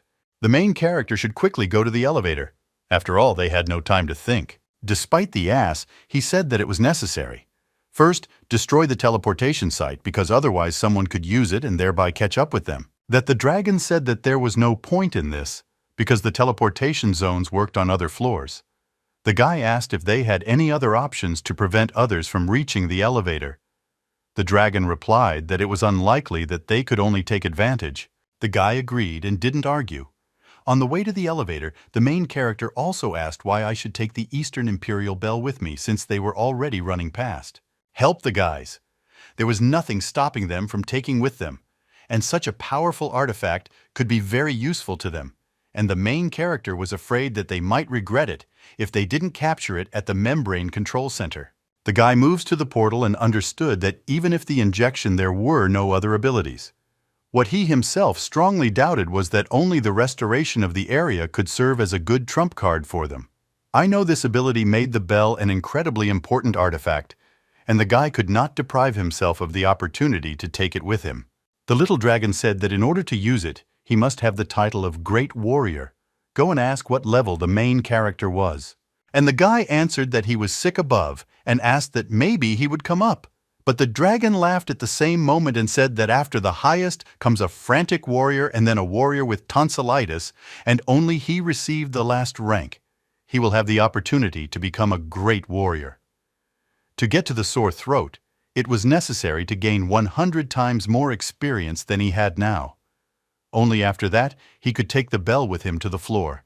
The main character ran to him and said that, in short, they could only look at him with pity. The little dragon said that perhaps at the membrane control center, they would be able to find a way to take the bell with them, which is why they needed it first. Get there, then think about something else. And think about something. Flying into the center of the elevator, Packy bumps into something and painfully hits his nose against an invisible wall. The main character immediately stops and asks the dragon what happened and why he doesn't move on. Packy, looking at the bell, says that, of course, everything could be so simple. The guy does not understand what is happening and asks Packy, to which he says that an incredibly strong barrier was built around the bell that needed to be destroyed. Suddenly, notifications with the characteristics of the Eastern Imperial Bell pop up in front of the main character, which greatly surprised the main character, because in order to pass the barrier, the rank of Annihilation Warrior or Apocalypse level was needed. Therefore, both the main character and his dragon were not suitable accordingly. The little dragon began to discuss that the barrier seemed to be absolutely the protection of the bell, which meant that if the Eastern Imperial Bell entered such a mode, then most likely its owner would die. The dragon continued to say that the level of the owner was Apocalypse or an Annihilation Warrior. He began to wonder who could kill such a strong monster. The pack had the feeling that the bell had been specially installed. Before the elevator, he began to assume that this was done by the one who changed the original kingdom. But Packy also had the option that the owner of the bell himself did it. For the dragon, everything was too suspicious. And Packy wondered what happened to the original kingdom after he lost his memory. The main character, holding onto the barrier, said that they did not have time for this, and asked about some way to pass the barrier. If the dragon would come up with anything, they would not hit the center more than once over the edge. To which Packy said that only the owner of the bell could remove the barrier, but the main character needed to become the owner. To be a warrior of annihilation or to have the level of the Apocalypse, it was just not like that. The guy says that Packy has already reached the level of the Apocalypse. Can't he really become the owner? Why are you still responsible? That this was not enough. The main character said that they had to think, and the task was not easy, and time was pushing them very hard. The main character could not believe that they were stuck there. We are transported to the 3rd floor of the world, Beyond, where someone killed an incredibly large monster with one blow. This was the head of the garden. Everyone admired his strength. The guys who were in the shelter were gathering. After returning to the city, leave their guild and go to the garden. One of the guys said that when they met a monster of a catastrophic level, he thought that they were finished and would not survive. He could not even imagine that the head of the garden would deal with everything so easily. He, jumping off the monster, said that he wasn't really afraid of angering his captain, to which he bowed his head and said that most likely their captain would understand everything, and the head of the garden said that in fact there was nothing wrong with it, because following the strongest was a wise decision. The guy who bowed to the head asked what? Really, he used some kind of ability because it looked simple, but the damage was simply colossal. The head of the garden recalled that some unknown guy told him that he used errors in the system of the primordial kingdom and created an embryo of the Lord of Monsters of the apocalyptic rank, and with the help of the abilities of the bath, it was possible to obtain the power of an apocalypse-level creature and calmly move through the destructive zone. The head of the garden immediately smiled and everything became clear to him.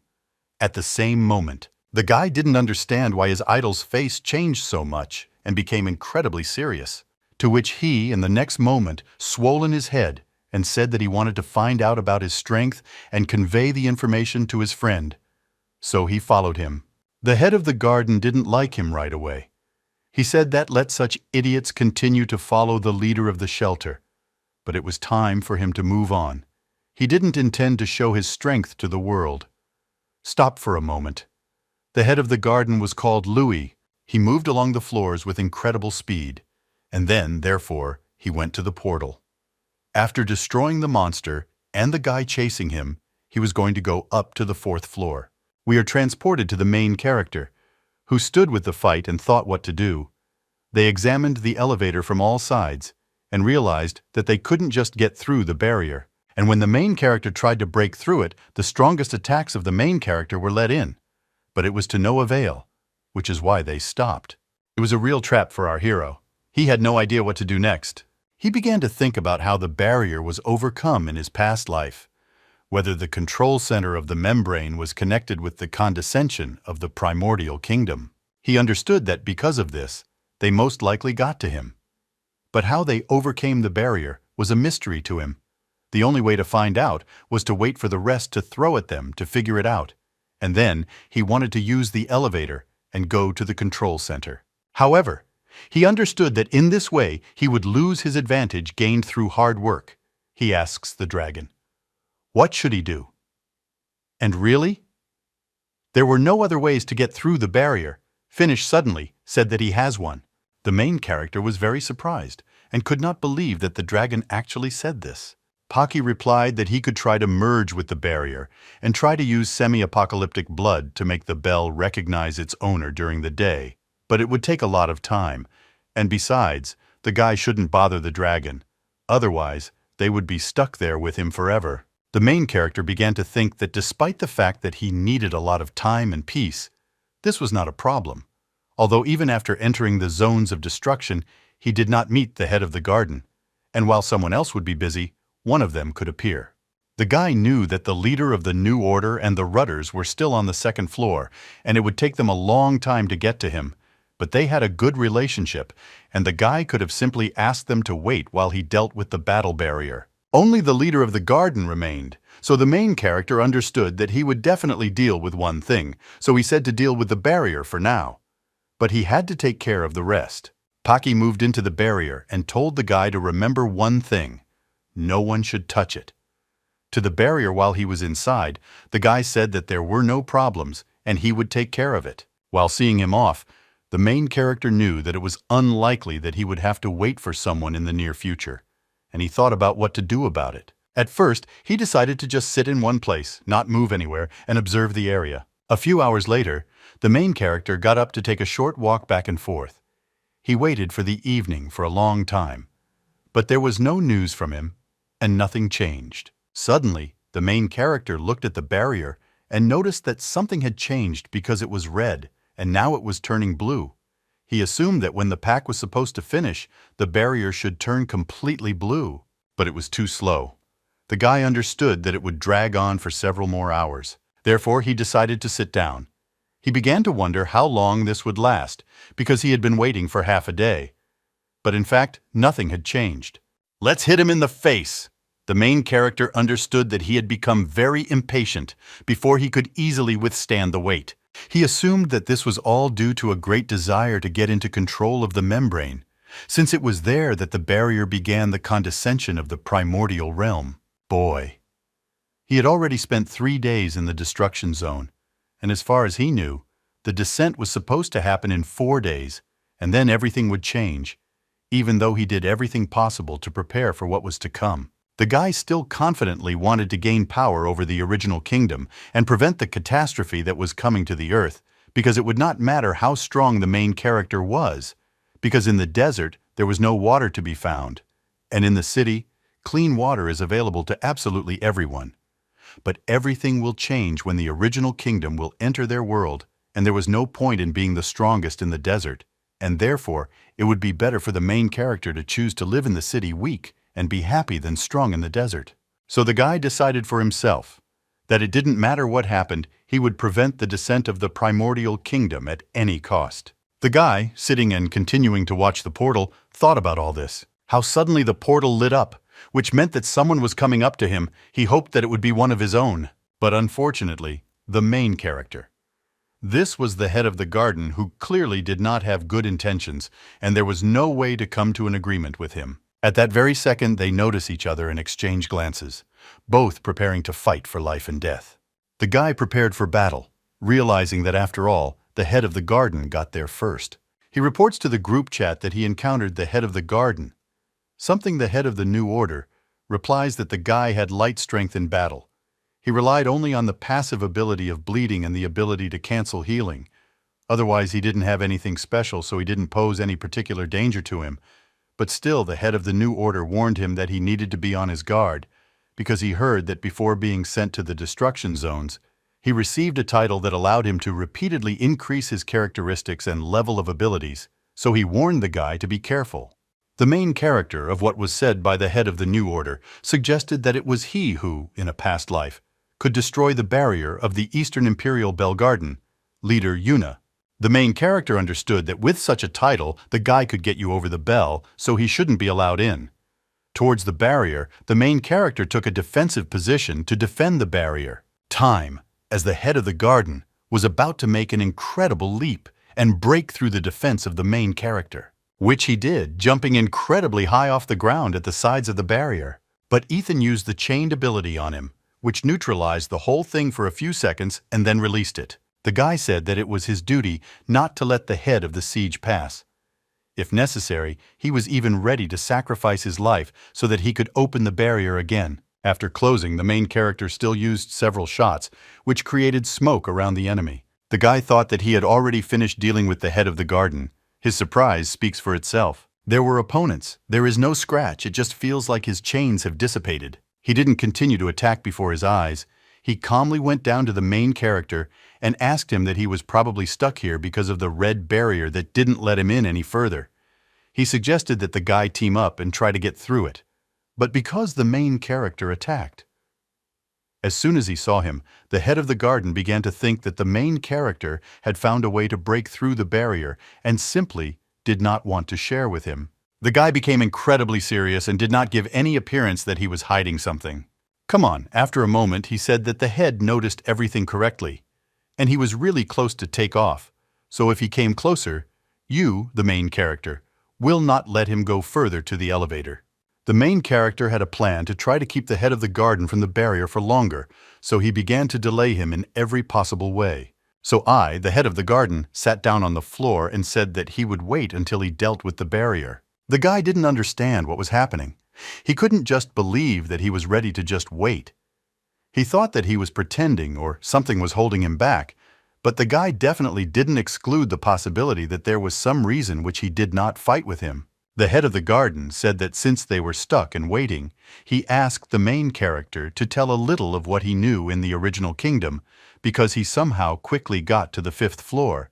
He probably had some information that even the most large clans. The guy was silent for a few seconds and did not give an answer, thinking through all the thoughts that came to his mind. But after a moment he agreed, but told him to first tell him what he knew, because the main character was not sure that he could be trusted, and maybe he was just trying to get information out of him. The guy mentally understood that he needed to play along in order to detain him longer ahead of the garden. The guy began to think about it. Where should I start? After all, he had enough information and a lot of interesting things. Suddenly, he clapped his hands and said that he knew information that would 100% interest the main character. The guy was very tense about the answer, but did not interrupt while waiting for the information to be told. The head of the garden, with a smile on his face, began to say that most likely the guy did not notice. But in the real world, for quite a long time, there was no news from the continent except for the nearest cities, which were broadcast by strange entertainment programs every day. The guy didn't understand what the head of the garden was getting at. After all, they were going to talk about the original kingdom, and he began to tell him about the news, to which he laughed in response, waving his arms in different directions. But then, becoming incredibly serious, he said that the apocalypse was approaching, from which it could not be avoided. The main character couldn't believe his ears. The guy didn't understand where the head of the garden knew. In response, he began to say that if they continue to ignore some factors, in just 3 years their world will cease to exist. Noah's solution key was right above their heads. So the head of the garden said that the original kingdom was such an important object for everyone. It was for this purpose that the head of the order directed almost all his forces specifically to obtain the central membrane. The main character was not so stupid and understood that he was lying because, after the descent of the primordial kingdom, he lived another 3 years in his past life. And even more so, he only heard about the descent of the primordial kingdom, and there is no right to the apocalypse. And even if the descent was kind of catastrophic, it did not even remotely resemble the apocalypse turning the whole world into ruins. But still, a part of the protagonist tried to believe that perhaps he was telling the truth. After all, in a past life, he was not at such a high level to find out such important information. If the words of the garden were as true as the words of the dragon, then most likely the descent was not the worst thing that awaited them. The guy standing opposite the main character asked, or was he shocked because his vigilance was greatly weakened, and he managed to get much closer to him than he was. The main character was very struck by this. He did not understand how he could be so close, because if he had attacked him or rushed him now, the guy would not have been able to do anything to the barrier. The head of the garden just laughed without saying anything. Due to the fact that he came closer behind the main character, he saw the same bell. Why did he tell the guy that he believed what the main character said about the barrier? And so the head of the garden was going to wait until the guy dealt with him. At the same time, he hoped that he would believe him too. After all, the guy spoke as seriously as possible, and at the end, there is a light that cannot be stopped alone. So the head of the garden proposed to unite and work together, because this is why he created the garden. Then he invited the main character to join them and stop the apocalypse together. The guy thought for a while, thinking that he most likely did not attack because he wanted him to join him. But for the main character, he couldn't believe that everything could be so simple. So he thought about what the head of the siege was planning, because if he were in his place, he would have already finished off the guy near the barrier 100 times and would have dealt with the barrier alone. The guy didn't understand why he hadn't done this yet. We moved to the second floor beyond, where the head of the Order and Thunder finally collected 3,000 computing power. Thunder was happy that they had found a teleport to the membrane control center and thought that they would easily overtake everyone, to which the head told him to calm down, because they teleport and they should not underestimate the one waiting. There was danger at every step, so he ordered the Thunder to be on alert. He was incredibly happy to agree with the head and wanted to quickly go to the center of the membrane. We move back to the main character and to the head of the garden. The guy, sitting nearby on a stone, thought that the head of the garden really wanted to attack him. This only meant that he had the title of Warrior of Annihilation, or the level of the apocalypse. Because of this, he decided to move away so as not to interfere and try to find out the true intentions of the head of the gardens. The main character unexpectedly said that even if he agreed, the head of the garden most likely would not believe him. So he said that since none of them was going to attack, the guy proposes to conclude a temporary truce. And besides, if they really have to work to communicate, then he will think about joining the garden. But at the moment he decided to refuse for now. The voices before smiled and said that this was a worthy answer. But sitting down not far from the main character, the guy said that it was his turn to tell him everything he knew. Along the way, the guy thought that things were going quite well, because the head of the garden had not yet pulled out to the barrier, and this meant that he had some goals of his own. But just by looking away, the main character tried to understand what, and suddenly, looking at the barrier, a small understanding came to him. The guy began to judge according to the words of the head of the garden, who knew a lot and was probably pleased with the Eastern Imperial Bell Tower, and the methods for obtaining it were no exception, since they did nothing. They had to wait together. The main character began to judge by the blue dome and suggested that the pack remained very little, until completion of the barrier capture. But the guy also suddenly realizes that the garden just wants to spend this time in order to get new information by trying to extract it from the main character. If this was what the main character needed, why from the barrier? And it was worth telling something to shock the head of the garden, but the guy was going to lie. The main character with the most serious face said that he knows why he came to the barrier. Namely, that he wants to destroy the improvement function with the help of power. This was necessary to help someone achieve their goals. Such unexpected words interested the head of the garden, and just what the main character needed, he looked away from the barrier. The guy continued to say that at the same time he would get what he himself wanted, the main character, while saying all this nonsense, simultaneously thought about whether there were corner gardens. True, there were all the necessary capabilities to destroy the barrier of the Eastern Imperial Bell. Then most likely he will be the first by a person who has reached the control center of the membrane. But in the protagonist's past life, the function of improving the membrane control center was destroyed. He suggested that it was most likely the work of the head of the garden, and the reason for all this was probably the shadow of the earth that the leader of the New Order was talking about. The main character remained to be found out.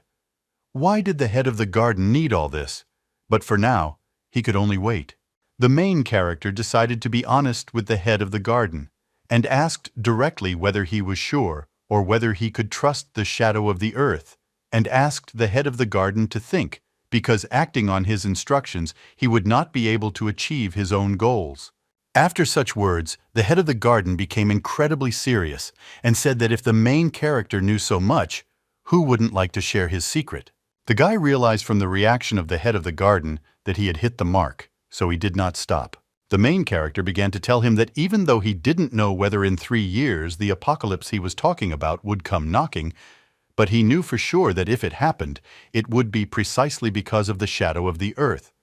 So he said that he did not allow himself to be fooled by him, because the day of earth could be the one that would start the apocalypse. The guy, looking at the head of the garden, thought that this would be enough and he had to calm down and take his word. But in response, he just stood up and began to come closer and closer to the main character, saying that everything was clear to him.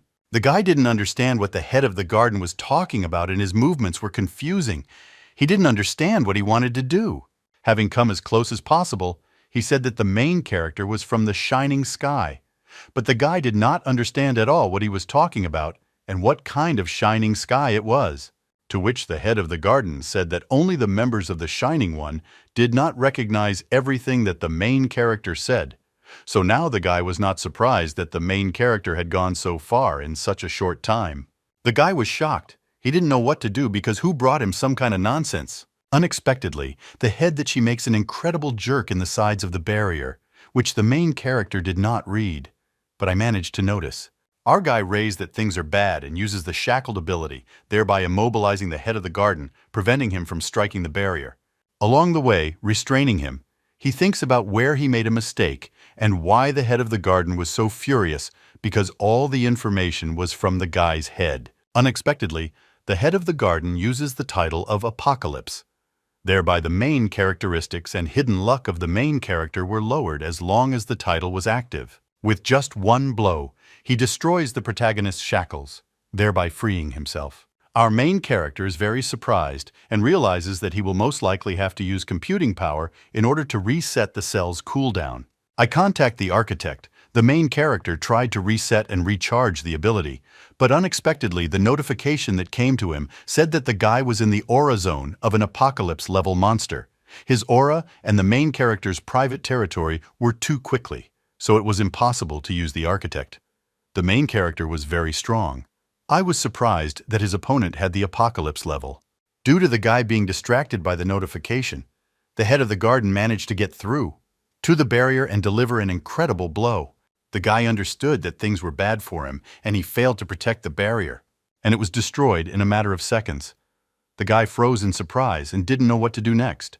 The head of the garden turned around and said that first he wanted to get the bell, and then he was going to deal with our guy, so he asked us to wait for him a little. The main character stood numb and drinking, and began to guess that the head of the garden knew about everything all this time. Unexpectedly, after the barrier was destroyed, the bell absorbed all the energy of the barrier around it. Thus, he attracted the attention of the head of the garden and the main character, who did not understand what was happening. Then the bell suddenly rang loudly for several seconds, and then a very strong oncologist beam appeared at the membrane control center. He was noticed by both the main character and the head of the garden, and this meant one thing: an incredible battle would now begin between them.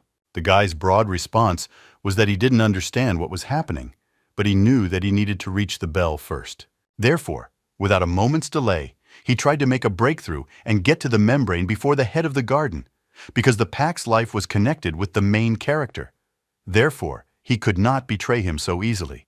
Although the main character had plans to get to the eastern bell first, they were ruined behind him by the head of the garden, who suddenly attacked the guy. A big explosion occurred between them. The notification system wrote that the main character was under the effect of the head of the garden, which was called a joke, and now the guy could only move in the enemy's directions at that time. Although the head of the garden did not understand what was happening, he was going to kill the guy, and then it happened. It wouldn't matter anymore, because everything will become a garden. The enemy received a notification from the system that our main character imposed his general aura ability, and now their vital health was linked. If the health of our main character falls below the head of the garden, then his health points will go to the guy, so that he can use this treatment would continue until the health scale of the head of the garden dropped to 10%, and then the general aura would be removed. The non-main character was no better in the situation because the ability of the head of the garden did not allow him to do anything.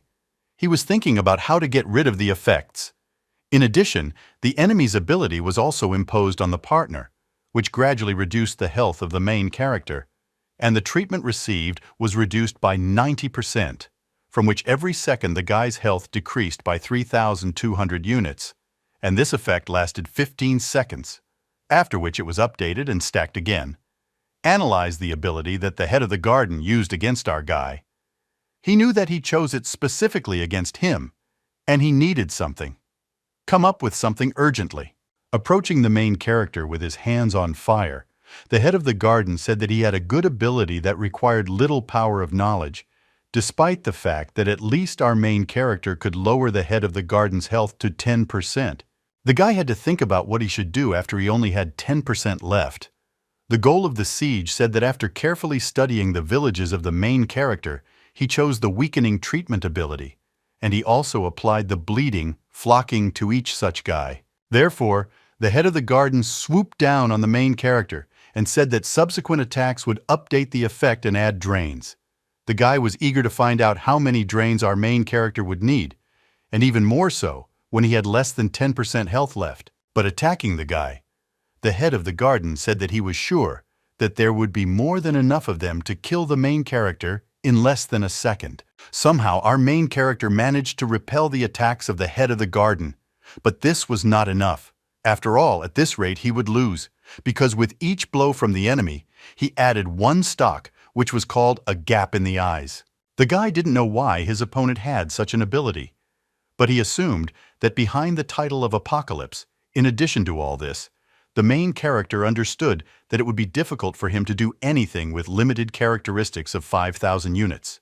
And the main problem was that the opponent's method of drawing did not allow the main character to move more than a step away from the opponent, because of which he could continuously continue to drain his ability to tear shreds.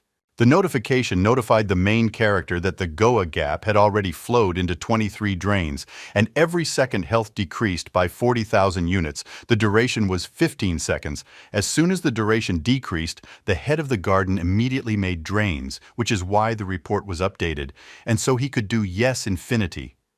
In addition, subsequent notifications of the main character notified him that his health had dropped to less than 10%, which is why his ability reduced the head of the garden and health to 10%, restored the main character a little bit of health. Our guy's opponent was not going to give up and continued his attacks with strong pressure. While our hero had a hard time because his health was at 10%, he understood that if he didn't use anything, he would die when the general aura stopped working. And he decides to think something, because after all the tests he went through, he simply could not die there, moreover, only a couple of steps from the goal. After immersing himself in himself, the guy became a little more cheerful and decided not to give up. Moreover, he could not allow himself to have such thoughts, because this was not the end and he still had a chance for victory. The head of the garden, with a smile on his face, but continued to persist and said that the guy would not defeat him, and suggested that he simply give up and await his death because he promised that the destruction zone would be his in any case.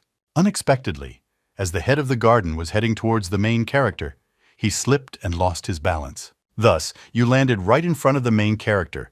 It was an awkward situation for the guy, and he couldn't believe that you could slip somewhere, especially with such huge characteristics. Thunder, kissing the ground, did not understand why he fell, but then, opening one eye, he notices the notice, in which it was said that his secret stat luck had dropped to level 50th, causing bad luck.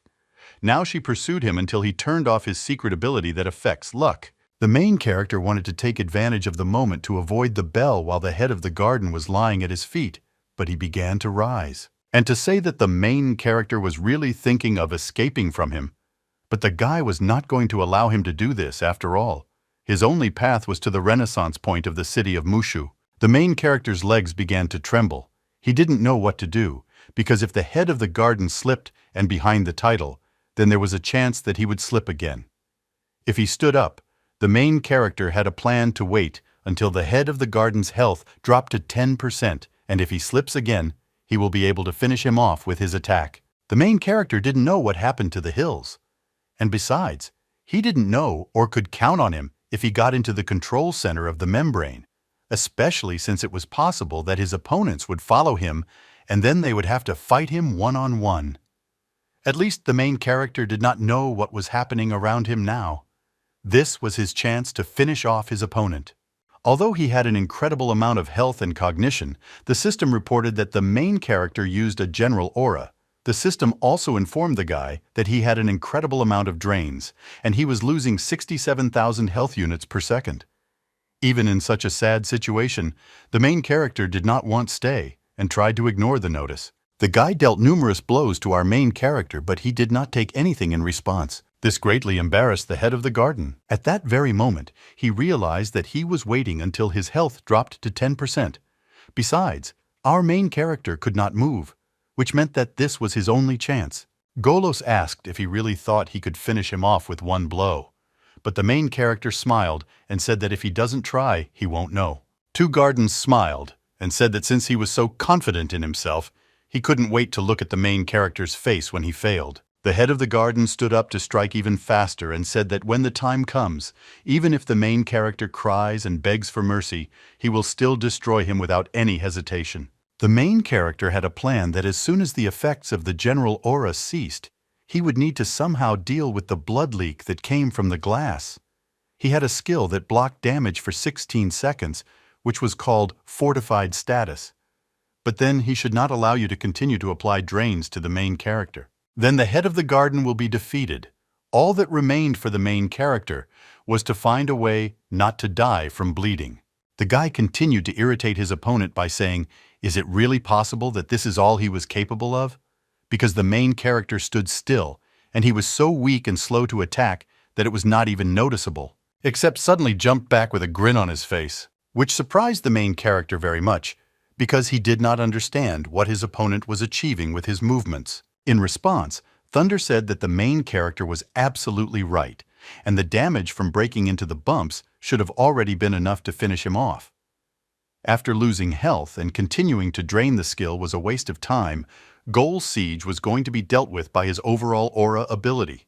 In just an instant, the main character notices that his opponent's health has dropped to 10% and his overall aura skill has ceased. The main character immediately took out a pistol and was about to end the fight, saying that the similar head of the garden was a suicide for having decided on such a thing. The head of the garden stood still in line and did not move, not trying to somehow evade. This greatly confused the main character. He began to assume that the enemy realized that he would use all his strength. The guy, looking at him, thought what a threatening look he made.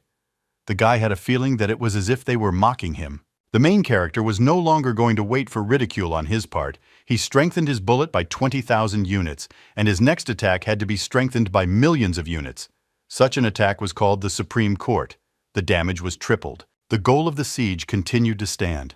Without a virgin, he watched as a bullet flew at him at super speed, which was supposed to end their battle. She hits the guy right in the head, and everything that was behind him turned to dust. Our guy was surprised because he thought that his opponent would evade his attack. But a moment later, the main character was even more amazed. After all, the head of the garden stood before him safe and sound, even after taking a bullet in the forehead. After a moment, his opponent began to laugh very hard, and the guy stood in a stupor. With his mouth open, he didn't understand what the hell was going on, because he dealt him 3 million damage, and the head of the garden not only didn't die, but also looked like he didn't have a scratch on him.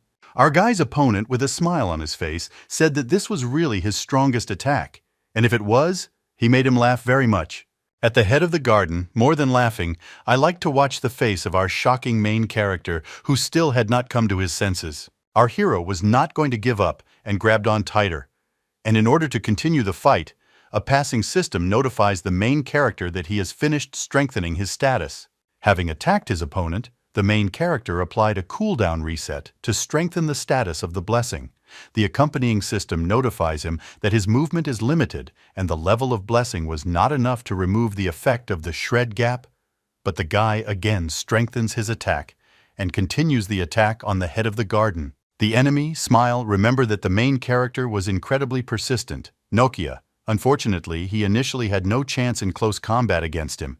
But even despite this, the guy attacked because of his anger. It's clear from our main character that he didn't try.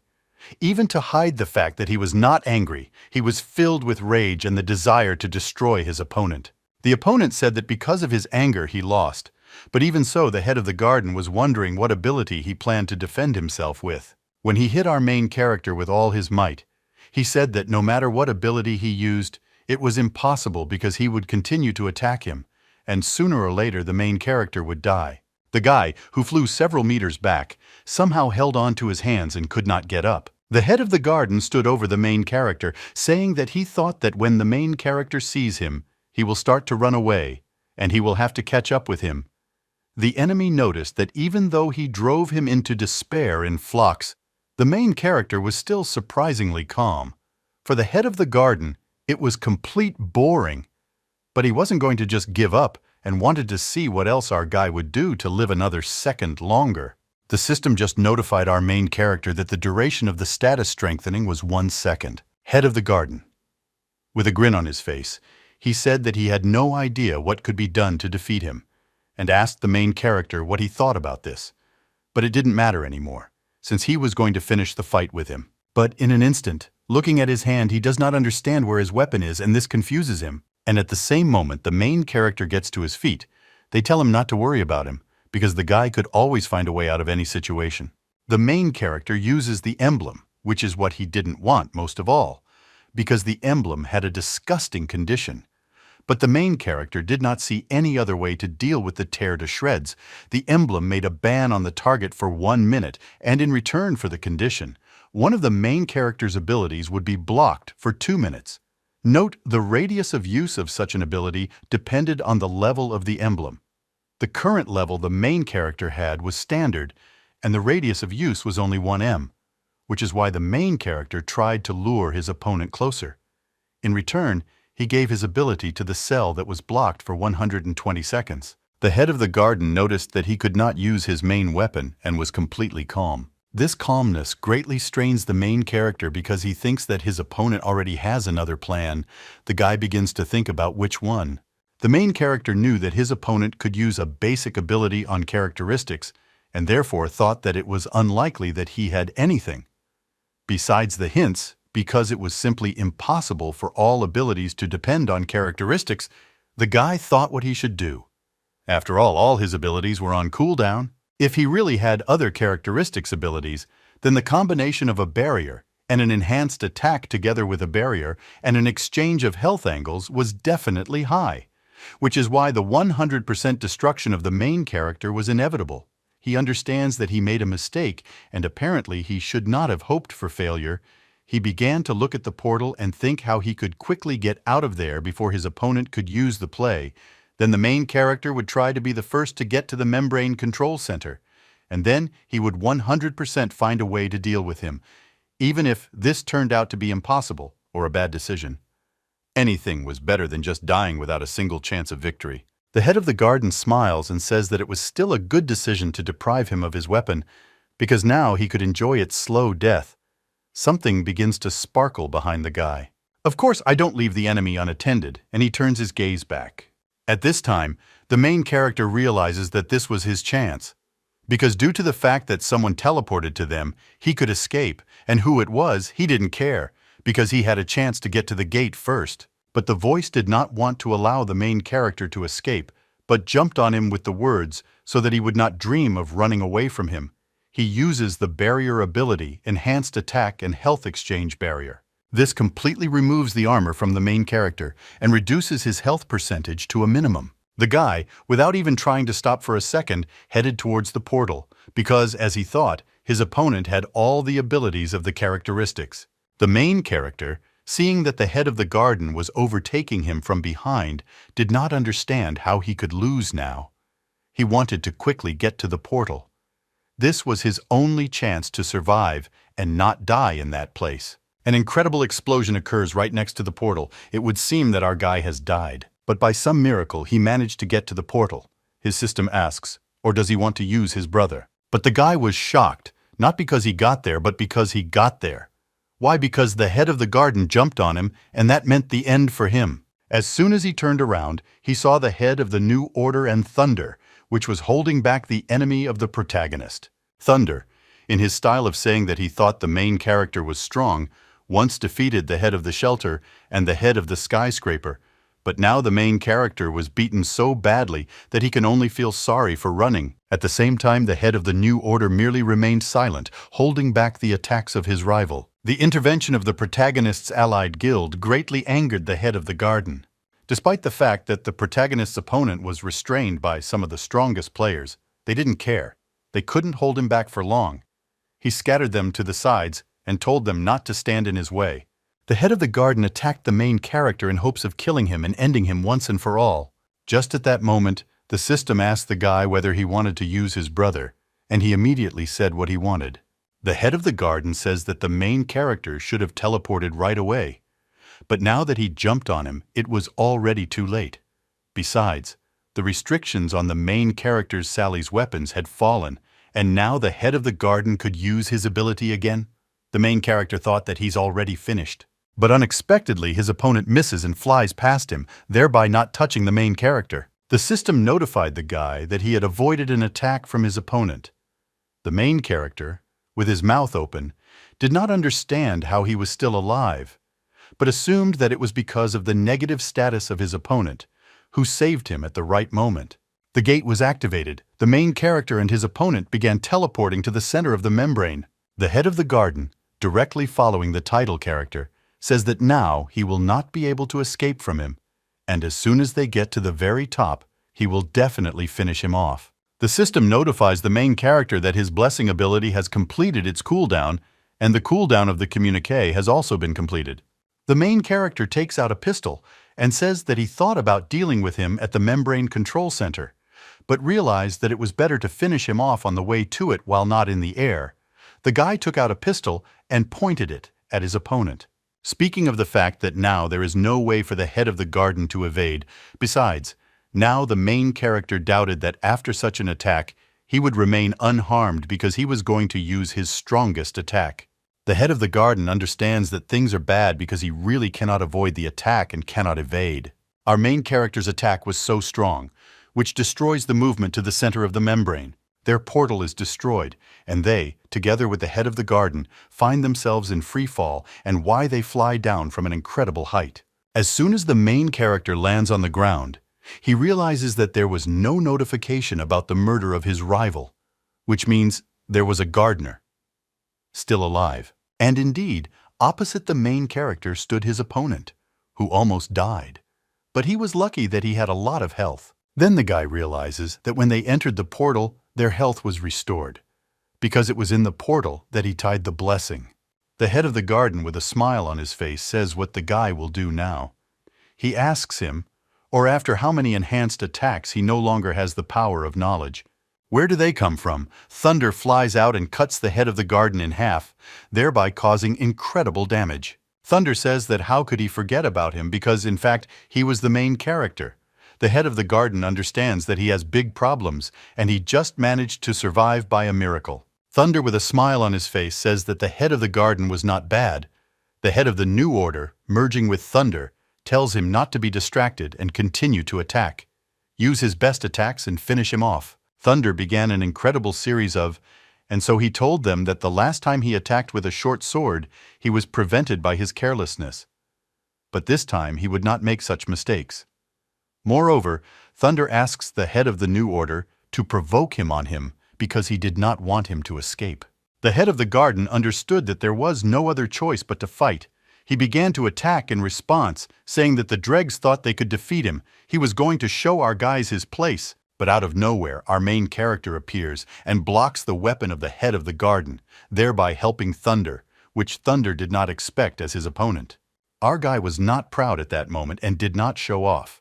After all, if they had not now finished off the head of the garden, they would have been finished because his blessing ability was on cooldown, and the chance that they would die if they did not kill him was very high. Thunder, with a smile on his face, says that our guy has been an incredible helper. Thunder asks our guy to continue helping him, and then he will reach his full potential. The head of the garden was very angry. He understood that now, minutes by minutes, the end would come for him. Finally, it came to him much faster, and the thunder cuts him into two parts. This is followed by a notification that the gardener was dead, and the main character even gained some computing power, and the total computing power was 47%. The guy is incredibly glad that everything worked out for them, because he fought against him for a very long time, and thought that at some point the end would come to him. At that moment, Thunder turned away the fallen enemy, to look incredibly cool in the eyes of the main character. And then he raised his hand and said that he was the best in the original kingdom and stronger than he could not be found. The game made me incredibly happy that with one blow, he managed to kill the one with whom the main character spent half a day and did nothing, so he began to consider himself invincible. This made our guy very angry. He stood aside incredibly angry from such words. Suddenly, something began to happen behind the thunder, and a white cloud appeared out of nowhere. The head of the New Order warned Gromov to be careful because there was something wrong with him. Suddenly, a white cloud attacked Gromov, because of which he found himself in an egg-type trap. The guy did not understand at all what it was, standing aside, while Thunder was asking the head of the New Order what the hell imprisoned them. Besides, no matter how hard Thunder tried, he couldn't get out. Something the head of the New Order answered that the killed enemy tried to eat them. It was such a resurrection skill. And when would the new garden absorb them and then resurrected them? It all happened incredibly quickly, and they already had less than half their health. Thunder asked the protagonist to try to destroy the dome from the outside. No matter how hard the main character tried, he couldn't do it, and besides, his knowledge of the villages was zero. Therefore, he had no choice but to simply beat. The nose was useless, and no matter how much the main character attacked, he did not receive damage at all. And Thunder says that there was only one option left, after which the egg is cut into two parts by an incredible flash. After the egg burst, only the head of the New Order was inside. Why did the main character see that the system notified him that the thunder was dead? And this greatly surprised our guy. He couldn't do anything about it.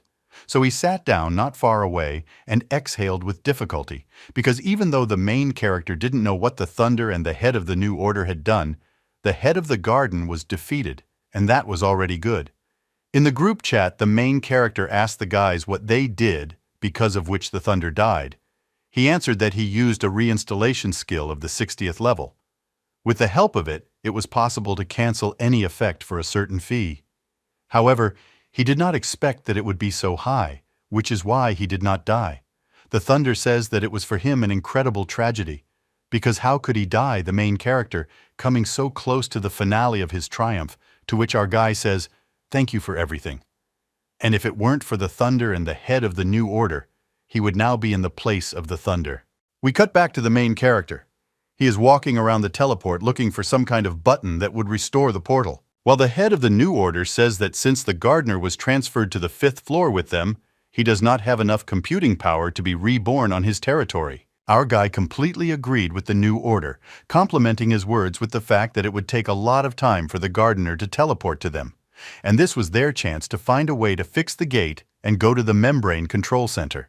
Walking around the portal in search of hope, the head of the New Order said that the gardener and the main character were a hell of a lot faster, because as soon as they met the thunder, they immediately began to get lucky with their computing power. But even so, they could not get to the portal of the 5th floor before them. The main character says that it was just luck and nothing more. Suddenly, the guy says that he found something. The head of the New Order tells him to try to launch the gate. Our hero presses the circle that looks like a button, after which a secret lock opens, into which the key had to be inserted. The guys had 3 keys, and after opening the lock, they began to think that they needed to insert a key, but they didn't know which one, and this drove them into a stupor. Suddenly, the keys fly out of the hands of the main character and who headed into the well. The same thing happened to the head of the New Order. Together they stood in shock because they could not have expected such a turn. As soon as 3 keys fell into the hole, a secret entrance opened at the back of them, which was difficult not to notice, and the system wrote to them that the keys were accepted, and the guy received another 10% to the reserve of computing power, and now the total amount of power of the main character was 57%. The main character and the head of Order stood on the edge of the abyss in silence for several minutes. Then the head of the New Order tells the main character that it was something like a secret room. He asked the guy if they should go there, to which the main character replied that if they don't try, they won't find out. As soon as they jumped down, the circle under them began to glow very brightly, which alerted them. But then, a few seconds after landing, a portal opened in front of them. Our guy was notified by the system that the entrance to the dungeon, which was called the Membrane Control Center, had been activated, which made him very surprised. After all, if the entrance to the dungeon was in front, raising your head, he began to wonder what was above him then. The head of the New Order said that apparently this was the real entrance to the Membrane Control Center, but he was only confused by the fact that at least 10 people were needed to enter the dungeon, to which the main character said that they could change this with the help of an architect. The head of the New Order was very surprised because he did not know that the architect could even do this. The main character said that since the passage to the top was destroyed, they had nowhere to go and would only have to go forward, since even if the guy had used flight, then in any case, he would not have had enough radius of 5 meters to reach the top. Therefore, they decided together to go into the dungeon, which had to be completed in 10 people. After entering the dungeon, there was a cut scene in front of the main character, where at first there was one bubble that burst. Then there was the fish, which burst another bubble, and only the 3rd bubble managed to reach the surface of the water, and the cut scene stopped. We then cut to the main character being incredibly surprised by a cutscene. He can't believe it was the names of the cutscene and starts looking around in a panic, trying to figure out what those 3 pop-up bubbles were. Our hero began to think about what he saw. First, one burst on its own, the second from a fish, and only the 3rd made it to the surface. In any case, the main character looked around and realized that he had finally reached the control center of the membrane, only there was one small problem. He did not see the head of the New Order anywhere. And now, besides thoughts about the country cutscene, the guy was still wondering where the head of the New Order had gone. Suddenly, notifications appeared in front of him from the system that he had collected the greatest amount of computing power, which is why he received the title Light. Only one owner could have such a title, and no one else. The player received the right to use digitization. Digitization meant that players in real world received the characteristics and abilities of their characters from the Primordial Kingdom. The system also notified the guy that computing power was needed to use digitization. The system asked the guy to collect the required amount of power for activation, and then the subsequent message, which asked whether the main character would like to apply digitization to everyone and the Greeks of the Primordial Kingdom, which surprised the village correspondent very much. He could not believe that this was really the power that contributed to the descent of the Primordial Kingdom to Earth. The guy was so happy that he even cried, because he finally managed to get the long-awaited power with which he could change his fate. The so-called power is revealed to the main character. He wiped away his tears of joy, calmed down and pulled himself together, because he understood that this was not the end, and he had to make a choice. Looking at the description of the title, he realized that only he was the owner, which meant that only he decided whether the original kingdom would descend to Earth or not. He began to think that if he left the games now, he would not activate digitization, and the primordial kingdom would never enter their world. Suddenly, the main character received messages from the main New Order in which he said that he could not find him, which is why he concluded that the guy had gained power. The main character did not even respond to the message and decided to simply leave the game. Thereby he thought that he had forever closed the entrance of the original kingdom to Earth. The main characters, after leaving the game, lay on their bed, very joyful and happy that he finally prevented everything. He won't need to play the damn game anymore. It didn't take me long to think that he decided to go out and go for a walk on the roof of the house. Looking at the city at night, he understood that now he would live happily, and moreover, had prevented his fate. Remembering from a past life, old destroyed buildings that had broken windows, dark places where people could not survive because they were weak, eventually died. The guy was happy that he managed to prevent all this alone, and now nothing threatened him and his sister. The next morning, the main character also went out to see if it was not a dream. And people really enjoyed life. Some walked with children without suspecting anything, and some simply enjoyed every day, sitting at school and studying carefree. She, the main character, understood that he had prevented the invasion of the original kingdom and the world was saved, and now he could sleep peacefully. We are transported at the same time at night to the sea not far from the city where our main character lived. All the people on board watched a strange phenomenon. The sea. Something strange was happening. The entire sea around the main character's city was neatly cut off. It was like in a game when there was not enough power to load a section of the map. All those who were on the ship wondered what the hell was happening. Also, on the same day, we move into someone's office. It turned out to be the gardener's office, who was sitting at his desk upset because he failed to kill our main character. He suddenly decided to call someone, apologizing, saying that he screwed up, and telling that our main character killed him. But he promised that he would soon level up to the maximum level again, and he also sent people to search for information about the main character. Also, after some time, he recruited another one who was watching his enemy, the head of the New Order, and so that in the event of a meeting with the main character in the real world, they could find out a lot more information about everything. Just like that, the gardener was not going to give up and wanted to really finish off our guy. The next morning, we moved to the office of the head of the New Order, where he sits nervously, waiting for information from his informant. Suddenly, someone enters his office. He immediately notices it, and then he jumps up from his seat, starting to ask if they have learned anything about our guy. To which the informant, nodding sadly, says that, unfortunately, no. The guy sat on a chair and didn't understand. Why did the main character stop playing in such a difficult time? And besides, after gaining power, he never went online. He was thinking what to do. But most of all, the guy began to be annoyed by the thought that, was he really from the shining sky and trying to prevent them from being saved? The head of the New Order understood that they had too little time, and there was only one day left until the end of the world.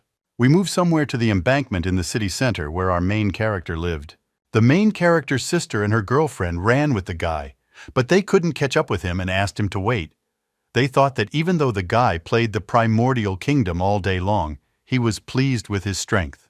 To which the main character said with a smile that until his sister overtook him, he would mock him until then, so he was going to run another lap.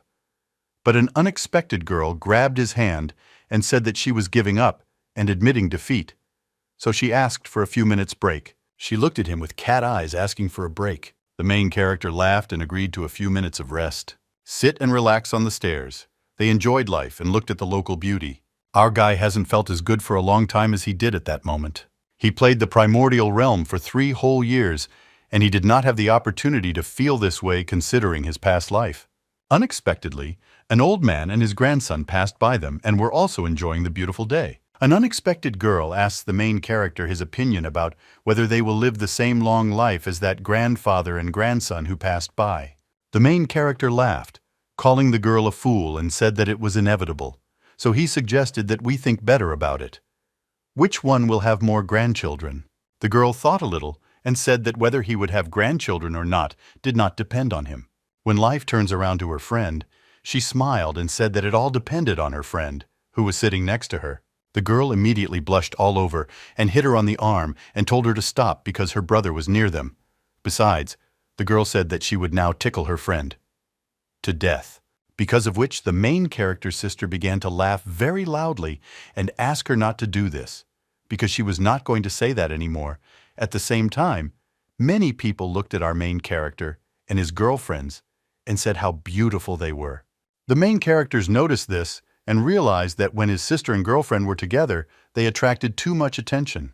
The main character even imagined a situation where the bad guys were going to take the baby with them and have some fun, and our hero heroically told her to run away. But then he came to his senses and realized that he was thinking about the wrong thing, and this would never have happened. After all, everyone will live in peace and tranquility, and life will continue as long as there was the law of the state and good people ready to help those in need. Looking at his grandfather walking with his grandson, he knew that if the world was safe, then maybe he could even start making plans with his sister's girlfriend. And maybe they would also have grandchildren like the old man to be with, walk in the park and enjoy the fresh air. Out of nowhere, something quickly rushed past their grandson and near their neck. The main character noticed this and was amazed. I don't understand what it was. And then he watched a terrible picture of an old man and his grandson. Their head was cut off. Everyone around them also noticed this and were very scared. Our main character saw this and did not understand what was happening, and more of the same green plants that were killing people climbed from the ground. It cannot be that the primordial realm has entered the real world and is creating monsters. Then where did these creatures come from? And then our main character was attacked by one of these sprouts. His sister did not allow him to be wounded and kicked him in the other direction. This creature managed to cut her stomach, and the Yuan began to slowly fall from this blow. But her fair-haired friend caught her. Meanwhile, the main characters began to push these plants. This grass is not sharp, only because of its speed. It cuts everything like a knife through butter. You just need to immobilize it, and the threat will be eliminated. And at the same second, Eaton tied the sprouts he had with a towel, and they became more and more. But our main character tried to connect them as best he could. He had an idea after he tied them up that he needed to uproot them. But our main character held them, and at this time someone had to destroy the roots because he would not be able to hold it for long. He looked at the crowd and shouted to them so that they don't stand and watch, otherwise he'll beat even more people, and then everyone will evolve. People couldn't move out of fear because they had their own families and children. Meanwhile, the fair-haired girl took some kind of stone and swung it over this plant. And with all her might she threw a stone at him. And after that she shouted for someone to help her because they only need to destroy the root. Then it will die. Moreover, while the monster cannot move, all people are safe. But it won't last long. And all these men rushed to her to help. Everyone around rushed to her to solve it together. After they pulled it out by the roots, it just evaporated. And then our main character breathed a sigh of relief. They finally dealt with him. We moved to the city hospital. Huang Nanichu has already contacted her family. No need to worry about her sister. They will take care of her. However, the doctor said that she had lost a lot of blood, and it was possible to penetrate her body, be that as it may. Whether she will rise up or not depends only on her. Our main character was simply furious. Her friend was almost crying. She wouldn't bring it if her friend died. If the original kingdom invaded the real world, where did the mutated plants come from? What went wrong? Our main character is the only light and the owner of power. However, mutated plants appeared here. Could this mean that similar ones have always existed in their world? The theoretical revolution kingdom should invade the real world tomorrow. Then a huge number of mutated plants will appear. But under the guidance of the players, people will quickly deal with them, and they will remain only in the forests. Is it really possible that if they do nothing, then in 3 days the world will be destroyed, and the mutated plant did not appear here because of the original kingdom? Eaton told the brown-haired girl that he had something to do and for her to take care of his sister. She thought that she should find out what was happening. Our main character said that he had a plan to help his sister, so she should wait and not go anywhere. Meanwhile, some 3 men say to each other that no one is for them. They can't just sit here, they need to convince everyone, but they didn't understand how to do it. They believe and don't take words seriously because they have no evidence, because that the fucking cameras were turned off, but the photos and videos taken on the phone also disappeared. They are scared of what is happening in the world, and at one point their memory was somehow erased, and they no longer even remember what they discussed. They only remembered that something happened last night, but they can no longer remember what exactly. They thought it was probably just a nightmare. Meanwhile, the original kingdom of the world beyond the center of the Membrane King, suddenly Ethan appeared there. He opened his tablet, and Ethan was talking about a lot of messages, speeches sent ahead of the new order. Ask our main character if he received power and said that the fate of the real world depends on power. If he has it, then he must report immediately because soon the apocalypse will come in the real world. They will not be able to save themselves only with the help of power if he received. He can't just sit idly by. He didn't understand why our main character left the network. And if he returns, he should immediately contact him and why he's not coming back, and he should tell him real contact details as soon as possible. Meanwhile, the head of the new order also entered the game. Opened the tablet, he saw a message from our main character. I wrote to him that he has the power, but he won't use it until Alex tells him everything he knows from the original kingdom and the apocalypse. Alex was incredibly happy that the main character was back. The head of the new order said that he would tell everything. But first he needed data to contact him in the real world. But the main character answered him that he was not going to communicate with him in real life, and told him not to delay and to tell absolutely everything. But if he knows nothing, then he's not going to waste his time on him. Alex didn't understand why Ethan was so angry, but that wasn't particularly important, because in such a situation you can understand him. The head of the new order agreed. But first I sent him a couple of photos of the border of the ocean and the border of Notes. Now it looks like the borders of Haozhou and other continents, and everywhere some unknown creature was photographed. And space now looks exactly like this. All the stars have disappeared, only boundless darkness remains. Our main character was simply shocked by this. The head of the new order said that they were faced with two global threats. The first, every 2 years, one continent disappears in the world, along with it, all living things that lived on it. There was only one left on the planet. Hangzhou the second. A variety of mutant plants began to appear in the world. Now they are found not only in the wilderness, but also in cities. They will soon sprout right in houses, and then a real nightmare will come. Our main character heard about the loss of contact with other countries, but for entire continents to disappear. And yet, how did the continents disappear? Couldn't people notice their disappearance? Oh, monsters! If everything was like that, the world would turn upside down. Alex realized that apparently our main character had not yet met with Before the Frost.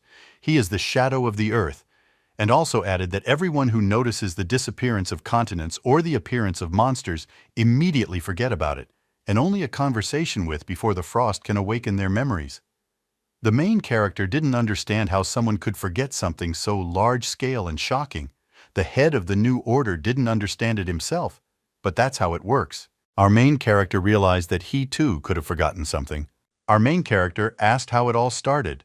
The head of the new order answered that, according to Yin, 10 years ago in the center of Hangzhou, 3 strange people appeared on Buju Mountain. No one knew what they did. But that's when it all started. Ethan asked who the head of the new order was. He said that he couldn't answer this because it was unknown. Not only could they talk to him, when the time came, he contacted them and prompted them what to do thanks to him. They were able to avoid many disasters, find a huge amount of treasures, and learn about the importance of the primordial kingdom. He helped save many lives. Some believe that he is God. The main character said that if June told the truth, then the source of all problems is in Zhou's hands. And since they know this, why not use their strong weapons and finish off these 3? But the head of the new order only said that they cannot. They have already tried everything. According to the available information, they are much stronger than monsters of the apocalypse rank against them. Their weapons are useless. Our main character was amazed that there were monsters stronger than the apocalypse rank, and all 3. The head of the new order says that before June she said that only power can save their world. Now that Alex has told him everything, maybe our main character will still clarify what power is all about. The main character said that power is a torch. He has only one owner. The player receives the right to use digitization. This ability makes it possible to obtain all the characteristics and abilities of all his characters from the primordial kingdom. Alex realized that if, instead of using this ability, then people will receive the powers of their characters from the game. Then they will have millions of super strong fighters who will not be able to deal with those three. And he told the main character to activate digitization. This will only benefit them. But to use digitization, you need computing power. You need to collect the required amount before activation. Our main character was too naive that simply establishing the invasion of the original kingdom into our world was enough to change the future. Apparently, Ethan still knows too little about the real threat. Since stopping the invasion will not bring any results, we will have to follow the original plan. And he still decided to activate this ability, because if the real world is not able to provide security for him and his loved ones, he will create his own world and will not allow the bloody future to happen again. This time, he will have enough strength to create a paradise for those he loves. And then he received a message that his reserve of computing power was 57%. This is not enough to activate all digitization functions. 30% or more of computing power allows you to activate the digitization of all players in real life, and Ethan will receive 100% of the inventory level of items and characteristics from his character. Primordial Realm system for raising the level of computing power is not enough. 60% or more computing power allows you to activate the digitization of all players in real life. And the main character asks for 50% of the inventory level of the item and the characteristics of his character of the original kingdom. The leveling system and the leveling limit are limited by the level of the legendary tree. 90% or more computing power allows you to activate the digitization of all players in real life, and the main character receives 100% of the inventory level of items and the characteristics of his original character kingdoms. The leveling system is limited by the level of pumping of the legendary tree. Our main character was shocked that there was a level-up function, and activation of this system was the most important thing here. But to activate it, you need at least 60% of the computing power, but he only has 57, just a little bit missing. He needs to find a dungeon as soon as possible and earn some more power there. Our main character thought that computing power should be in the destruction zone, but it will take a little time. But he got a notice that he did not activate digitization, and because of this, it was impossible to leave, and he did not understand how he could get power if he could not leave there. The head of the New Order told the main character to quickly activate it because their future is in his hands. He also added that if the main character wants something, he will do everything necessary. And then it dawned on our main character that the head of the New Order also has computing power, but will he agree to give it up? Ethan wrote that he needed the computing power of the red-haired head of the New Order, did not immediately understand what he was talking about, but after Ethan's explanation, he understood what digitization gives. The head of the New Order asked what percentage of power he had now. He replied that he had 57%, which was ideal, because the head of the New Order had just 33%. Together, they would get 90%.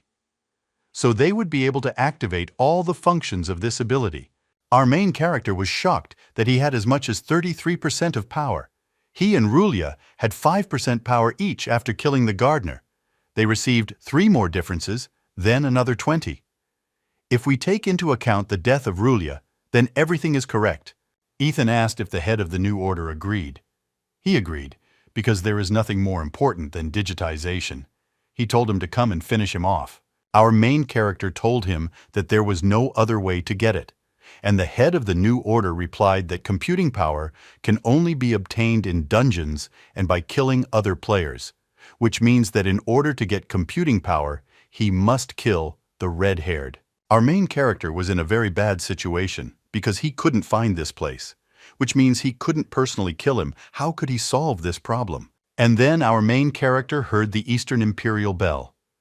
If the head of the New Order died from it, then there is no chance of getting his computing power, and he will never be able to activate the level increase.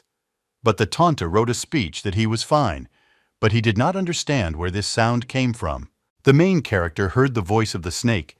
He said that he almost died and survived only thanks to the assembly and deformation modules exchanged by our main character, and he allowed him to survive that enormous damage, otherwise he would not have died.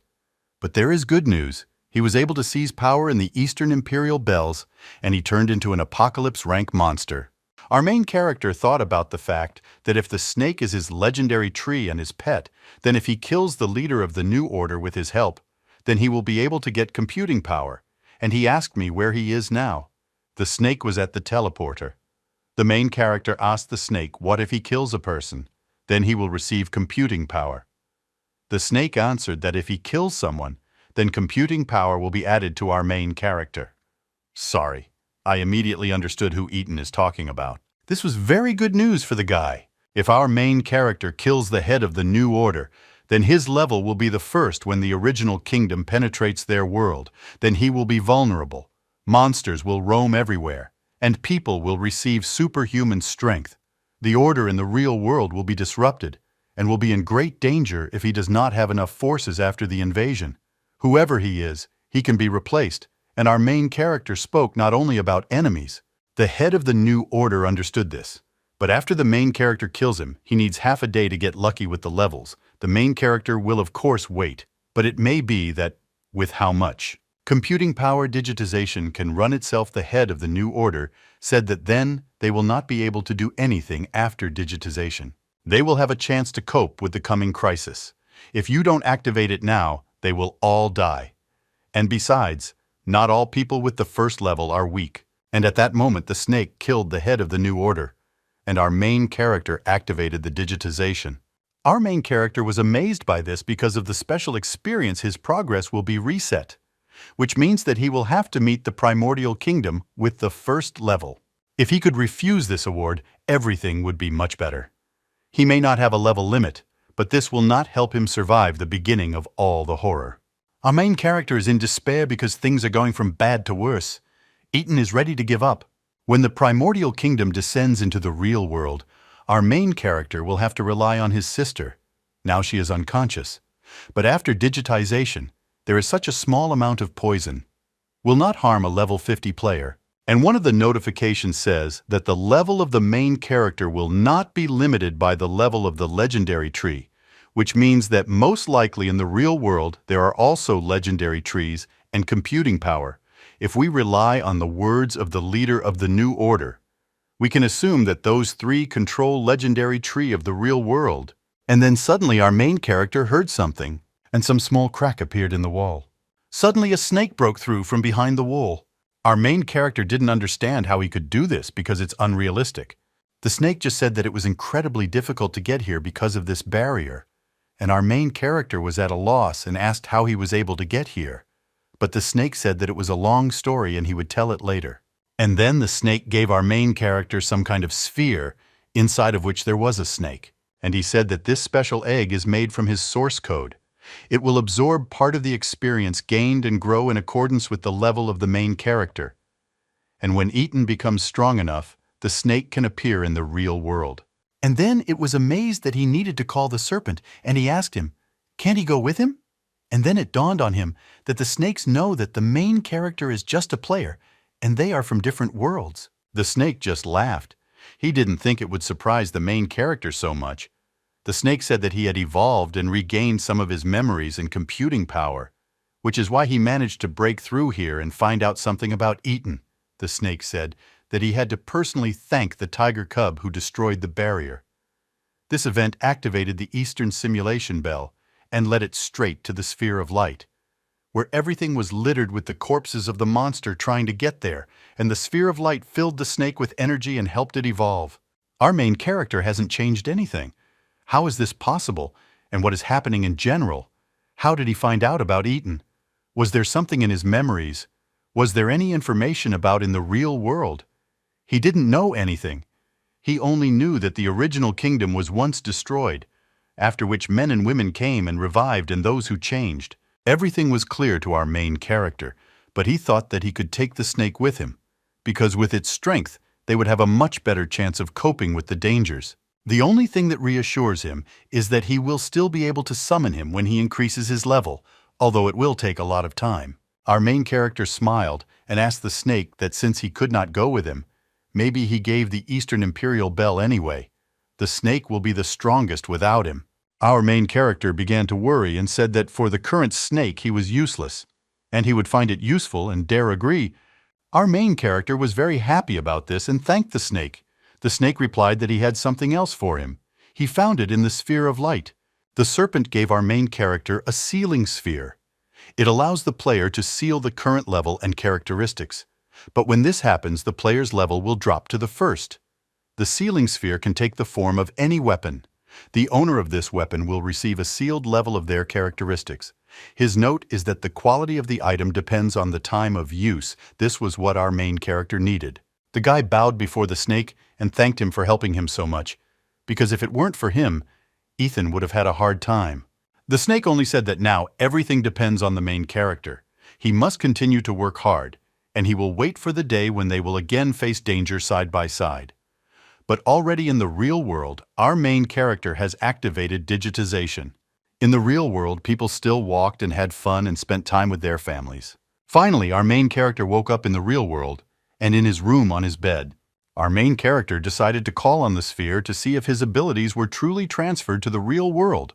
Convinced of this, our main character placed the sphere of reverse inventory. After the embodiment of the original kingdom, players need to log into the game again to get the power of their characters.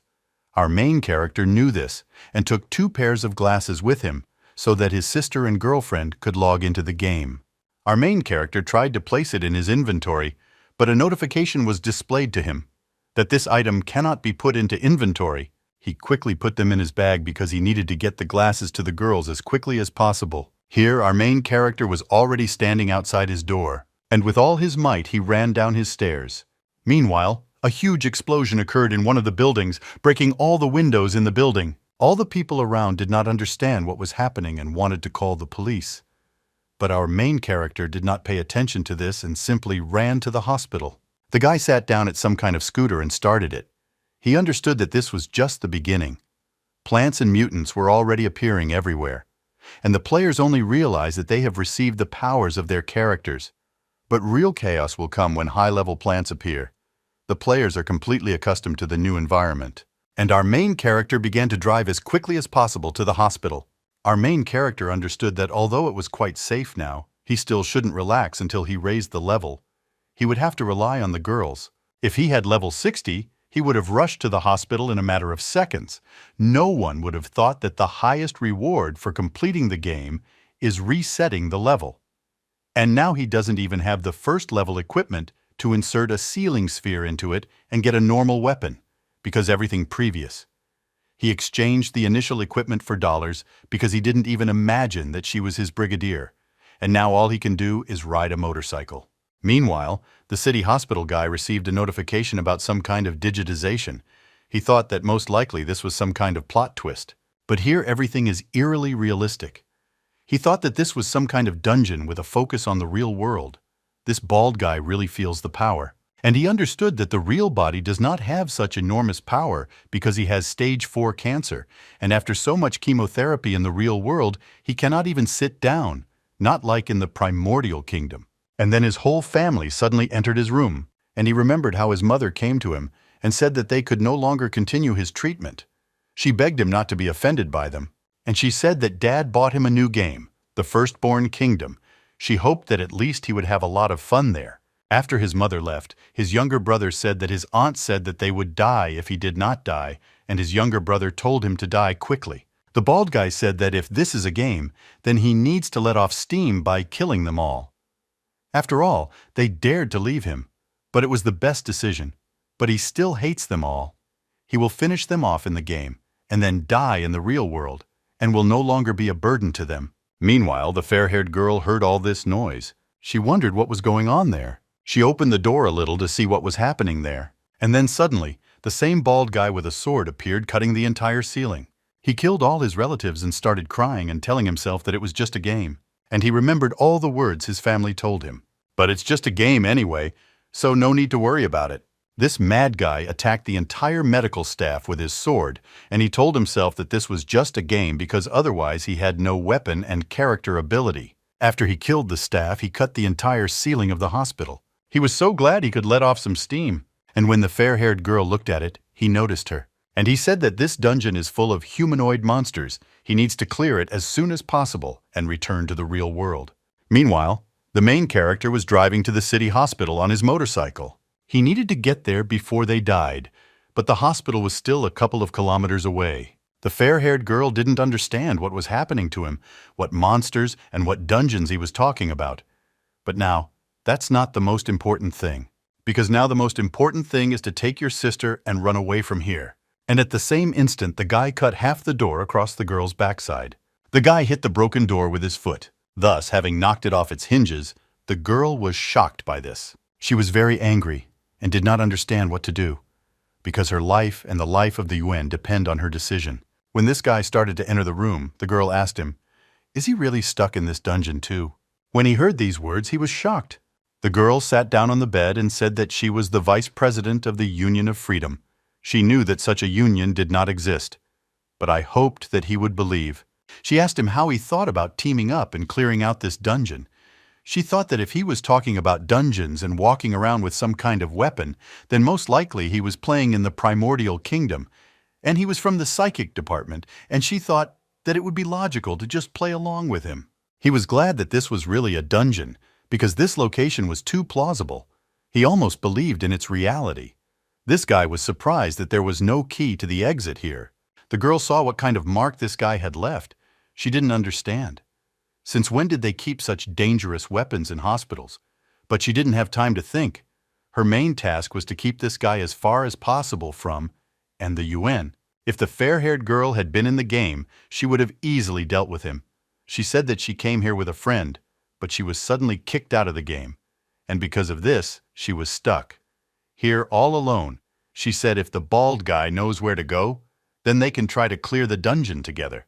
The bald guy was surprised how it was possible for the Veil to throw him out of the game, but I didn't suspect anything because she was too cute.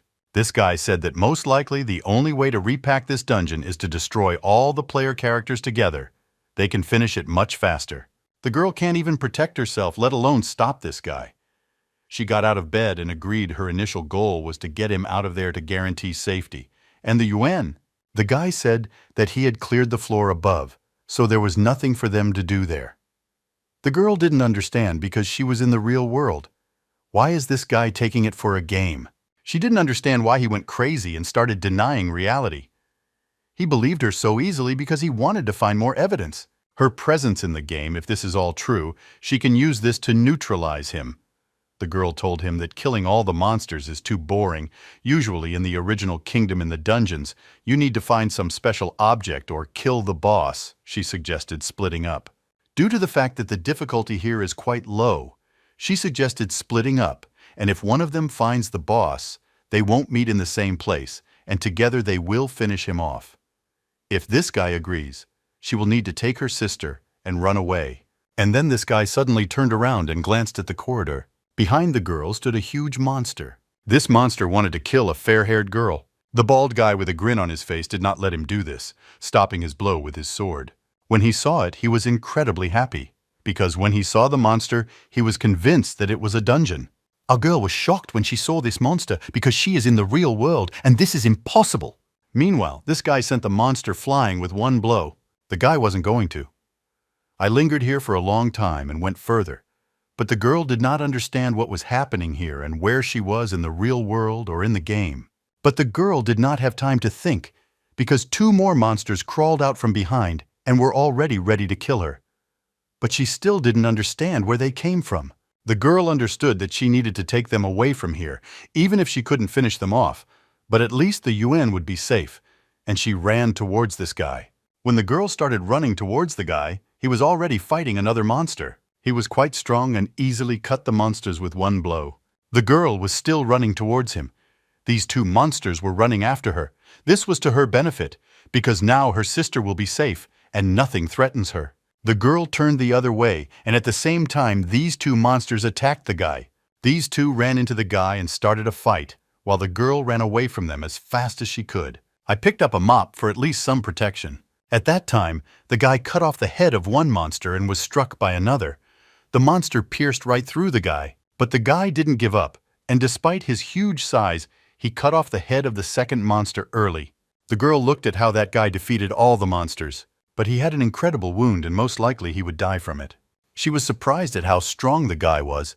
He was able to deal with them so quickly. Obviously, she deliberately led the monster to him, but she had no other choice. She needed to protect her sister.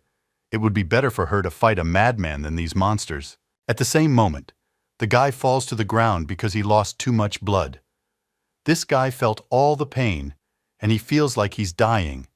He doesn't understand why the game is so realistic. The guy had tears in his eyes, but it's not so bad. After death, he will be able to leave the game thinking so. He is not completely desperate. Meanwhile, the girl began to slowly approach him and asked if he was okay. The guy asked the girl if this was really a game. She answered, of course. Otherwise, these terrible monsters wouldn't be here, and he wouldn't be so strong.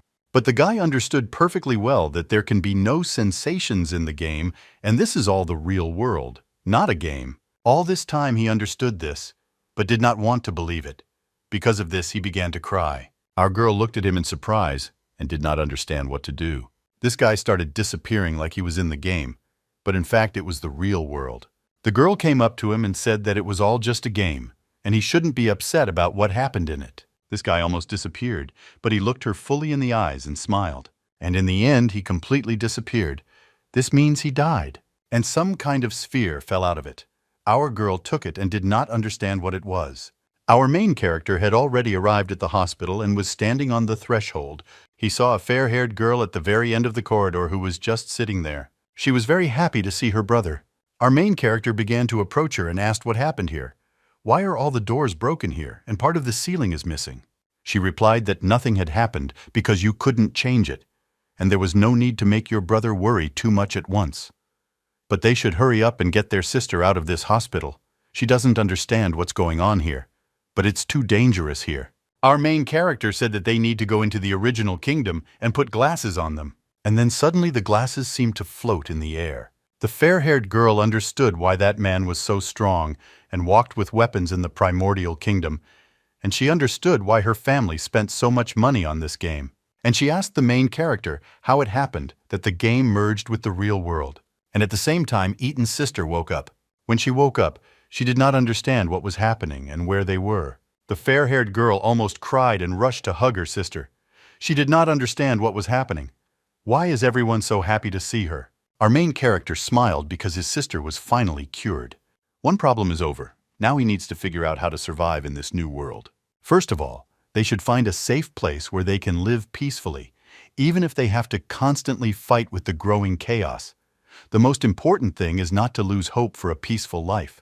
He knows that this is possible and is ready with his own hands to pave the way for them to peace. He has been working all this time so as not to be helpless in time for the descent of the primordial kingdom, and now judging because he learned about the apocalypse. If in 3 years their world is destroyed, then all his efforts were in vain. Now the most important thing is to make sure the word of the head of the new order is true. If he was lying, then he will go according to the original plans and take his sister and try to survive.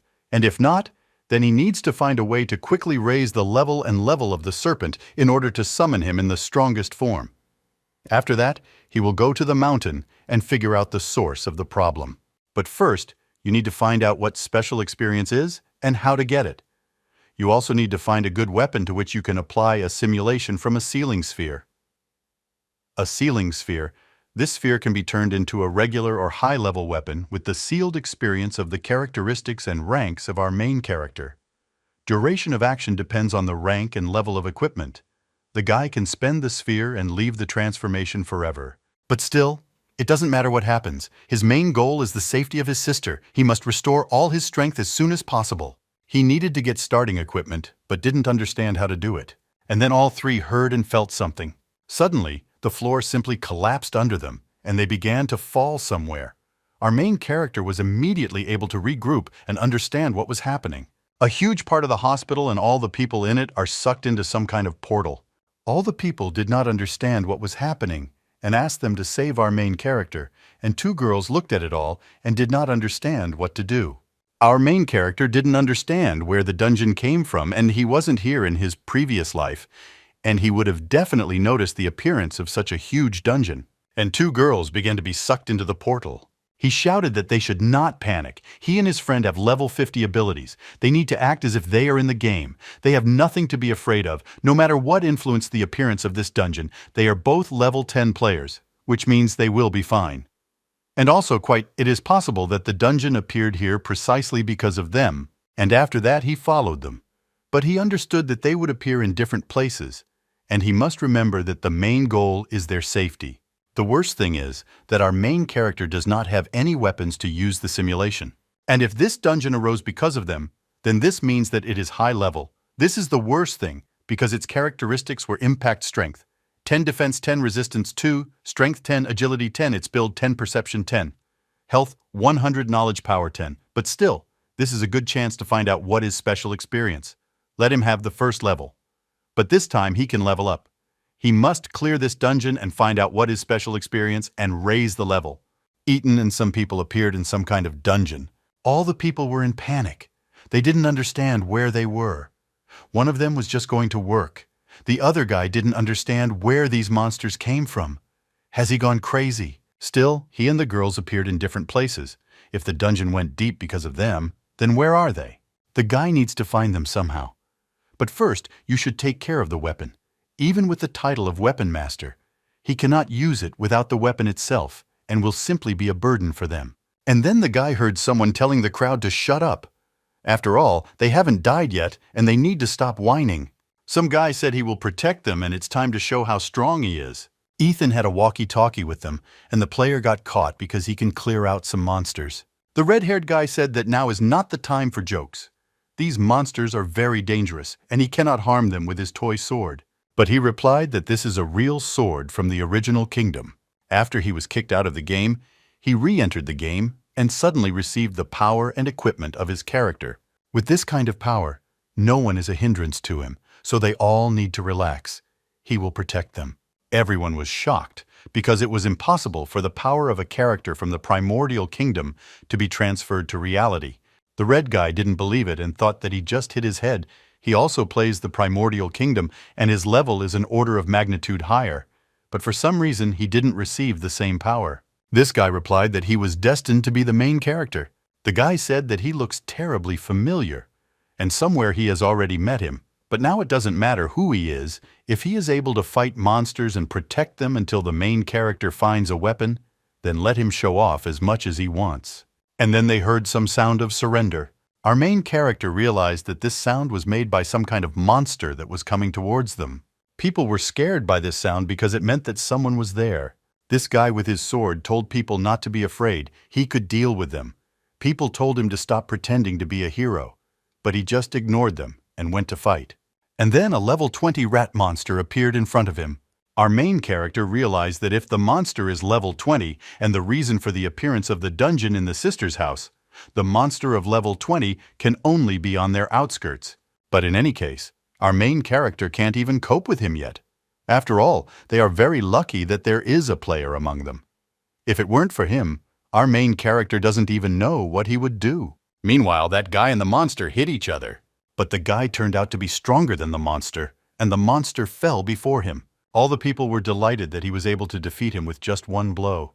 Our main character was surprised that such a show-off was able to kill the monster with one blow, which means he has at least level 40. The red-haired guy was surprised that he had such strength, but how could he get power from the game? But he was also wounded. It was unbearably painful for him. He almost cried from pain and did not understand. Why does it hurt so much? Because it's not like that in the game.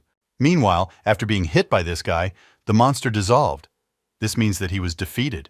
The red-haired guy said that the monsters are coming and he must deal with them. But in a second he jumped to the wall and said that he would not fight with them because it was unbearably painful. He curled himself into a corner like a child because it was too painful. The red-haired guy said that it doesn't matter whether he gets hurt or not. They all rely on him, and this is not the time to complain because he needs to deal with the monsters quickly. The guy was shocked that all the people around him relied on him. And he cut open the chest of the red-haired guy because he also relied on him and dared to behave so brazenly. That guy fell to the floor and he started bleeding a lot. All the people were shocked that he killed him. The main character looked at him with contempt but could not do anything, because now he does not have enough strength. Meanwhile, two monsters were already approaching them and looking at the dead guy. Since they were very hungry, they ran sharply towards him. He said while the monsters are distracted by the corpse, everyone must run after it. Otherwise, they will be devoured. He carefully began to walk around the corpse, which had already been devoured by monsters, and he started running from there as fast as he could. The guy and the girl didn't know what to do. After all, They could run away or follow him. Meanwhile, this guy started shouting at them to quickly follow him. The nurse was very scared and did not know what to do because her life depended on her decision. She rushed after him because there was no other choice. She had to go only after him because none of them could cope with these monsters, even if they united. Our main character thought that no matter how ugly he was, he needed to leave. After all, when the monsters finish their meal, they will immediately attack them. Our guy saw the doctor take out his scalpel. The doctor said he wouldn't go with him. He just killed a man, even though he was not just a doctor, but he was a real man. He replied that he just killed a man. "What's wrong with this guy?" he answered him. "It doesn't matter what he will do when the monsters eat that guy's brains." He realized that he urgently needed to get out of there because soon the monsters would finish eating. But before she had time to leave there, the monsters had already eaten that guy. Were already ready to eat it. The doctor was terribly scared because he didn't know what to do. There's no way he can kill him. When the rat attacked them, our main character took the scalpel from him and said that it's too late to run away. "You need to fight." Scalpel. After all, this is also a weapon. The main character tried to attack with a kitchen knife, but its level would be too low for it to even be considered a weapon. Although the scalpel did not go far from the knife, it is sharper and made of the best materials. Our main character used a sealing sphere and easily cut them all apart. The doctor was shocked how it was possible to cut these monsters with a simple scalpel. But this did not pose any problems for our main character. But the scalpel weapon broke and the sealing sphere returned to his backpack. The time for using the sphere depends on the level and class of the weapon. Only at that moment did our main character understand how the sphere works. Judging by the scalpel, the first one's weapon survives for about 2 seconds. The doctor greeted our main character and thanked him for saving him. At the same time, even more sounds came from the corridor. They were attacked by monsters again. The main character asked if the doctor had any more scalpels. The doctor replied that there were a lot of monsters in the hospital, so he captured more of them. Ethan took them all and he will need them to destroy the monsters. He took as many as 6 scalpels, which was more than enough. But the doctor doubted that our main character could cope with the monsters because there were a lot of them. If the dungeon appeared because of the girls, then they should be somewhere in the center. Most likely they are confronting monsters of the 60th level when he will have to go through 4 levels with monsters from 20 to 50. There were an incredible number of these monsters, although our main character did not know where the center was.